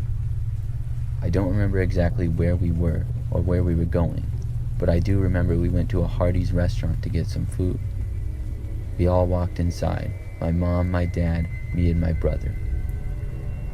When we got inside, we ordered food and then went to sit down. I remember the place was completely empty with nobody else eating there at all. They had a little room connected to the dining area, and it had a ball pit in it. I suggested that we went and sat in there, so we did.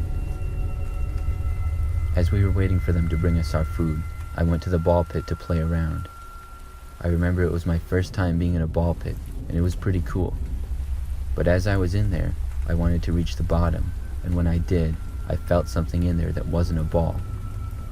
I picked it up wondering what it could be, and when I saw what it was, I noticed it was one of those Polaroid pictures, the kind that develop right out of the camera after you take it.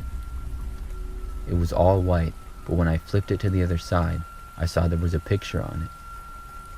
The picture appeared to be me and my family walking into the Hardee's just minutes before. It looked like it had been taken out of a window inside the restaurant. It gave me the chills to see it, and I took it back to my parents and brother and showed them. They found it very interesting, and my dad even looked around the restaurant to see if anyone was in there, but said he couldn't find anybody. We all laughed it off, but to this day, I still wonder who took that photo and why.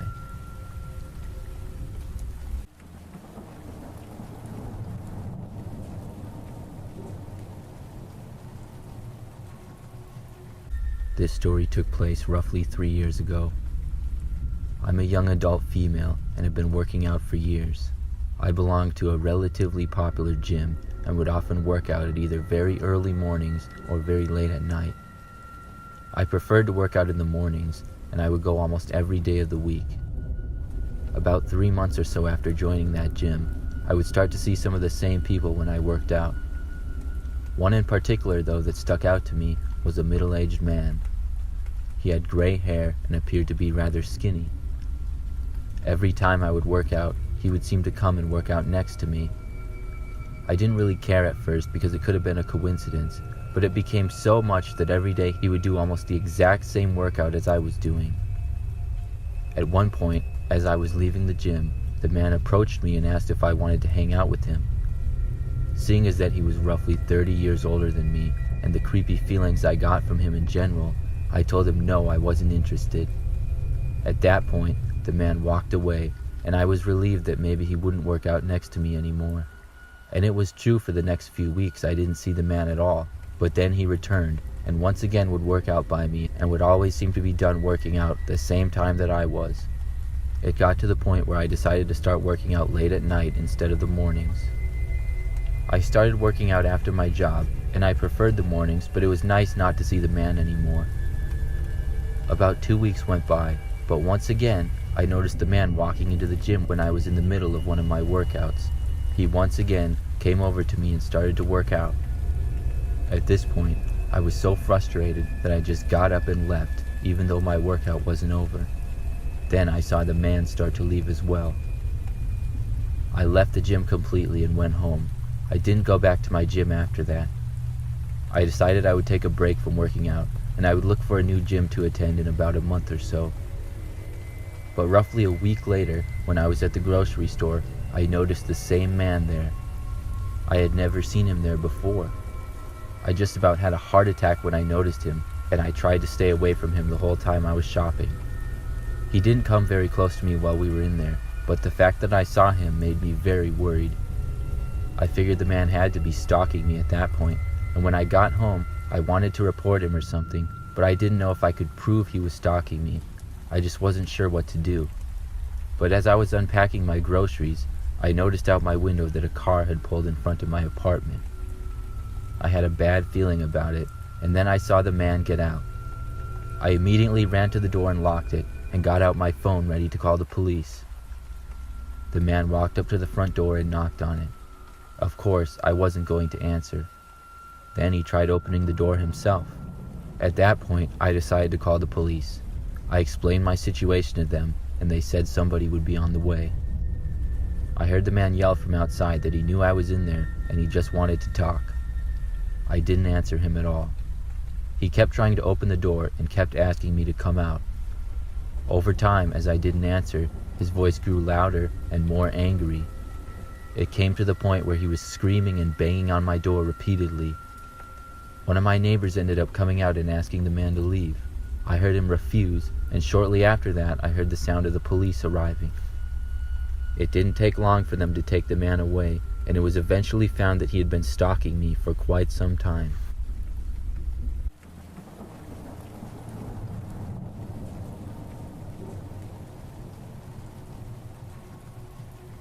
For some information on this story, I'm a female, 26 years old, and live near a large city.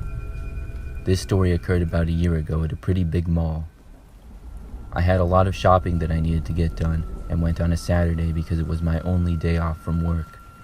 I knew the mall would be really busy, but I didn't have a choice, so I went shortly after they opened to be able to find parking. It didn't take long at all for the mall to become rather busy, and I went to several stores and bought a few things. I got a coffee after that, and as I was in line, a man came up to me and asked if he could buy me a drink. The man gave me a bad feeling as he got extremely close to me and talked sort of aggressively. It was overall slightly creepy. Still, it was nice for him to offer, so I smiled and told him no thanks. He seemed very disappointed in me, but then walked away without saying anything. After I left the coffee place back into the hallways of the mall, I saw the man sitting on a bench just staring at me. He had an unhappy look on his face, and as we made eye contact for a split second, it was an awkward feeling. I walked on by to my next store, and as I did, I noticed the man get up as I passed by. He started to walk behind me, but was a good 50 feet back, and the mall was very busy, so I wasn't too concerned. Eventually, I lost the man and didn't see him for a long time. But I would say about an hour later, when I was in a clothing store, I saw the man for a split second as he was walking behind an aisle about 20 feet away. Once again, we made eye contact for that brief second. I told myself that it was just a coincidence and forgot all about it, Finally, I finished my shopping and walked back to the side of the mall where my car was parked on. As I was approaching the exit, I felt the presence of someone walking behind me. I opened the door and held it open for them and assumed it was just a random person. But then I heard a voice say, "Thanks." It sounded familiar, and I turned around and once again saw the man standing behind me. I was sure at this point that it was no longer a coincidence that I kept seeing him. The man then asked me if I would be able to give him a ride. I told him no, I was sorry, but I couldn't do that, and I kept walking to my car. He kept walking right along with me as if he was going to go to my car with me anyways. It was very uncomfortable as he just walked with me. Looking back, I should have gone back inside the mall, but instead, I just kept walking to my car. Once I got there, I opened the driver's door and got inside. When I did, the man stood right next to me and watched me get in. As the door was opened, the man positioned himself in front of the door so that I couldn't close it. I got a terrible feeling and wasn't sure what to do. I decided to do the first thing that came to my mind. I told the man I would give him a ride after all, and then I waved him to get in on my passenger side. As I did, I started my engine. The man then unblocked my door and walked in front of my car to go to the passenger seat. As soon as the man was directly in front of my car, I slammed my driver's door shut and locked all the doors. Then I backed out quickly and drove away. I could hear the man yelling at me as I did. He gave chase very shortly on his feet, but I was able to get away.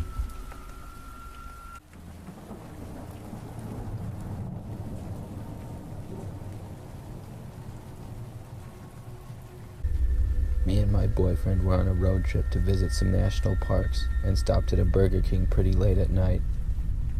My boyfriend and I went in, and he went to the bathroom while I ordered food for us.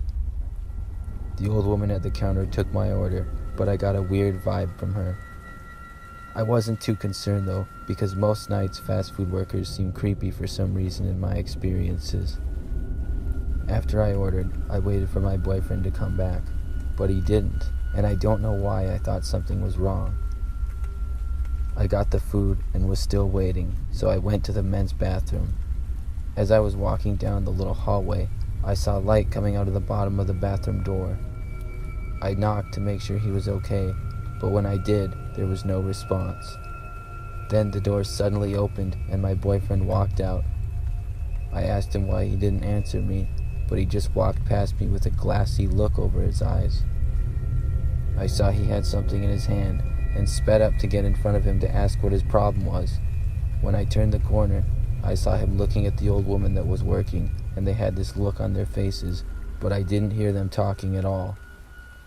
When I got over there, I saw he had a piece of a broken mirror in his hand, and all of a sudden he rushed towards me. I didn't know what was happening, so I grabbed his hand and I managed to knock the shard out of it. I hit the side of his head lightly because he scared me with how he was acting. Once I did, he seemed to wake up almost out of a weird state and asked what happened. I looked over at the employee and she rushed to the back of the kitchen and out of sight. Then I walked to the bathroom to see what happened when he was in there. As I opened the door, I saw an old box TV in the bathroom with a weird video playing.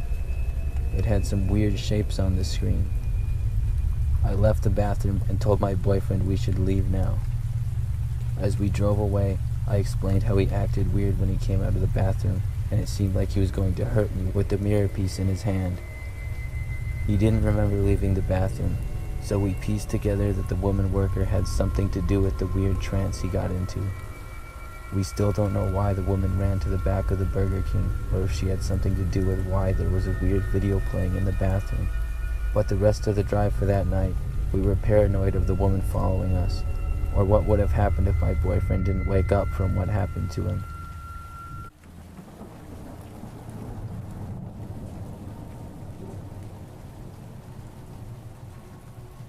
A few weeks ago, I helped my friend John move one weekend from an apartment to a small house on the other side of town.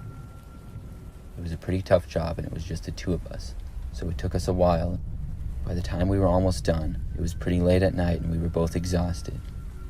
John had a spare bed that we had moved into the basement. He told me I could sleep there for the night and then we could finish up in the morning.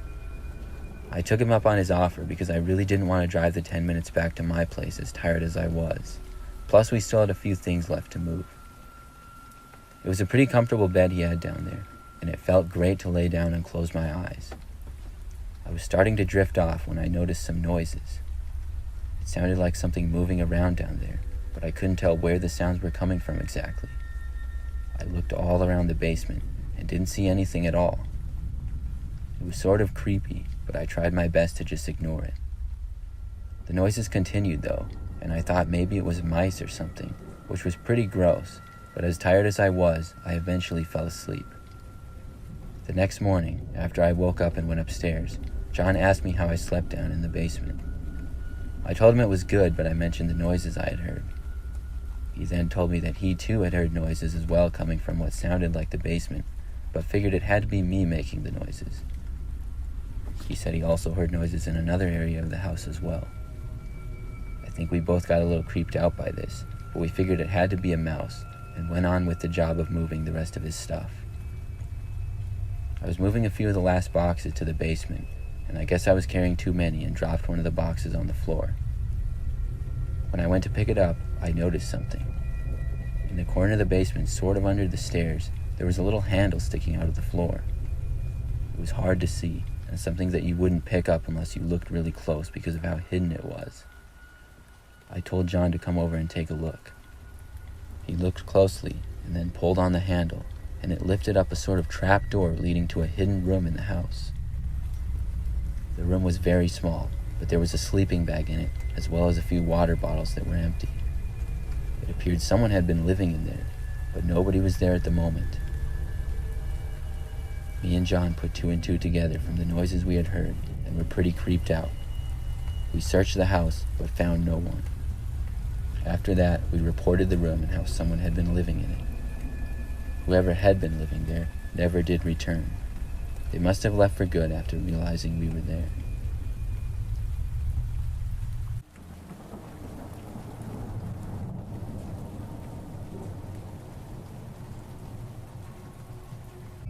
When I was 11 years old, we had just moved into a new apartment one July. The first few months was fine. Nothing bad or scary ever happened, but then things started to get a little suspicious. I used to open my window to let some air in whenever I felt like it. When I did, there would often be an old man passing by my window. I believed the old man lived in another apartment complex close to me just because of how often he would walk by.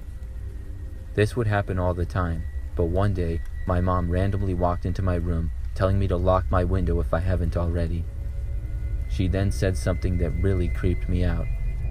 She told me a few weeks ago a man was shining a light through mine and my brother's window while we were sleeping. It made me think of the old man that was always passing by and how I had left my window open before. That really gave me the creeps.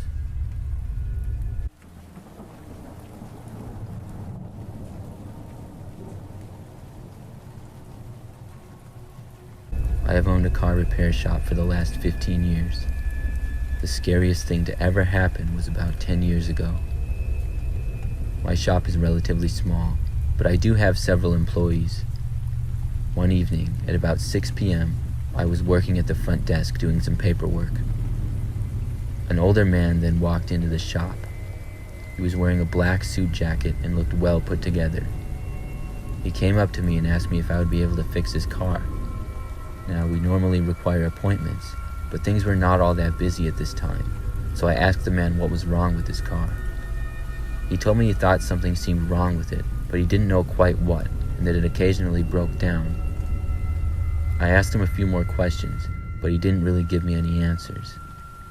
The man then handed me the keys and told me he would come back the next day to pick up his car. Then he walked out of the shop. It was strange, because he didn't really allow me to say anything. He just gave me the keys and left. I didn't even get a chance to tell the man how long it would take or anything.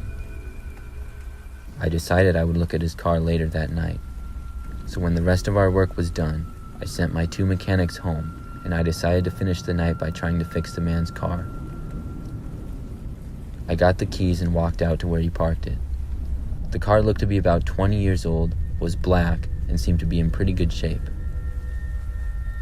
I got inside the car, and it was as clean as can be. I started it and drove it into the garage. Almost right after I got into the garage with it, the car just died. I got out and looked around at it. Then I was a little concerned to see that the car had no license plates on it. I opened up the hood, and everything seemed to be fine. Then after I shut the hood, the car started on its own. I was really surprised to see this, so I got the keys and went inside and shut the car off. It was beginning to freak me out a little bit, so I decided not to do any work on it until the man came back the next day and I got more information on it. I locked everything up at the shop and went home for the night. The next morning, I was the first one to show up like always, and I unlocked the place and went inside. When I got to the garage, the car was gone. I was shocked. I expected the man to come back that day, and I didn't know how to explain his car not being there. But the man never did show up. After that, I ended up reporting what happened to the police, but I really don't know if they were ever able to find anything. I never saw or heard from the man or his car again. Unfortunately, I didn't have security cameras at my shop at the time, so I may never know what happened. Sometimes, the whole thing seems like it was just a dream because of how strange it was, but I know it was real.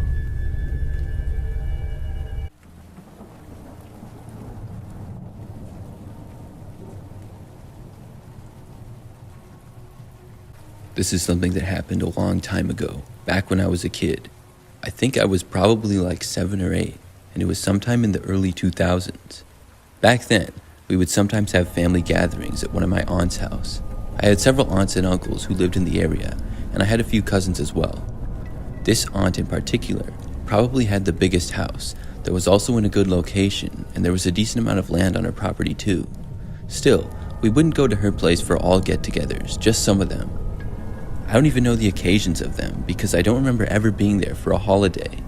I really liked to go to her house though, because there were all kinds of fun things to do. She had a really big yard and a couple of four-wheelers.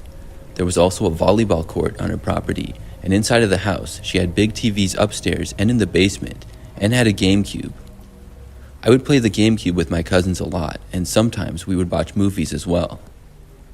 During that time as a kid, obviously I loved video games, but we didn't actually have any yet at my house. So one time, my parents, brother, and I went to my aunt's house. Several other family members were there also. A couple of my cousins, aunts, and uncles. I don't remember a whole lot of what we did earlier in the day. I do remember, though, that we had food upstairs, and afterwards we were going to watch a movie on the large TV upstairs. Unfortunately for me, it was a movie that I had recently seen at a friend's house. I'm pretty sure it was The Scorpion King, and it had recently come out on DVD.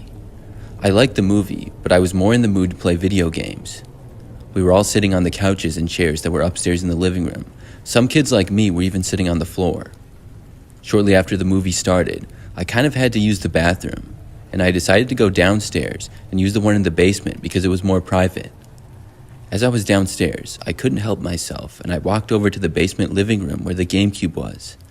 Nobody else was down there, and I decided to just play some GameCube. I was sure that nobody would mind. I sat down on this weird gaming chair that they had, pretty close to the TV. Then I turned on the GameCube and TV and put in a Mario game. The basement living room was at the bottom of the stairs and to the left.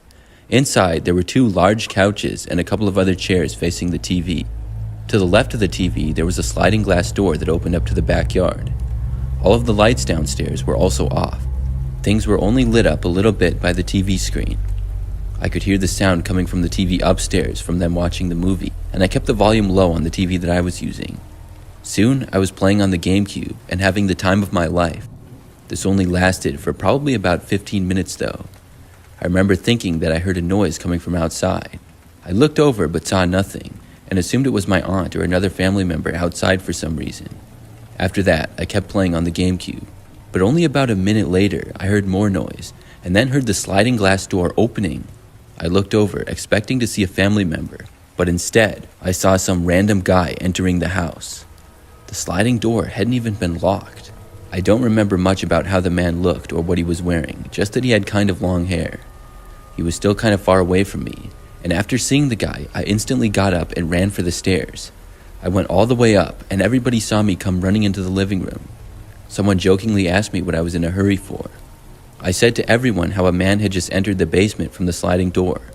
At first, it wasn't taken very serious. People thought that I must have seen a family member that I didn't recognize, or possibly a neighbor who would come over a lot.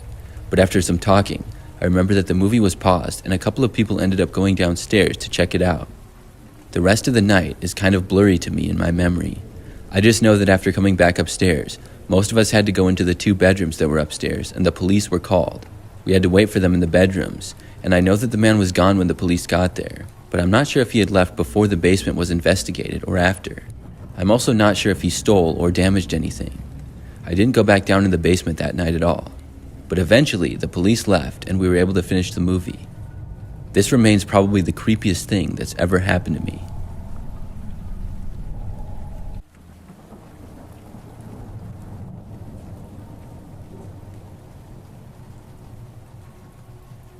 This is a story that happened back in the late 1990s.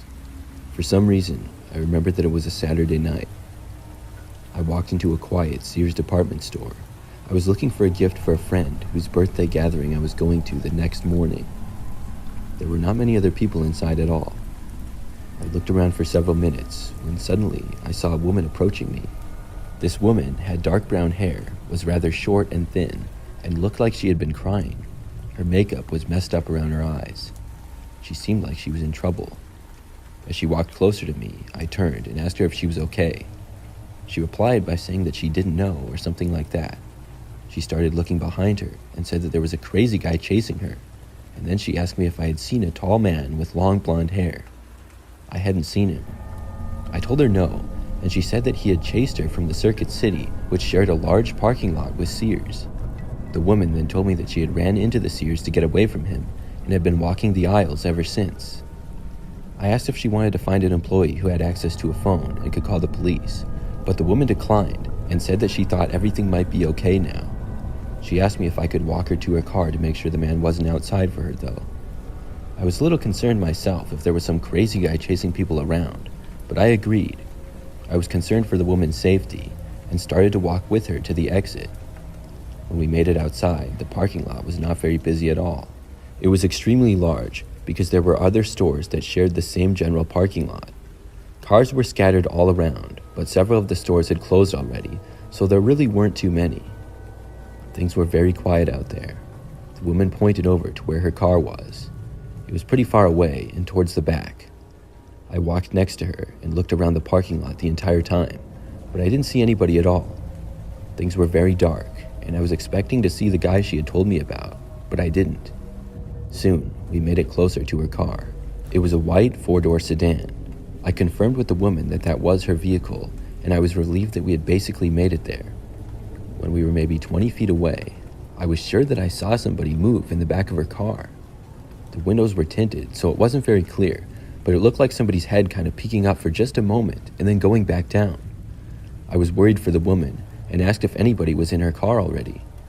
She said no, and I told her that I thought I saw somebody sitting in the back. She told me that nobody was in her car and continued to walk closer to it. It seemed like she didn't really believe me. I had stopped at that point, and the woman told me to come on and started getting closer to the car. I didn't want to, but I started to anyways. Then I thought better of it. I stopped again, but the woman tried to get me to keep going. I told her I didn't think it was safe because I was really sure of what I had seen, and I told her I didn't think it was safe for her either. Still, she kept moving closer, and so I finally did too. When we had made it within just feet of the car, suddenly the back door opened. A man popped out, and the woman screamed. But this guy didn't go after her. He went after me instead. He had dark brown hair, I remember, and not long blonde hair. He came charging at me, and all I could do was run. I turned and ran back for the Sears store and tried not to look behind me. I could hear the guy running after me, and he was probably like 15 feet back. By the time I had made it to the store, he was a little farther away though. When I got inside, I looked around for somebody else desperately, but the store was really quiet and I didn't immediately see anyone. I started going down the aisles trying to get away from the guy, and because of how big the store was, it actually kind of worked. After I went through the first 2 aisles, he didn't see which way I went. I had lost him, but I had no idea where the guy was. I remember that I was in a clothing area, and I kind of hid for a while behind a rack of clothes. but eventually I walked out to try to leave. But that's when I saw the man standing kind of by the doors. He didn't see me though, so instead of leaving, I walked back to find another exit. After walking for a while, and I was on the entire other side of the store, I looked back and saw him again. This time, he was walking behind me, as if he was following me. He wasn't chasing me though, but walking about 50 feet back. I wasn't sure what to do, so I decided to loop around the store and not panic. I didn't want to do anything crazy like start running or yelling. I calmly walked through the store until I was headed back for the parking lot where my car was. When I had made it, I began walking for the door. It became apparent to the man that I was going to be leaving, and he started walking much faster. He had gained probably 10 feet on me when I made it to the actual doors. Then, after opening the doors and leaving, I started running for my car as fast as I could. I knew that I could make it there before the guy caught up to me. All I would have to do is just drive away. Something happened next though, which was really surprising to me at the time, but not now looking back. When I was running to my car, I heard screeching tires in the parking lot. I looked back and saw the white car which belonged to the woman. It was driving quickly in my direction. When I made it to my car, I saw her car then stop, and the guy who had been chasing me got inside of it. Then, as I pulled out of my parking space in my car to leave, they followed me. It was only then that I realized the guy wasn't hiding in the woman's car for her. The whole thing was a setup for me. They got right up on my tail as I left the parking lot. I took a few quick turns, left and right, and they stayed with me the entire time. The whole time that I was driving on the road, they were just feet from the back end of my car. Luckily though, I knew where my local police station was. I headed there, and after about 10 minutes pulled into the parking lot. The white car kept going down the road and didn't turn in after me. I parked, went inside, and reported the whole situation. I gave the best descriptions of both the woman and the man as I could, but unfortunately, I did not get the license plate of her car. I know that I was told that it would be looked into. However, I wasn't contacted after that. I was never bothered by those people or saw them again though. I guess they moved on to try and fool somebody else. I didn't go shopping at night for weeks and was paranoid of them showing up at my house or something. Looking back at that night though, I'll always be grateful that I made it out okay.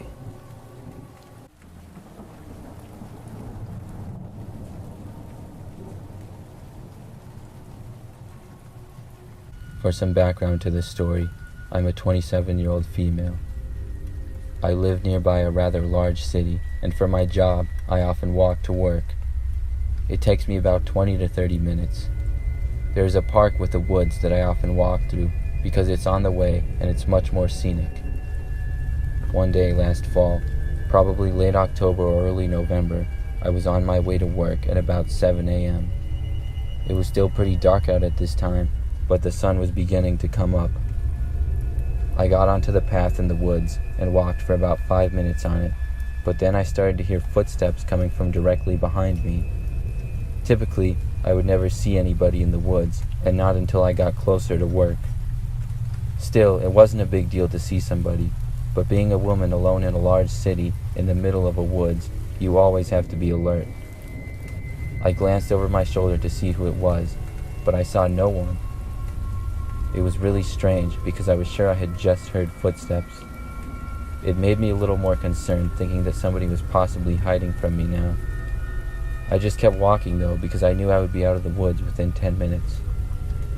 A short time later, I heard the footsteps again. I ignored them and kept walking. However, they seemed to be getting closer, so once again I looked, but I saw nothing. I knew now that something was definitely up. I reached into my purse and felt around until I found my pepper spray. Then I kept walking. The footsteps started up for a third time and got closer and closer to me. Finally, I felt somebody grab my shoulder. I turned around quickly, ready to spray, but again nobody was there. It was the strangest thing ever. I stood there looking around in disbelief for a good 30 seconds. I knew what I felt and I knew what I heard. I didn't know what to do, so I just went on with my business and didn't hear the footsteps again. Needless to say, I don't walk in those woods anymore.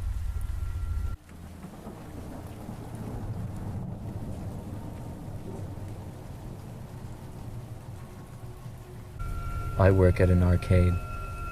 About 3 months ago, I was working a normal Saturday shift. That was usually 5 p.m. to midnight, which is when we closed. It usually would be pretty busy for most of the shift until about 10 or 11 p.m. when things would get pretty quiet. This day was no different.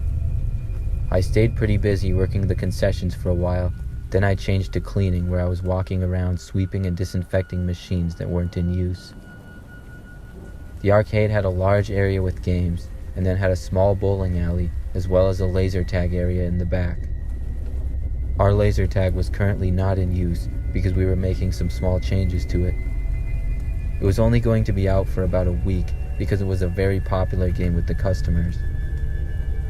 I went around sweeping and cleaning in areas that were less crowded. At about 9 p.m., I saw a man by the laser tag area. He was just looking around, and then he walked right into the doorway, which was supposed to be locked. I went over there to tell the man that he couldn't be back there. I walked into the room, which was pretty dark. I stood in the doorway and said that the laser tag was closed and he needed to leave, but there was no response. I walked farther in and looked around. He wasn't anywhere to be seen. I turned on all the lights that I could, but it was still pretty dark in there. Everywhere I went, I couldn't find the man. Eventually, after about 5 to 10 minutes of being in there, I figured he must have left and I went back out. I went back to work and it actually went by pretty fast. Finally, 11 o'clock came around and everything was pretty quiet. I only had an hour left, so I cleaned some more and then started to put things away. Many of my coworkers went home, and finally, midnight came. We started to close down, and by that time it was just me and Amanda, who was the manager. I went around the arcade for one last sweep of the floors, but when I got to the corner where the laser tag was, I froze. I saw the man from before, peeking out of the room. He had an angry look on his face. I wasn't sure what to do. I knew he had seen me. I decided to just tell him in a firm voice that we were closed and he needed to leave now. But instead, he ducked back into the laser tag room once again. I went back to tell Amanda. When I told her, she said she would come with me to talk to the man. We arrived once again at the laser tag area and went inside again. Amanda called out to the man. Once again, he was nowhere to be found. We looked everywhere, this time for about 30 minutes. After the laser tag area, we searched the whole building, but he was nowhere. Once again, we figured he somehow left, and we decided to go home. I don't know who that man was, but we never saw him again.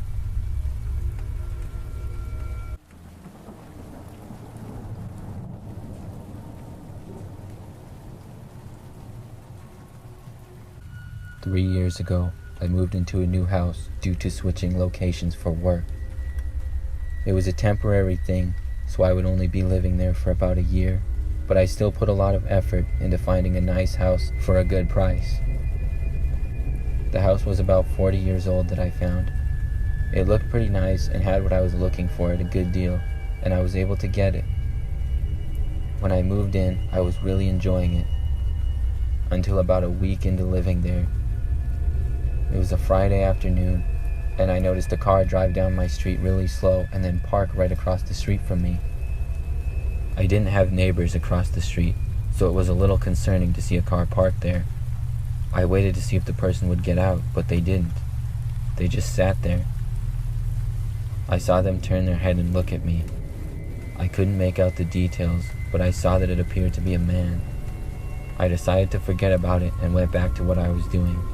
But when I came back about 20 minutes later, the car was still there with the man, and he was looking at my house. We made eye contact for a split second, and then he drove away.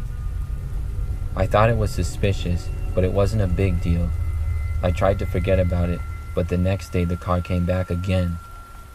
He did basically the same thing, just sat there watching my house. Then he drove away about 20 minutes later. There was a few days where I didn't see it, but then it came back a third time. This time I decided to go out and confront whoever it was. But when I walked out of my house towards the car, it immediately drove away. I went back inside after that. Later that night, I was watching TV when I heard glass breaking. It came from my basement and from the back side of my house. I immediately suspected a break-in, and I suspected that man, of course, so I called the police.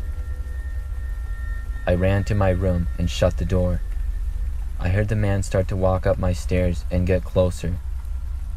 I shouted from my doorway that I called the police to try to scare him off. Instead, he screamed, saying, "Where is she?" at the top of his lungs. I was pretty confused. Then he cursed at me. I shouted that I had a gun.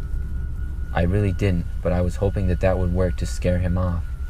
Instead, he responded by telling me to shoot him then, and he started banging on my door and trying to open it. I figured the man had to be insane, and I knew the police would arrive soon, so I decided to climb out the window of my room. I opened it and jumped out. It wasn't that far of a drop, and I was able to jog across my backyard to the next street over. I waited and didn't hear anything. I figured the man was still in my house. Then I started to hear sirens coming from the distance. I waited about a minute, and then I felt it was safe to go back. When I arrived back at my house, I saw police everywhere, and they had taken the man into custody.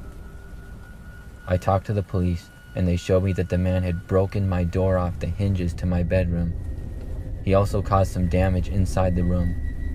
I figured the man was just crazy until I got a phone call a couple days later. It was from the previous owner of the house. She started apologizing to me over and over again. She said that the man that broke into my house was her crazy ex-boyfriend. She told me she left him about a year ago because of his drug addiction, and she moved because he had violated a restraining order against her by stalking her. She didn't let him know that she moved out, of course, so he thought that she still lived at my house.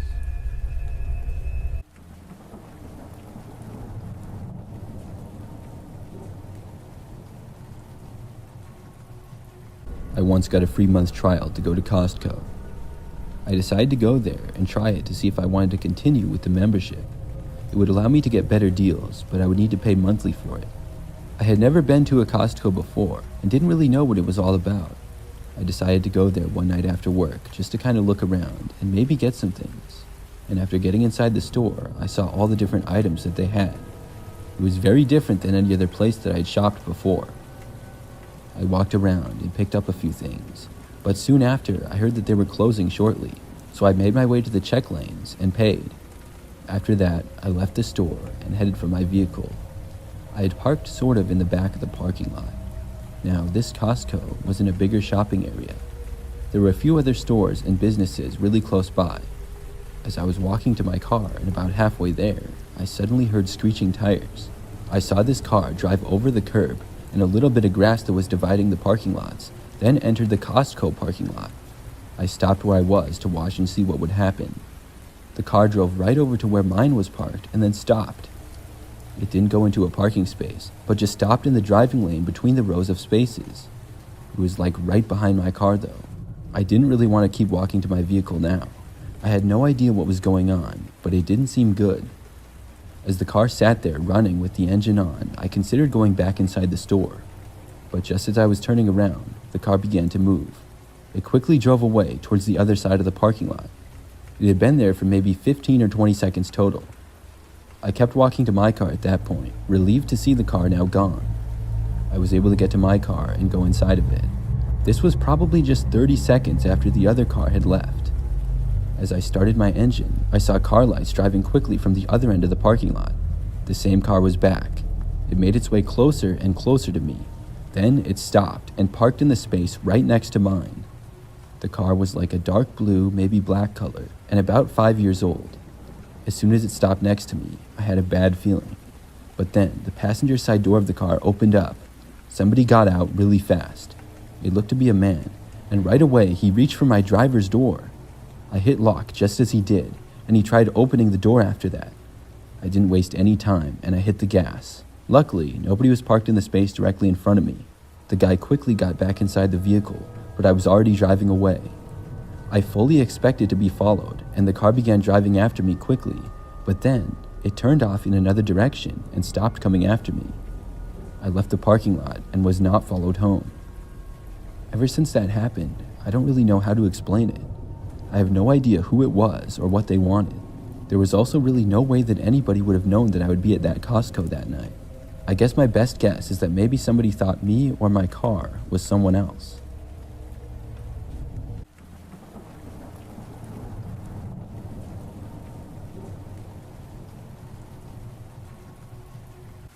This happened just last month. My childhood best friend moved about 3 hours away recently. We go to different high schools now, but during the summer I went up to visit him at his new place for a weekend. I stayed over for 2 nights, and we mostly played around in his yard, which was pretty big, and played video games inside. He has a really nice walkout basement with a huge TV in it, and it's pretty much all to himself. On the second night, we were playing each other in Madden, and it went late into the night. His parents were away, and so we lost track of time and found ourselves still playing at nearly 3 in the morning. We weren't even tired and were in the middle of another game when out of nowhere we heard a knocking on his sliding door. It was pitch black outside and we had a couple lights on, so we really couldn't see. His nearest neighbor though lived pretty far away and we weren't being loud or anything, so we didn't know why anybody would knock at this hour. My friend had been texting with his parents a couple hours earlier, so he knew it wasn't them. Then we heard the knocking again. My friend paused his game and looked. From the angle that we were at, we were unsure if whoever it was could see us or not, because the couch was kind of facing away from the door. We decided not to answer it and hoped whoever it was would go away. The knocking stopped, but then they tried opening the door, which thankfully was locked. We saw the person walk away after that, but not even 10 seconds later, they came back. This time they hit the door with their hand. We could see that it was a taller man wearing a hood and his head was down, but couldn't make out much more than that. After that, my friend and I ran upstairs. We shut the door to the upstairs, but it didn't lock, so we ran into a bathroom and locked the door. Then we called the police. A couple of minutes later, we heard the sound of glass breaking in the basement. The police said they were sending somebody out, but we knew it wouldn't be about 10 minutes before they arrived because of where my friend lived. We waited silently in the bathroom to hear if the man was going to come upstairs or not. Eventually, the upstairs door opened. We heard the man walking to the living room. Then he approached the bathroom we were hiding in. We held our mouths to cover our breathing. It felt like he stopped in front of the door for a whole minute. Then he slowly turned the knob until it stopped from being locked, and then he walked away. About 10 seconds later, we heard the sirens. We waited until the police were pounding on the door. They were able to make it inside and arrest the man. My friend and I felt very lucky to be safe that night.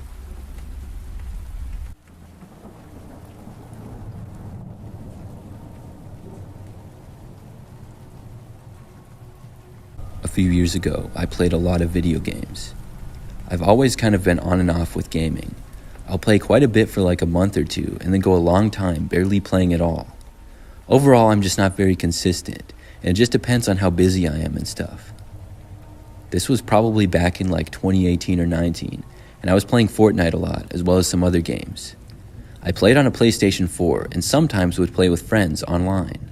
However, most of my PlayStation friends were random people who I had played with in the past, and they sent me a friend request or something. I didn't actually know them in real life. One time, when I logged onto my PlayStation, I had another friend request. I had no idea who it actually was, and I don't even remember the username at all. But I did what I always did, and I accepted it. Then I started playing. Maybe like 30 minutes later, I got a request to join a game on Fortnite. It was from the person who I had just accepted the friend request from earlier. I accepted the request to join them in the game because I figured, why not? When we started playing, I saw that the other person had a microphone, but they weren't saying anything. I had one as well, and I asked some general questions about the game because we were playing duos. If you don't know, that means we were on the same team. My questions went unanswered though. I figured that either their headset was not on their head, or maybe it was broken. That was not all that uncommon. I stopped talking to them after it was apparent that they weren't going to talk to me. I still didn't know who it was though, and I assumed that it was just a random person that I must have played with sometime before. We played a round and lost fairly quickly, then we decided to play another. This time, maybe 5 minutes into the new round, the person finally spoke. It was a man's voice, which was extremely deep. I think they might have even been using some kind of voice changer. The voice sounded very creepy. The guy said my real name immediately, which got my attention. It was followed by a crazy sounding rant that started out absurd and then got threatening. I don't even remember any of the specific things because it was so crazy. After he paused, he started talking again and said something like, "If you don't think I'm serious, I know much more than just your name." I was already very creeped out. The guy then said the city that I lived in and the state, and this was enough for me. I hit the power button to my PlayStation and it turned off. Then I went so far as to unplug it from the wall. My heart was racing and I was now sweating. I wondered who that person was and what had just happened. Eventually, after about 10 minutes or so, I composed myself. I turned my PlayStation back on and located the person from my friends list. I saw that he had sent me several messages now. I clicked on one and it was more of the same stuff. I didn't want to read any of the rest. I reported and blocked him and then got off of my PlayStation. After this, nothing else happened. No, he didn't show up at my house or call me on the phone or anything. At least not that I'm aware of. But this still creeped me out quite a bit. So much so that I didn't play any video games for a while after that. Years later, and I still wonder who it was. I've played many video games since, and nothing like this has ever happened. I don't know if it was a prank either, because nobody I know ever said anything about it, and I would think that they would have by now. Besides, my friends aren't really the type to do that. It remains a mystery to me.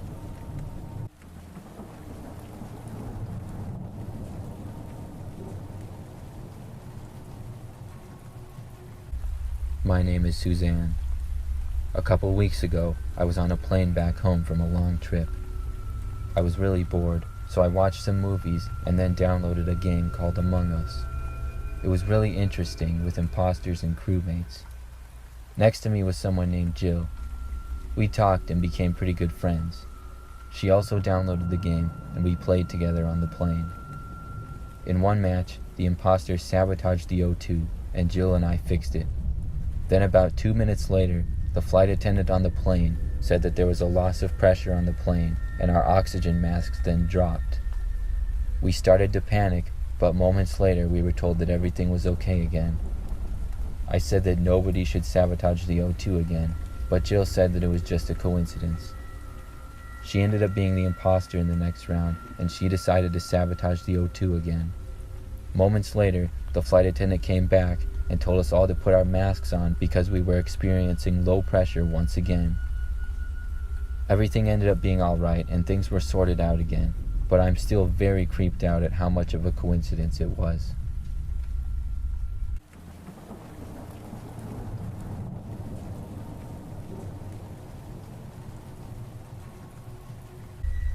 A couple of years back, my friend Adam and I took a trip to Florida. He was really into the Airbnb app and said he used it all the time when he traveled. He said we should use it to find our place to stay during the trip.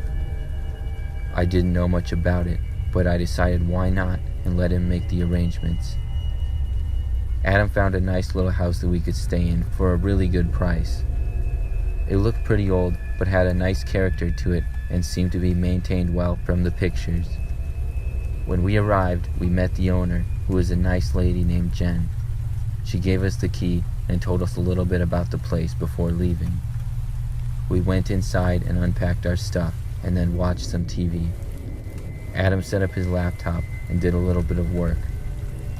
We had plans for the next day, but nothing for that night, so we were just hanging out. When it started to get late, we decided to go to bed. The house had 2 bedrooms, but was only 1 level. We each went into a bedroom and went to bed. The next morning, when we got up, we noticed that the lights were on in the living room. I was sure I had turned them off before bed. I would say about 80% sure. We had to get going though, and I didn't really have time to worry about it, so we just got ready and left. When we returned back later in the day, we noticed right away that our stuff was all messed up. The things we had brought were scattered throughout the floor. Now we knew something was going on. I decided to call Jen and tell her. When she answered the phone, I explained that our things had been messed up and we thought a light had been turned on during the night as well. She said she didn't know what to tell us. She said only us and her had access to the house and she never had any problems before. We decided to look around the house for ourselves. It wasn't a very big house, pretty much just a couple of bedrooms, a bathroom, kitchen, and a living room. There were a few closets that we looked in as well, but we saw nothing. Then we noticed that the house had an attic. It was located at the end of the hallway near the bedrooms. I decided to go into it and look. I got a chair and stood on it and opened the hatch. I saw that it was very dark up there and pretty much just looked like a crawl space. My eyes adjusted to the dark pretty quickly, but as soon as they did, I saw movement. I squinted and then saw a man crawling towards me at a fast speed. I quickly ducked out of the attic and shut the door. The man tried to open it, but I held it shut. Adam looked very surprised. I told him there was a man up there. He took out his phone to call the police. Meanwhile, I was trying to hold the attic door shut while the man was trying to open it. I could feel that he was pretty strong, and I was hanging on as hard as I could, but I knew I couldn't hang on much longer. Then he began banging on the door. I asked Adam to help me. He grabbed onto the door as well, but when he did, the man pulled really hard and broke it open. He charged down and landed on top of us. There was a struggle, and I just remember the man being really dirty and slamming me to the ground. Adam tried to help me, but wasn't much of a fighter. He got shoved to the side, and the man sprinted past us and out the door. When the police arrived about 10 minutes later, of course the man was long gone. We told them all we could, but they were never able to locate him that I am aware of. I think it was a homeless guy living up there, but I'm not sure. I'm just glad he didn't hurt us. He really just wanted to get away. But I'll never book an Airbnb again.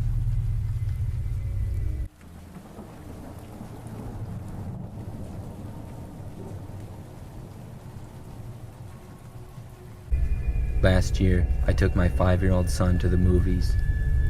It was an afternoon, and I usually don't go at that time, but I had the day off work. It was weird to go during the day, but it was very nice because there was hardly any people there at all. We saw some kids' movie that my son really liked. After the movie, we were walking down the hallway when a lady approached us. From the moment she started talking, she seemed a bit off. She seemed to be in her 50s, and the things she said did not make a whole lot of sense. She said something along the lines of she needed a ride to her boyfriend's and she had no money. I told her sorry, but I couldn't help. I didn't know what she was doing at a movie theater if she had no money. It seemed so odd and sketchy to me. She asked a few more times, but I stuck to my gut of it being a bad idea to invite her into my car with my 5-year-old son, and I said no. My son and I left and walked into the parking lot. I could sense the woman following us, and when I turned around, I saw that she was in fact following. I did my best to ignore her, and my son and I got into my car and left. As I was driving away, I saw the woman get into a car and drive off as well. That confirmed to me how sketchy she was in fact, because she clearly didn't need a ride if she had her own car. I saw her pull out of the parking space and cut across the parking lot and then began trailing me in my car. I was afraid she was going to follow me home. But luckily for me, a car pulled out in front of her and got between us, so that made me feel a lot better. About 10 minutes later, we got home and went inside. But not too long after that, I saw the lady's car pull up. She parked right in front of our house. My wife asked who was here. I didn't want to worry her. I said I didn't know and decided to go out and confront the lady.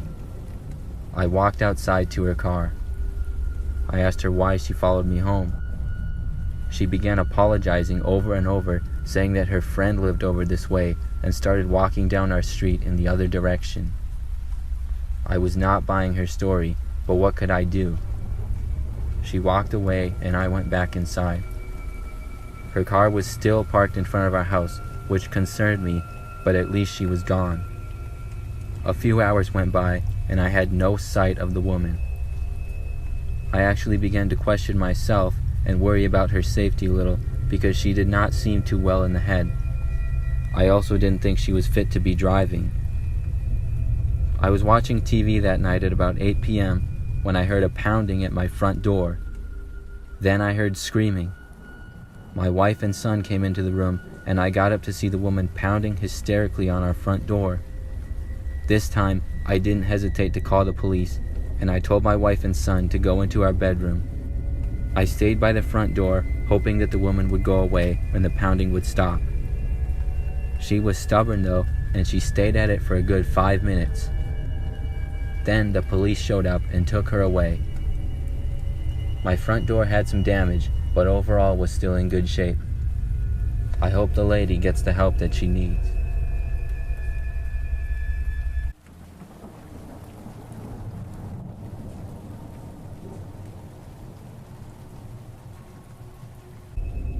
I'm going to tell you about my scariest memory of college. I went to college about 20 years ago, and this happened during the first semester of my freshman year. It was nighttime, about 9 p.m. I was in my dorm, which had 6 floors of rooms and a few lounges here and there. I lived with my roommate, who was a pretty cool guy, on the first floor. On this night, I had to print a homework assignment, and the only printers were downstairs in the lobby, so I went downstairs to take care of that. When I got down there, I saw a man standing in the doorway. Outside. I noticed he looked much older than most of the college students. That is, until I saw the pizza in his hand and realized that he was a pizza man. It was pretty common for college kids to order pizza to the dorms. He waved at me and I shook my head to say no, I was not there for the pizza. But then he knocked on the door and urged me over. I went to the door and opened it. I told him that I didn't order pizza. He said that was fine, but the kid who ordered had him delivered to his room and he needed to get in the building. I know how strange that sounded looking back, but I was much younger then and I didn't think much of it at the time. He walked away and I went back to printing my assignment. Once I finished, I went back to my room. My roommate and I hung out and played some video games until about 11 when we got tired, so we shut out the lights to go to sleep. I awoke sometime later to the sound of our doorknob being twisted. I was confused and I looked at my roommate's bed to see if it was him. He was still sleeping. I decided to try to ignore the sound and go back to sleep, but it didn't stop. After a few minutes, I started to get concerned. I got out of bed to look out to see who it was. Then I saw it was the pizza man that I had let in the building. I had no idea why he was trying to get in my room. I went over to wake up my roommate. I shook him and he was very confused at first. He sat up and just then our door opened up. The man started to walk in, but looked surprised to see us both awake. My roommate shouted at the man to leave. He responded by saying he wasn't going to and we had to do what he said. Then he showed us a bag he was carrying and told us we did not want to know what he had in there. I took this as some sort of a threat. I didn't know quite what to do. Then my roommate started towards our window, which happened to be open slightly because it was a hot night. He pushed it open farther and jumped out. I saw the man start to pursue, and without even thinking, I followed my roommate out the window. We ran around campus and saw the man chasing after us. We kept going as fast as we could until we found a better lit street and were able to see a campus patrol car. He saw us in a panic and stopped. At this point, the man was gone from chasing us. We explained the situation and more police were called to the dorm building to look around. After the search though, the man was not found and he was able to get away. I felt bad for letting him into the building, but I am glad nobody got hurt.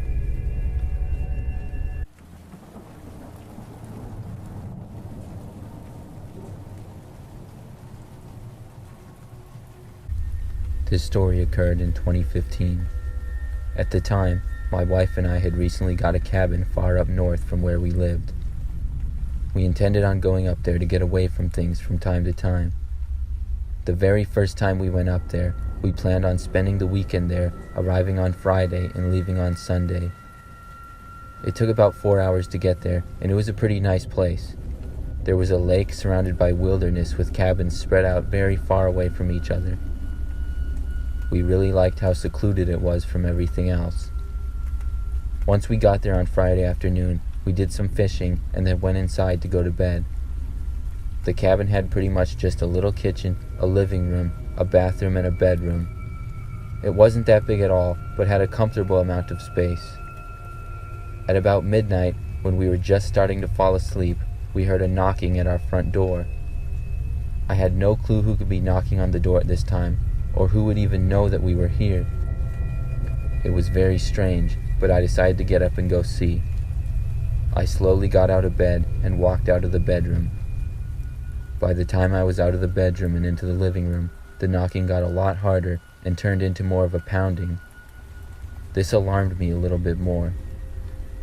The way the cabin was, you couldn't really see outside to the front of it unless you were in the kitchen window. Instead of going straight to the door, I decided to go to the window instead based on how violent the knocks were becoming. I slowly tiptoed to the kitchen window. As I did, the knocks grew even louder. By this time they were so hard, I feared that the door might break. I saw my wife start to come out of the bedroom, and I signaled for her to be quiet. As I looked out the window, all I could see was a large man with his back facing me, pounding on the door. He had to be 6.5 feet tall and weigh at least 250 pounds. He was wearing a hat, and I couldn't get a good look at his face at all. I considered my options of what I could do. I decided to turn on my porch light, hoping that it would scare him off. Looking back, it was probably dumb, but I didn't know what to do. When I turned on the light, the man was unfazed and just kept pounding. I remained sitting on the floor next to the window, just hoping he would go away. Finally, he did. I knew that was the only entrance to the cabin, so I felt relieved. But then, I started to hear pounding coming from the back of the cabin at the wall. My wife and I stayed put in an area where we couldn't be seen. Thankfully, we had shades covering all of our windows. The pounding continued at the rear of the cabin for about 5 minutes and then finally stopped. We sat there waiting for more to start up again somewhere, but it didn't. After about an hour of sitting up and discussing what had just happened, we finally decided to go back to bed. I didn't get a whole lot of sleep that night, and the next morning we went outside and saw that there were marks on our door as well as the wall at the back of our cabin from the man. There were also some plants that had been trampled. We considered leaving and driving back that day, but decided to stay. After another day of fishing and walking through the woods, we saw no one at all, which was nice, and then we went back to the cabin. We had a relaxing night watching a movie and then went to bed once again at about midnight. Then I heard a knocking on the front door again. As soon as I did, my heart sunk. Once again, the knocking slowly grew louder and louder. We decided to just wait it out and hope that the man didn't break the door down. It lasted for roughly 10 minutes, and finally the man left again. I think I got even less sleep that night. The next morning, my wife and I went outside and saw a piece of paper that was on the ground in front of the door. It had the words, "Get out," written on it. We decided to report what had happened to the police, and after filling out a report with them, we drove home. I don't think anything was found, and we decided to sell the cabin and get another one elsewhere. I'm not sure who the man was, or if it was just someone trying to scare us, but we were enjoying our new cabin much more.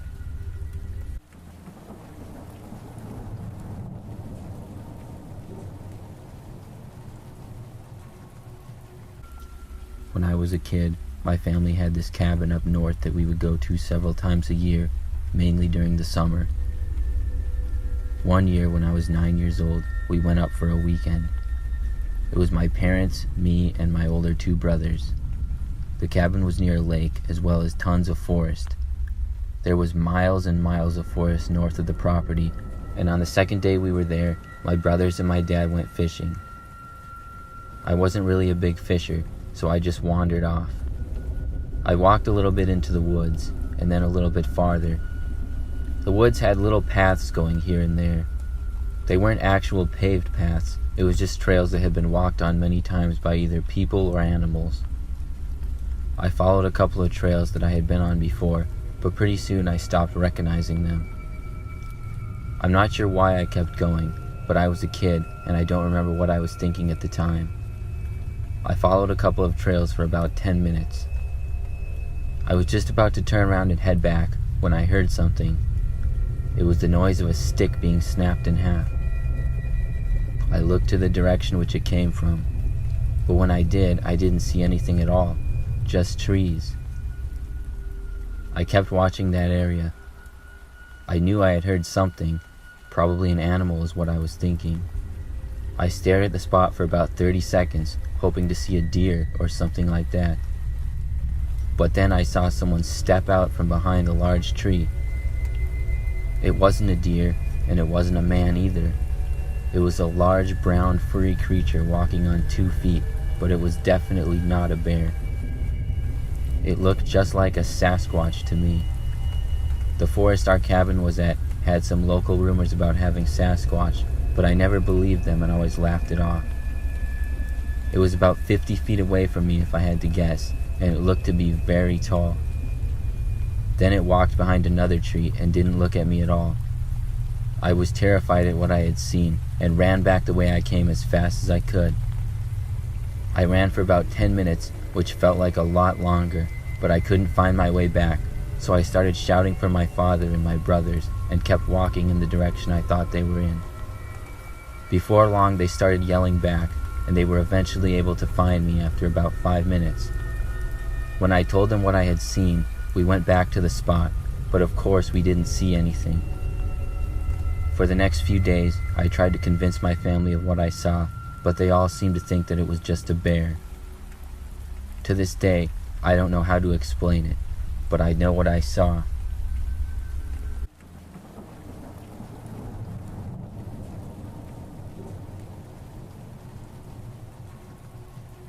My wife and I live somewhat out in the country. It's not super out there, but we have a decent-sized yard with a woods on our property, and we don't have too many houses on our street. One night, my wife had gone to bed already, and I was staying up late watching a sports game on TV in the living room. When the game was over, I turned off the TV and then turned off the lights in the living room. As the lights went out, that gave me a clear image of our front yard, and something caught my eye as it did. I noticed there was someone dressed as a clown, complete with a mask and everything, just standing in the front yard staring directly at me. It was extremely unusual in my neighborhood to see anybody walking down the street, and we had a fairly long driveway, so I was shocked at the sight of a clown in the front yard.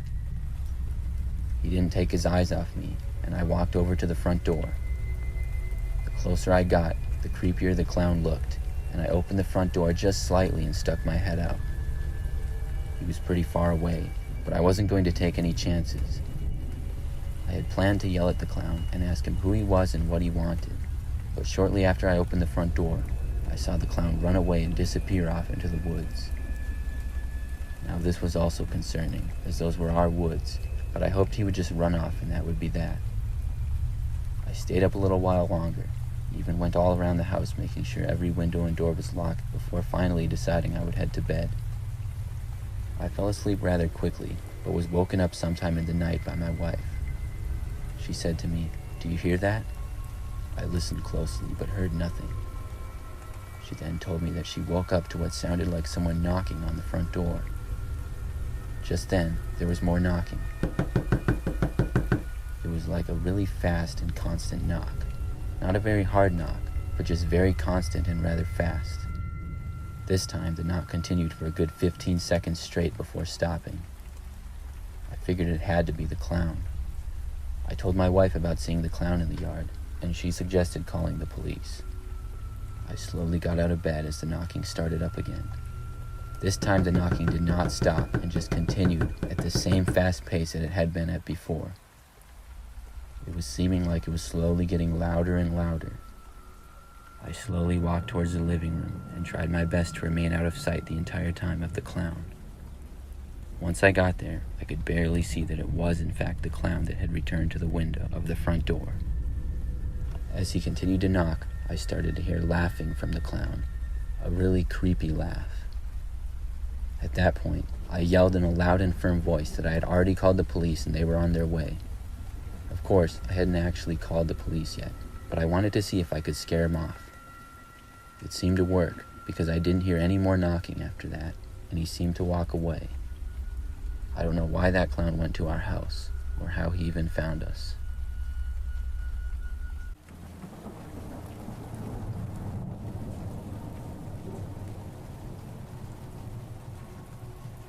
A couple of years ago, I worked at a GameStop during my summers home from college. The GameStop I worked at was located across the street from a Target and next to a pizza place. It was overall a good experience for me. That is until one night. It was a Thursday night and I was working with one other person. Things were pretty typical. At I think about 7 p.m. or so, a man walked in with a console in his hand. He was wearing a dirty old jacket, and to be quite honest, he looked homeless. He approached me at the counter and placed down an old GameCube. The system was absolutely filthy with dirt on it, and it looked like it probably didn't work. We also didn't buy or sell GameCube anymore because they were too old, and we hadn't carried them in years.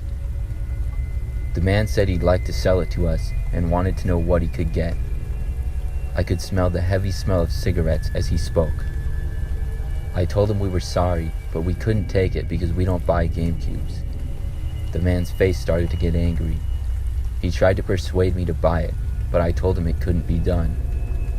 The man then started to raise his voice and basically just complain about GameStop for a while. There were maybe 2 or 3 other people in the store at the time, and they all started to look at the angry man. Finally, he cursed at us and stormed out of the store. I was really happy to see him leave. People would sometimes come in with items that we didn't buy, but none of them were as crazy as this situation.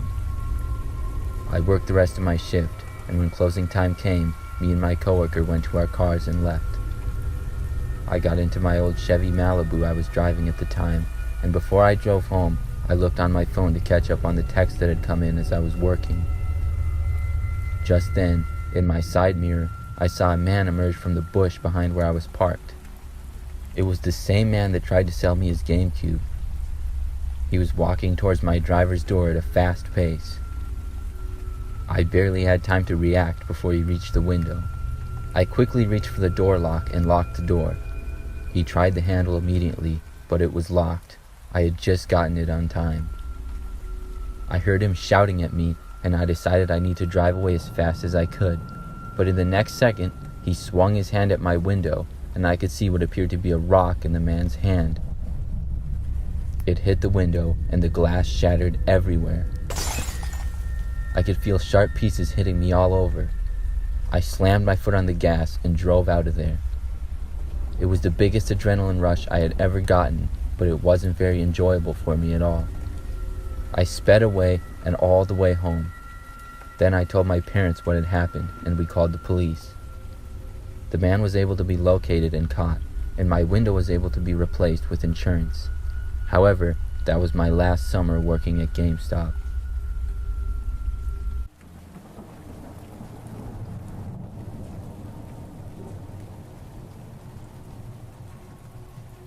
I work as an overnight security guard at a healthcare facility. My job is pretty easy most of the time. Usually, I just sit at a desk and watch over security cameras, as well as taking care of things around the building. There are mostly just a few overnight nurses and doctors working, and we don't typically get many people coming in the building. On one night, it was about 2 in the morning, and I was sitting at my desk. Then I noticed movements on one of the cameras. It was dark and I couldn't really see, but it looked like a person walking past. It was coming from a room down the hall. Then the camera went out. Nobody was supposed to be in that room at this time. I decided to go over and check it out. When I got to the room, it appeared to be empty.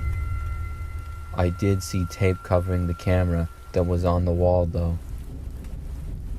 That room connected to another room, and so I walked into there to see. That's when I saw a man that was dressed in all black. He turned and looked at me and was about 15 feet away. We stared at each other for about a second, and I was about to speak, but then he charged at me. I prepared myself to take him on. But right before he got about 5 feet away from me, he stopped, turned, and went the other direction. I told him to stop. Instead, he ran for the window and jumped out of it and ran away. I chased after, but when I got to the window, he was long gone. As it turns out, the man had broken in through the window. What his plans were once he got inside, I really don't know. All I know is that it was the weirdest and most bizarre thing I have seen while working there.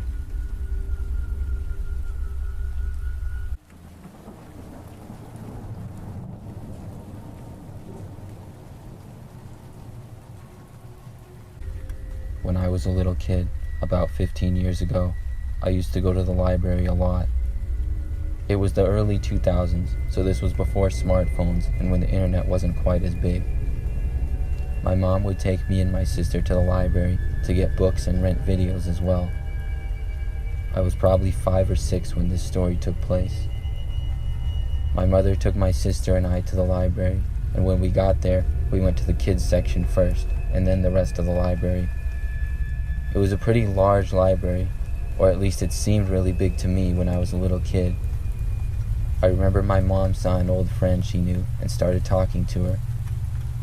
After about 10 minutes, I got really bored and wanted to find a football book, so I walked away and started looking.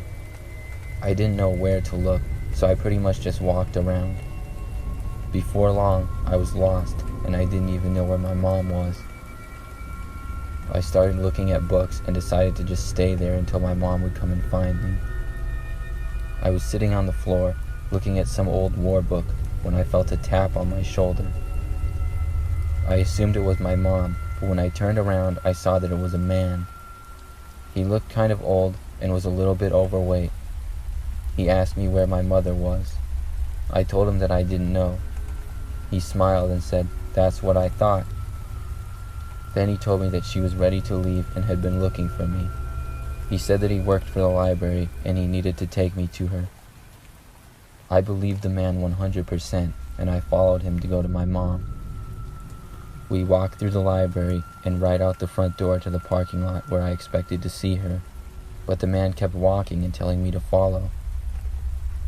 We got about halfway through the parking lot when he stopped and put his hand on my back and pointed. "She's right over there," he said.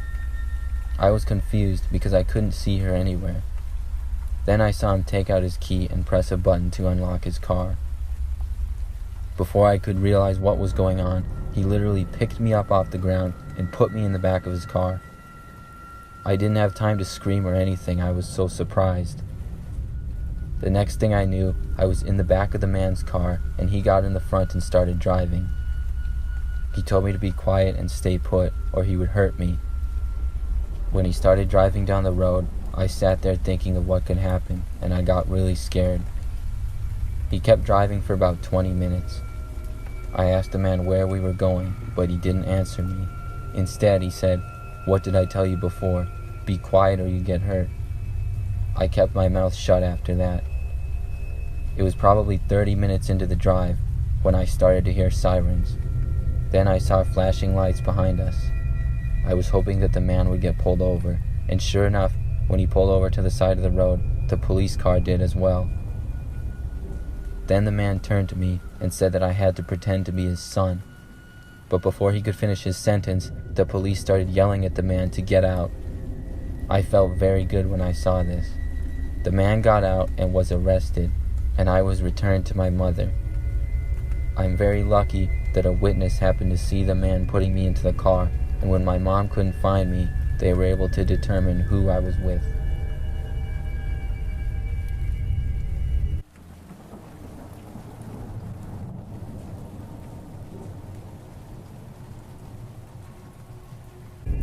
This story happened when I was 9 years old. One night, I was at a sleepover at my friend's house. Me and my other two friends were bored, so we went on Netflix and watched YouTube videos. Then, the younger me wanted a girlfriend, so I said to my friends that we should talk to some girls on Twitch. My friend said that we can talk to other girls on Omegle. I didn't know what Omegle was. He explained to me that you can chat with other strangers and you can talk to girls, so once again, the younger me was excited to give it a chance. While we were going to Omegle, it said you have to be 13 plus or 18 plus, but I didn't care at all, and my other two friends didn't care either, so we went on anyways. While we were on Omegle, we saw mainly guys, but we did see some girls too, so that was really cool for me. But then, we came across this one person. It was a man, and he said, "Want to play a game?" We said sure, and he said, "Would you rather get kidnapped or never get kidnapped?" We said never get kidnapped, and he instantly skipped us after that question. After that, we talked to some other girls and guys, and after a while we closed Omegle, and me and my friends went into the living room to watch TV. A little while into that, we started to hear footsteps coming from upstairs. My friends and I were confused because their parents weren't home at the time, so we got a little bit scared. Then a couple of minutes passed by, and my friends and I had this strange feeling that we were being watched. I turned around, and as soon as I did, I saw a man standing there. When he saw me, the first thing he said was, "Want to play a game?" My friends and I ran out of the room all at once as fast as we could and out of the house. As soon as we were outside, we called the police. We didn't see the man at all as we were outside, and when the police came, they couldn't find him. To this day, I'm never going on Omegle again.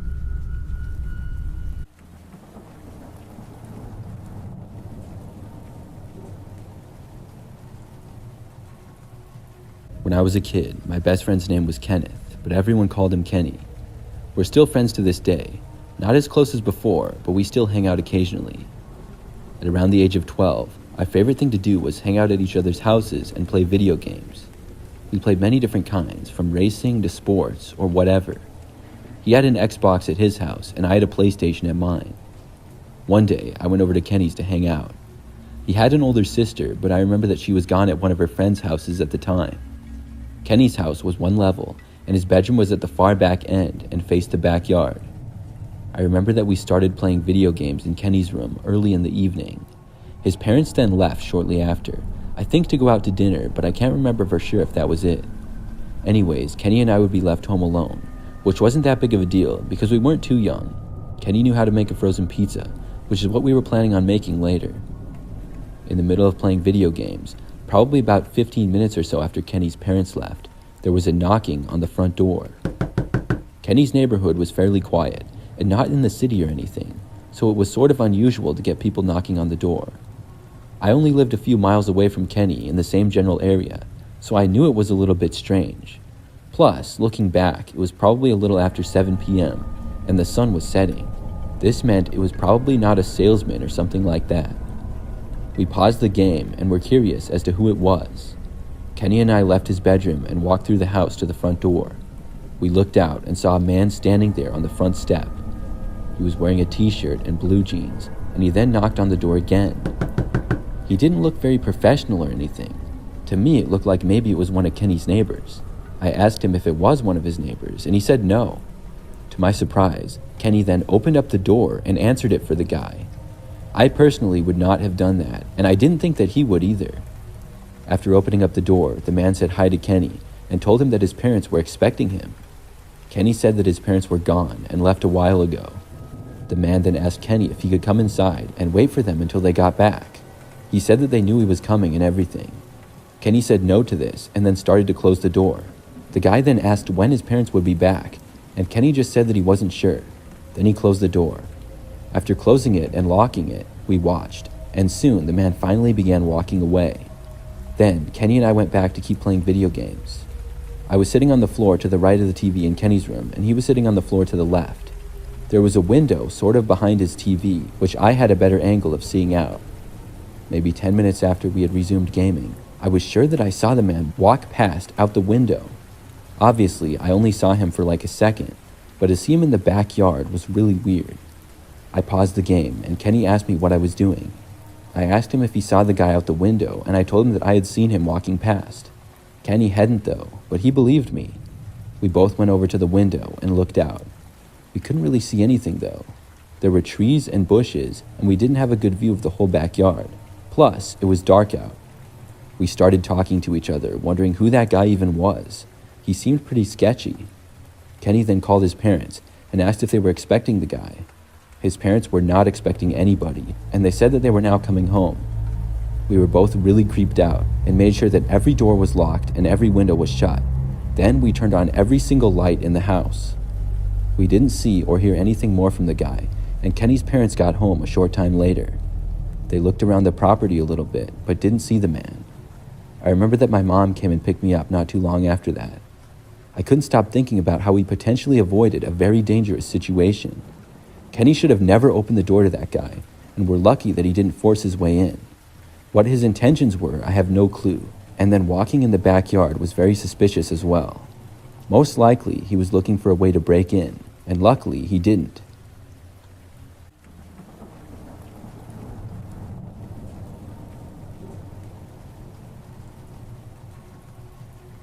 I went to IKEA to do some furniture shopping a couple of months ago. Something really strange happened that day. I knew that I would be in IKEA for a while because the store is so big. Every time I go, it takes forever for me to find stuff. My friend was supposed to go with me, but canceled at the last minute. As disappointed as I was, I decided to just go by myself anyways. I still always enjoy going to IKEA. It has a kind of fun atmosphere in my opinion. When I went in there, it was kind of busy.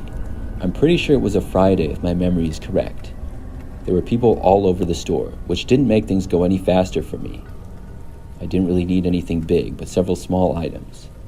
After being inside for more than 20 minutes, this one woman started following me. At least, that's what it seemed. I noticed her next to me, only like 3 or 4 feet away, but I thought nothing of it. When I moved away to go somewhere else, she did too. When I stopped to look at something, she stopped a little ways behind me. I thought this was weird because I didn't know who she was. I could tell that she was looking at me, and I looked over to see if she had something to say to me. But when I looked at her, she quickly looked away. I decided to move again at that point, and she followed me once more. I walked a decent ways away this time, and when I stopped to look at something, the woman also stopped. This time, I turned to her and asked her why she was following me. She looked away as soon as I looked at her again, and when I spoke, just walked away. She didn't acknowledge anything that I said, and before I had even finished speaking, she had walked around the corner and was out of my sight. I sighed and shook my head. At least she had finally left me alone. After that, I went back to my normal shopping. Luckily for me, I didn't see her for the rest of the time that I was shopping, which was probably about an hour. When I had got to the end of all of the displays, there was a cafeteria. I was pretty hungry and went inside to get a quick bite to eat. After sitting down at one of the many tables in the cafeteria, I saw the woman within about 5 minutes. She was sitting at the far other end and staring at me. She didn't have any food or anything with her. She wasn't with anybody either. I didn't know what her problem was. She was far away though, so I tried not to let it bother me. I wasn't going to get up and try to talk to her again either. I just went on my phone and enjoyed the great IKEA food. I did look up a while later and she was still there staring at me. This was just really weird, and I didn't know why she was doing this. I did my best to not look at her and to forget about it. But only like 5 minutes later, I looked in her direction again. This time, though, she was gone. I stayed there for a while longer, and then I left the cafeteria area. I didn't see her at that point either. Then I was just about ready to leave. I went to go check out up at the front of the store. I bought a few things and then left to head out to my car. Like the store, the parking lot for IKEA is also very big. There were a lot of people when I got there, so I was parked kind of in the back.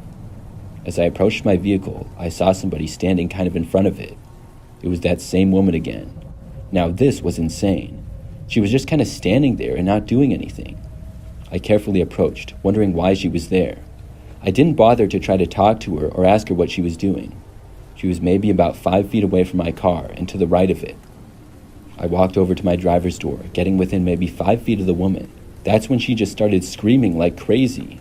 She was yelling and screaming, and I quickly got inside of my car.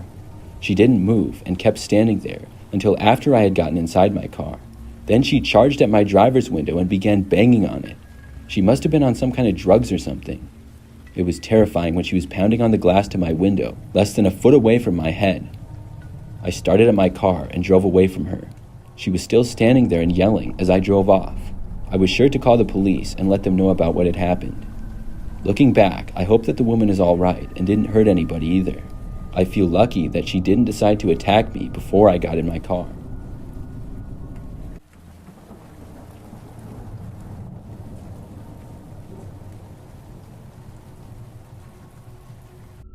A couple of years back, I was an employee at a Subway restaurant. It was the summer after my freshman year of college. I liked most things about the job, except for the manager of our store. His name was Randy. He was in his mid-40s, and he always gave me the creeps. I'm a female, and I'm roughly 25 years younger than him, and he would always try to flirt with me and even ask me on multiple occasions to hang out with him outside of work. I would always say no, but sometimes he would get really persuasive. I was just happy I didn't have to deal with him too much because we usually didn't work at the same time for very long. But one day, it was supposed to be me and my coworker Sam working a 6-hour night shift. Instead, Randy showed up. He told me that Sam had called in and he had to take his place. He said it would just be him and me for the rest of the night. I was uncomfortable when I heard this, and I hoped that we would be very busy so he wouldn't be a creep. The night ended up being pretty good until about 9 p.m. when it started to get very quiet. That's when Randy began acting very creepy again. He said we should hang out after work, but I told him I was really tired and just wanted to go to bed. As I was washing my hands at the sink, which was in the corner, he came up and cornered me and got very close to me. I asked him what he was doing, and then he started to grab me. I tried to get away, but I couldn't. Just then, someone started to walk in the front door, and he left. He whispered in my ear, though, that if I told anyone, he would fire me. Too bad for him, it was just a summer job to me, and I really didn't care. While he helped the customers, I simply walked directly out of the store and drove home. I reported him and never went back to that Subway. I don't know what happened to Randy, but I really don't care to find out.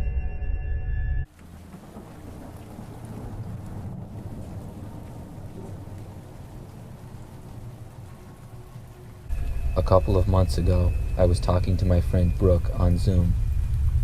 We have known each other for a long time and grew up together, but recently, after graduating college, we went our separate ways and live on opposite ends of the country from each other. We try to FaceTime or Zoom call at least once a week to stay in touch. We were talking on one night mainly about our jobs and life in general. We started joking around, and then I went to go get some food. I came back to my computer about 2 or 3 minutes later. When I arrived back at my screen, I could see that Brooke was gone from hers. I assumed she went to the bathroom or got something herself, and I sat there and waited. About 5 minutes went by, and she still didn't return, so I called out for her. I didn't hear a response, so then I texted her on her phone. But when I sent the text, I noticed her phone was still on her desk, because I saw it vibrate on my screen. She hadn't taken her phone with her. I waited a few more minutes, and she still didn't return. I just sat there on my phone, looking through Instagram and eating. Then all of a sudden, I saw Brooke appear on my screen, running towards me, coming from her hallway. She appeared to be in a panic and looked like she had been crying. She looked at me briefly and then grabbed her phone from the desk and ran away again. I called out to her, but she ignored me.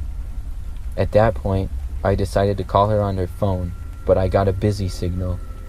I kept calling her until finally she responded to me with a text saying that she would call me back later.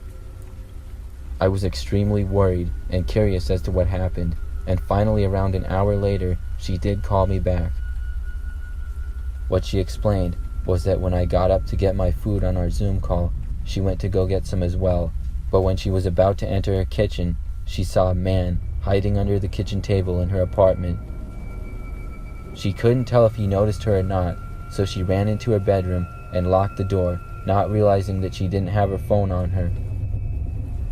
Then, over the next few minutes, she heard the man moving around her apartment, even trying her doorknob 2 times, which she had locked.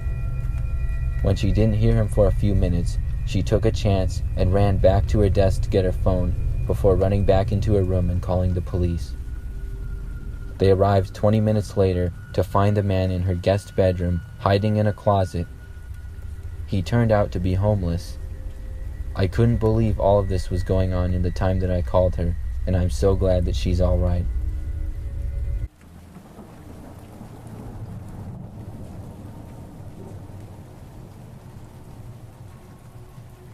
This story happened when it was my friend's birthday. He was turning around 13 years old. It was a normal birthday, just chill and eating pizza.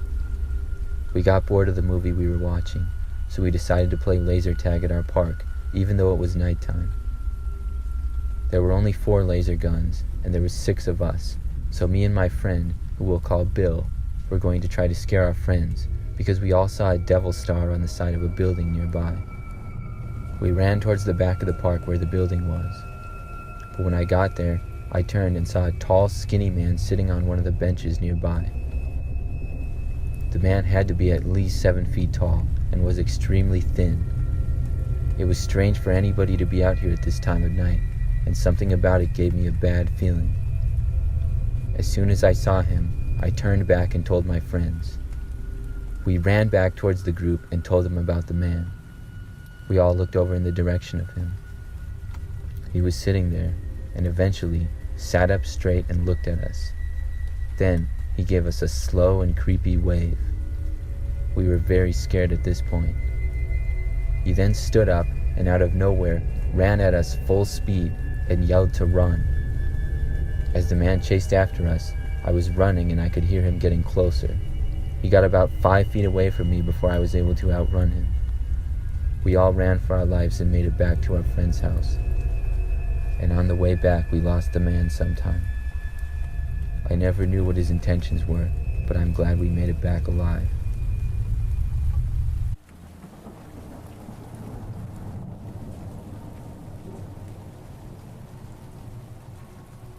I work as a manager for an appliance and furniture store. I'm the main manager for the store, so it's my responsibility to lock up as well as open the store. One night several months ago, after a long day of work, the other 3 employees that were working went home, and I closed up. I stayed back to take care of some extra work for about an hour, and then I went to leave. By this time, it was probably about 10 p.m. I walked out of the front door, made sure it was locked, and began walking to my car, which was parked at the very back end of the parking lot where I always parked. But as I did, I noticed there was another car parked directly next to mine, which was extremely unusual. The large parking lot was completely empty other than the 2 cars, and as I got slightly closer, I noticed there were several people in the car, and they all seemed to be wearing ski masks on their faces. Obviously, this was alarming to me, and I immediately decided to go back in the store. I didn't know why these people were there or what they were doing, but I figured maybe they were just pulling a prank, and I could wait them out and they would leave. I had only made it about 10 feet out of the store, so I turned around and walked back. I unlocked the door and went inside, then I locked it again. As I was doing so, I heard a car door open and shut from the parking lot. I didn't stop to look behind me, and instead I walked to the back room of the store. I was all alone in there, but we had a large glass wall across the front end of the store, so anyone could easily be able to see inside. As I sat in the small back room, it got very quiet. I listened closely to hear any kind of noise, but there was none. I sat back there for maybe 10 minutes or so, and then decided to go back out and see if they were gone yet. As I peeked around from the back room, I saw that there were about 3 or 4 men in masks, all standing at the front door, peeking inside. I quickly went back to the back room. I heard them try to open the door. I decided at that point it was time to call the police. I called and explained to them what was going on. They said they would arrive in 5 minutes, which made me feel pretty good. I kept hiding in the back, and after about a minute, I heard glass shattering in the front of the store. I realized they had broken in. It was a terrible feeling. And unfortunately, the back room that I was in had no door and was just behind a desk area. I ran to the back corner and hid behind a large couch that we had back there. The back room was fairly messy, so I was hoping I wouldn't be seen. I heard movements in the front end of the store for a while, and then heard voices as well, but couldn't make out anything they were saying. As they moved around, I heard them getting closer and closer. My heart rate got extremely high, and I was trying my best not to make a sound. It felt like at least 10 minutes, but I have no idea how long it actually was. At last, I heard sirens approaching. I heard the men leaving the store as the sirens got extremely close, and waited until I was sure police were inside before I left the back room. When I did, I saw several police inside the store and more police outside who had caught the men. The store was closed for the next day, and we had to get our large front window replaced, but I feel very good with how things turned out.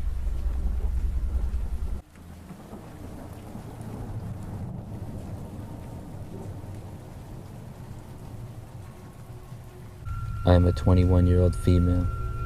Around 3 years ago, when I turned 18, I decided to get a job as a pizza delivery driver. We lived in a small town, and there wasn't much, but there was a little pizza place.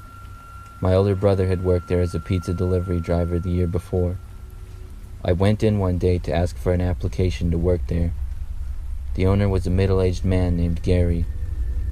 He told me I was hired as soon as I asked for the application. I thought he must be joking, so I laughed, but then he said he was serious. I remember my brother had said that Gary was a little weird, but I didn't really mind as long as I had a job. I got trained the next week, and soon after was my first real day on the job. I was scheduled to work a night shift, and when I arrived, it was just me, Gary, and another kid that I went to high school with named Mike. Like I said, it was a small place and a small town, so it wasn't usually that busy. I waited around and swept the floors for a few minutes before an order for a delivery came in. How it would usually work is Gary would make the pizzas and then the drivers would deliver them. When the pizza was done, I was told to deliver it, so I took the address and then the pizza and got into my car. But when I did, Gary followed me. He told me he wanted to ride with me and make sure I did the delivery correct. I was a little annoyed because I knew I would get it right, and I didn't want him going with me. I thought it would be really awkward, and Gary just kind of gave me the creeps. He was the boss though, so I had to do what he told me to. I got in and drove to the address without a problem. Gary didn't really say anything during the drive, he just watched me. We arrived at the house and I got out and gave them the pizza. Gary stayed in the car and waited. When I got back to my car that was parked on the street, I saw that Gary was in the driver's seat now and was motioning for me to get in the passenger side. I got in and asked him why he was driving. He said he needed to show me something. I was getting a bad feeling, and I really didn't like Gary driving my car. I asked him again what he was doing, this time with a more stern tone in my voice. But he didn't answer me this time and focused his eyes on the road. He started driving back, but then made a turn that I realized was not the right way to go back. Then Gary spoke, but his tone of voice changed. He said, "Just shut up." I knew then that I was in trouble. I feared for what Gary might do, and he was much bigger than me. He took a road that led more into the wilderness, and we drove for several minutes. Then I saw a stop sign coming up. I did just what I felt I had to do, and as soon as the car came down to a slow enough speed, I opened the door and got out, and then I ran as far away as I could. I started running in some grass and then sort of a wooded area. As I was running, I heard his door open, and I heard him shouting, but I couldn't understand what he was saying. That made me run even faster. I didn't know where I was going, but I knew I needed to get away. I ran for as long as I could before running out of breath, and then I hid behind a tree. I didn't hear him or anything, so I decided to take out my phone and call my mother. I told her what had happened, and she had me turn my location on so she could pick me up. She arrived about 15 minutes later and then called the police. My car and Gary had both vanished. He ended up being found and arrested a week later. My car was found in his garage. His restaurant was shut down, and I ended up getting a job at a local grocery store instead.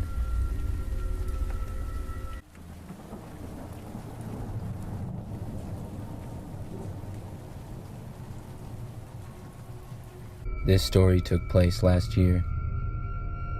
I work in a major city, and I park in a parking garage for my job. After a long day at the office one Friday, I didn't get off work until about 9 p.m. After wrapping up, I got my things and walked to the office parking garage. I parked on the 4th level, which I like to park on every day. It was just a routine for me. It was pretty dark in the garage, and I headed to my car, which was a 2015 Buick Enclave. The garage was nearly empty at this time. Only about 5 cars remained on that level. I walked to my car, and when I got there, I unlocked it and got in. I started the engine and headed home. As I started to drive home, I thought I heard noise coming from the back of my car. I ignored it completely and kept driving. A couple of minutes later, I heard it again. This time, I looked behind me. To my surprise, I saw something that didn't look familiar to me. It took me a couple of seconds to realize what it was. Then I was able to make it out. Hiding behind my back seats was a man. As soon as I noticed, without even thinking, I pulled the car over to the side of the road and quickly got out of the car and ran away. I was still in the city, so there was buildings around and several people walking. They looked at me like I was crazy, but I took out my phone and called the police. The man did not get out of the car. I looked back and saw my car start to drive away. My car was being stolen. I didn't know if it was a bad move for me to get out of my car or not, because now I had lost it, but at least I was all right. I had to call a friend to come pick me up and give me a ride home. We reported the car stolen, and it took about a week, but the car was eventually located. I will never forget that incident.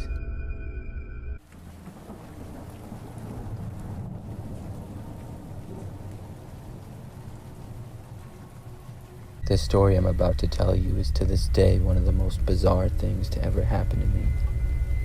It was a Thursday night about a year ago, and I was in my house playing Call of Duty. It was pretty much a nightly thing for me to play. I had my headset in and was playing some pretty good games. I played with my friends until they got off, and then I kept playing. It was probably around 11 o'clock at night when I heard an unfamiliar voice in my headset, in a different tone and volume than it had been before. The voice said, "I can see you." Then I heard some static in the headset and a weird beeping noise. I took off my headset for a second and then put it back on. The voice once again said that they could see me, and then they said my first name. It really creeped me out when I heard it. Then my game suddenly froze up and there was no more sound in my headset. I didn't know how to explain what had just happened, so I just got up and restarted my Xbox, and then started up Call of Duty again. I decided to take a little break before starting another game though, and I got up to get something to drink. When I came back to my room, I looked out my window to look around. When I did, I noticed parked in front of my yard was one of those white work trucks. Now, I lived in the city, so there was a lot of houses near each other, and it wasn't all that uncommon to see work trucks. But with it being 11:30 at night now, and the truck in front of my house, it was strange. I looked, and I couldn't see anybody in the driver's seat. I decided to close my blinds and then went back to playing Call of Duty. I didn't have any more problems or any more weird things happen with the game or my headset, so I was feeling a little better, and I started trying to forget about what had happened. But then, out of nowhere, I thought I heard a knock coming from my bedroom window. I had my headset in and was listening to the game, so I couldn't really hear very well, but I took off my headset just in time to hear the final knock on my window. It scared me a lot, and I froze there for a second, not knowing what to do. I started deciding whether I should call the police or look out the window or just run away. Then I heard the noise of an engine starting. I slowly and carefully lifted the blinds of my window to peek outside, and I saw the truck that had been parked in front of my house driving away. After that, I turned my TV back to normal TV and turned off my Xbox. Nothing else happened that night, and I'm convinced that somebody in that truck was trying to mess with me for some reason that night. I just don't know why.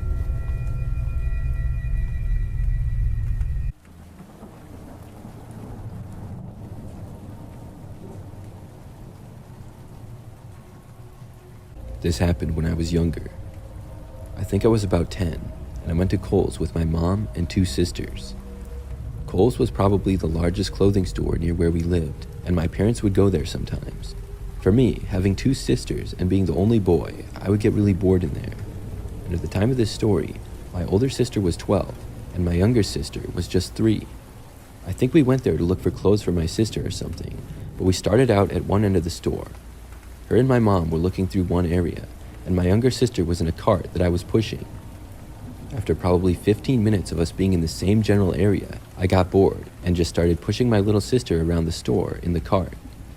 The store was quiet, and not many other people were in there.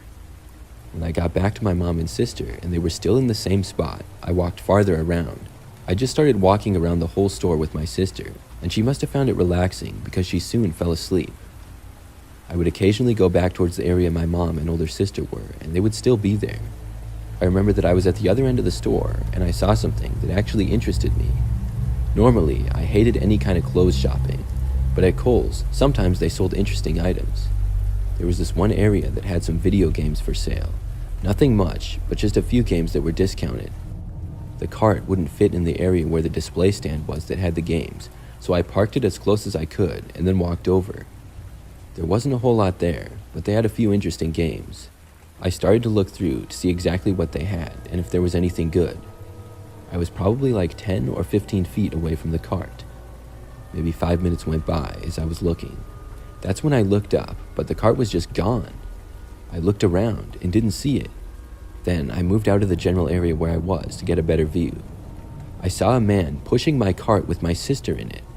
This guy was sort of short, bald, and was wearing a light green jacket. I was really confused at first because I had never seen him before and had no idea who he was. I started walking over to him and my heart was racing. He had probably made it about halfway to the exit and it looked like that's where he was going. I started jogging, and when I was finally about 10 feet away from the guy, he must have heard me. He turned around and looked really confused. When he was looking at me, I said, "That's my sister." Before I was even done speaking though, the guy stopped pushing the cart and instantly walked away to the right. He didn't even stop, and the cart rolled a little bit before I caught up to it. When I was back with my sister, I watched the man. He sort of went out of sight behind racks of clothes. However, he reappeared seconds later, much closer to the exit. Then he left the store. My sister then woke up and didn't seem to even know what had happened. That was probably a good thing, and I pushed the cart back over to my mom and sister, who were still in the same spot. I didn't leave their sights for the rest of the day. I felt terrible that my sister was nearly kidnapped because of me not paying attention, but I learned a valuable lesson to be more responsible, and I'm really glad that I noticed the man when I did.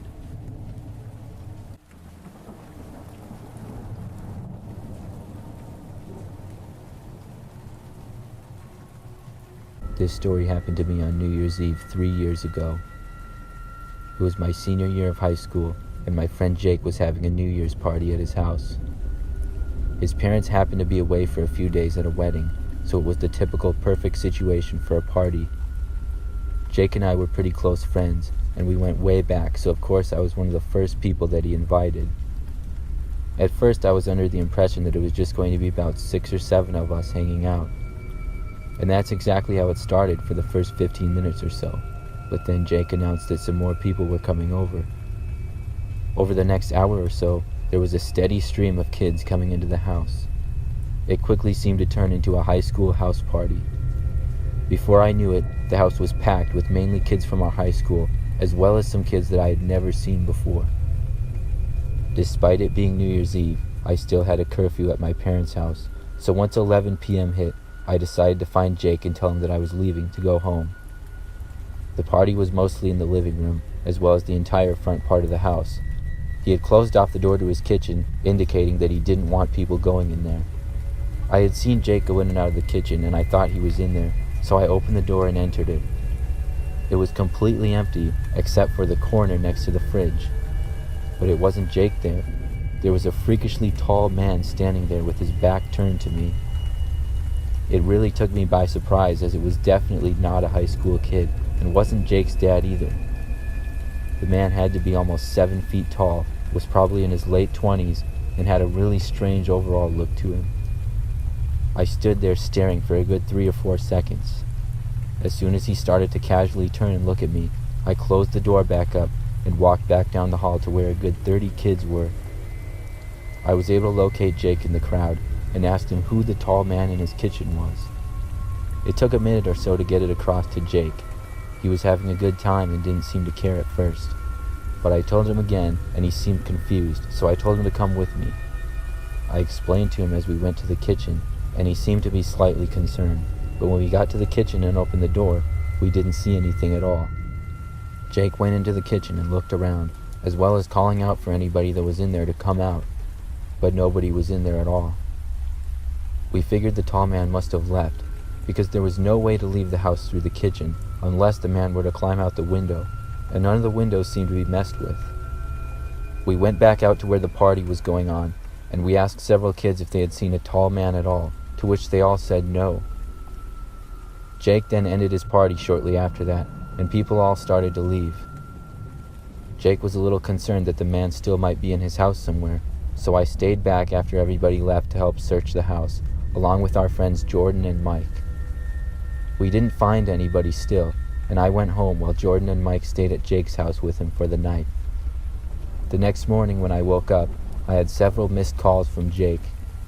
I called him back, and the 3 of my friends told me how they had heard the front door shut at around 3 in the morning, and when they all went down, they didn't see anybody in the house, but saw a very tall man walking down the street far away.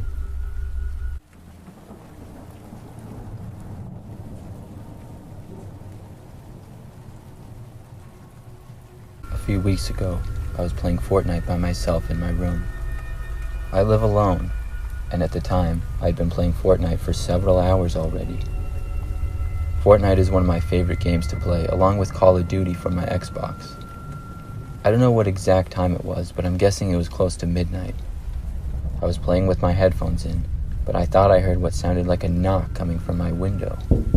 It freaked me out a little bit. I turned around and looked, but I had my blinds covering most of my window, so I could only see out of a tiny part. I went over and lifted the blinds to look around outside. There was a bush that was kind of next to my window, but I didn't really think it could have made the noise. But as I looked around the yard, I couldn't see anyone. It was very dark and quiet out at this time. I figured it had to be just a bug flying into the window, so I went back to playing Fortnite. About 15 minutes later, I heard another noise. It was a louder knock, but not on my bedroom window. It sounded like it was coming from a window at the back of my house. I have a pretty small house, so I can hear noises from just about every room if it's loud enough. Now I was very concerned. I got up and slowly opened the door to my room. All the lights to my house were off because I was planning to just play Fortnite until I got tired and go to sleep. I went down my hall to an angle that I could see my back window at. When I looked, I couldn't really see anything. I flicked on the hall light and then turned on every single light in the house. I hoped if anyone was there, they would get off my property after seeing I was home. I didn't hear any noises for a while after that, so I decided to just try to go to bed. I turned my light off and got in bed. As I laid down, I closed my eyes to try to fall asleep. I was slightly paranoid from the noises I had heard, but I told myself it would be just fine.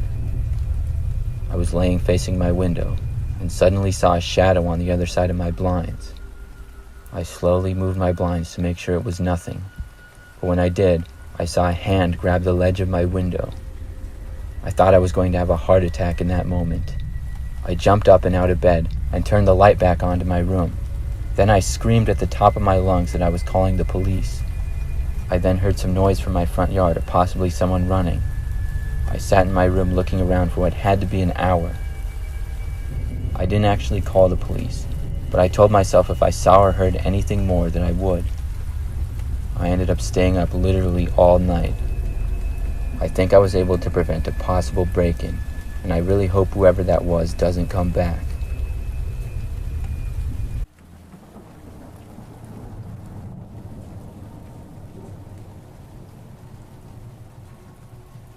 This story was a pretty creepy thing that happened to me about 8 years ago now. It was the late summertime, and my parents got into a minor car accident with their car. Nobody was hurt, and the car accident was not their fault, so they were able to get enough money from the insurance to buy a car that was a little bit newer. Our car was pretty old, almost 20 years old actually, so we were looking to get a car with under 100,000 miles on it. I remember I went with my parents to look at some cars one Saturday, and we went to this really old dealership that was in town. We had drove past it here and there for years, but had never gone to it. When we got there, we saw that there was an older man who worked there, and he came out and introduced himself as the owner. From the very beginning, he just gave me the creeps. I don't know exactly why, but he just did. We told him the kind of car we were looking for, and he showed us a few. Then he invited us inside, and we all sat at a table inside his dealership and talked about the cars. I was only 14 at the time, so I don't remember a whole lot of what was said, but I do remember I felt uncomfortable in his shop with him. It was so old and run down inside, and after about 15 minutes of talking, we all finally left. We ended up not buying a new car from him, and we got a car from a different dealer about a week later. Then I would say about another week after that, the news came on after a baseball game that I was watching on TV. They announced that a man had been caught for a kidnapping and murder that had taken place several months before. Then they showed a picture of the man from the car dealership. I couldn't believe it. To this day, every time I think back to being at his shop with him, I get the chills.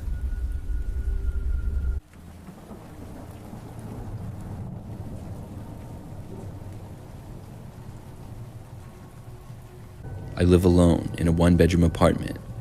I'm on the first floor and have been living here for a little bit over a year. This is something that happened only a couple of months ago. One thing that I like to do to relax is play video games. I have a PlayStation 5 and I play all sorts of games on it. One night, after a long day of work, I came home and started up my PlayStation.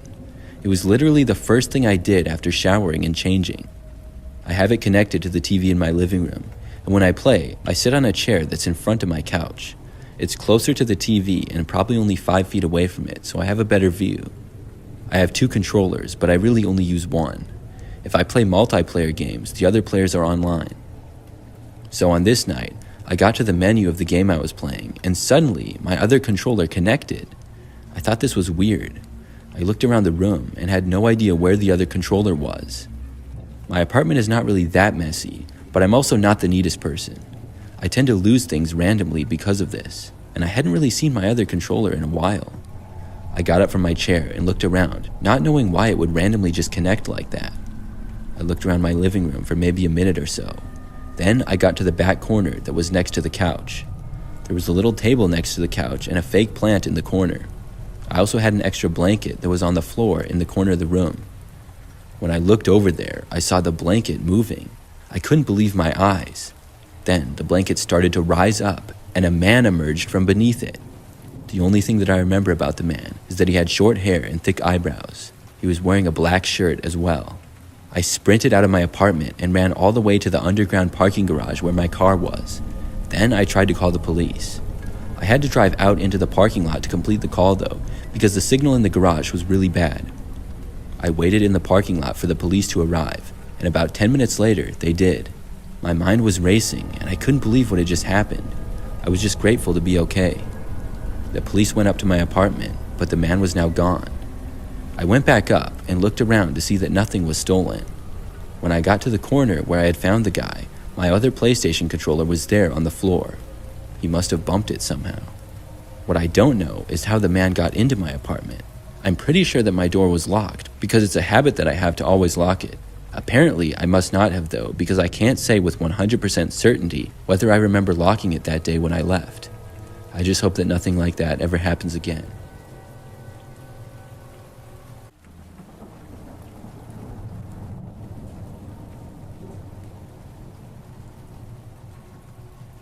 I've been able to mainly work from home for my job for the past couple of years. It has a lot of good benefits for me. But one day, as I was in the middle of an important workday, the Wi-Fi in my apartment building went completely out. I first tried the hotspot on my phone, but I soon found out that the signal on it was much too weak for me to get done the things that I needed to do. I decided to go down to the library that was nearby and use their Wi-Fi. There was one that was pretty close by, and when I got there, the library was pretty quiet. I sat in the corner where there were some desks and a few other people working. I began getting my work done just as I would at home. Sometime later, I saw a man walk over and approach me. I didn't recognize him, but he looked to be a little bit older than me and overall seemed pretty average. I took out my headphones and he said hi to me. He then asked me if I remembered him. I looked hard at him for a few seconds, and I knew for a fact that I had never seen him before. "No, I'm sorry," I said. "Do I know you from something?" The man acted surprised and said he couldn't believe it. Then he laughed and just said okay and shook his head. I said maybe he was mistaking me for someone else, but the man shook his head and said no. Then he stood there just kind of looking at me for a few seconds before turning and walking away. It was strange, but I just went back to work. A short time later, though, I noticed that the man was just sitting at a table across from the room watching me. He didn't seem to be really doing anything. He didn't have any books and he wasn't on a computer or anything like that. It made me a little uncomfortable, but I had work to do, so I did my best to just ignore it and focus on my computer. Finally, a while later, I noticed that he was gone. I looked all around the room to make sure and was happy to see that he was in fact not in there anymore. I worked about another hour and then was finally done for the day. I packed up my laptop and the rest of my things and left to go back to my car. When I was in the parking lot approaching my car, I saw there was another car parked rather close to mine, and in the driver's seat was the man I had spoken with earlier. I felt really uncomfortable when I saw this. He was just sitting in the driver's seat of his car looking at me. I kept my eyes on my car and thought about going back into the library, but decided that would be too weird and to just get to my car and drive away. I unlocked my car and opened the door when I got there. I got inside and was just getting in when I heard the man's door unlock and start to open. I hurried to get in and close my doors and start my engine. As I was starting it, I heard the man knock on my window several times. I turned and looked at him and saw he was motioning for me to roll down my window. I didn't really want to, but I did just a crack. The man asked me where I was going, but seemed to have an angrier tone this time. He then said to me, "Yeah, I don't really know you, so what?" He then reached and opened my door, and I tried to pull it shut, but it got away from me. All I could think to do was drive away. I put the car into drive and sped out of the parking lot. The man let go when I did and ran for his car. I was quick to leave and make a few sharp turns, and I don't believe the man followed me because I never saw him again. One thing I'm sure of is never to go back to that library. The next day I reported the incident, but I still don't feel safe going back there.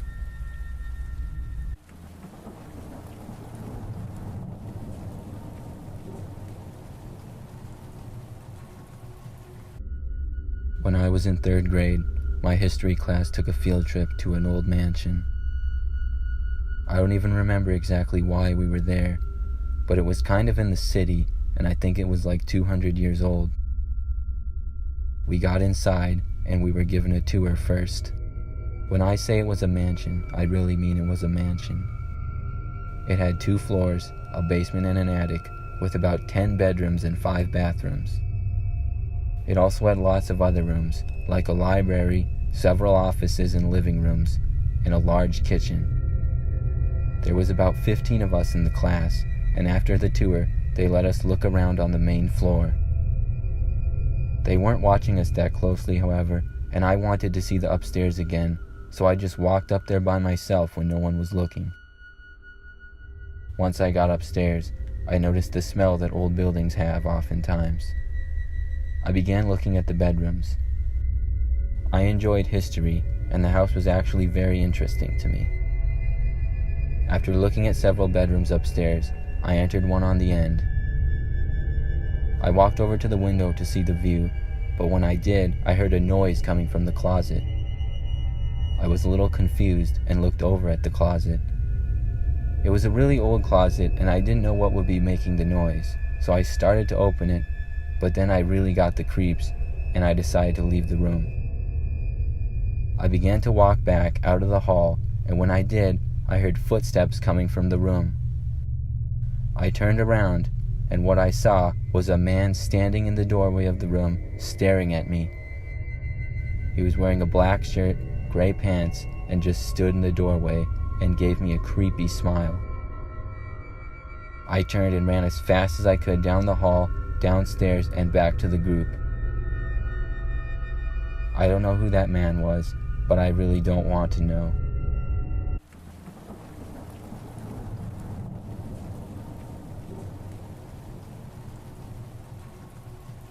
About 5 years ago, I had a sleepover with my best friend. For this story, we'll call him Jay. Jay and I had been friends for a long time, and we would often hang out at each other's houses and spend the night. On this particular occasion, it was a Friday night, and he came to my place to play some Madden. We had planned before that he would stay over, so we were hoping to stay up really late playing against one another. At this time, we were both in high school, but my older sister and my older brother were both away at college, so I had the entire basement pretty much to myself. We played on my PlayStation 4, on a pretty big TV that we had down there.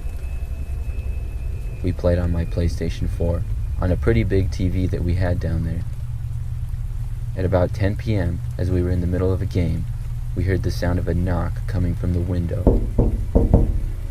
We both looked over in the direction, but couldn't see anything out of the window due to it being light inside and dark outside. We had a sliding glass door down there, but it had blinds covering that up. We both paused the game and were quiet for a few minutes. We heard what sounded like the bush outside my door moving, and both of us leaped up from that sound.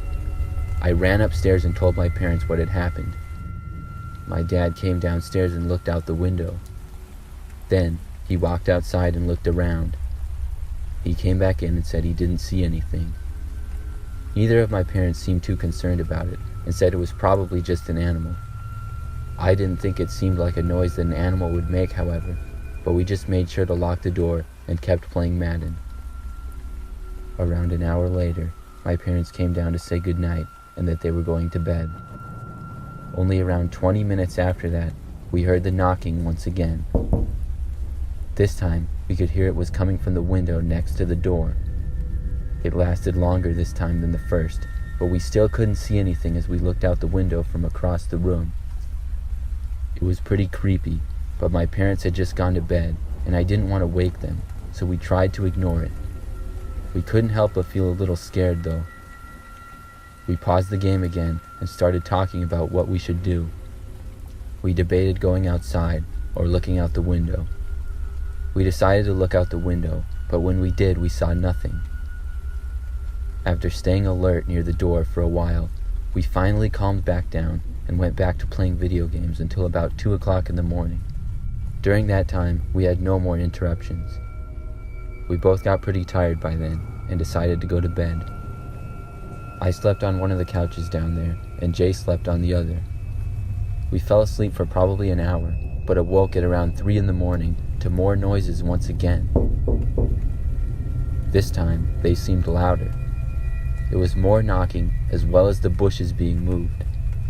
But now, we heard the doorknob being jiggled, as if someone was trying to open it. Without hesitating, me and Jay both got up and ran upstairs as quick as we could. As we did, we got about halfway up the stairs, and we heard the sound of glass breaking coming from the basement. I was terrified and ran for my parents' room. Once we got inside, we called the police. My dad left the room to lock the door to the basement and make sure that the man couldn't get upstairs. We heard noises downstairs for a while, and then they stopped. The police arrived several minutes later. They looked around and searched the entire house, but the man was gone. They did see that several valuable items from the basement had been stolen, including my PlayStation 4. We were just happy to be safe, though. The police ended up being able to track down the man several days later, and I got a new PlayStation 4. It made for quite a story, though.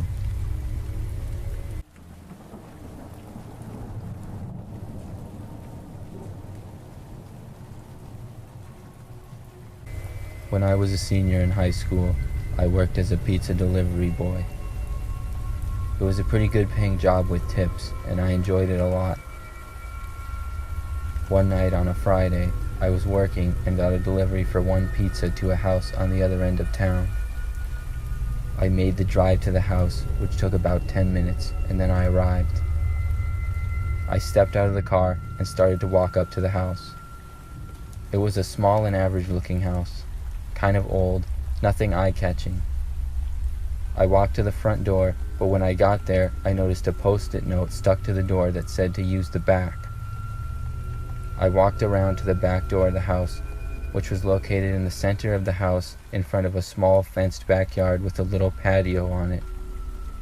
I was about to knock on the door when I saw another post-it note. It said, "Please bring pizza inside." Now this made me a little bit uncomfortable, but I decided to go in anyways. I could hear music playing from inside the house. When I opened the door, I saw what appeared to be a kitchen. It was pretty empty though. There was no food or plates out, but on the kitchen table near the door, there was a Bluetooth speaker that was playing music. I started to place the pizza box on the table, and I saw yet another sticky note posted there. It said, "Bring pizza downstairs and I will give you your tip." I looked to the end of the kitchen and saw an open doorway with a staircase leading to a very dark basement. This is where I had to draw the line in my head. I decided I would have to skip the tip on this one, and I was not going to go down the stairs. I left the pizza on the table and started to walk away to leave. But then, the music on the speaker stopped playing, and a deep man's voice started speaking on it and said, "Stop." Then it said, "Why don't you come downstairs?" I wasn't going to stay there any longer, and I quickly opened the door and left. When I did, I could hear the deep man's voice laughing. I ran back to my car and drove all the way back to the restaurant.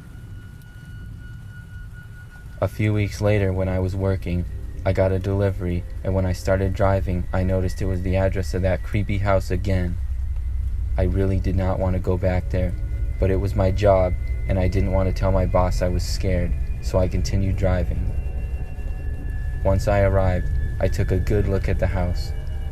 I could see a note was on the door again. I sat in my car for a good minute, hyping myself up to go back to the house. I finally got out and started walking straight to the back, but when I noticed the front door, the sticky note said something different on it this time. I walked up to the front door and looked closer. The note said, "Come in the front door this time," and then it had a smiling, winking face on it. I just dropped the pizza on the front step and knocked on the door 2 times and then left. I hurried back to my car, got in, and drove back to the restaurant again. Thankfully, I never had to deliver to that house again.